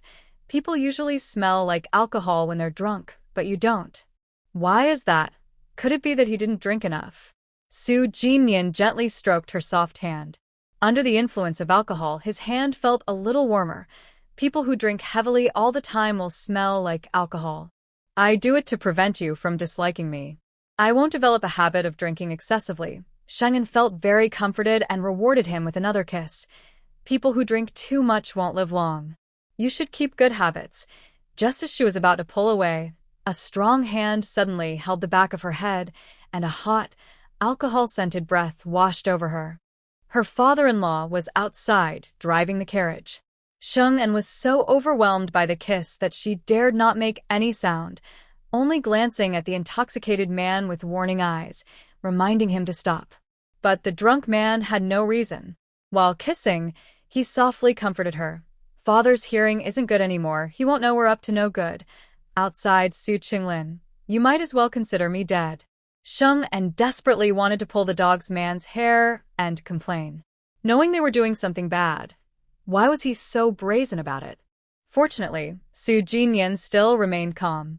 Their intimate actions were limited to kissing, and no uncontrollable sounds were heard by a third person.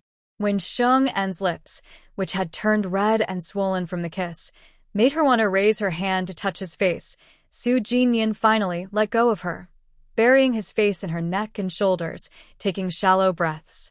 Sheng En felt dizzy. She was actually aroused by a soft sigh. She slightly turned her head, feeling guilty, and raised her voice slightly to say, "You've had too much to drink. When you get back later, just sleep well. If you have a headache tomorrow, I'll ask someone to tell your boss you're sick." Outside, Su Qinglin, who was driving the carriage, overheard and thought his daughter-in-law was spoiling his son too much. Grown men don't need to pretend. Tomorrow he can do whatever he needs to. No need to ask for leave. Sheng En nudged Su Jinyan with her elbow, signaling him to speak to his father himself. Su Jinyan nodded seriously and agreed. "Dad is right. No need to ask for leave." Su Qinglin nodded with satisfaction and said to his daughter-in-law, "This kid is very healthy. Drinking a few more cups of wine won't hurt him. Just let him sleep peacefully tonight. He'll be fine." Sheng En quickly responded, "Dad, I understand." Su Jinyan. He seemed to no longer feel the fatherly love. Back home, Sheng En went to the kitchen to heat some water. She opened the stove's lid, added a piece of charcoal, and soon the fire grew strong. In no time, the water that had been lukewarm was boiling. The weather in March was warm, and today both of them were sweating. They needed to change clothes and wash up, which required a lot of hot water. Sheng En also washed 2 large pots, filled them with water, and started boiling. When both pots of water boiled, Su Jinyan, wearing only his inner clothes, came in to fetch hot water. Sheng En scolded him gently.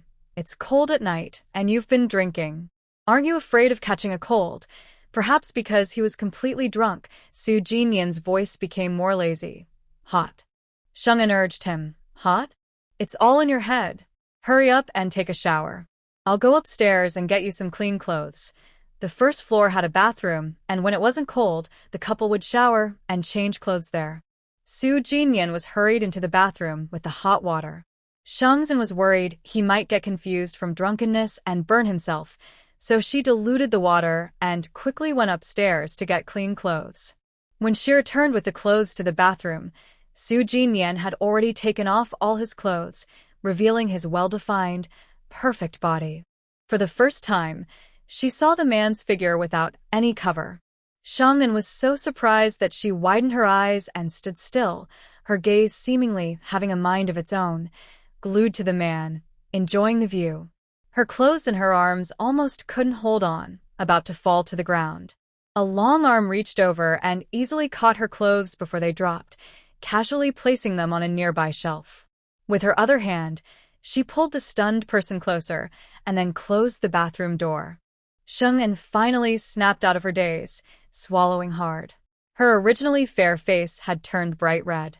It wasn't embarrassment but excitement. When she looked into the man's teasing eyes, Sheng-en felt both annoyed and angry. "Why did you pull me in while I was taking a shower? Do you want me to wash you?" Su-jin gently held her hand and placed it on his 8-pack abs. "And don't you want to take the opportunity to feel enough?" Sheng-en. She almost didn't recognize the phrase, take the opportunity, anymore. How could this guy be so shameless to say that? Just feel it, who's afraid? Sheng-en stayed calm and strong, but inside, her mind was like a herd of wild horses galloping wildly, making her excited heart and eager hands move boldly to explore. "It's just abs, everyone has them. I also have a whole one on my stomach, and it feels soft and squishy. Much better than your hard muscles." Sheng-en's words betrayed her true feelings. She was touching and complaining at the same time, unwilling to admit she was acting mischievously. But the slight upward curve of her lips revealed her true nature. I haven't exercised much lately, which probably affected your sense of touch." And then Su-jin's throat tightened, whether from alcohol or the steam, his eyes tinged with a faint red, and his lowered voice became even more captivating. Sheng-en wasn't completely blinded by his charm. Under his deliberate seduction, her soft hand exerted all her strength to pull him closer.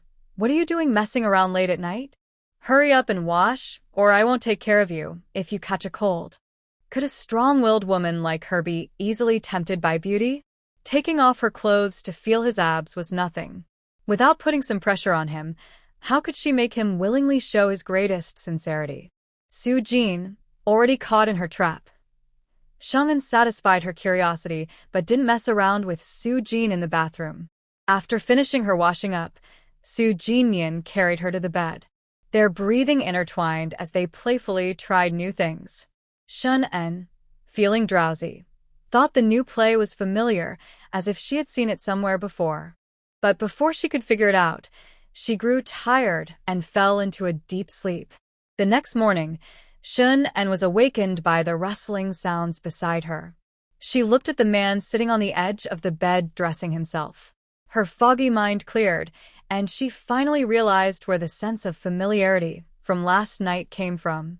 In a flurry, Sheng-en hurriedly pulled back the quilt, reached inside, and searched for her treasure, but couldn't find it. She immediately kicked the man's back. "Su-jin, you shameless. It's one thing to secretly look at her illustrated romance book, but last night, without a word, he just acted out scenes on her. It's really too much." Sheng-en didn't use much force. Su-jin didn't feel any pain. He turned around, grabbed her ankle, and gently applied some pressure. Together, they rolled into the bed covers. His voice was a bit husky and tempting. "Anan, do you not like this?" Sheng-en's mind involuntarily replayed last night's romantic scenes. Her face blushed as she stubbornly scolded, "I don't like it. I was clearly enjoying it.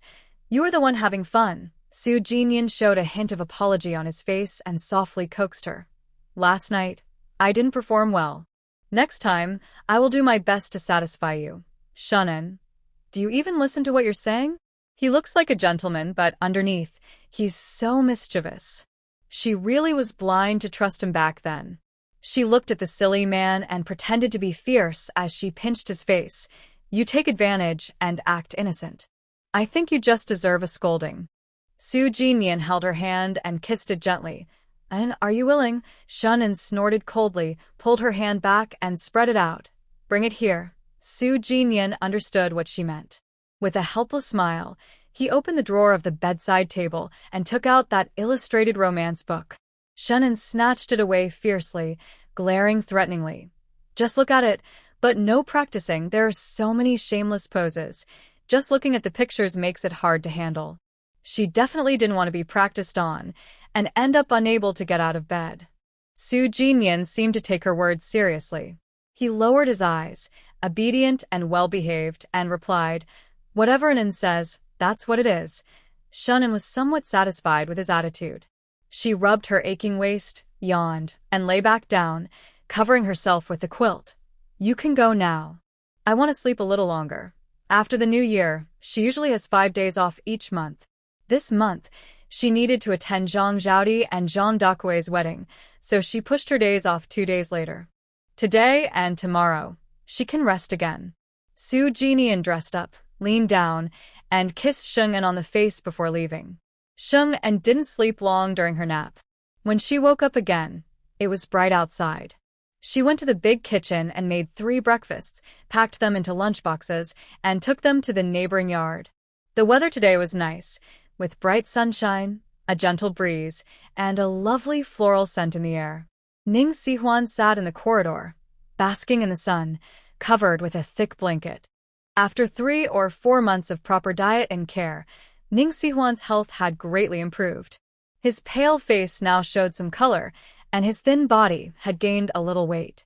Although the change wasn't very obvious, the 2 doctors, Wang and Hu, considered it a miracle. Seeing Sheng and walking into the yard with a lunchbox, Ning Sihuan's calm face showed a faint smile.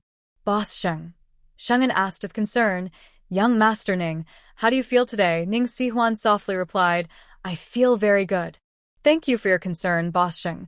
Sheng carefully looked at his face and saw that he looked better than when he visited a few days ago. She relaxed a little. "Spring is a good time. If you're bored, I can arrange for someone to take you to the lake for a walk." Ning Sihuan was not in good shape and could barely stand, let alone walk. He had been seriously ill since before the new year, and it had been half a year since he had been isolated from the outside world. Most people would go crazy after such a long time, but Ning Sihuan seemed used to it and had no intention of going out. Hearing Sheng and suggestion, Ning Sihuan's heart moved slightly. He looked at his body and gave a bitter smile. The 2 doctors probably won't agree. Just then, Dr. Wang and Dr. Hu arrived. Hearing Ning Sihuan's words, Dr. Hu hurried to explain, "Young master, we just adjusted the medicine. We need to observe the effects of the new prescription for a while. You can't go out now to avoid catching a cold, which could affect the medicine's effectiveness." Ning Sihuan expected this result. He wasn't disappointed about not being able to go out. He just nodded slightly to Wang and Hu. Sheng-en looked at him with sympathy, put down the lunchbox, and changed the subject. "For breakfast, I made small steamed buns filled with spring chives and eggs. They're fresh and tasty. You should try some." She really enjoys eating spring chive-filled wontons, buns, and dumplings. Xing Yuan's menu has added a few new dishes. The only downside is that chives have a strong smell, so after eating, you need to remove any bad breath. But that's easy. Just brush your teeth, rinse your mouth, and chew a few peanuts. After watching the 3 of them finish eating and confirming Ning Sihuan was not feeling unwell, Sheng packed up the dishes and left. Unexpectedly, Dr. Wang came out on his own and told Sheng in a quiet corner, "The young master's health is improving day by day. Old Hu and I have taken a risk and adjusted the medicine. The next half-month is very important. Young master needs more care with his diet." This wasn't the first time they adjusted the medicine. Every time they did, Ning Sihuan had unusual reactions. Even if his life wasn't in danger, it made Dr. Wang and Old Hu hesitant to change the prescription. Seeing that Ning Sihuan's condition was better than 6 months ago, the 2 doctors decided to try again. If successful, they could completely remove the remaining toxins in Ning Sihuan's body, so he wouldn't have to suffer from the toxins anymore. Ning Sihuan also asked for the medicine adjustment. He didn't want to keep living weak and sickly. The 2 doctors dared to do this because Sheng gave them confidence. Her cooking had magical health benefits. Ning Sihuan had survived until now, which was the best proof. Sheng understood what Dr. Wang meant and nodded seriously, saying, "I understand." Next, she prepared 3 meals a day for Ning Sihuan. She avoided forbidden ingredients, made sure the meals were nutritious, healthy, and cooked in a gentle way. No frying or greasy foods. Sheng sincerely hoped Ning Sihuan could get through this. She had only held on to this golden thigh halfway. If he couldn't make it, all her hard work these past months would be wasted. After a short break, Sheng En became busy again. That afternoon, just when she had a moment to relax, Zhang Zhaodi brought 2 woven bamboo baskets, accompanied by Zhang Dakue. Since they became a married couple, the atmosphere between them was definitely different. Their subtle glances made it obvious to anyone that they were newlyweds. Sheng En only glanced at them before being filled with sweet dog food, a playful way to say she was overwhelmed by their affection. Talking about buying a small courtyard, Zhang Zhaodi smiled and said, "We have already found one. It's just 2 alleys away from our home. The owner wants a bit more money, but we're still negotiating. I think we can close the deal in the next couple of days." Sheng En asked, "How big is it and how much money do they want?" Zhang Zhaodi gestured as she spoke. "It's about the same size as our house, just 2 extra rooms. The front and backyards are a little small. Once we buy it, we'll have to tear down the 2 small buildings at the back. The owner is asking for 130 taels. The owner's family has many members. Several sons have married and had children. The original rooms are no longer enough, so they built an extra room in the front yard and another in the backyard. These 2 rooms are separate from the main house, so it's easy to tear them down. 130 taels is a bit high. I think 110 taels should be enough." Sheng En estimated the house's value based on Zhang's location and felt 130 taels was a little too much. Shue's small house is in an even better location, but it's smaller. Last year, someone offered only 100 taels for it. Yes, we offered 105 taels, but the owner didn't agree. We're waiting to see if someone offers more, Zhang Zhaodi said. She only has 100 taels of silver and naturally hopes to pay as little as possible. Offering 105 taels shows the owner she's serious. She can go up to 110 taels, but no more. The owner knows this, so he didn't set a firm price and seems ready to negotiate. Zhang Dakue interrupted. "Mother gave me 10 taels of silver. Together, that should be enough to buy the house." Zhang Zhaodi shot him a sharp look. "Keep your silver. I'll sell 1 more bamboo basket, and that will be enough." Zhang Dakue looked upset, his big frame making him seem weak and pitiful. "Wife, I'm your husband. It's right for you to spend my silver." Does his wife not want to spend his silver because she doesn't see him as her husband? His mother never hesitated to ask his father for money. His father had saved up a little over 2 taels of private savings over 10 years. Last time, this 2 taels of silver was accidentally pulled out of a mouse hole by little Dakue. His parents scolded him badly, and he didn't even get to eat dinner that night. It was very sad. Seeing how little Dakue acted like a young wife, Sheng En gave his good sister a teasing look. He's good at managing his wife, impressive. Zhang Zhaodi was very embarrassed. She pinched Zhang Dakue's waist and said, "Shut up. I didn't ask you to speak." Zhang Dakue shrank his neck, honestly too afraid to speak. Zhang Zhaodi couldn't stand it anymore and patted his back. "Go play cards with Shuki and the others next door. I need to talk to Anin for a bit." Zhang Dakue looked at his wife and then at his cousin-in-law across the table, hesitating but not moving. "Is there something I can't hear?" Zhang Zhaodi was speechless and just stared at him. Finally, Zhang Dakue, sensing her gaze, reluctantly stood up, glancing back every few steps. As he left, he didn't forget to close the tea room door. Sheng En couldn't help but laugh softly. "You're a year younger than Dakue. In front of you, he acts more like your son." Zhang Zhaodi scowled. "That fool is always sticking around. I was sleeping peacefully, and he got up to go pig-killing with his dad and brothers, even waking me up to tell me. It's so annoying," Sheng En chuckled. "Did you scold him?" Zhang Zhaodi sighed. "Of course I did. But he can't help it. He kept calling out for 4 or 5 days before he finally stopped. Especially that night on their wedding night, he was like a tired donkey, working until late into the night and refusing to let her sleep. Just as she was falling asleep, he finished dressing and went to kill the pig. The moment he called out, 'Wife,' she was awakened, furious.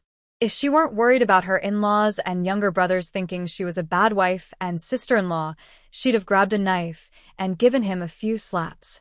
Sheng En laughed so hard tears came to her eyes. Seeing her friend's frustration, she quickly stopped laughing and comforted her. "It's good he's changing. At least Dakue is still obedient." Zhang Zhaodi rolled her eyes at her, full of complaints. You're joking. Sending me that kind of thing. Why did he have to give me something so embarrassing? Cough, cough. She suddenly paused, coughing fiercely to hide her embarrassment. Sheng guessed what she was about to say and immediately looked curious. So, how was that booklet? Was it useful? Zhang Zhaodi, being a new wife, wasn't like those bold middle-aged women. Her face turned bright red, like a ripe apple. It's okay. Who would have thought that the silly big guy knew nothing and almost caused her to get into big trouble?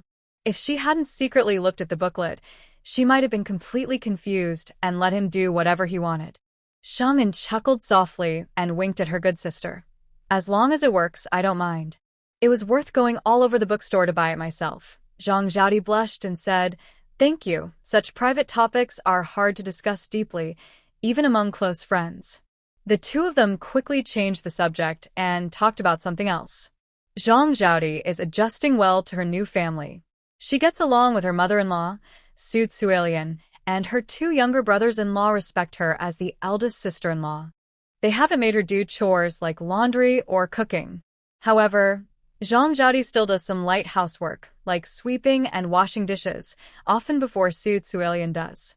While chatting about daily life, Zhang Zhaodi remembered something else and quickly thanked Sheng'an. The day I got married was chaotic. Luckily, you helped me watch over the dowry, or those new quilts might have been torn. Sheng'an also remembered this and asked about what happened afterward.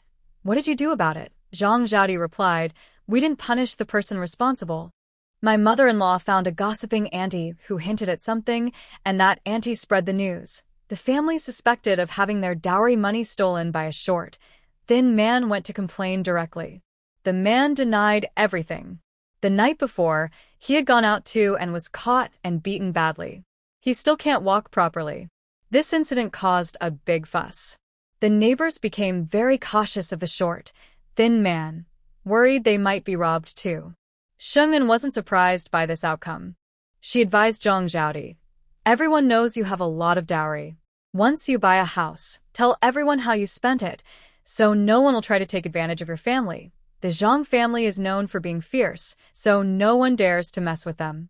But in Huai Tree Village, the Zhang family might be different. Zhang Zhaodi has many relatives.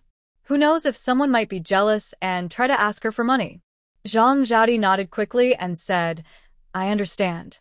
Soon after she and her husband returned home, they bought the house they liked for 110 taels of silver. Before that, they sold a set of bamboo crafts, earning an extra 10 taels of silver. Zhang Zhaodi paid for the house herself. Su Zuelian and her husband didn't say anything about it, but Zhang Daku felt very upset inside. He even went to complain to Su Jinian and drank a lot of wine to soothe his worries. In the end, Zhang Zhaodi pulled him home by his ear. Dr. Wang and Dr. who adjusted the medicine formula. The next day, Ning Sihuan was to soak in a medicinal bath and also undergo acupuncture to remove the remaining toxins that had long penetrated into his bones. This treatment was very painful. Even Sheng Ongguang felt uncomfortable just listening to it and was very worried that Ning Sihuan's body was too weak to endure this. To help, she carefully prepared a meal plan, changing it daily to make sure Ning Sihuan ate well 3 times a day. Whether because Ning Sihuan had strong willpower or because of the nourishing food, after half a month of treatment, good news finally came. It works. This method is effective. The remaining toxins in the young master's body are gradually weakening. Dr. Wang was so excited he almost cried tears of joy. His white beard trembled as he spoke. Young master, keep going for 3 more months. After 3 months, the toxins in your body will be completely removed. Dr. Hu's reaction was just as emotional. He circled around Ning Sihuan's bathtub like a happy child. I never thought there would be a day when the toxins could be fully removed. We must send this good news quickly to ease Empress Dowager Anne's heart. Dr. Wang immediately objected. Why rush? It's not too late to report after 3 months. This old man who, at his age, was not as steady as a 10-year-old child. The young master had never been close to Marquis Annan since childhood and was somewhat distant from him. Marquis Annan cared for his eldest son, and outsiders could easily guess this. Moreover, the second son of Marquis Annan, was well known for his talent. Now studying at the Imperial Academy and having close ties with several princes, everyone in the city knew that if the young master died, he would be the heir to the Marquis estate. If news of the young master's recovery and imminent cure were to spread now, it might disturb some people's interests. Who knew if they would secretly harm the young master? In the past 6 months, he only reported bad news, all to let the young master rest assured and not attract the attention of those with ill intentions. Old, who had been away from the capital for too long and had forgotten the dirty affairs of noble families. Remembering his old friend's words, Doctor Who finally regained his senses and awkwardly smiled. I was just speaking offhand. Whether to report it or not is up to you. Hearing the words of Doctors Wang and Hu, Ning Sihuan's calm eyes softened a little. Thanks to the efforts of the two gentlemen, I am able to live until today. I will never forget your life-saving kindness. Doctors Wang and Hu dared not take credit and quickly bowed humbly. Young master, you are too kind. Ning Sihuan smiled gently and said, there is no need for both of you to be modest. When Sihuan recovers and returns to the capital, I will definitely ask the Empress Dowager and His Majesty to reward you both. Dr. Wang and Doctor Who were very pleased and bowed again to thank her. They had left their families to accompany the young master southward for treatment. For 10 years, they worked tirelessly for his health, often unable to sleep well at night, fearing he might never recover. Now that the young master appreciates their efforts and wants to give them credit, they naturally hope to return to the capital with honor and see their families. At this moment, Dr. Wang spoke. We were able to find a way to remove the toxins from the young master's body, and we must thank Mistress Sheng.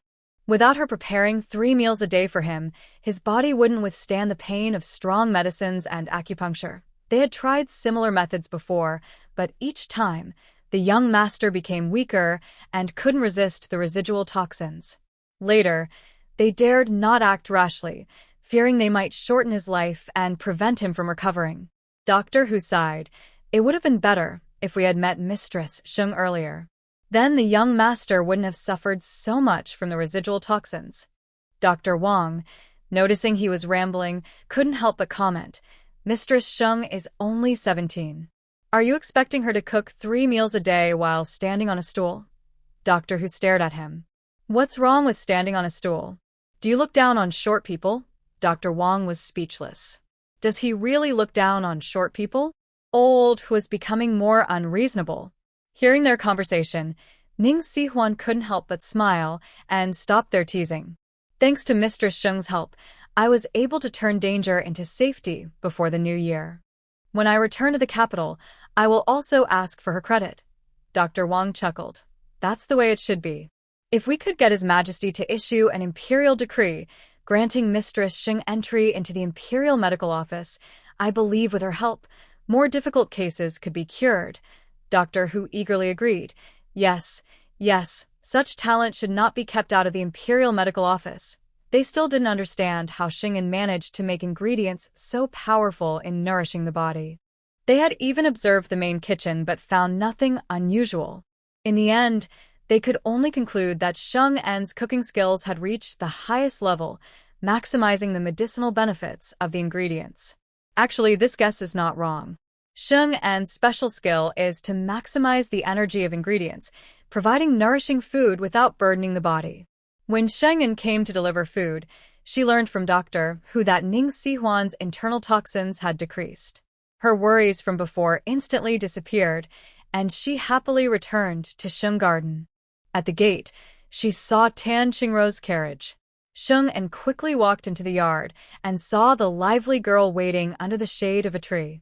Tan Qingrou, like a lively sparrow, happily ran up to Sheng En and affectionately took her arm. Sister Sheng, long time no see. I missed you so much. For the first time, Sheng En saw her cheerful side. She couldn't help but smile and gently pinched her soft face. I miss you too. If your brother hadn't said you would return to Qingzhou, I would have written a letter to ask about you. Last year, Tan's siblings went to Jinling for the new year. Afterward, only Tan Jinlin returned to Qingzhou. She found out that her relatives back home hadn't left, so Tan Qingru could only stay in Jinling with her aunt's cousin. Thinking of this, Sheng'an asked with concern, "Did your cousin go back?" Tan Qingru's face stiffened slightly. She shook her head softly. "She went to the capital." Sheng'an was surprised. To the capital? Her aunt's family was in Dongxing Prefecture, thousands of miles from the capital. If her cousin went to the capital, could it be to see relatives there? Soon, Tan Qingru explained, "Something happened recently. My cousin was noticed by a noble from the capital. A few days ago, the noble left Jinling and took her with him to the capital." Sheng'an's heart skipped a beat. Suddenly, she remembered the young master who accompanied Princess Shanmin. From Tan Qingru's expression, this matter might not be very honorable. Sheng'an wisely didn't ask further and changed the subject. "Today I got some beef. Later, I'll let you try the beef soup I made." Tan Qingru's eyes lit up. "That means I'm lucky." In Jinling, she could eat beef, but Sheng'an's beef was something she had never tasted before. She was eager to try it and would tell her brother about it tonight. Sheng'an was amused by her eager look and took her toward the main kitchen. "There's a big piece. I can make a lot of beef soup. I'll also bring some for your brother when I go back." Getting 5 jin of high-quality beef at once was thanks to Tan Jinling. Without him, she wouldn't have known where to find beef at all. Sheng'an kept her promise. After finishing 5 jin of beef, she made a big bowl of beef soup for Tan Qingru. The young girl held a bowl bigger than her face, eating gracefully but quickly. She finished the entire bowl of beef soup in one go. After eating, Sheng'an gave Tan Qingru several snacks, all homemade by herself. The taste and texture far surpassed those of old city shops. Tan Qingru sniffled happily, saying, "Sister Sheng, your snacks are so delicious." Hearing her childish words, Sheng'an couldn't help but smile. "If you like it, eat more. You're still growing, so it won't make you fat. Just don't eat too much at once, or you'll get a stomach ache." Tan Qingru nodded quickly and put a piece of black sesame pastry into her mouth. When she was full and satisfied, Sheng'an helped the 4 children finish preparing all the ingredients, then sat down to chat with the girl. Tan Qingru didn't have many close friends. She couldn't share gossip with others in her circle, but with Sheng'an, she had no worries. She talked about her experiences in Jinling. Sheng'an wasn't very familiar with Jinling, but was a good listener. This made Tan Qingru talk more and more. She then mentioned a troublesome incident that happened in January. On the 14th day of the Lunar New Year, 2 noble visitors from Beijing came. One of them had a very bad temper. "My father told me to be careful with my hospitality. I didn't dare be careless. Because I wore a red silk flower on my head, she ordered her maid to tear it off, saying that a daughter of a prefect shouldn't wear red." Even though it had been 3 months since then, Tan Qingru, a very kind girl, still couldn't hide her anger when she talked about it. "It hurt my scalp so much, and several hairs were pulled out. I really wanted to cry at the time, but I thought I shouldn't be weak, so I held back." At this, the girl stomped her foot to vent her frustration. Sheng'an's expression darkened slightly. She had already guessed who the person was. Sure enough, Tan Qingru revealed her identity. She is Princess Shanmin, the eldest daughter of the Plainland Princess. Her reputation in Beijing isn't very good. People say she's arrogant and overbearing.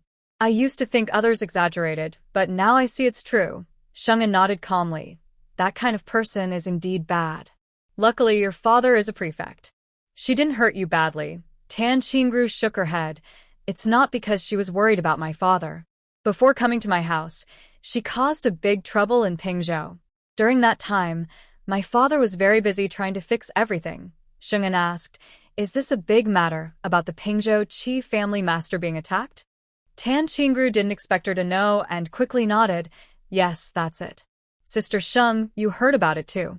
She sighed and said, "Although my father punished the culprit severely and found out it wasn't related to Princess Shanmin, the Qi family members are not happy. I heard they have already reported it to the court, but I don't know what the final result will be." Sheng'an thought that since Princess Shanmin is so favored, if the matter is brought before the court, she will only be completely cleared. Tan Qingruo's opinion of Princess Shanmin was poor, and she couldn't help but whisper to Sheng'an, "It seems Princess Shanmin has taken a liking to a man. She keeps asking people to find out about him, and even asked my father to investigate. My father just brushed it off. Before returning to the capital, she had a man around her. He looks decent, like a charming young gentleman." The young girl was still naive and didn't see anything wrong with talking about Princess Shanmin's romantic interests. She doubted Princess Shanmin's taste and judgment. "I wonder if she's keeping a secret lover. Even if she is, she should choose someone good-looking. Otherwise, with her current choice, the entire princess's residence wouldn't have enough room for her secret admirer." However, this man had a demeanor somewhat similar to Brother Jin Nian.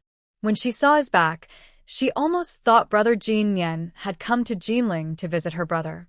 Tan Qingru thought this but didn't take the resemblance seriously, so she didn't mention it in front of Sheng'an. Sheng'an found this amusing and gently patted the girl's hand, saying, "Just talk to me. If your brother finds out, he will definitely scold you." Tan Qingru stuck out her tongue, looking playful and adorable. "I only told Sister Sheng. Brother won't find out, and he also dislikes Princess Shanmin very much." Sheng'an asked curiously, "Is it because Princess Shanmin bullied you?" Tan Qingru nodded. "That's one reason. Another is that when we met, Princess Shanmin said my brother's ears look funny and should be cut and grown back, which made my brother angry. Tan Jinlin has a baby face and looks neat and handsome, but his ears are too prominent, sticking out so much that they are very noticeable." Sheng'an was speechless. The title, Princess Shanmin, contains the word shan, kindness, but in speech and actions, she shows no kindness at all. Next, Tan Qingru often complained about Princess Shanmin, such as how she had been staying at Tan's house for over half a month, causing chaos everywhere, and how she would whip her maids at the slightest dissatisfaction. Mrs. Tan was very worried about this and used an excuse to restrict Tan Qingru, her sister, and her cousin from leaving their courtyard, telling them not to go out unless necessary. Tan Qingru and her sister obediently stayed in their courtyard. However, her cousin couldn't stand it and secretly went out to play when no one was watching. Eventually, she caught the eye of another nobleman, the sixth young master, who even took her to the capital with the dowry given by Mrs. Tan. Because Princess Shanmin was known to be ruthless and domineering, Tan Qingru was worried that her cousin might not survive until they reached the capital. 5 pounds of beef wasn't enough to make a full dish for the guests, so Sheng'an only half-brined it and made beef soup with the rest. Tan Qingru took a portion for Tan Jinlin, and the remaining was for her own family to enjoy. That night, lying in bed, Sheng'an mentioned Princess Shanmin to Su Jinyan, telling him about her actions in Jinling. Su Jinyan didn't say much, but brought up another matter. In the first month, Su Huining saved someone. That person is the son of a scholar. Out of gratitude, Su Huining became his apprentice, and now he is in the city. Sheng'an keenly asked, "Is there something suspicious about the rescue?" Su Jinyan nodded and said, "Yes, it was part of his plan." Lu Huaji, the woman, caught him using the incident to blackmail him, forcing Su Huining to marry her early. Sheng'an clicked her tongue. Lu Huaji is quite clever, knowing how to threaten with a person's weakness. Su Jinyan chuckled softly and whispered in Sheng'an's ear, "It's because Anan is smart. She captured my heart and made me willingly fall into her trap, unable to escape her grasp." Sheng'an pushed him away. "You're still shameless about your feelings." Su Jinyan held her hand and gently stroked her palm. "It's not about feelings." Sheng'an didn't believe him and snorted, "You said the first time you saw me, you knew I was the one. Isn't that falling for my looks?" Su Jinyan stubbornly held her close, wrapping his arms tightly around her. "It's a feeling, unrelated to looks. After all, in terms of beauty, Anan doesn't compare to me." Sheng'an was speechless, feeling overwhelmed by his reason, unable to respond. After entering May, the weather grew hotter day by day. Every time Sheng'an finished preparing a meal, she would break out in a sweat, still smelling of cooking fumes. This made her wash her hair and take a shower every night before she could sleep peacefully. Fortunately, after half a year of training, the 4 children had become quite skilled. They could cook simple dishes well, especially the youngest, Bao Xiao, who was the most talented. She had already made her signature dish, and with another year or so of practice, she would become very good. This way, Sheng'an could relax a bit. Before the dishes were ready, she would take the spoon, stir a few times, and adjust the seasoning herself. The taste would be just like her own, and the guests wouldn't notice the difference. The guests couldn't tell the difference anyway. However, as the weather got hotter, the number of customers ordering food didn't decrease at all. During mealtime, the entrance of Shengyuan was always full of carriages, with people coming and going non-stop. Roast chicken and sticky rice stuffed dishes still sold very well. They had to limit the sales to ensure they could supply every day. Because of this, the chicken seller delivered chickens to Shengyuan every day without fail, earning a lot of money from this steady big customer. Finally, on a day off, coinciding with Su Jinyan's free time, the couple decided to go horseback riding outside the city. They bought 2 horses 2 months ago, but they had been kept in the stables the whole time, with no chance to run freely outside. Sheng'an felt they were a bit bored from being kept locked up. Sure enough, as soon as the 2 horses were led outside Shengyuan, they excitedly stomped their hooves and neighed loudly. Sheng'an watched with affection and gently patted their heads. "Don't worry, I'll take you for a run now." Recently, she had been bringing fresh grass to the stables every day to feed the horses, building a little trust. However, Su Jinyan was worried about Sheng'an riding alone, so he joined her on one horse, with the other horse following behind at a trot. Soon, the 2 of them and the 2 horses arrived at a wide open space outside the city. Sheng'an remembered the riding lessons Su Jinyan had given her last time, and she practiced riding alone, slowly getting better. Su Jinyan also mounted his horse, closely following her side, ready to help if she was in trouble. After practicing for half an hour, Sheng'an understood the horse's temperaments and became confident in her riding skills. She then decided to try galloping. Feeling the wind rushing past her ears, her mood lifted. She pointed at the riverbank in the distance and shouted to Su Jinyan, "Let's race. Who gets to the river first?" Su Jinyan looked a little worried. "Are you sure you can handle it?" Sheng'an snorted. "Who are you looking down on? Watch this, giddy up." As she spoke, she gave the horse a firm pat, speeding up like an arrow leaving the bow. Su Jinyan watched nervously, not daring to chase at full speed. He was afraid that if he pushed too hard, Sheng'an's competitive spirit would flare up and something dangerous might happen. So, he deliberately stayed a horse's length behind, pretending he couldn't catch up. Sheng'an didn't notice his act and thought he really couldn't outrun her. Her smile grew brighter under the sunlight, full of carefree joy. Su Jinyan couldn't help but smile too, his eyes fixed on the woman riding ahead. In the end, Sheng'an reached the riverbank first. That was so much fun. She let out a long breath, jumped off the horse, and sat on the ground, stretching her arms and legs to relax after the fast ride. Su Jinyan sat beside her, checking her palms and ankles to make sure she wasn't hurt. Only then did he relax. "From now on, I'll take you riding every month." Sheng'an shook her head. "Not for the next 3 months. The sun's too strong. We might be fine, but the horses could get heatstroke. They cost 1,000 taels. If anything happens to them, that's a big loss." These 2 horses weren't as fine as Master Zhang's red, but they were much better than ordinary ones. Getting them for 1,000 taels was only possible thanks to Yi Yunhua's help. Otherwise, they wouldn't have been able to buy them at all. After resting, the couple rode a few more laps. Once the horses had burned off their energy, they started heading back. When they passed the market crossroads, Sheng'an noticed a crowd gathered ahead, with the sound of an argument coming from the center. Curious, she urged her horse forward and was surprised to see Lu Huaji standing with her hands on her hips, arguing with a woman.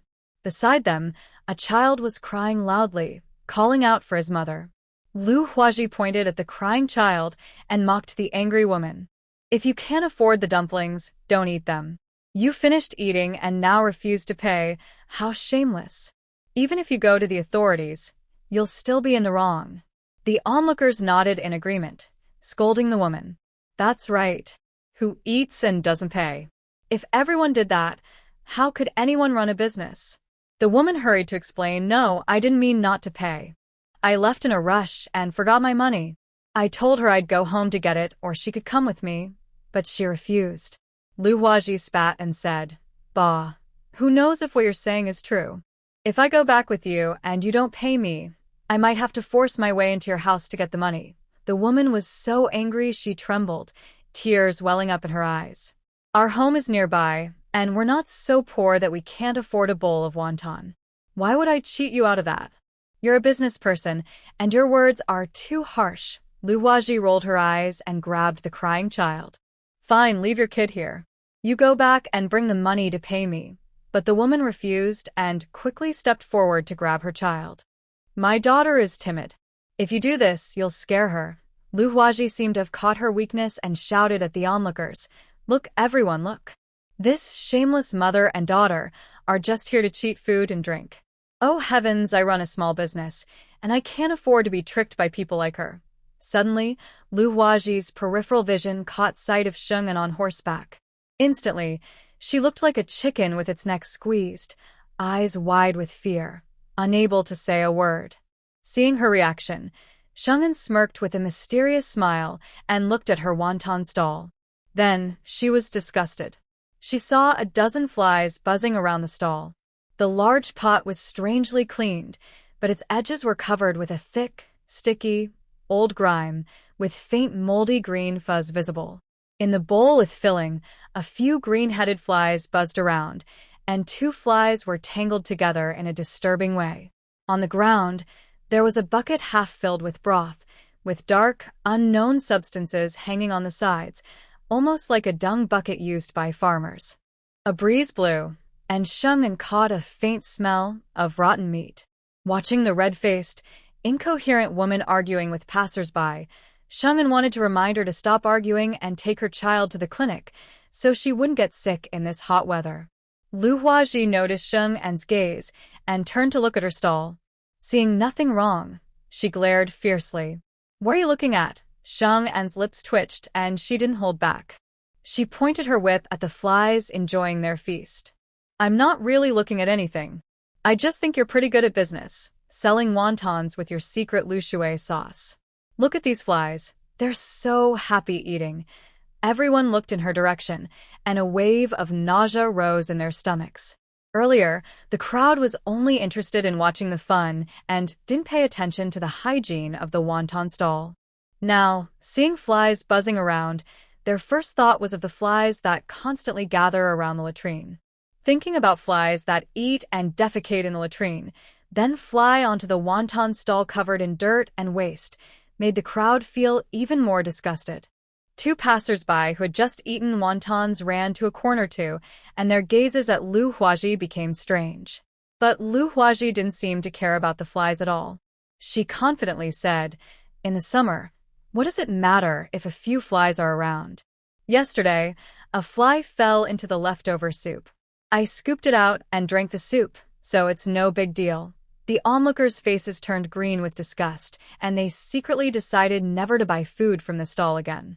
This boss is just too dirty. Lu Huaji didn't realize that her words caused her to lose some customers. She thought Sheng'an was deliberately causing trouble and looked at Sheng'an with hatred.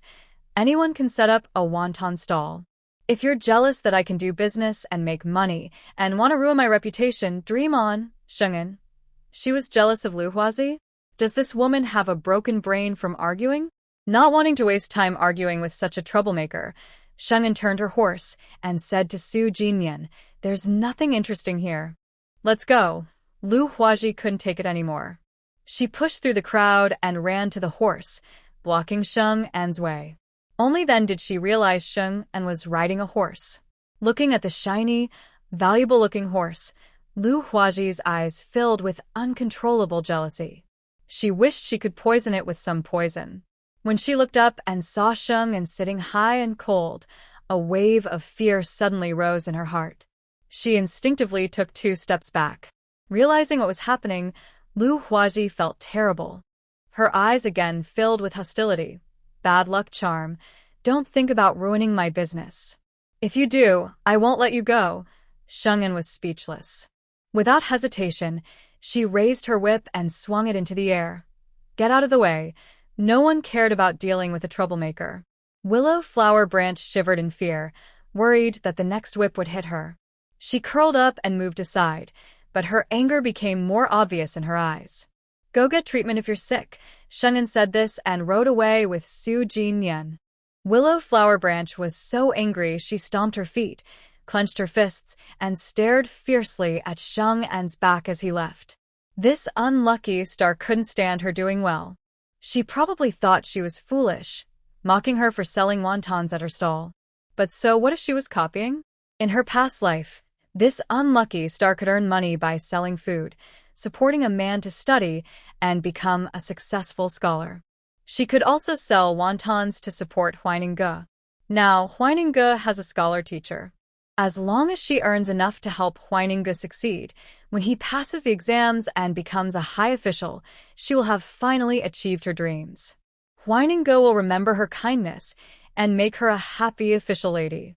And she is different from that unlucky star. No matter how much she tries, if she meets a cruel man like Su Jinyan, she might end up dead.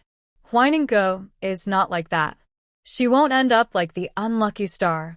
The more she thought about it, the happier she became. Her anger turned into a strange smile, which made the passers-by around her feel scared and think she might be crazy. Shungin didn't know about Willow Flower Branch's plans.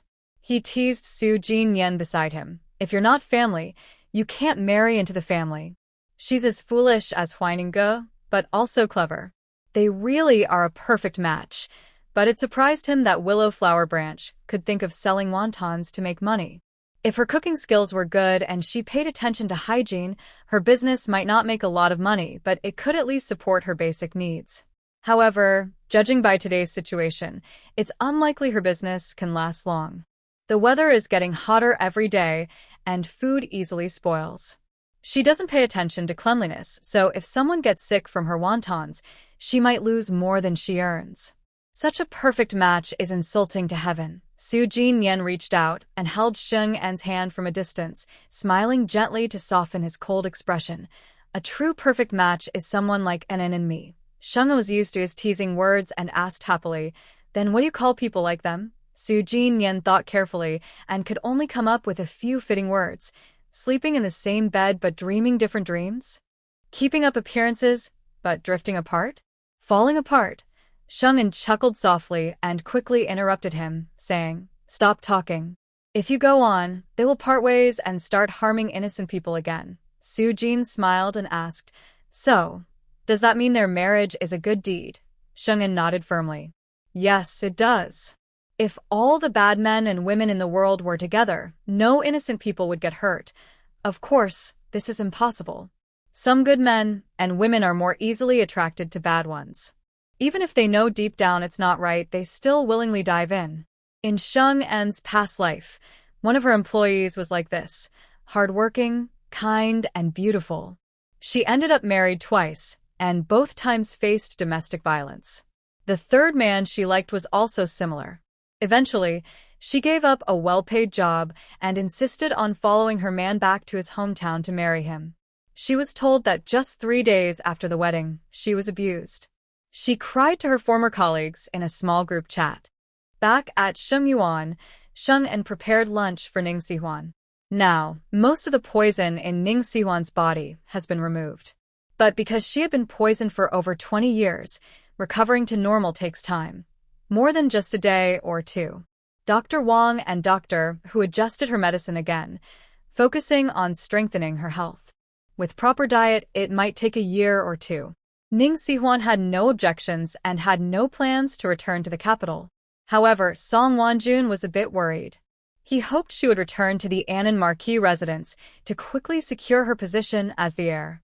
But Ning Sihuan refused to agree, and he could only worry in silence.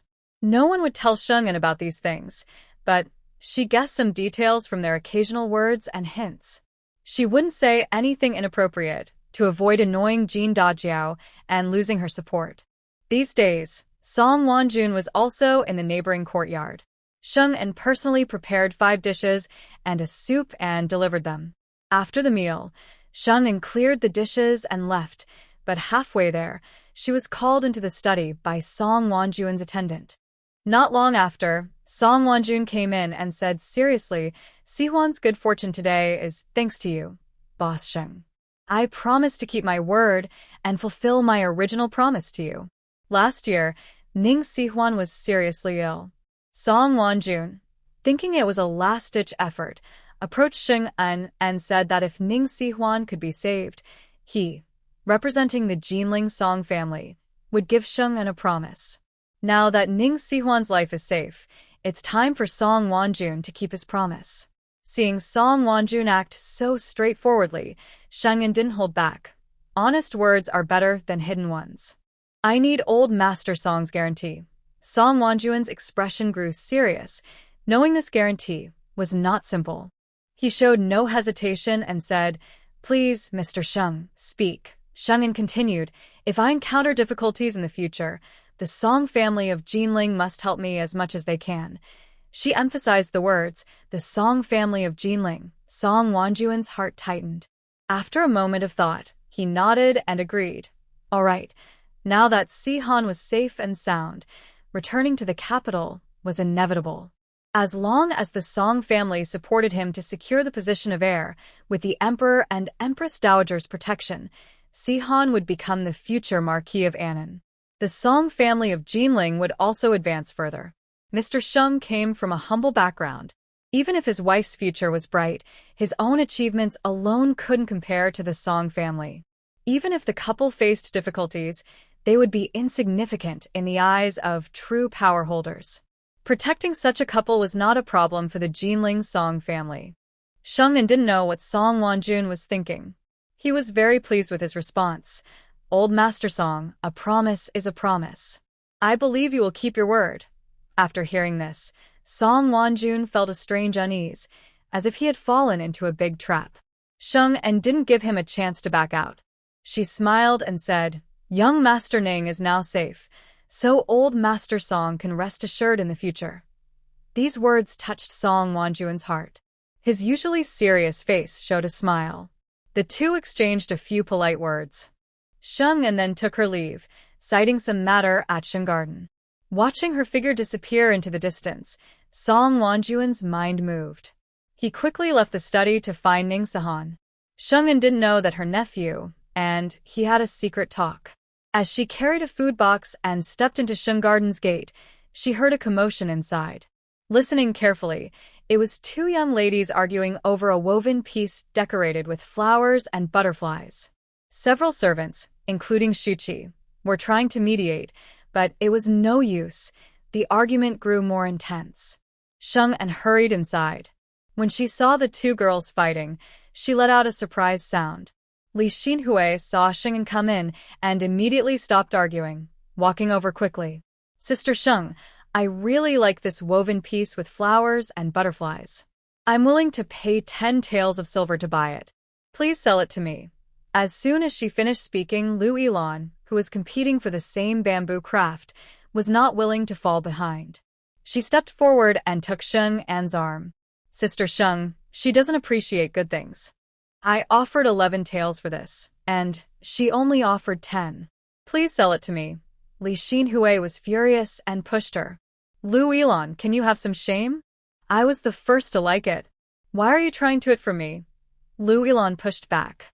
"We both looked at it together. I was the first to ask to buy it. You came out halfway and cut in. Isn't that unfair?" Seeing they were about to fight, Sheng An quickly separated them, holding each of them and speaking kindly. "You two are old friends. There's no need to argue over a bamboo craft. Let's each step back a little. I will ask Master Zhang to make another one exactly the same." Li Xinhui and Lu Yilan both spoke at the same time, then glared at each other with dislike. "We don't want an identical bamboo craft." Sheng An was speechless. The friendship that had lasted over 10 years was about to break over a bamboo craft, which was even faster than a falling out. After a moment of silence, Sheng An had to patiently continue. "The 100 flowers wearing butterflies is a unique piece. It can't be split in half and sold to both of you. How about this? I will ask Master Zhang to make a custom one according to your requests. Li Xinhui and Lu Yilan looked at each other and reluctantly agreed. All right. During this time, Master Zhang's artistic bamboo crafts became very popular in Qingzhou City. Even people who weren't interested in bamboo crafts started to follow the trend and were willing to pay high prices for a piece. As a result, the price of bamboo crafts rose sharply. From 20 taels of silver per piece at first, it doubled to 40 taels within just a month. The bamboo crafts in Sheng Yuan's shop couldn't keep up with the demand. Lu Yilan really liked this 100 flowers wearing butterflies piece and had no plans to customize her own. After friendly discussion with Li Xinhui, she successfully bought the piece. Li Xinhui was also very straightforward. After bringing out paper and brush, she shared her ideas for a custom bamboo craft and paid half of the deposit on the spot. Finally, the two good friends left hand in hand, satisfied, taking 2 roasted chickens and 2 jars of sticky rice wine with them. Looking at the empty display shelf, Sheng En couldn't help feeling heartbroken. It's too good to sell, but it's also a problem. I wonder how long I'll have to wait for the next one. Thinking of Zhang Dakue coming yesterday to deliver bamboo crafts and mentioning that Zhang Zhaodi had chosen some good apprentices, she looked at the sky and saw it was still early. She decided to go take a look and check on the progress. Last month, the bamboo weaving workshop was opened, but I haven't gone to see it with my own eyes yet. Sheng En is a person who takes action. She immediately went to the stable, let out a horse, and rode off towards the Zhang family. The horse stopped at the gate of the Zhang courtyard, and inside, Sheng En heard Su Tsuelian scolding Zhang Erku. You're always loafing around. I asked you to help your eldest sister-in-law, but you didn't go. I asked you to meet the matchmaker, but you didn't go. What can you do? Zhang Erku argued back. I get up before dawn to slaughter pigs, go to the market early to sell pork, and after selling, I have to clean up. I don't even have time to rest. How can you say I'm lazy? Su Tsuelian was furious. She took off her shoe and threw it at him. You little brat, how dare you talk back to me? Your older brother, at your age, wouldn't dare speak to me like this. Zhang Xiaokue kept stirring trouble. Exactly. Second brother, you're really out of line. Why do you make Mom angry? You know she always likes to tell lies. That one sentence offended both Su Tsuelian and Zhang Erku. They turned on Zhang Xiaokue and started scolding him fiercely. Sheng En listened with a mix of laughter and tears. She quickly dismounted, entered the yard, and stopped the big fight among the mother and sons. Zhang Xiaokue was chased around the yard by both sides.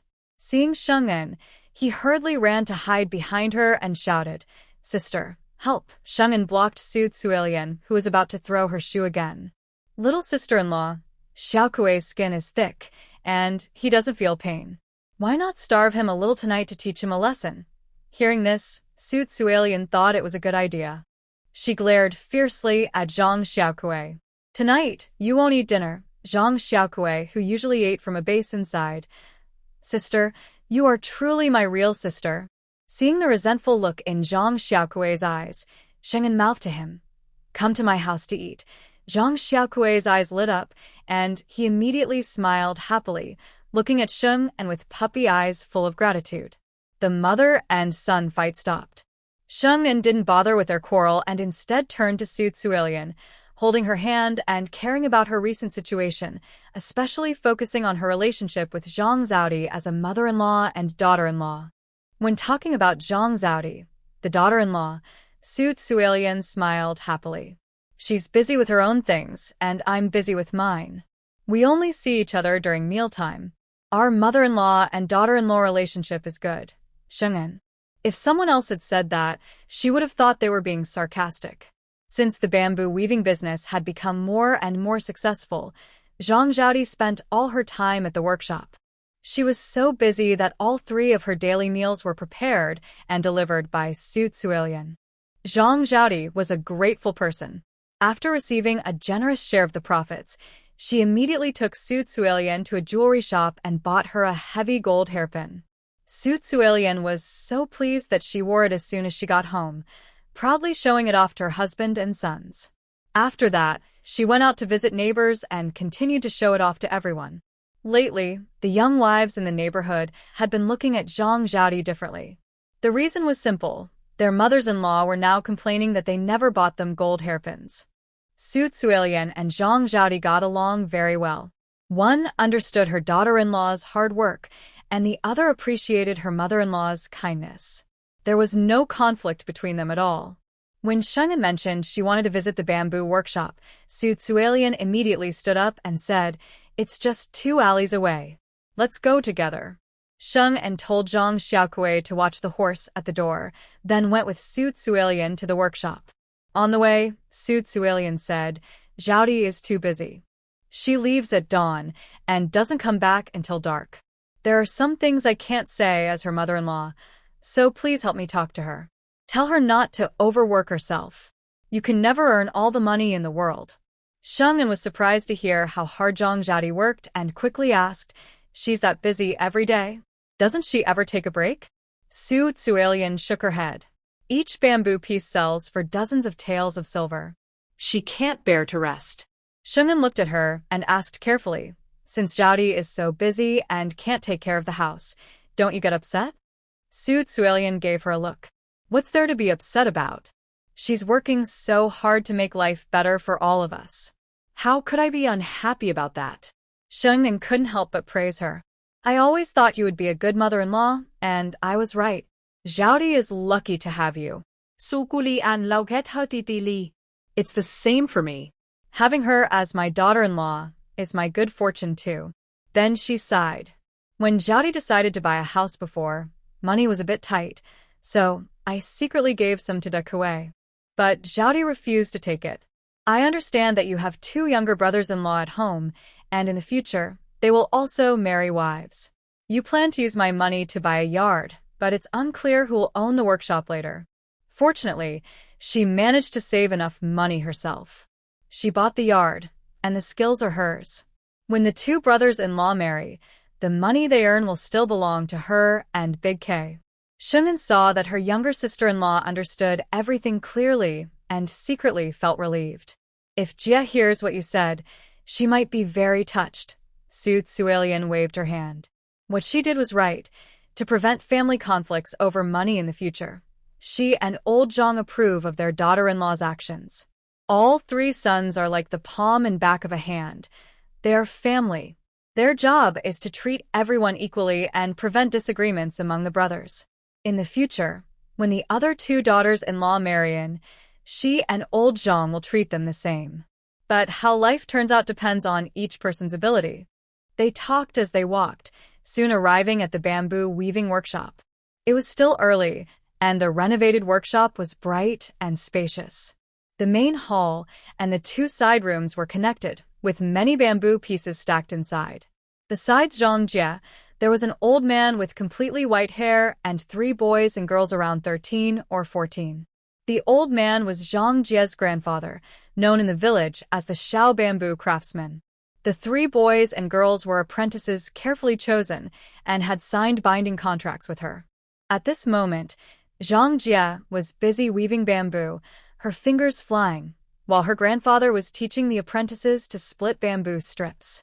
A whole bamboo was easily split into thin strips, slightly thicker than hair, under his calloused hands, glowing with a soft green light in the sunlight. No one in the room noticed Sheng'an and her companion arriving. It was Su Tzuelian who called out Uncle Shao, and everyone looked up. Seeing Sheng'an, who hadn't been here for over a month, Zhang Jie happily put down her weaving and stood up. "And why do you have time to come here?" Just as Sheng'an was about to reply, she suddenly saw Zhang Jie's face turn pale, her body start to sway, and she was so frightened she quickly stepped forward to support her. "What's wrong? Are you feeling dizzy?" Su Tzuelian, Uncle Shao, and others also noticed Zhang Jie's unusual state and hurried over to ask what was happening. Sheng'an helped Zhang Jie sit down again. She frowned slightly and covered her lower abdomen with one hand. "My stomach hurts a bit, and I feel dizzy and want to." She spoke, then touched her chest, feeling a tightness there. Sheng'an looked serious and reached out to check her good friend's forehead. "Is this something you've had before or just now?" Zhang Zhaodi glanced at Su Tzuelian and Xiao Weigong's faces. Seeing they only cared and weren't angry, she whispered, I had it the day before yesterday. Usually, the discomfort only lasted a short while and was within her tolerance. She thought it was just because she hadn't rested well, so she didn't tell anyone. Just now, she suddenly stood up, and her lower belly hurt badly. She couldn't hold back and was seen by Annan. Child, if you're not feeling well, why didn't you say so earlier? What if something worse happens? Su Tsuelian, straightforward and quick-tempered, couldn't help but scold her. Xiao Weigong also looked grim. Your mother-in-law is right. You should scold yourself. Zhang Zhaodi looked embarrassed and hurriedly begged for forgiveness. I know I was wrong. I won't do it again. Sheng'an urged, forget whether it's right or wrong. Go quickly to the clinic and see a doctor. Su Tsuelian reacted and agreed. Yes, yes. Go to the clinic and see a doctor. It's not that we look down on doctors, but you can't delay when you're unwell. Zhang Zhaodi thought she was overreacting. But unable to resist the insistence of her elders and good friends, she got up and, accompanied by Sheng'an and Su Tsuelian, went to the nearby clinic. The clinic had no other patients. As soon as they entered, the doctor was asked to check Zhang Zhaodi's pulse. In just a few moments, the doctor withdrew his hand and made a diagnosis. It's a happy pulse, less than 2 months. Su Tsuelian was the first to react, clapping her hands excitedly. I'm going to be a grandmother. I will have grandchildren. Sheng'an looked at her sister-in-law and her good friend, who was staring blankly like a wooden doll. Finally, she connected happy pulse with baby in her mind. Somehow, she felt a strong urge to cry. Sheng'an couldn't explain where this feeling came from. She stepped forward and tightly held Zhang Zhaodi's hand. Zhaodi, you're pregnant. You have a child now. Zhang Zhaodi was dazed. After a long moment, she snapped out of it, unconsciously touching her belly, and her face showed fear. Is it okay? I didn't even know I was pregnant. Thinking about how she had been working early and late, not sleeping well, she couldn't help but worry. She was afraid that her recent discomfort might mean something was wrong with the baby inside her. The three of them happily left the clinic, full of excitement about Zhang Zhaodi's pregnancy. Su Tsuelian, overwhelmed by the good news of becoming a grandmother soon, held Zhang Zhaodi's hand and earnestly advised her. The doctor said you've been tired lately, which is why your pregnancy is a bit unstable and you experience stomach pain and dizziness. The bamboo weaving workshop is under your grandfather's care, so stay at home and rest peacefully to take care of the baby. Zhaodi was not very willing, but she showed a slight smile and said, Mother, the doctor didn't prescribe any calming medicine. My baby is fine. I'll only work a few hours at the workshop. I won't overexert myself. Weaving bamboo is quite tiring, but it's much easier than working under the hot sun. She knew her own body well. Working 3 or 4 hours a day was manageable, and she could rest well. Otherwise, if she stopped weaving for several months, her customers would stop seeing new products, and even their love for her work would fade. All her previous efforts with Annan would be wasted. Su Tsuelian cared more about the baby and knew that talking too much might upset her, so she kept glancing at Sheng'an, hoping she could help persuade her. Sheng'an understood the signal and quickly played the peacemaker between mother-in-law and daughter-in-law. Zhaodi, your younger sister-in-law is also thinking about you and the baby. Only if you take good care of yourself will the baby be healthy, right? Given your current condition, you really need to rest. Su Tsuelian nodded repeatedly. Zhaodi was a bit anxious, clutching Sheng'an's hand, wanting to speak. Before she could say anything, Sheng'an changed the subject and advised Su Tsuelian. Sister-in-law, the doctor also said that Zhaodi's baby is fine. Letting her stay at home all day to rest and not do anything is hard for anyone. Why not let Zhaodi rest for a few days? Once she's sure everything is okay, she can go back to the workshop. She can work half a day and rest half a day, so she won't get bored or overexert herself. Su Tsuelian hesitated, looked at her daughter-in-law's pleading eyes, and didn't want any misunderstandings between them, so she agreed to this compromise. All right, I'll go along with what Annan said. Zhaodi secretly heaved a sigh of relief, linking her arm with her mother-in-law's and smiling. Thank you, mother. Su Tsuelian patted her hand gently. Don't thank me. Honestly, it's Dekue's fault for not being capable enough, making you busy working while pregnant to earn money. Zhaodi quickly replied, our family doesn't lack food or drink. I just can't sit still. It's nothing to do with Dekue. Su Tsuelian was not truly angry with her son. Hearing Zhang Zhaodi speak, she felt reassured. A good daughter-in-law like you is hard to find, even with a lantern. If Dekue doesn't cherish you, I would cut his dog legs for you. Zhang Zhaodi chuckled softly, blushing a little. Mom, don't worry. Dekue treats me very well. Dekue is not very careful, but he is honest, hardworking, and obedient. He quietly remembers her habits and preferences and shows her kindness in his own way. Their little family is simple.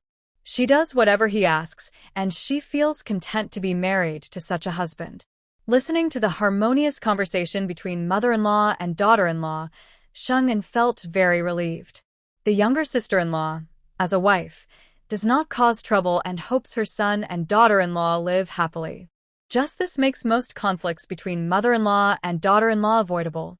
Some conflicts happen because the mother-in-law is too controlling, wanting to keep her son close and not allowing him to treat his wife well, even trying to interfere between them.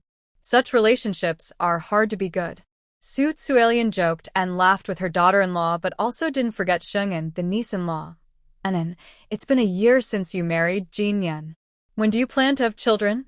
She spoke gently, but Sheng'en saw worry in her sister-in-law's eyes. Was she worried Sheng'en couldn't have children, or was she concerned about her and Su Jin Yan's relationship? Sheng'en looked down at her belly, feeling a bit puzzled. Her health was good. She had gained weight and grown taller. Her monthly period was regular, and she and Su Jin Yan were active at night often. It was strange that she hadn't gotten pregnant yet. Now Sheng'en could only pretend to be disappointed and respond to Su Tsuelian.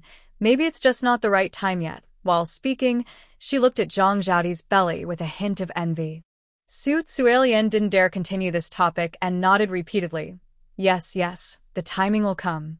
You two are still young. The children will come eventually. Zhang Zhaodi also thought Sheng'en was upset about not getting pregnant and quickly held her hand silently to comfort her.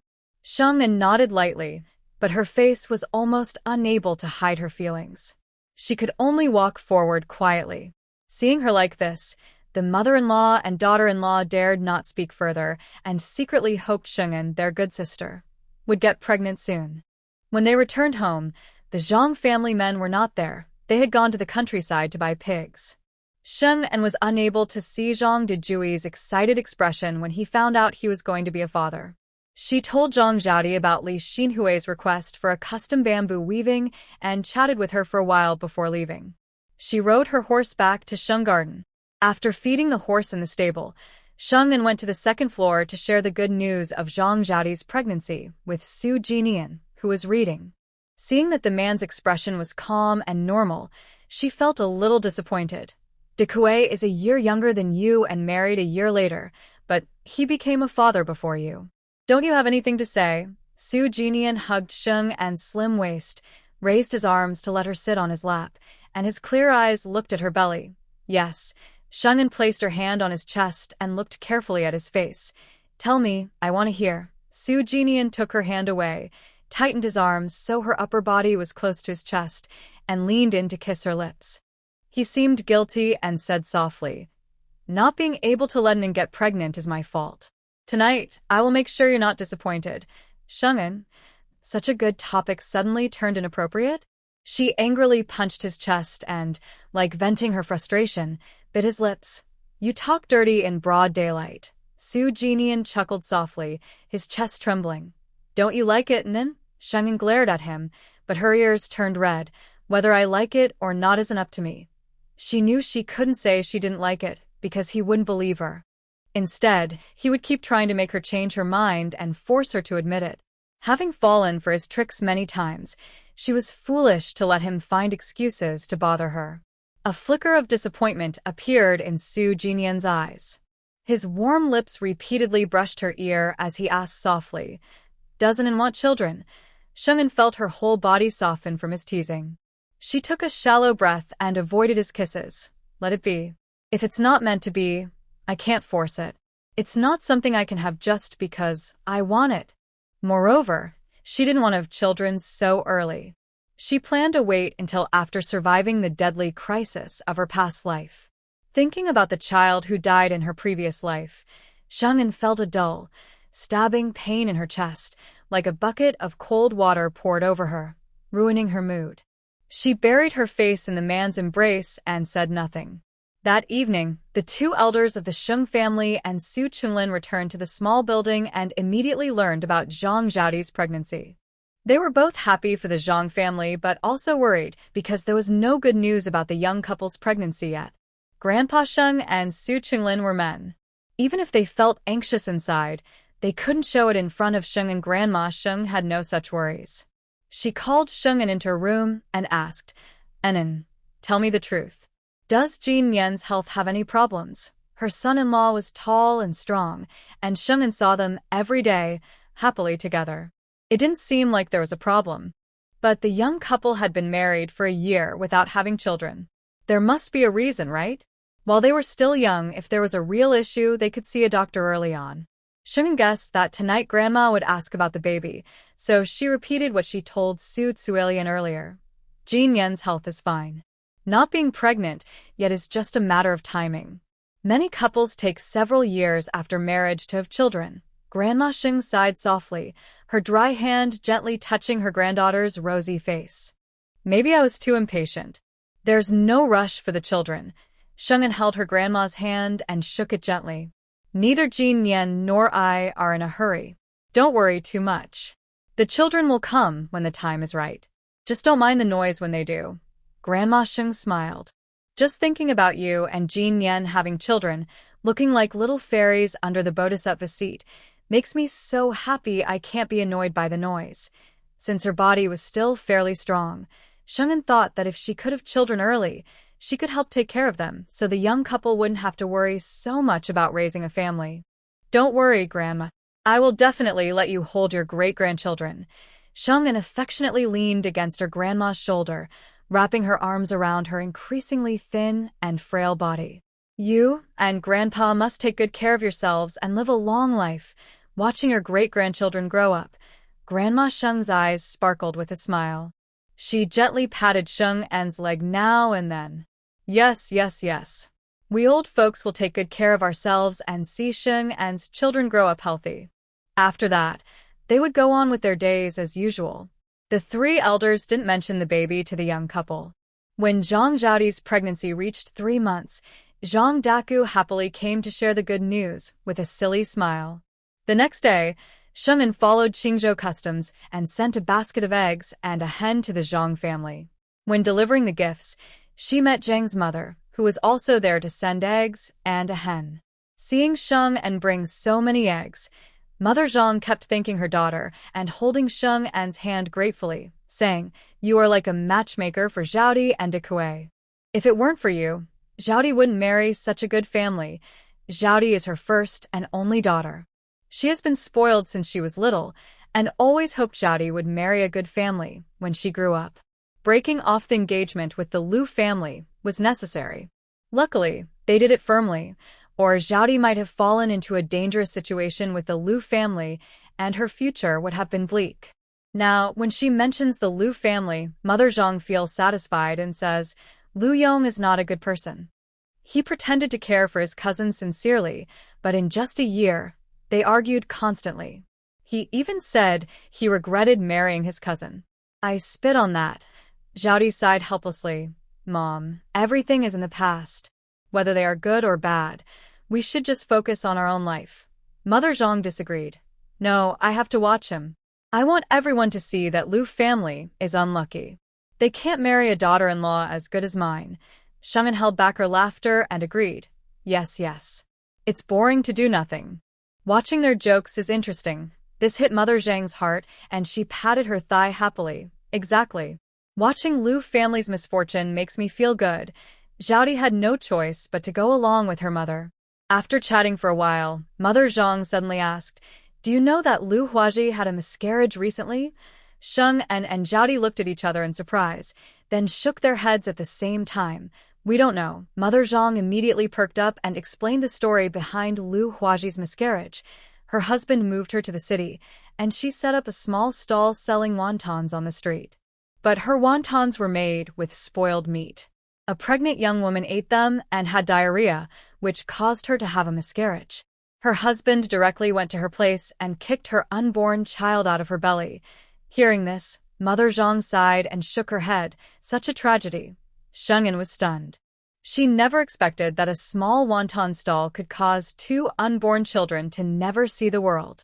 Thinking about the last time she saw Lu Huaji at her stall and the poor hygiene of the stall, Sheng'an couldn't help but shake her head. I saw her once before, and I thought her business wouldn't last long.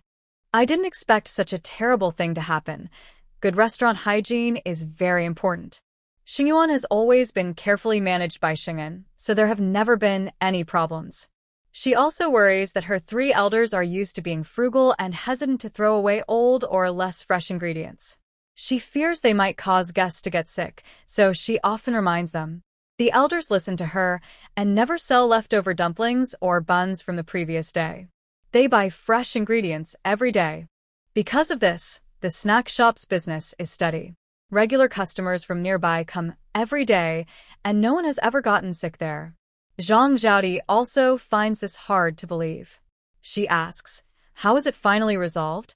Such a big issue. Did the 2 families argue for a while? Mother Zhang nods. They argued, even went to the authorities. That woman had no proof that she got sick from eating dumplings.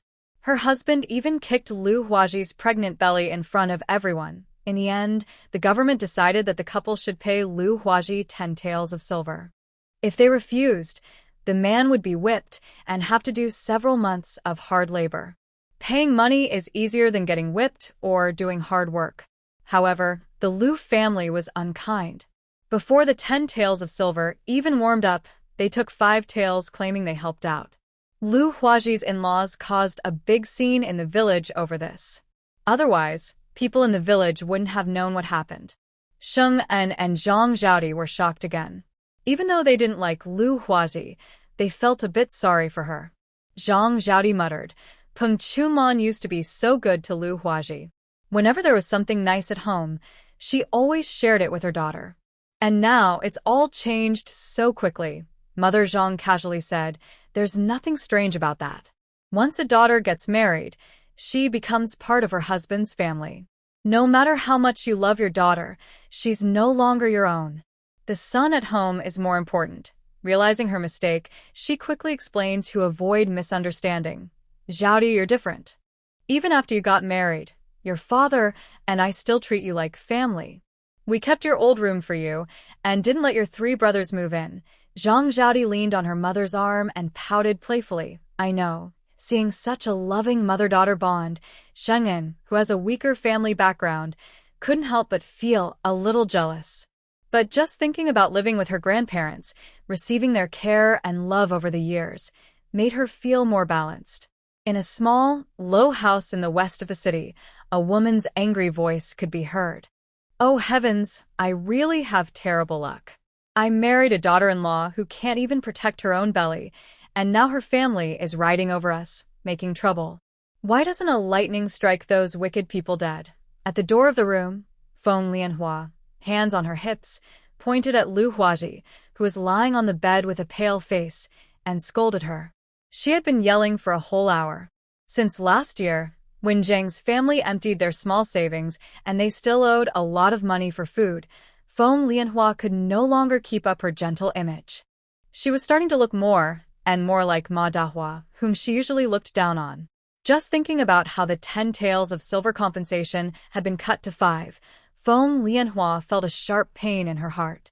She grew more annoyed with Lu Huazi, who she disliked, and didn't care that Lu had just had a miscarriage. She forced her to go back to Lu's family to get the money back. Lu Huaji was patient and silent in the face of Feng Lianhua's insults. She only covered her aching belly and looked increasingly pale. Seeing her silence, Feng Lianhua got angrier.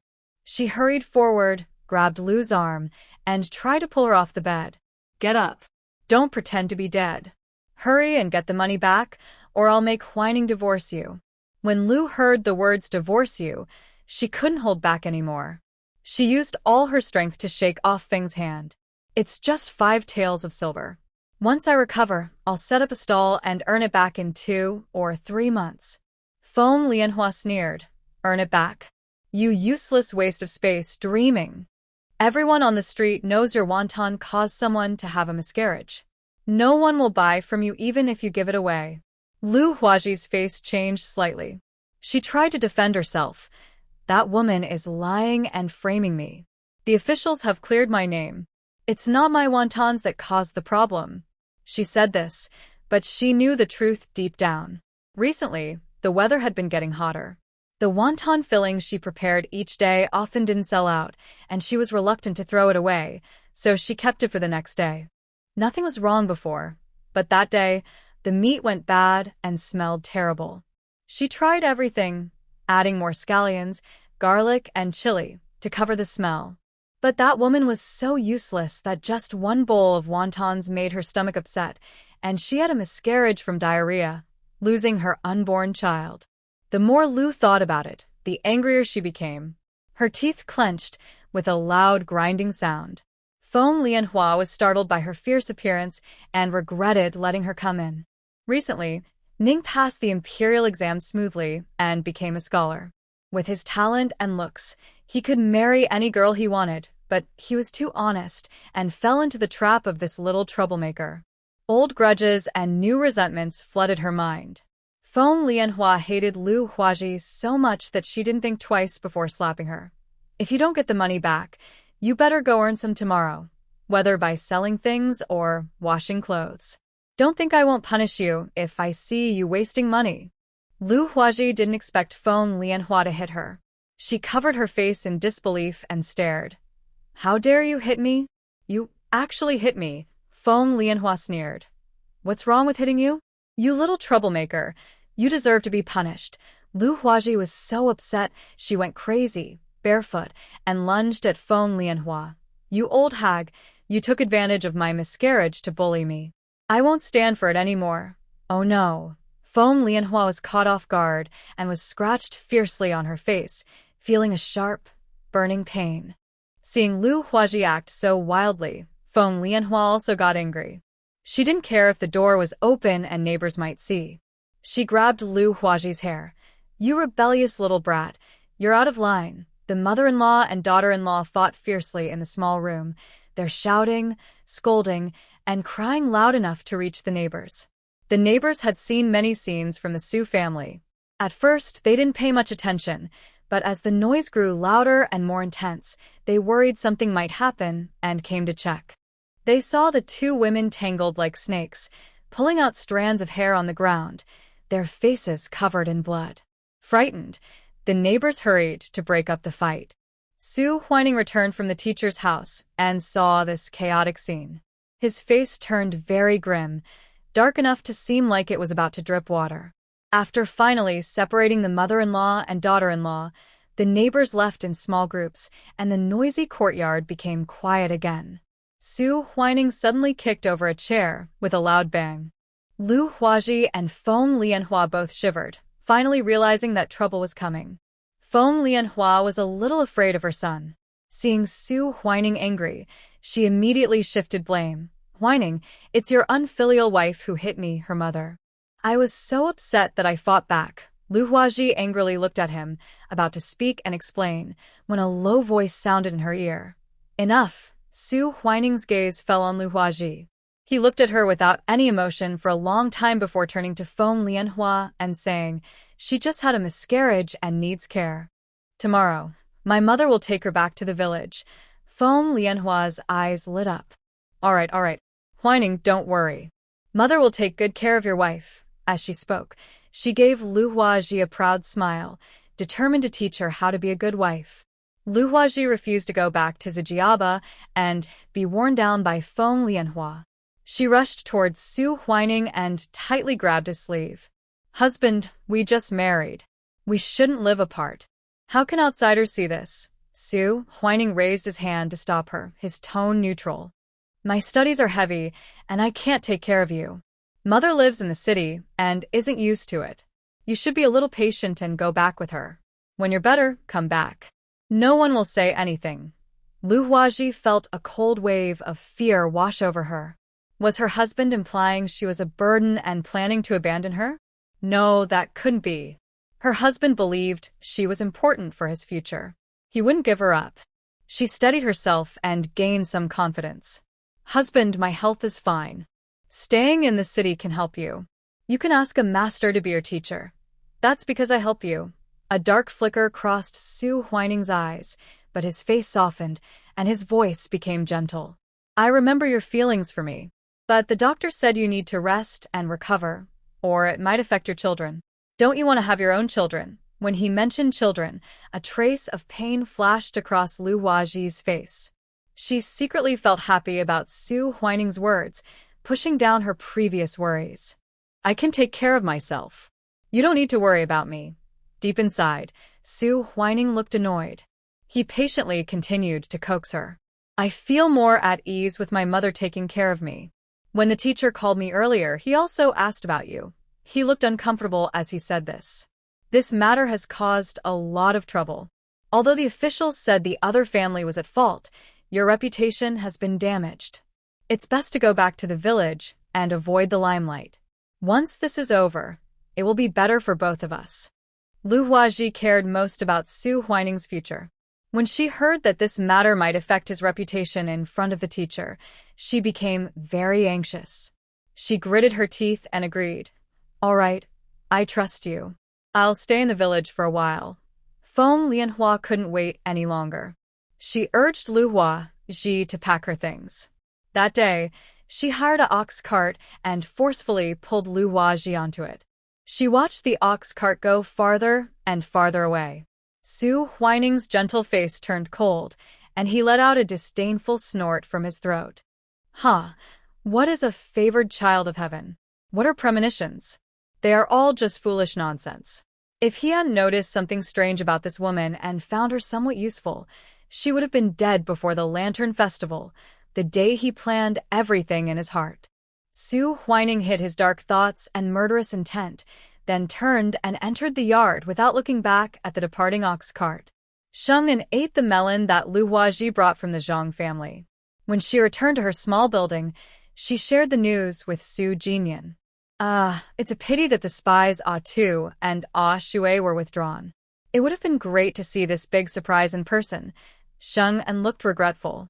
She leaned on Su Jinyan's shoulder, watching him write with full concentration, creating wonderful articles that made her clap in admiration.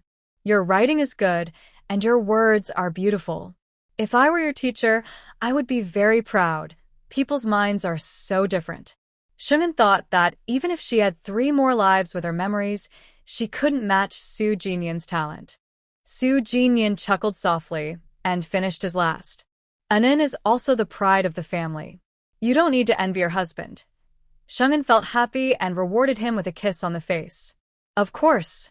My cooking skills at least beat 3 of yours. Everyone has their strengths and weaknesses.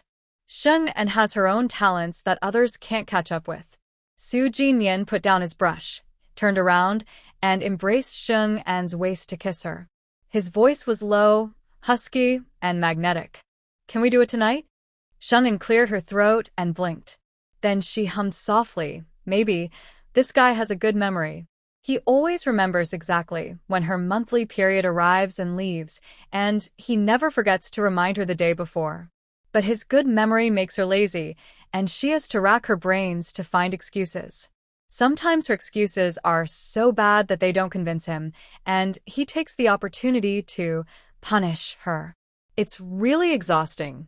Sheng'an was complaining quietly, but still remembered the important matter. Su Huining ranked 2nd in the provincial exam and became a scholar.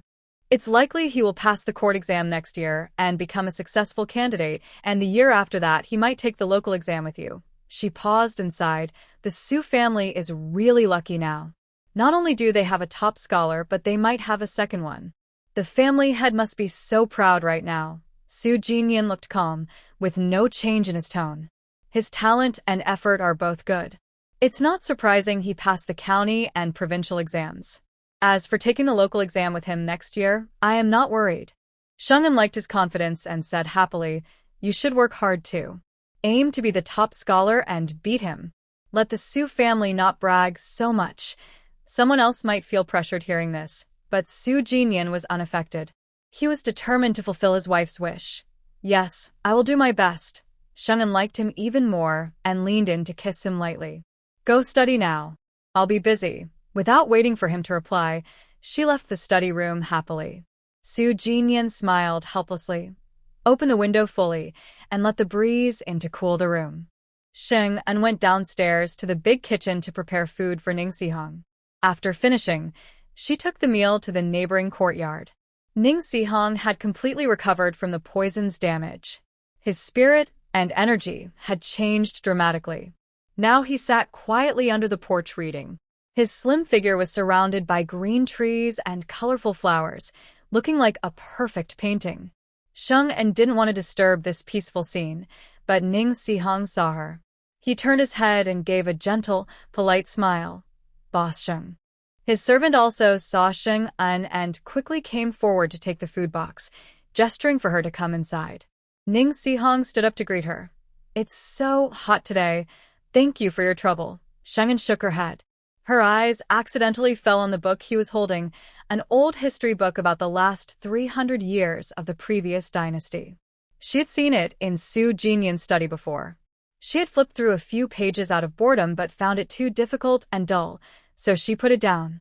Sheng'an and Ning Sihong didn't have many topics to talk about, so she casually asked, Young Master Ning, it looks like you're halfway through this history book. Are there any interesting stories in it?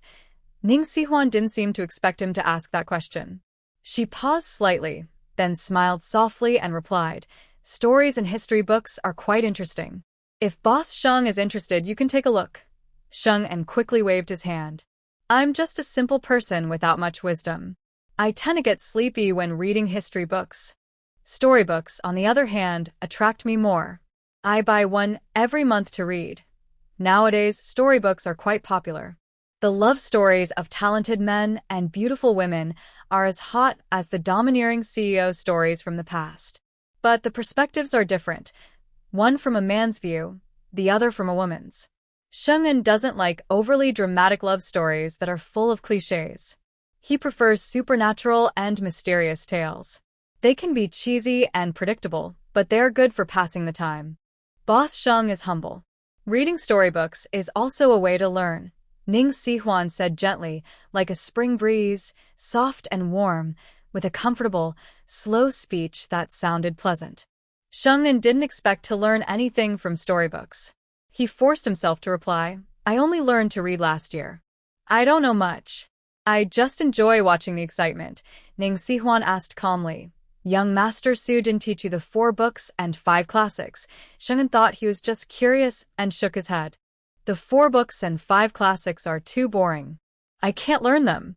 When he has free time, he reads travel stories to me and teaches me new characters. Ning Sihong's expression remained calm as she said, Boss Sheng is very clever. In just a year, you can read storybooks on your own. Young Master Su must be a very good teacher. Seeing her praise Su Jin, Sheng'an couldn't help but smile. Yes, he really has a good way of teaching. Ning Sihong seemed to smile briefly and suddenly changed the subject. In 2 months, I will return to the capital. With Boss Sheng's ability, staying in Qingzhou would be a waste. Would you be interested in going to the capital with me? Sheng'an had expected this and wasn't surprised. I will go to the capital sooner or later. I plan to open a second Sheng garden there. When the time comes, I hope Prince Ning will support us. The previous life's disaster hadn't passed yet. He was determined to go to the capital to find the truth and catch the real culprit who caused his family's downfall. When Ning Sihong heard Sheng'an planned to go to the capital, she felt a secret joy. She couldn't help but speak her mind. Since you will go sooner or later, Boss Sheng, would you like to travel with me? Ning Sihong stood under the eaves, watching Sheng'an's figure disappear into the distance. Dr. Wang stepped forward, clearly disappointed. Boss Sheng finds it hard to leave his hometown. We will have to wait 2 more years, Doctor, who shook his head. Whether he can go to the capital after 2 years depends on whether his husband can pass the imperial exam and attend the spring court. Dr. Wang was eager to take Sheng'an to the capital. He looked at Ning Sihong, who showed no emotion, and said regretfully, Master Su's teacher comes from the Jiang family in Jinling and once ranked third in the imperial exam, becoming a senior official. Otherwise, the heir would recommend a famous teacher in the capital, and Boss Sheng would go with him. Since this plan was not possible, they could only hope that Master Su would pass the exam soon and take Sheng Boss to the capital for the test. Ning Sihong listened quietly to their conversation without saying a word. Sheng and hummed a little tune as she returned to Sheng Garden. Shuqi carried a densely written list and approached her. Master, a Mr. Zhao is hosting a birthday banquet for his family elder at the end of the month. He sent someone to reserve 5 tables and paid half the deposit. Sheng'an was surprised and took the list to look at it. 5 tables will cost at least 400 taels of silver. Since Mr. Zhao isn't short of money, why didn't he invite us to serve the meal? Sheng Garden had been open for several months, mostly hosting friends or business partners, and had not yet received any wedding or birthday banquet orders. This was the first order from Mr. Zhao, which was worth remembering. Hearing her boss's words, Shuqi guessed, I didn't ask much, but maybe it's because our Sheng Garden is very famous. Mr. Zhao thinks hosting his birthday here will make him look better. Sheng'an was convinced by this strong reason. Her smile grew wider, and she didn't forget to encourage Shuqi. Keep up the good work. The better you do, the more rewards you'll get at the end of the year. Shuqi happily accepted this encouragement, feeling more energetic. Yes, summer had a big advantage, a wide variety of ingredients and plenty of supply. Most of the ingredients needed for Mr. Zhao's 5 tables could be bought on the same day. For those that couldn't, they were obtained in advance without trouble. On the day at the end of the month, Sheng'an woke up early and prepared with her 4 helpers for the banquet. Shuqi, along with others and Granny's son, was busy cleaning the front yard for the guests, sweeping and wiping everywhere. They also carefully trimmed the plants and trees. Since dozens of guests come to dine at noon, the courtyard will be busy walking around. We need to provide a clean and comfortable environment to protect Xing Yuan's good reputation. Before noon, Zhao Jiren and his family, along with the guests invited by the Zhao family, arrived in various carriages, luxurious and simple, at Xingyuan. This was the first time the Zhao family visited Xingyuan for a meal. Seeing the grand entrance, the birthday girl, Grandma Zhao, felt a bit nervous. Oldest son, this place looks even more impressive than our home. Is this really a place to eat? It's not that Grandma Zhao is inexperienced. Before Zhao Jiren became a scholar, she was a simple farmer living in the countryside. They moved to Qingzhou less than 10 years ago. Under the influence of people from similar backgrounds, Grandma Zhao's knowledge had improved a lot. Still, compared to naturally wealthy families, she was still a bit behind. Zhao Jiren was also surprised. He tried to act confident in front of his mother. Mother, this is just a place to eat. I heard the chef is very skilled. I booked 5 tables 10 days in advance. Thinking that 5 tables cost him 400 taels of silver, Zhao Jiren couldn't help but feel a pinch in his heart. But looking at the noble guests he had invited, he felt the money was well spent. If he didn't take this chance to build good relationships, when would he? He didn't send invitations to some poor relatives back home, worried they might behave badly and scare the guests. The noble guests didn't know what Zhao Jiren was thinking. Before today, they had already eaten at Xingyuan, unlike the Zhao family, who looked surprised and unworldly. At Zhao Jiren's warm invitation, the guests entered in groups. The last to arrive were Zhao Jiren's son, Zhao Peng, and a few friends he had specially invited. Su Huining looked at the signboard with the words Xingyuan and felt a mix of emotions: envy, jealousy, and a bit of frustration. Zhao Feipeng, walking inside, said to his friend and savior, Huining, Xingyuan is not an ordinary place. I've wanted to visit for a long time, but never found the chance. We should take a good look around later. Su Huining put aside his tangled thoughts and smiled, thanking Zhao Feipeng. Thanks for your kindness, Feipeng.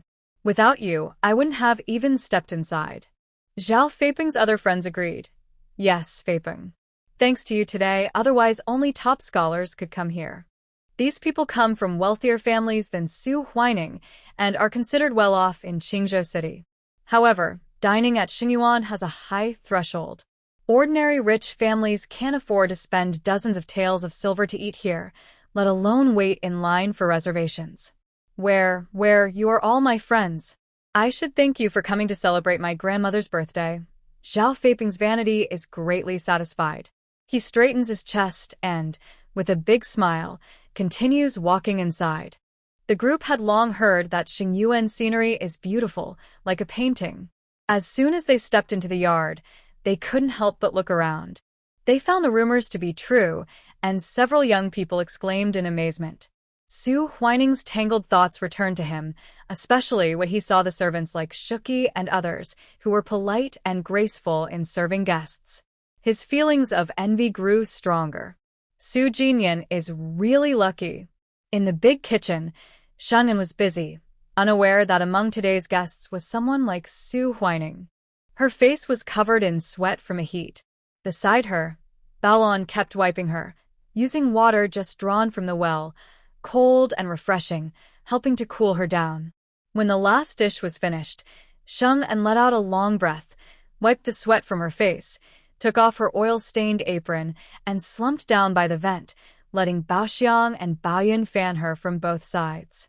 After a short rest, the calligraphy and painting group arrived to serve the dishes. Sheng'an stood up, personally carrying the special dish prepared for the birthday star to the front yard. Usually, she wouldn't go out to greet guests unless they showed interest in one of her dishes and asked her to explain. Today was different. Since Zhao Ji was hosting a birthday banquet for his mother, Sheng'an, as the owner and head chef of Xingyuan, naturally came out to offer her blessings. But as she reached the front yard, Sheng'an's sharp eyes caught sight of someone unexpected, and she saw a young girl beside him, blushing and hesitant to speak. She raised an eyebrow. Does Lu Huazi know she's been approached?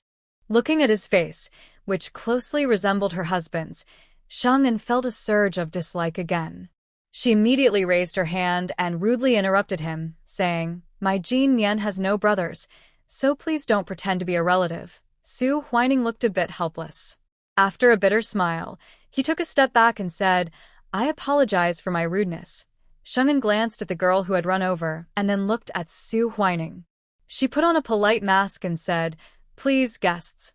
After that, she lifted her foot and continued walking forward. Behind her, the girl asked cautiously, "Mr. Su, who is this person? Do you know her?" Su Huining whispered something, but Sheng'an didn't hear clearly and wasn't interested in knowing. Instead, she felt deep disdain for Su Huining. She looked down on all men who still behaved badly after marriage. When they arrived at a private room, Sheng'an said a few good wishes to the birthday person, specially sent a good bottle of wine, and exchanged a few words with some regular guests of Xingyuan. Only then did she leave amid Zhao Jiren's thanks.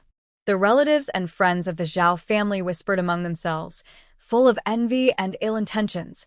Who would have thought that Boss Sheng is so young? In just a year, she managed to make Xingyuan surpass the Zui Xianlu and attract all the important guests in Qingzhou. She's quite capable. I heard she got involved with Qingzhou's richest family, the Ding family. This courtyard was a gift from Old Master Ding. She looks pretty, so maybe she's related to Old Master Ding. Don't talk nonsense. Old Master Ding's only grandson suffers from a serious illness, and it was all thanks to Boss Sheng's excellent cooking that he was saved. This courtyard was a gift in return. Oh, I see. No wonder Xingyuan has become famous in Qingzhou in just a year. Today, we're lucky to get a taste. Listening to the gossip around her, Su Huining said nothing. He raised his wine cup and drank silently, but a bitter feeling spread in his heart. The people at the banquet didn't notice his strange mood. They kept pouring drinks and having fun. After the banquet, Zhao Jiren didn't leave immediately. He invited some distinguished guests to the tea room for tea and chat.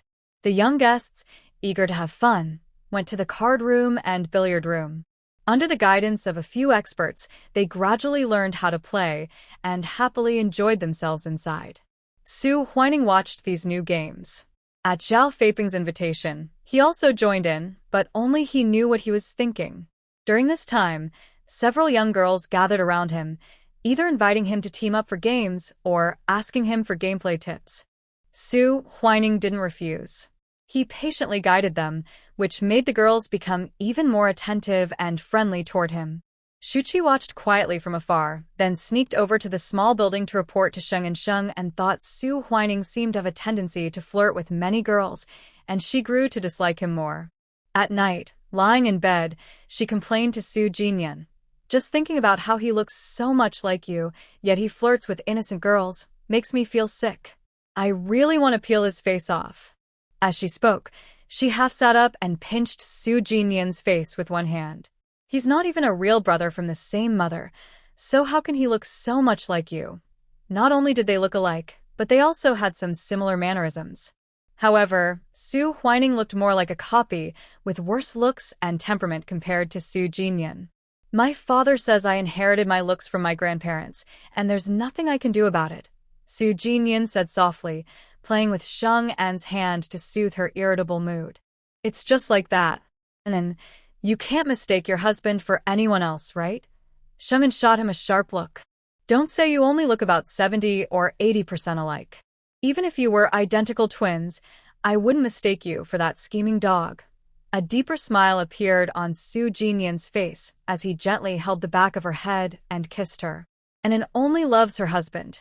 Sheng An, feeling hot, pushed him away forcefully and handed him a large fan.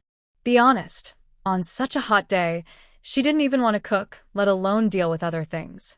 All she wanted now was to sleep peacefully, every night. The spicy and naughty stuff could wait for the long, lonely nights ahead. A flicker of regret crossed Su Jinyan's eyes, but he didn't force his heat-sensitive wife. He obediently fanned her and silently looked forward to autumn arriving soon.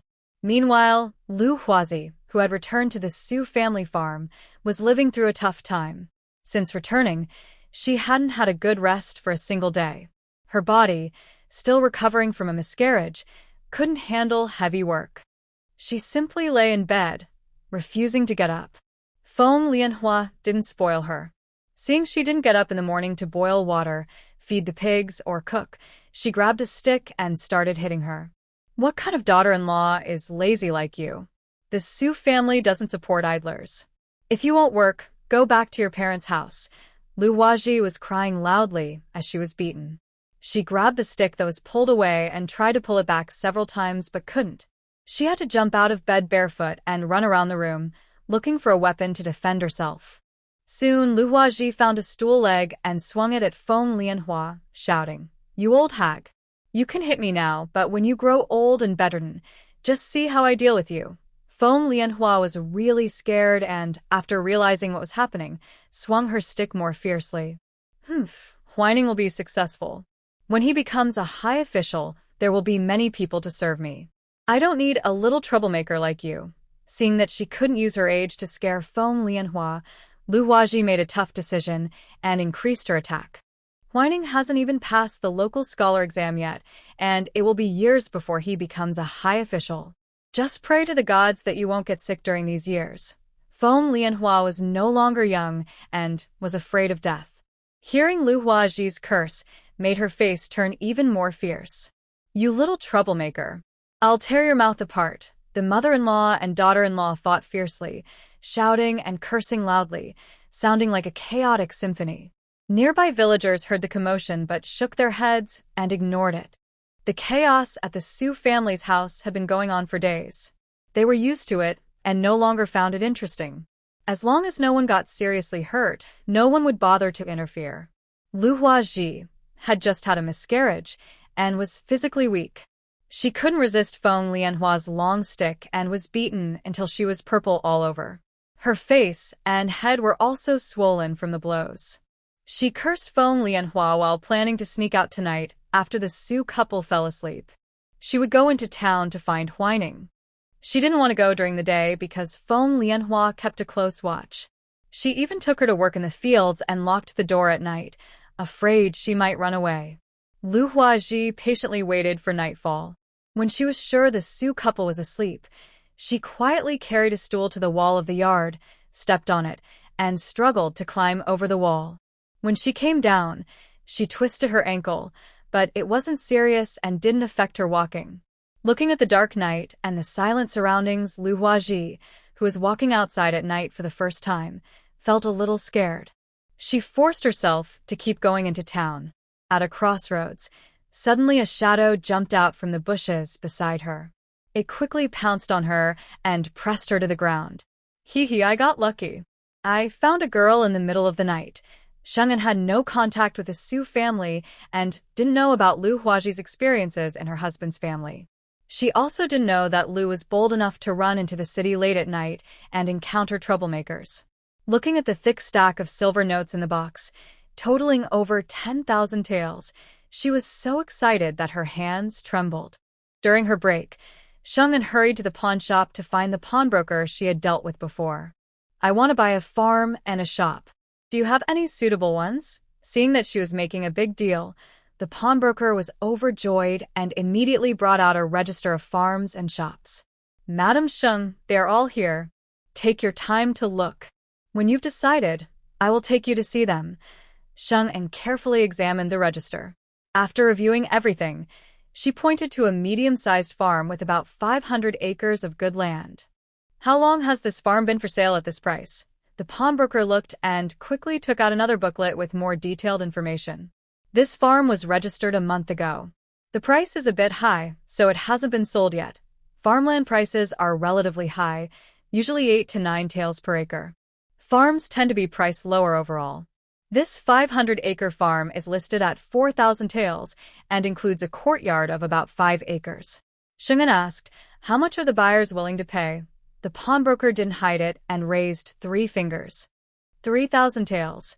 The buyers had heard that the seller was eager to sell and pushed the price down to 3,000 taels.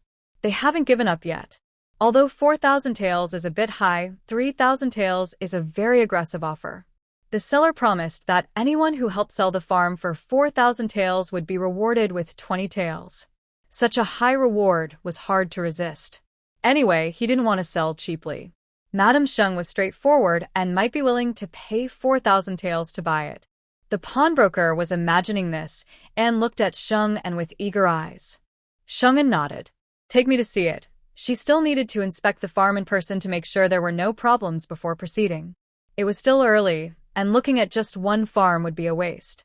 Sheng also looked at several shops for sale, selecting a few with suitable locations, sizes, and prices, and asked the pawnbroker to show them all.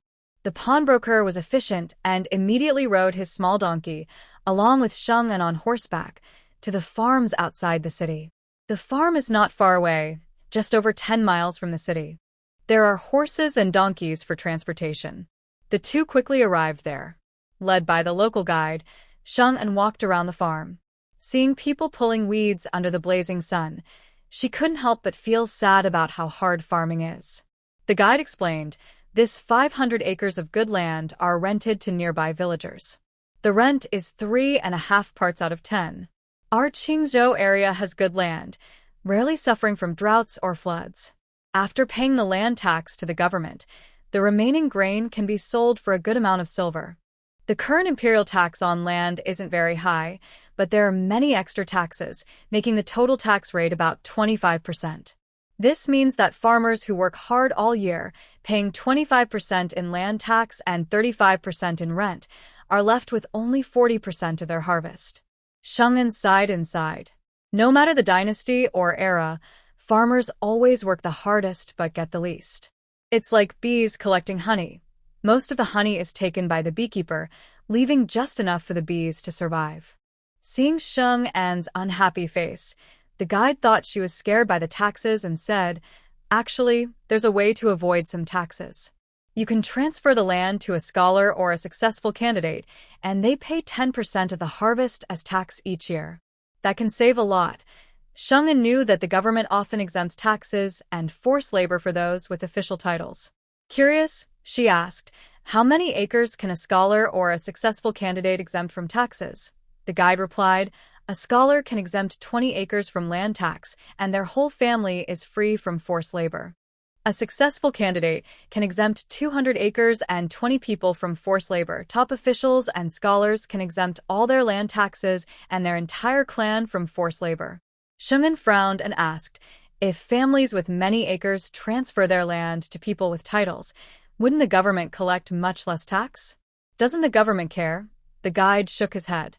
The officials in the court all own large amounts of land. Who would willingly give up their land and hurt themselves? Hearing this, Xiang'an realized she had asked a silly question and fell silent. The guide was eager to make the deal happen. He praised the farm repeatedly, saying it had a good location, easy irrigation, fertile soil, and high yield per acre. Xiang'an was very pleased with the farm in her heart, but kept a calm face. All right, you help me talk to the seller. If you can lower the price to below 3,500 taels, I will give you 50 taels secretly. For every 100 taels you lower the price, I will give you 10 more. The person took a deep breath and quickly changed the subject, listing many problems. This farmland is scattered in pieces, not many villages nearby, and it's a bit far from the river, making irrigation difficult. The courtyard is small and old, only good for a temporary shelter. Xiang'an couldn't help but smile, thinking that dealing with smart people is always easier. Next, the two of them went back to the city to look at shops. Xiang'an looked at 5 shops in a row. She chose 2 that she liked and asked the person to negotiate with the sellers. The lower the price they agreed on, the more generous her secret reward to the negotiator would be. The negotiator was so happy he eagerly told Xiang'an to wait at home for good news. Once he finished bargaining for the farmland and the shop, he would inform Xiangyuan. Xiang'an felt relaxed and happily rode her horse back to Xiangyuan. In the evening, Su Jinyan came home early for a change. Xiang'an told her about the land tax issue. This kind of thing has happened throughout history. Most of the land ends up in the hands of the powerful. When the weather is good, it's okay, but if there's a big natural disaster, millions of ordinary people can't survive and real trouble begins. Su Jinyan, who had read many history books, summarized that one major reason for Wang Chao's downfall was that the wealthy landowners, who didn't produce anything themselves, held a lot of land and hurt the interests of the common people. Water can carry a boat but also overturn it. The common people are the true backbone of a dynasty. If they are forced to live in misery, rebellion is inevitable. You see this clearly, but the people above also understand. Still, no one wants to cut their own benefits. Even if there's a change of dynasty, it's the ordinary people who suffer. It doesn't affect those at the top. Xiang'an felt a deep sense of sorrow. Suffering among the people is not just empty words. It's a true reflection of blood and tears. Let's keep this talk private. Don't tell outsiders. Su Jinyan gently kissed Xiang'an's face and warned her softly. Xiang'an snorted. I'm not stupid. She knew what to say and what not to say. She was well aware of the boundaries. She had grown tired of these rebellious words, which she used to shout about everywhere. In her previous life, although the gap between rich and poor was huge, at least the common people could eat well and wear warm clothes. That was the real prosperity of 5,000 years.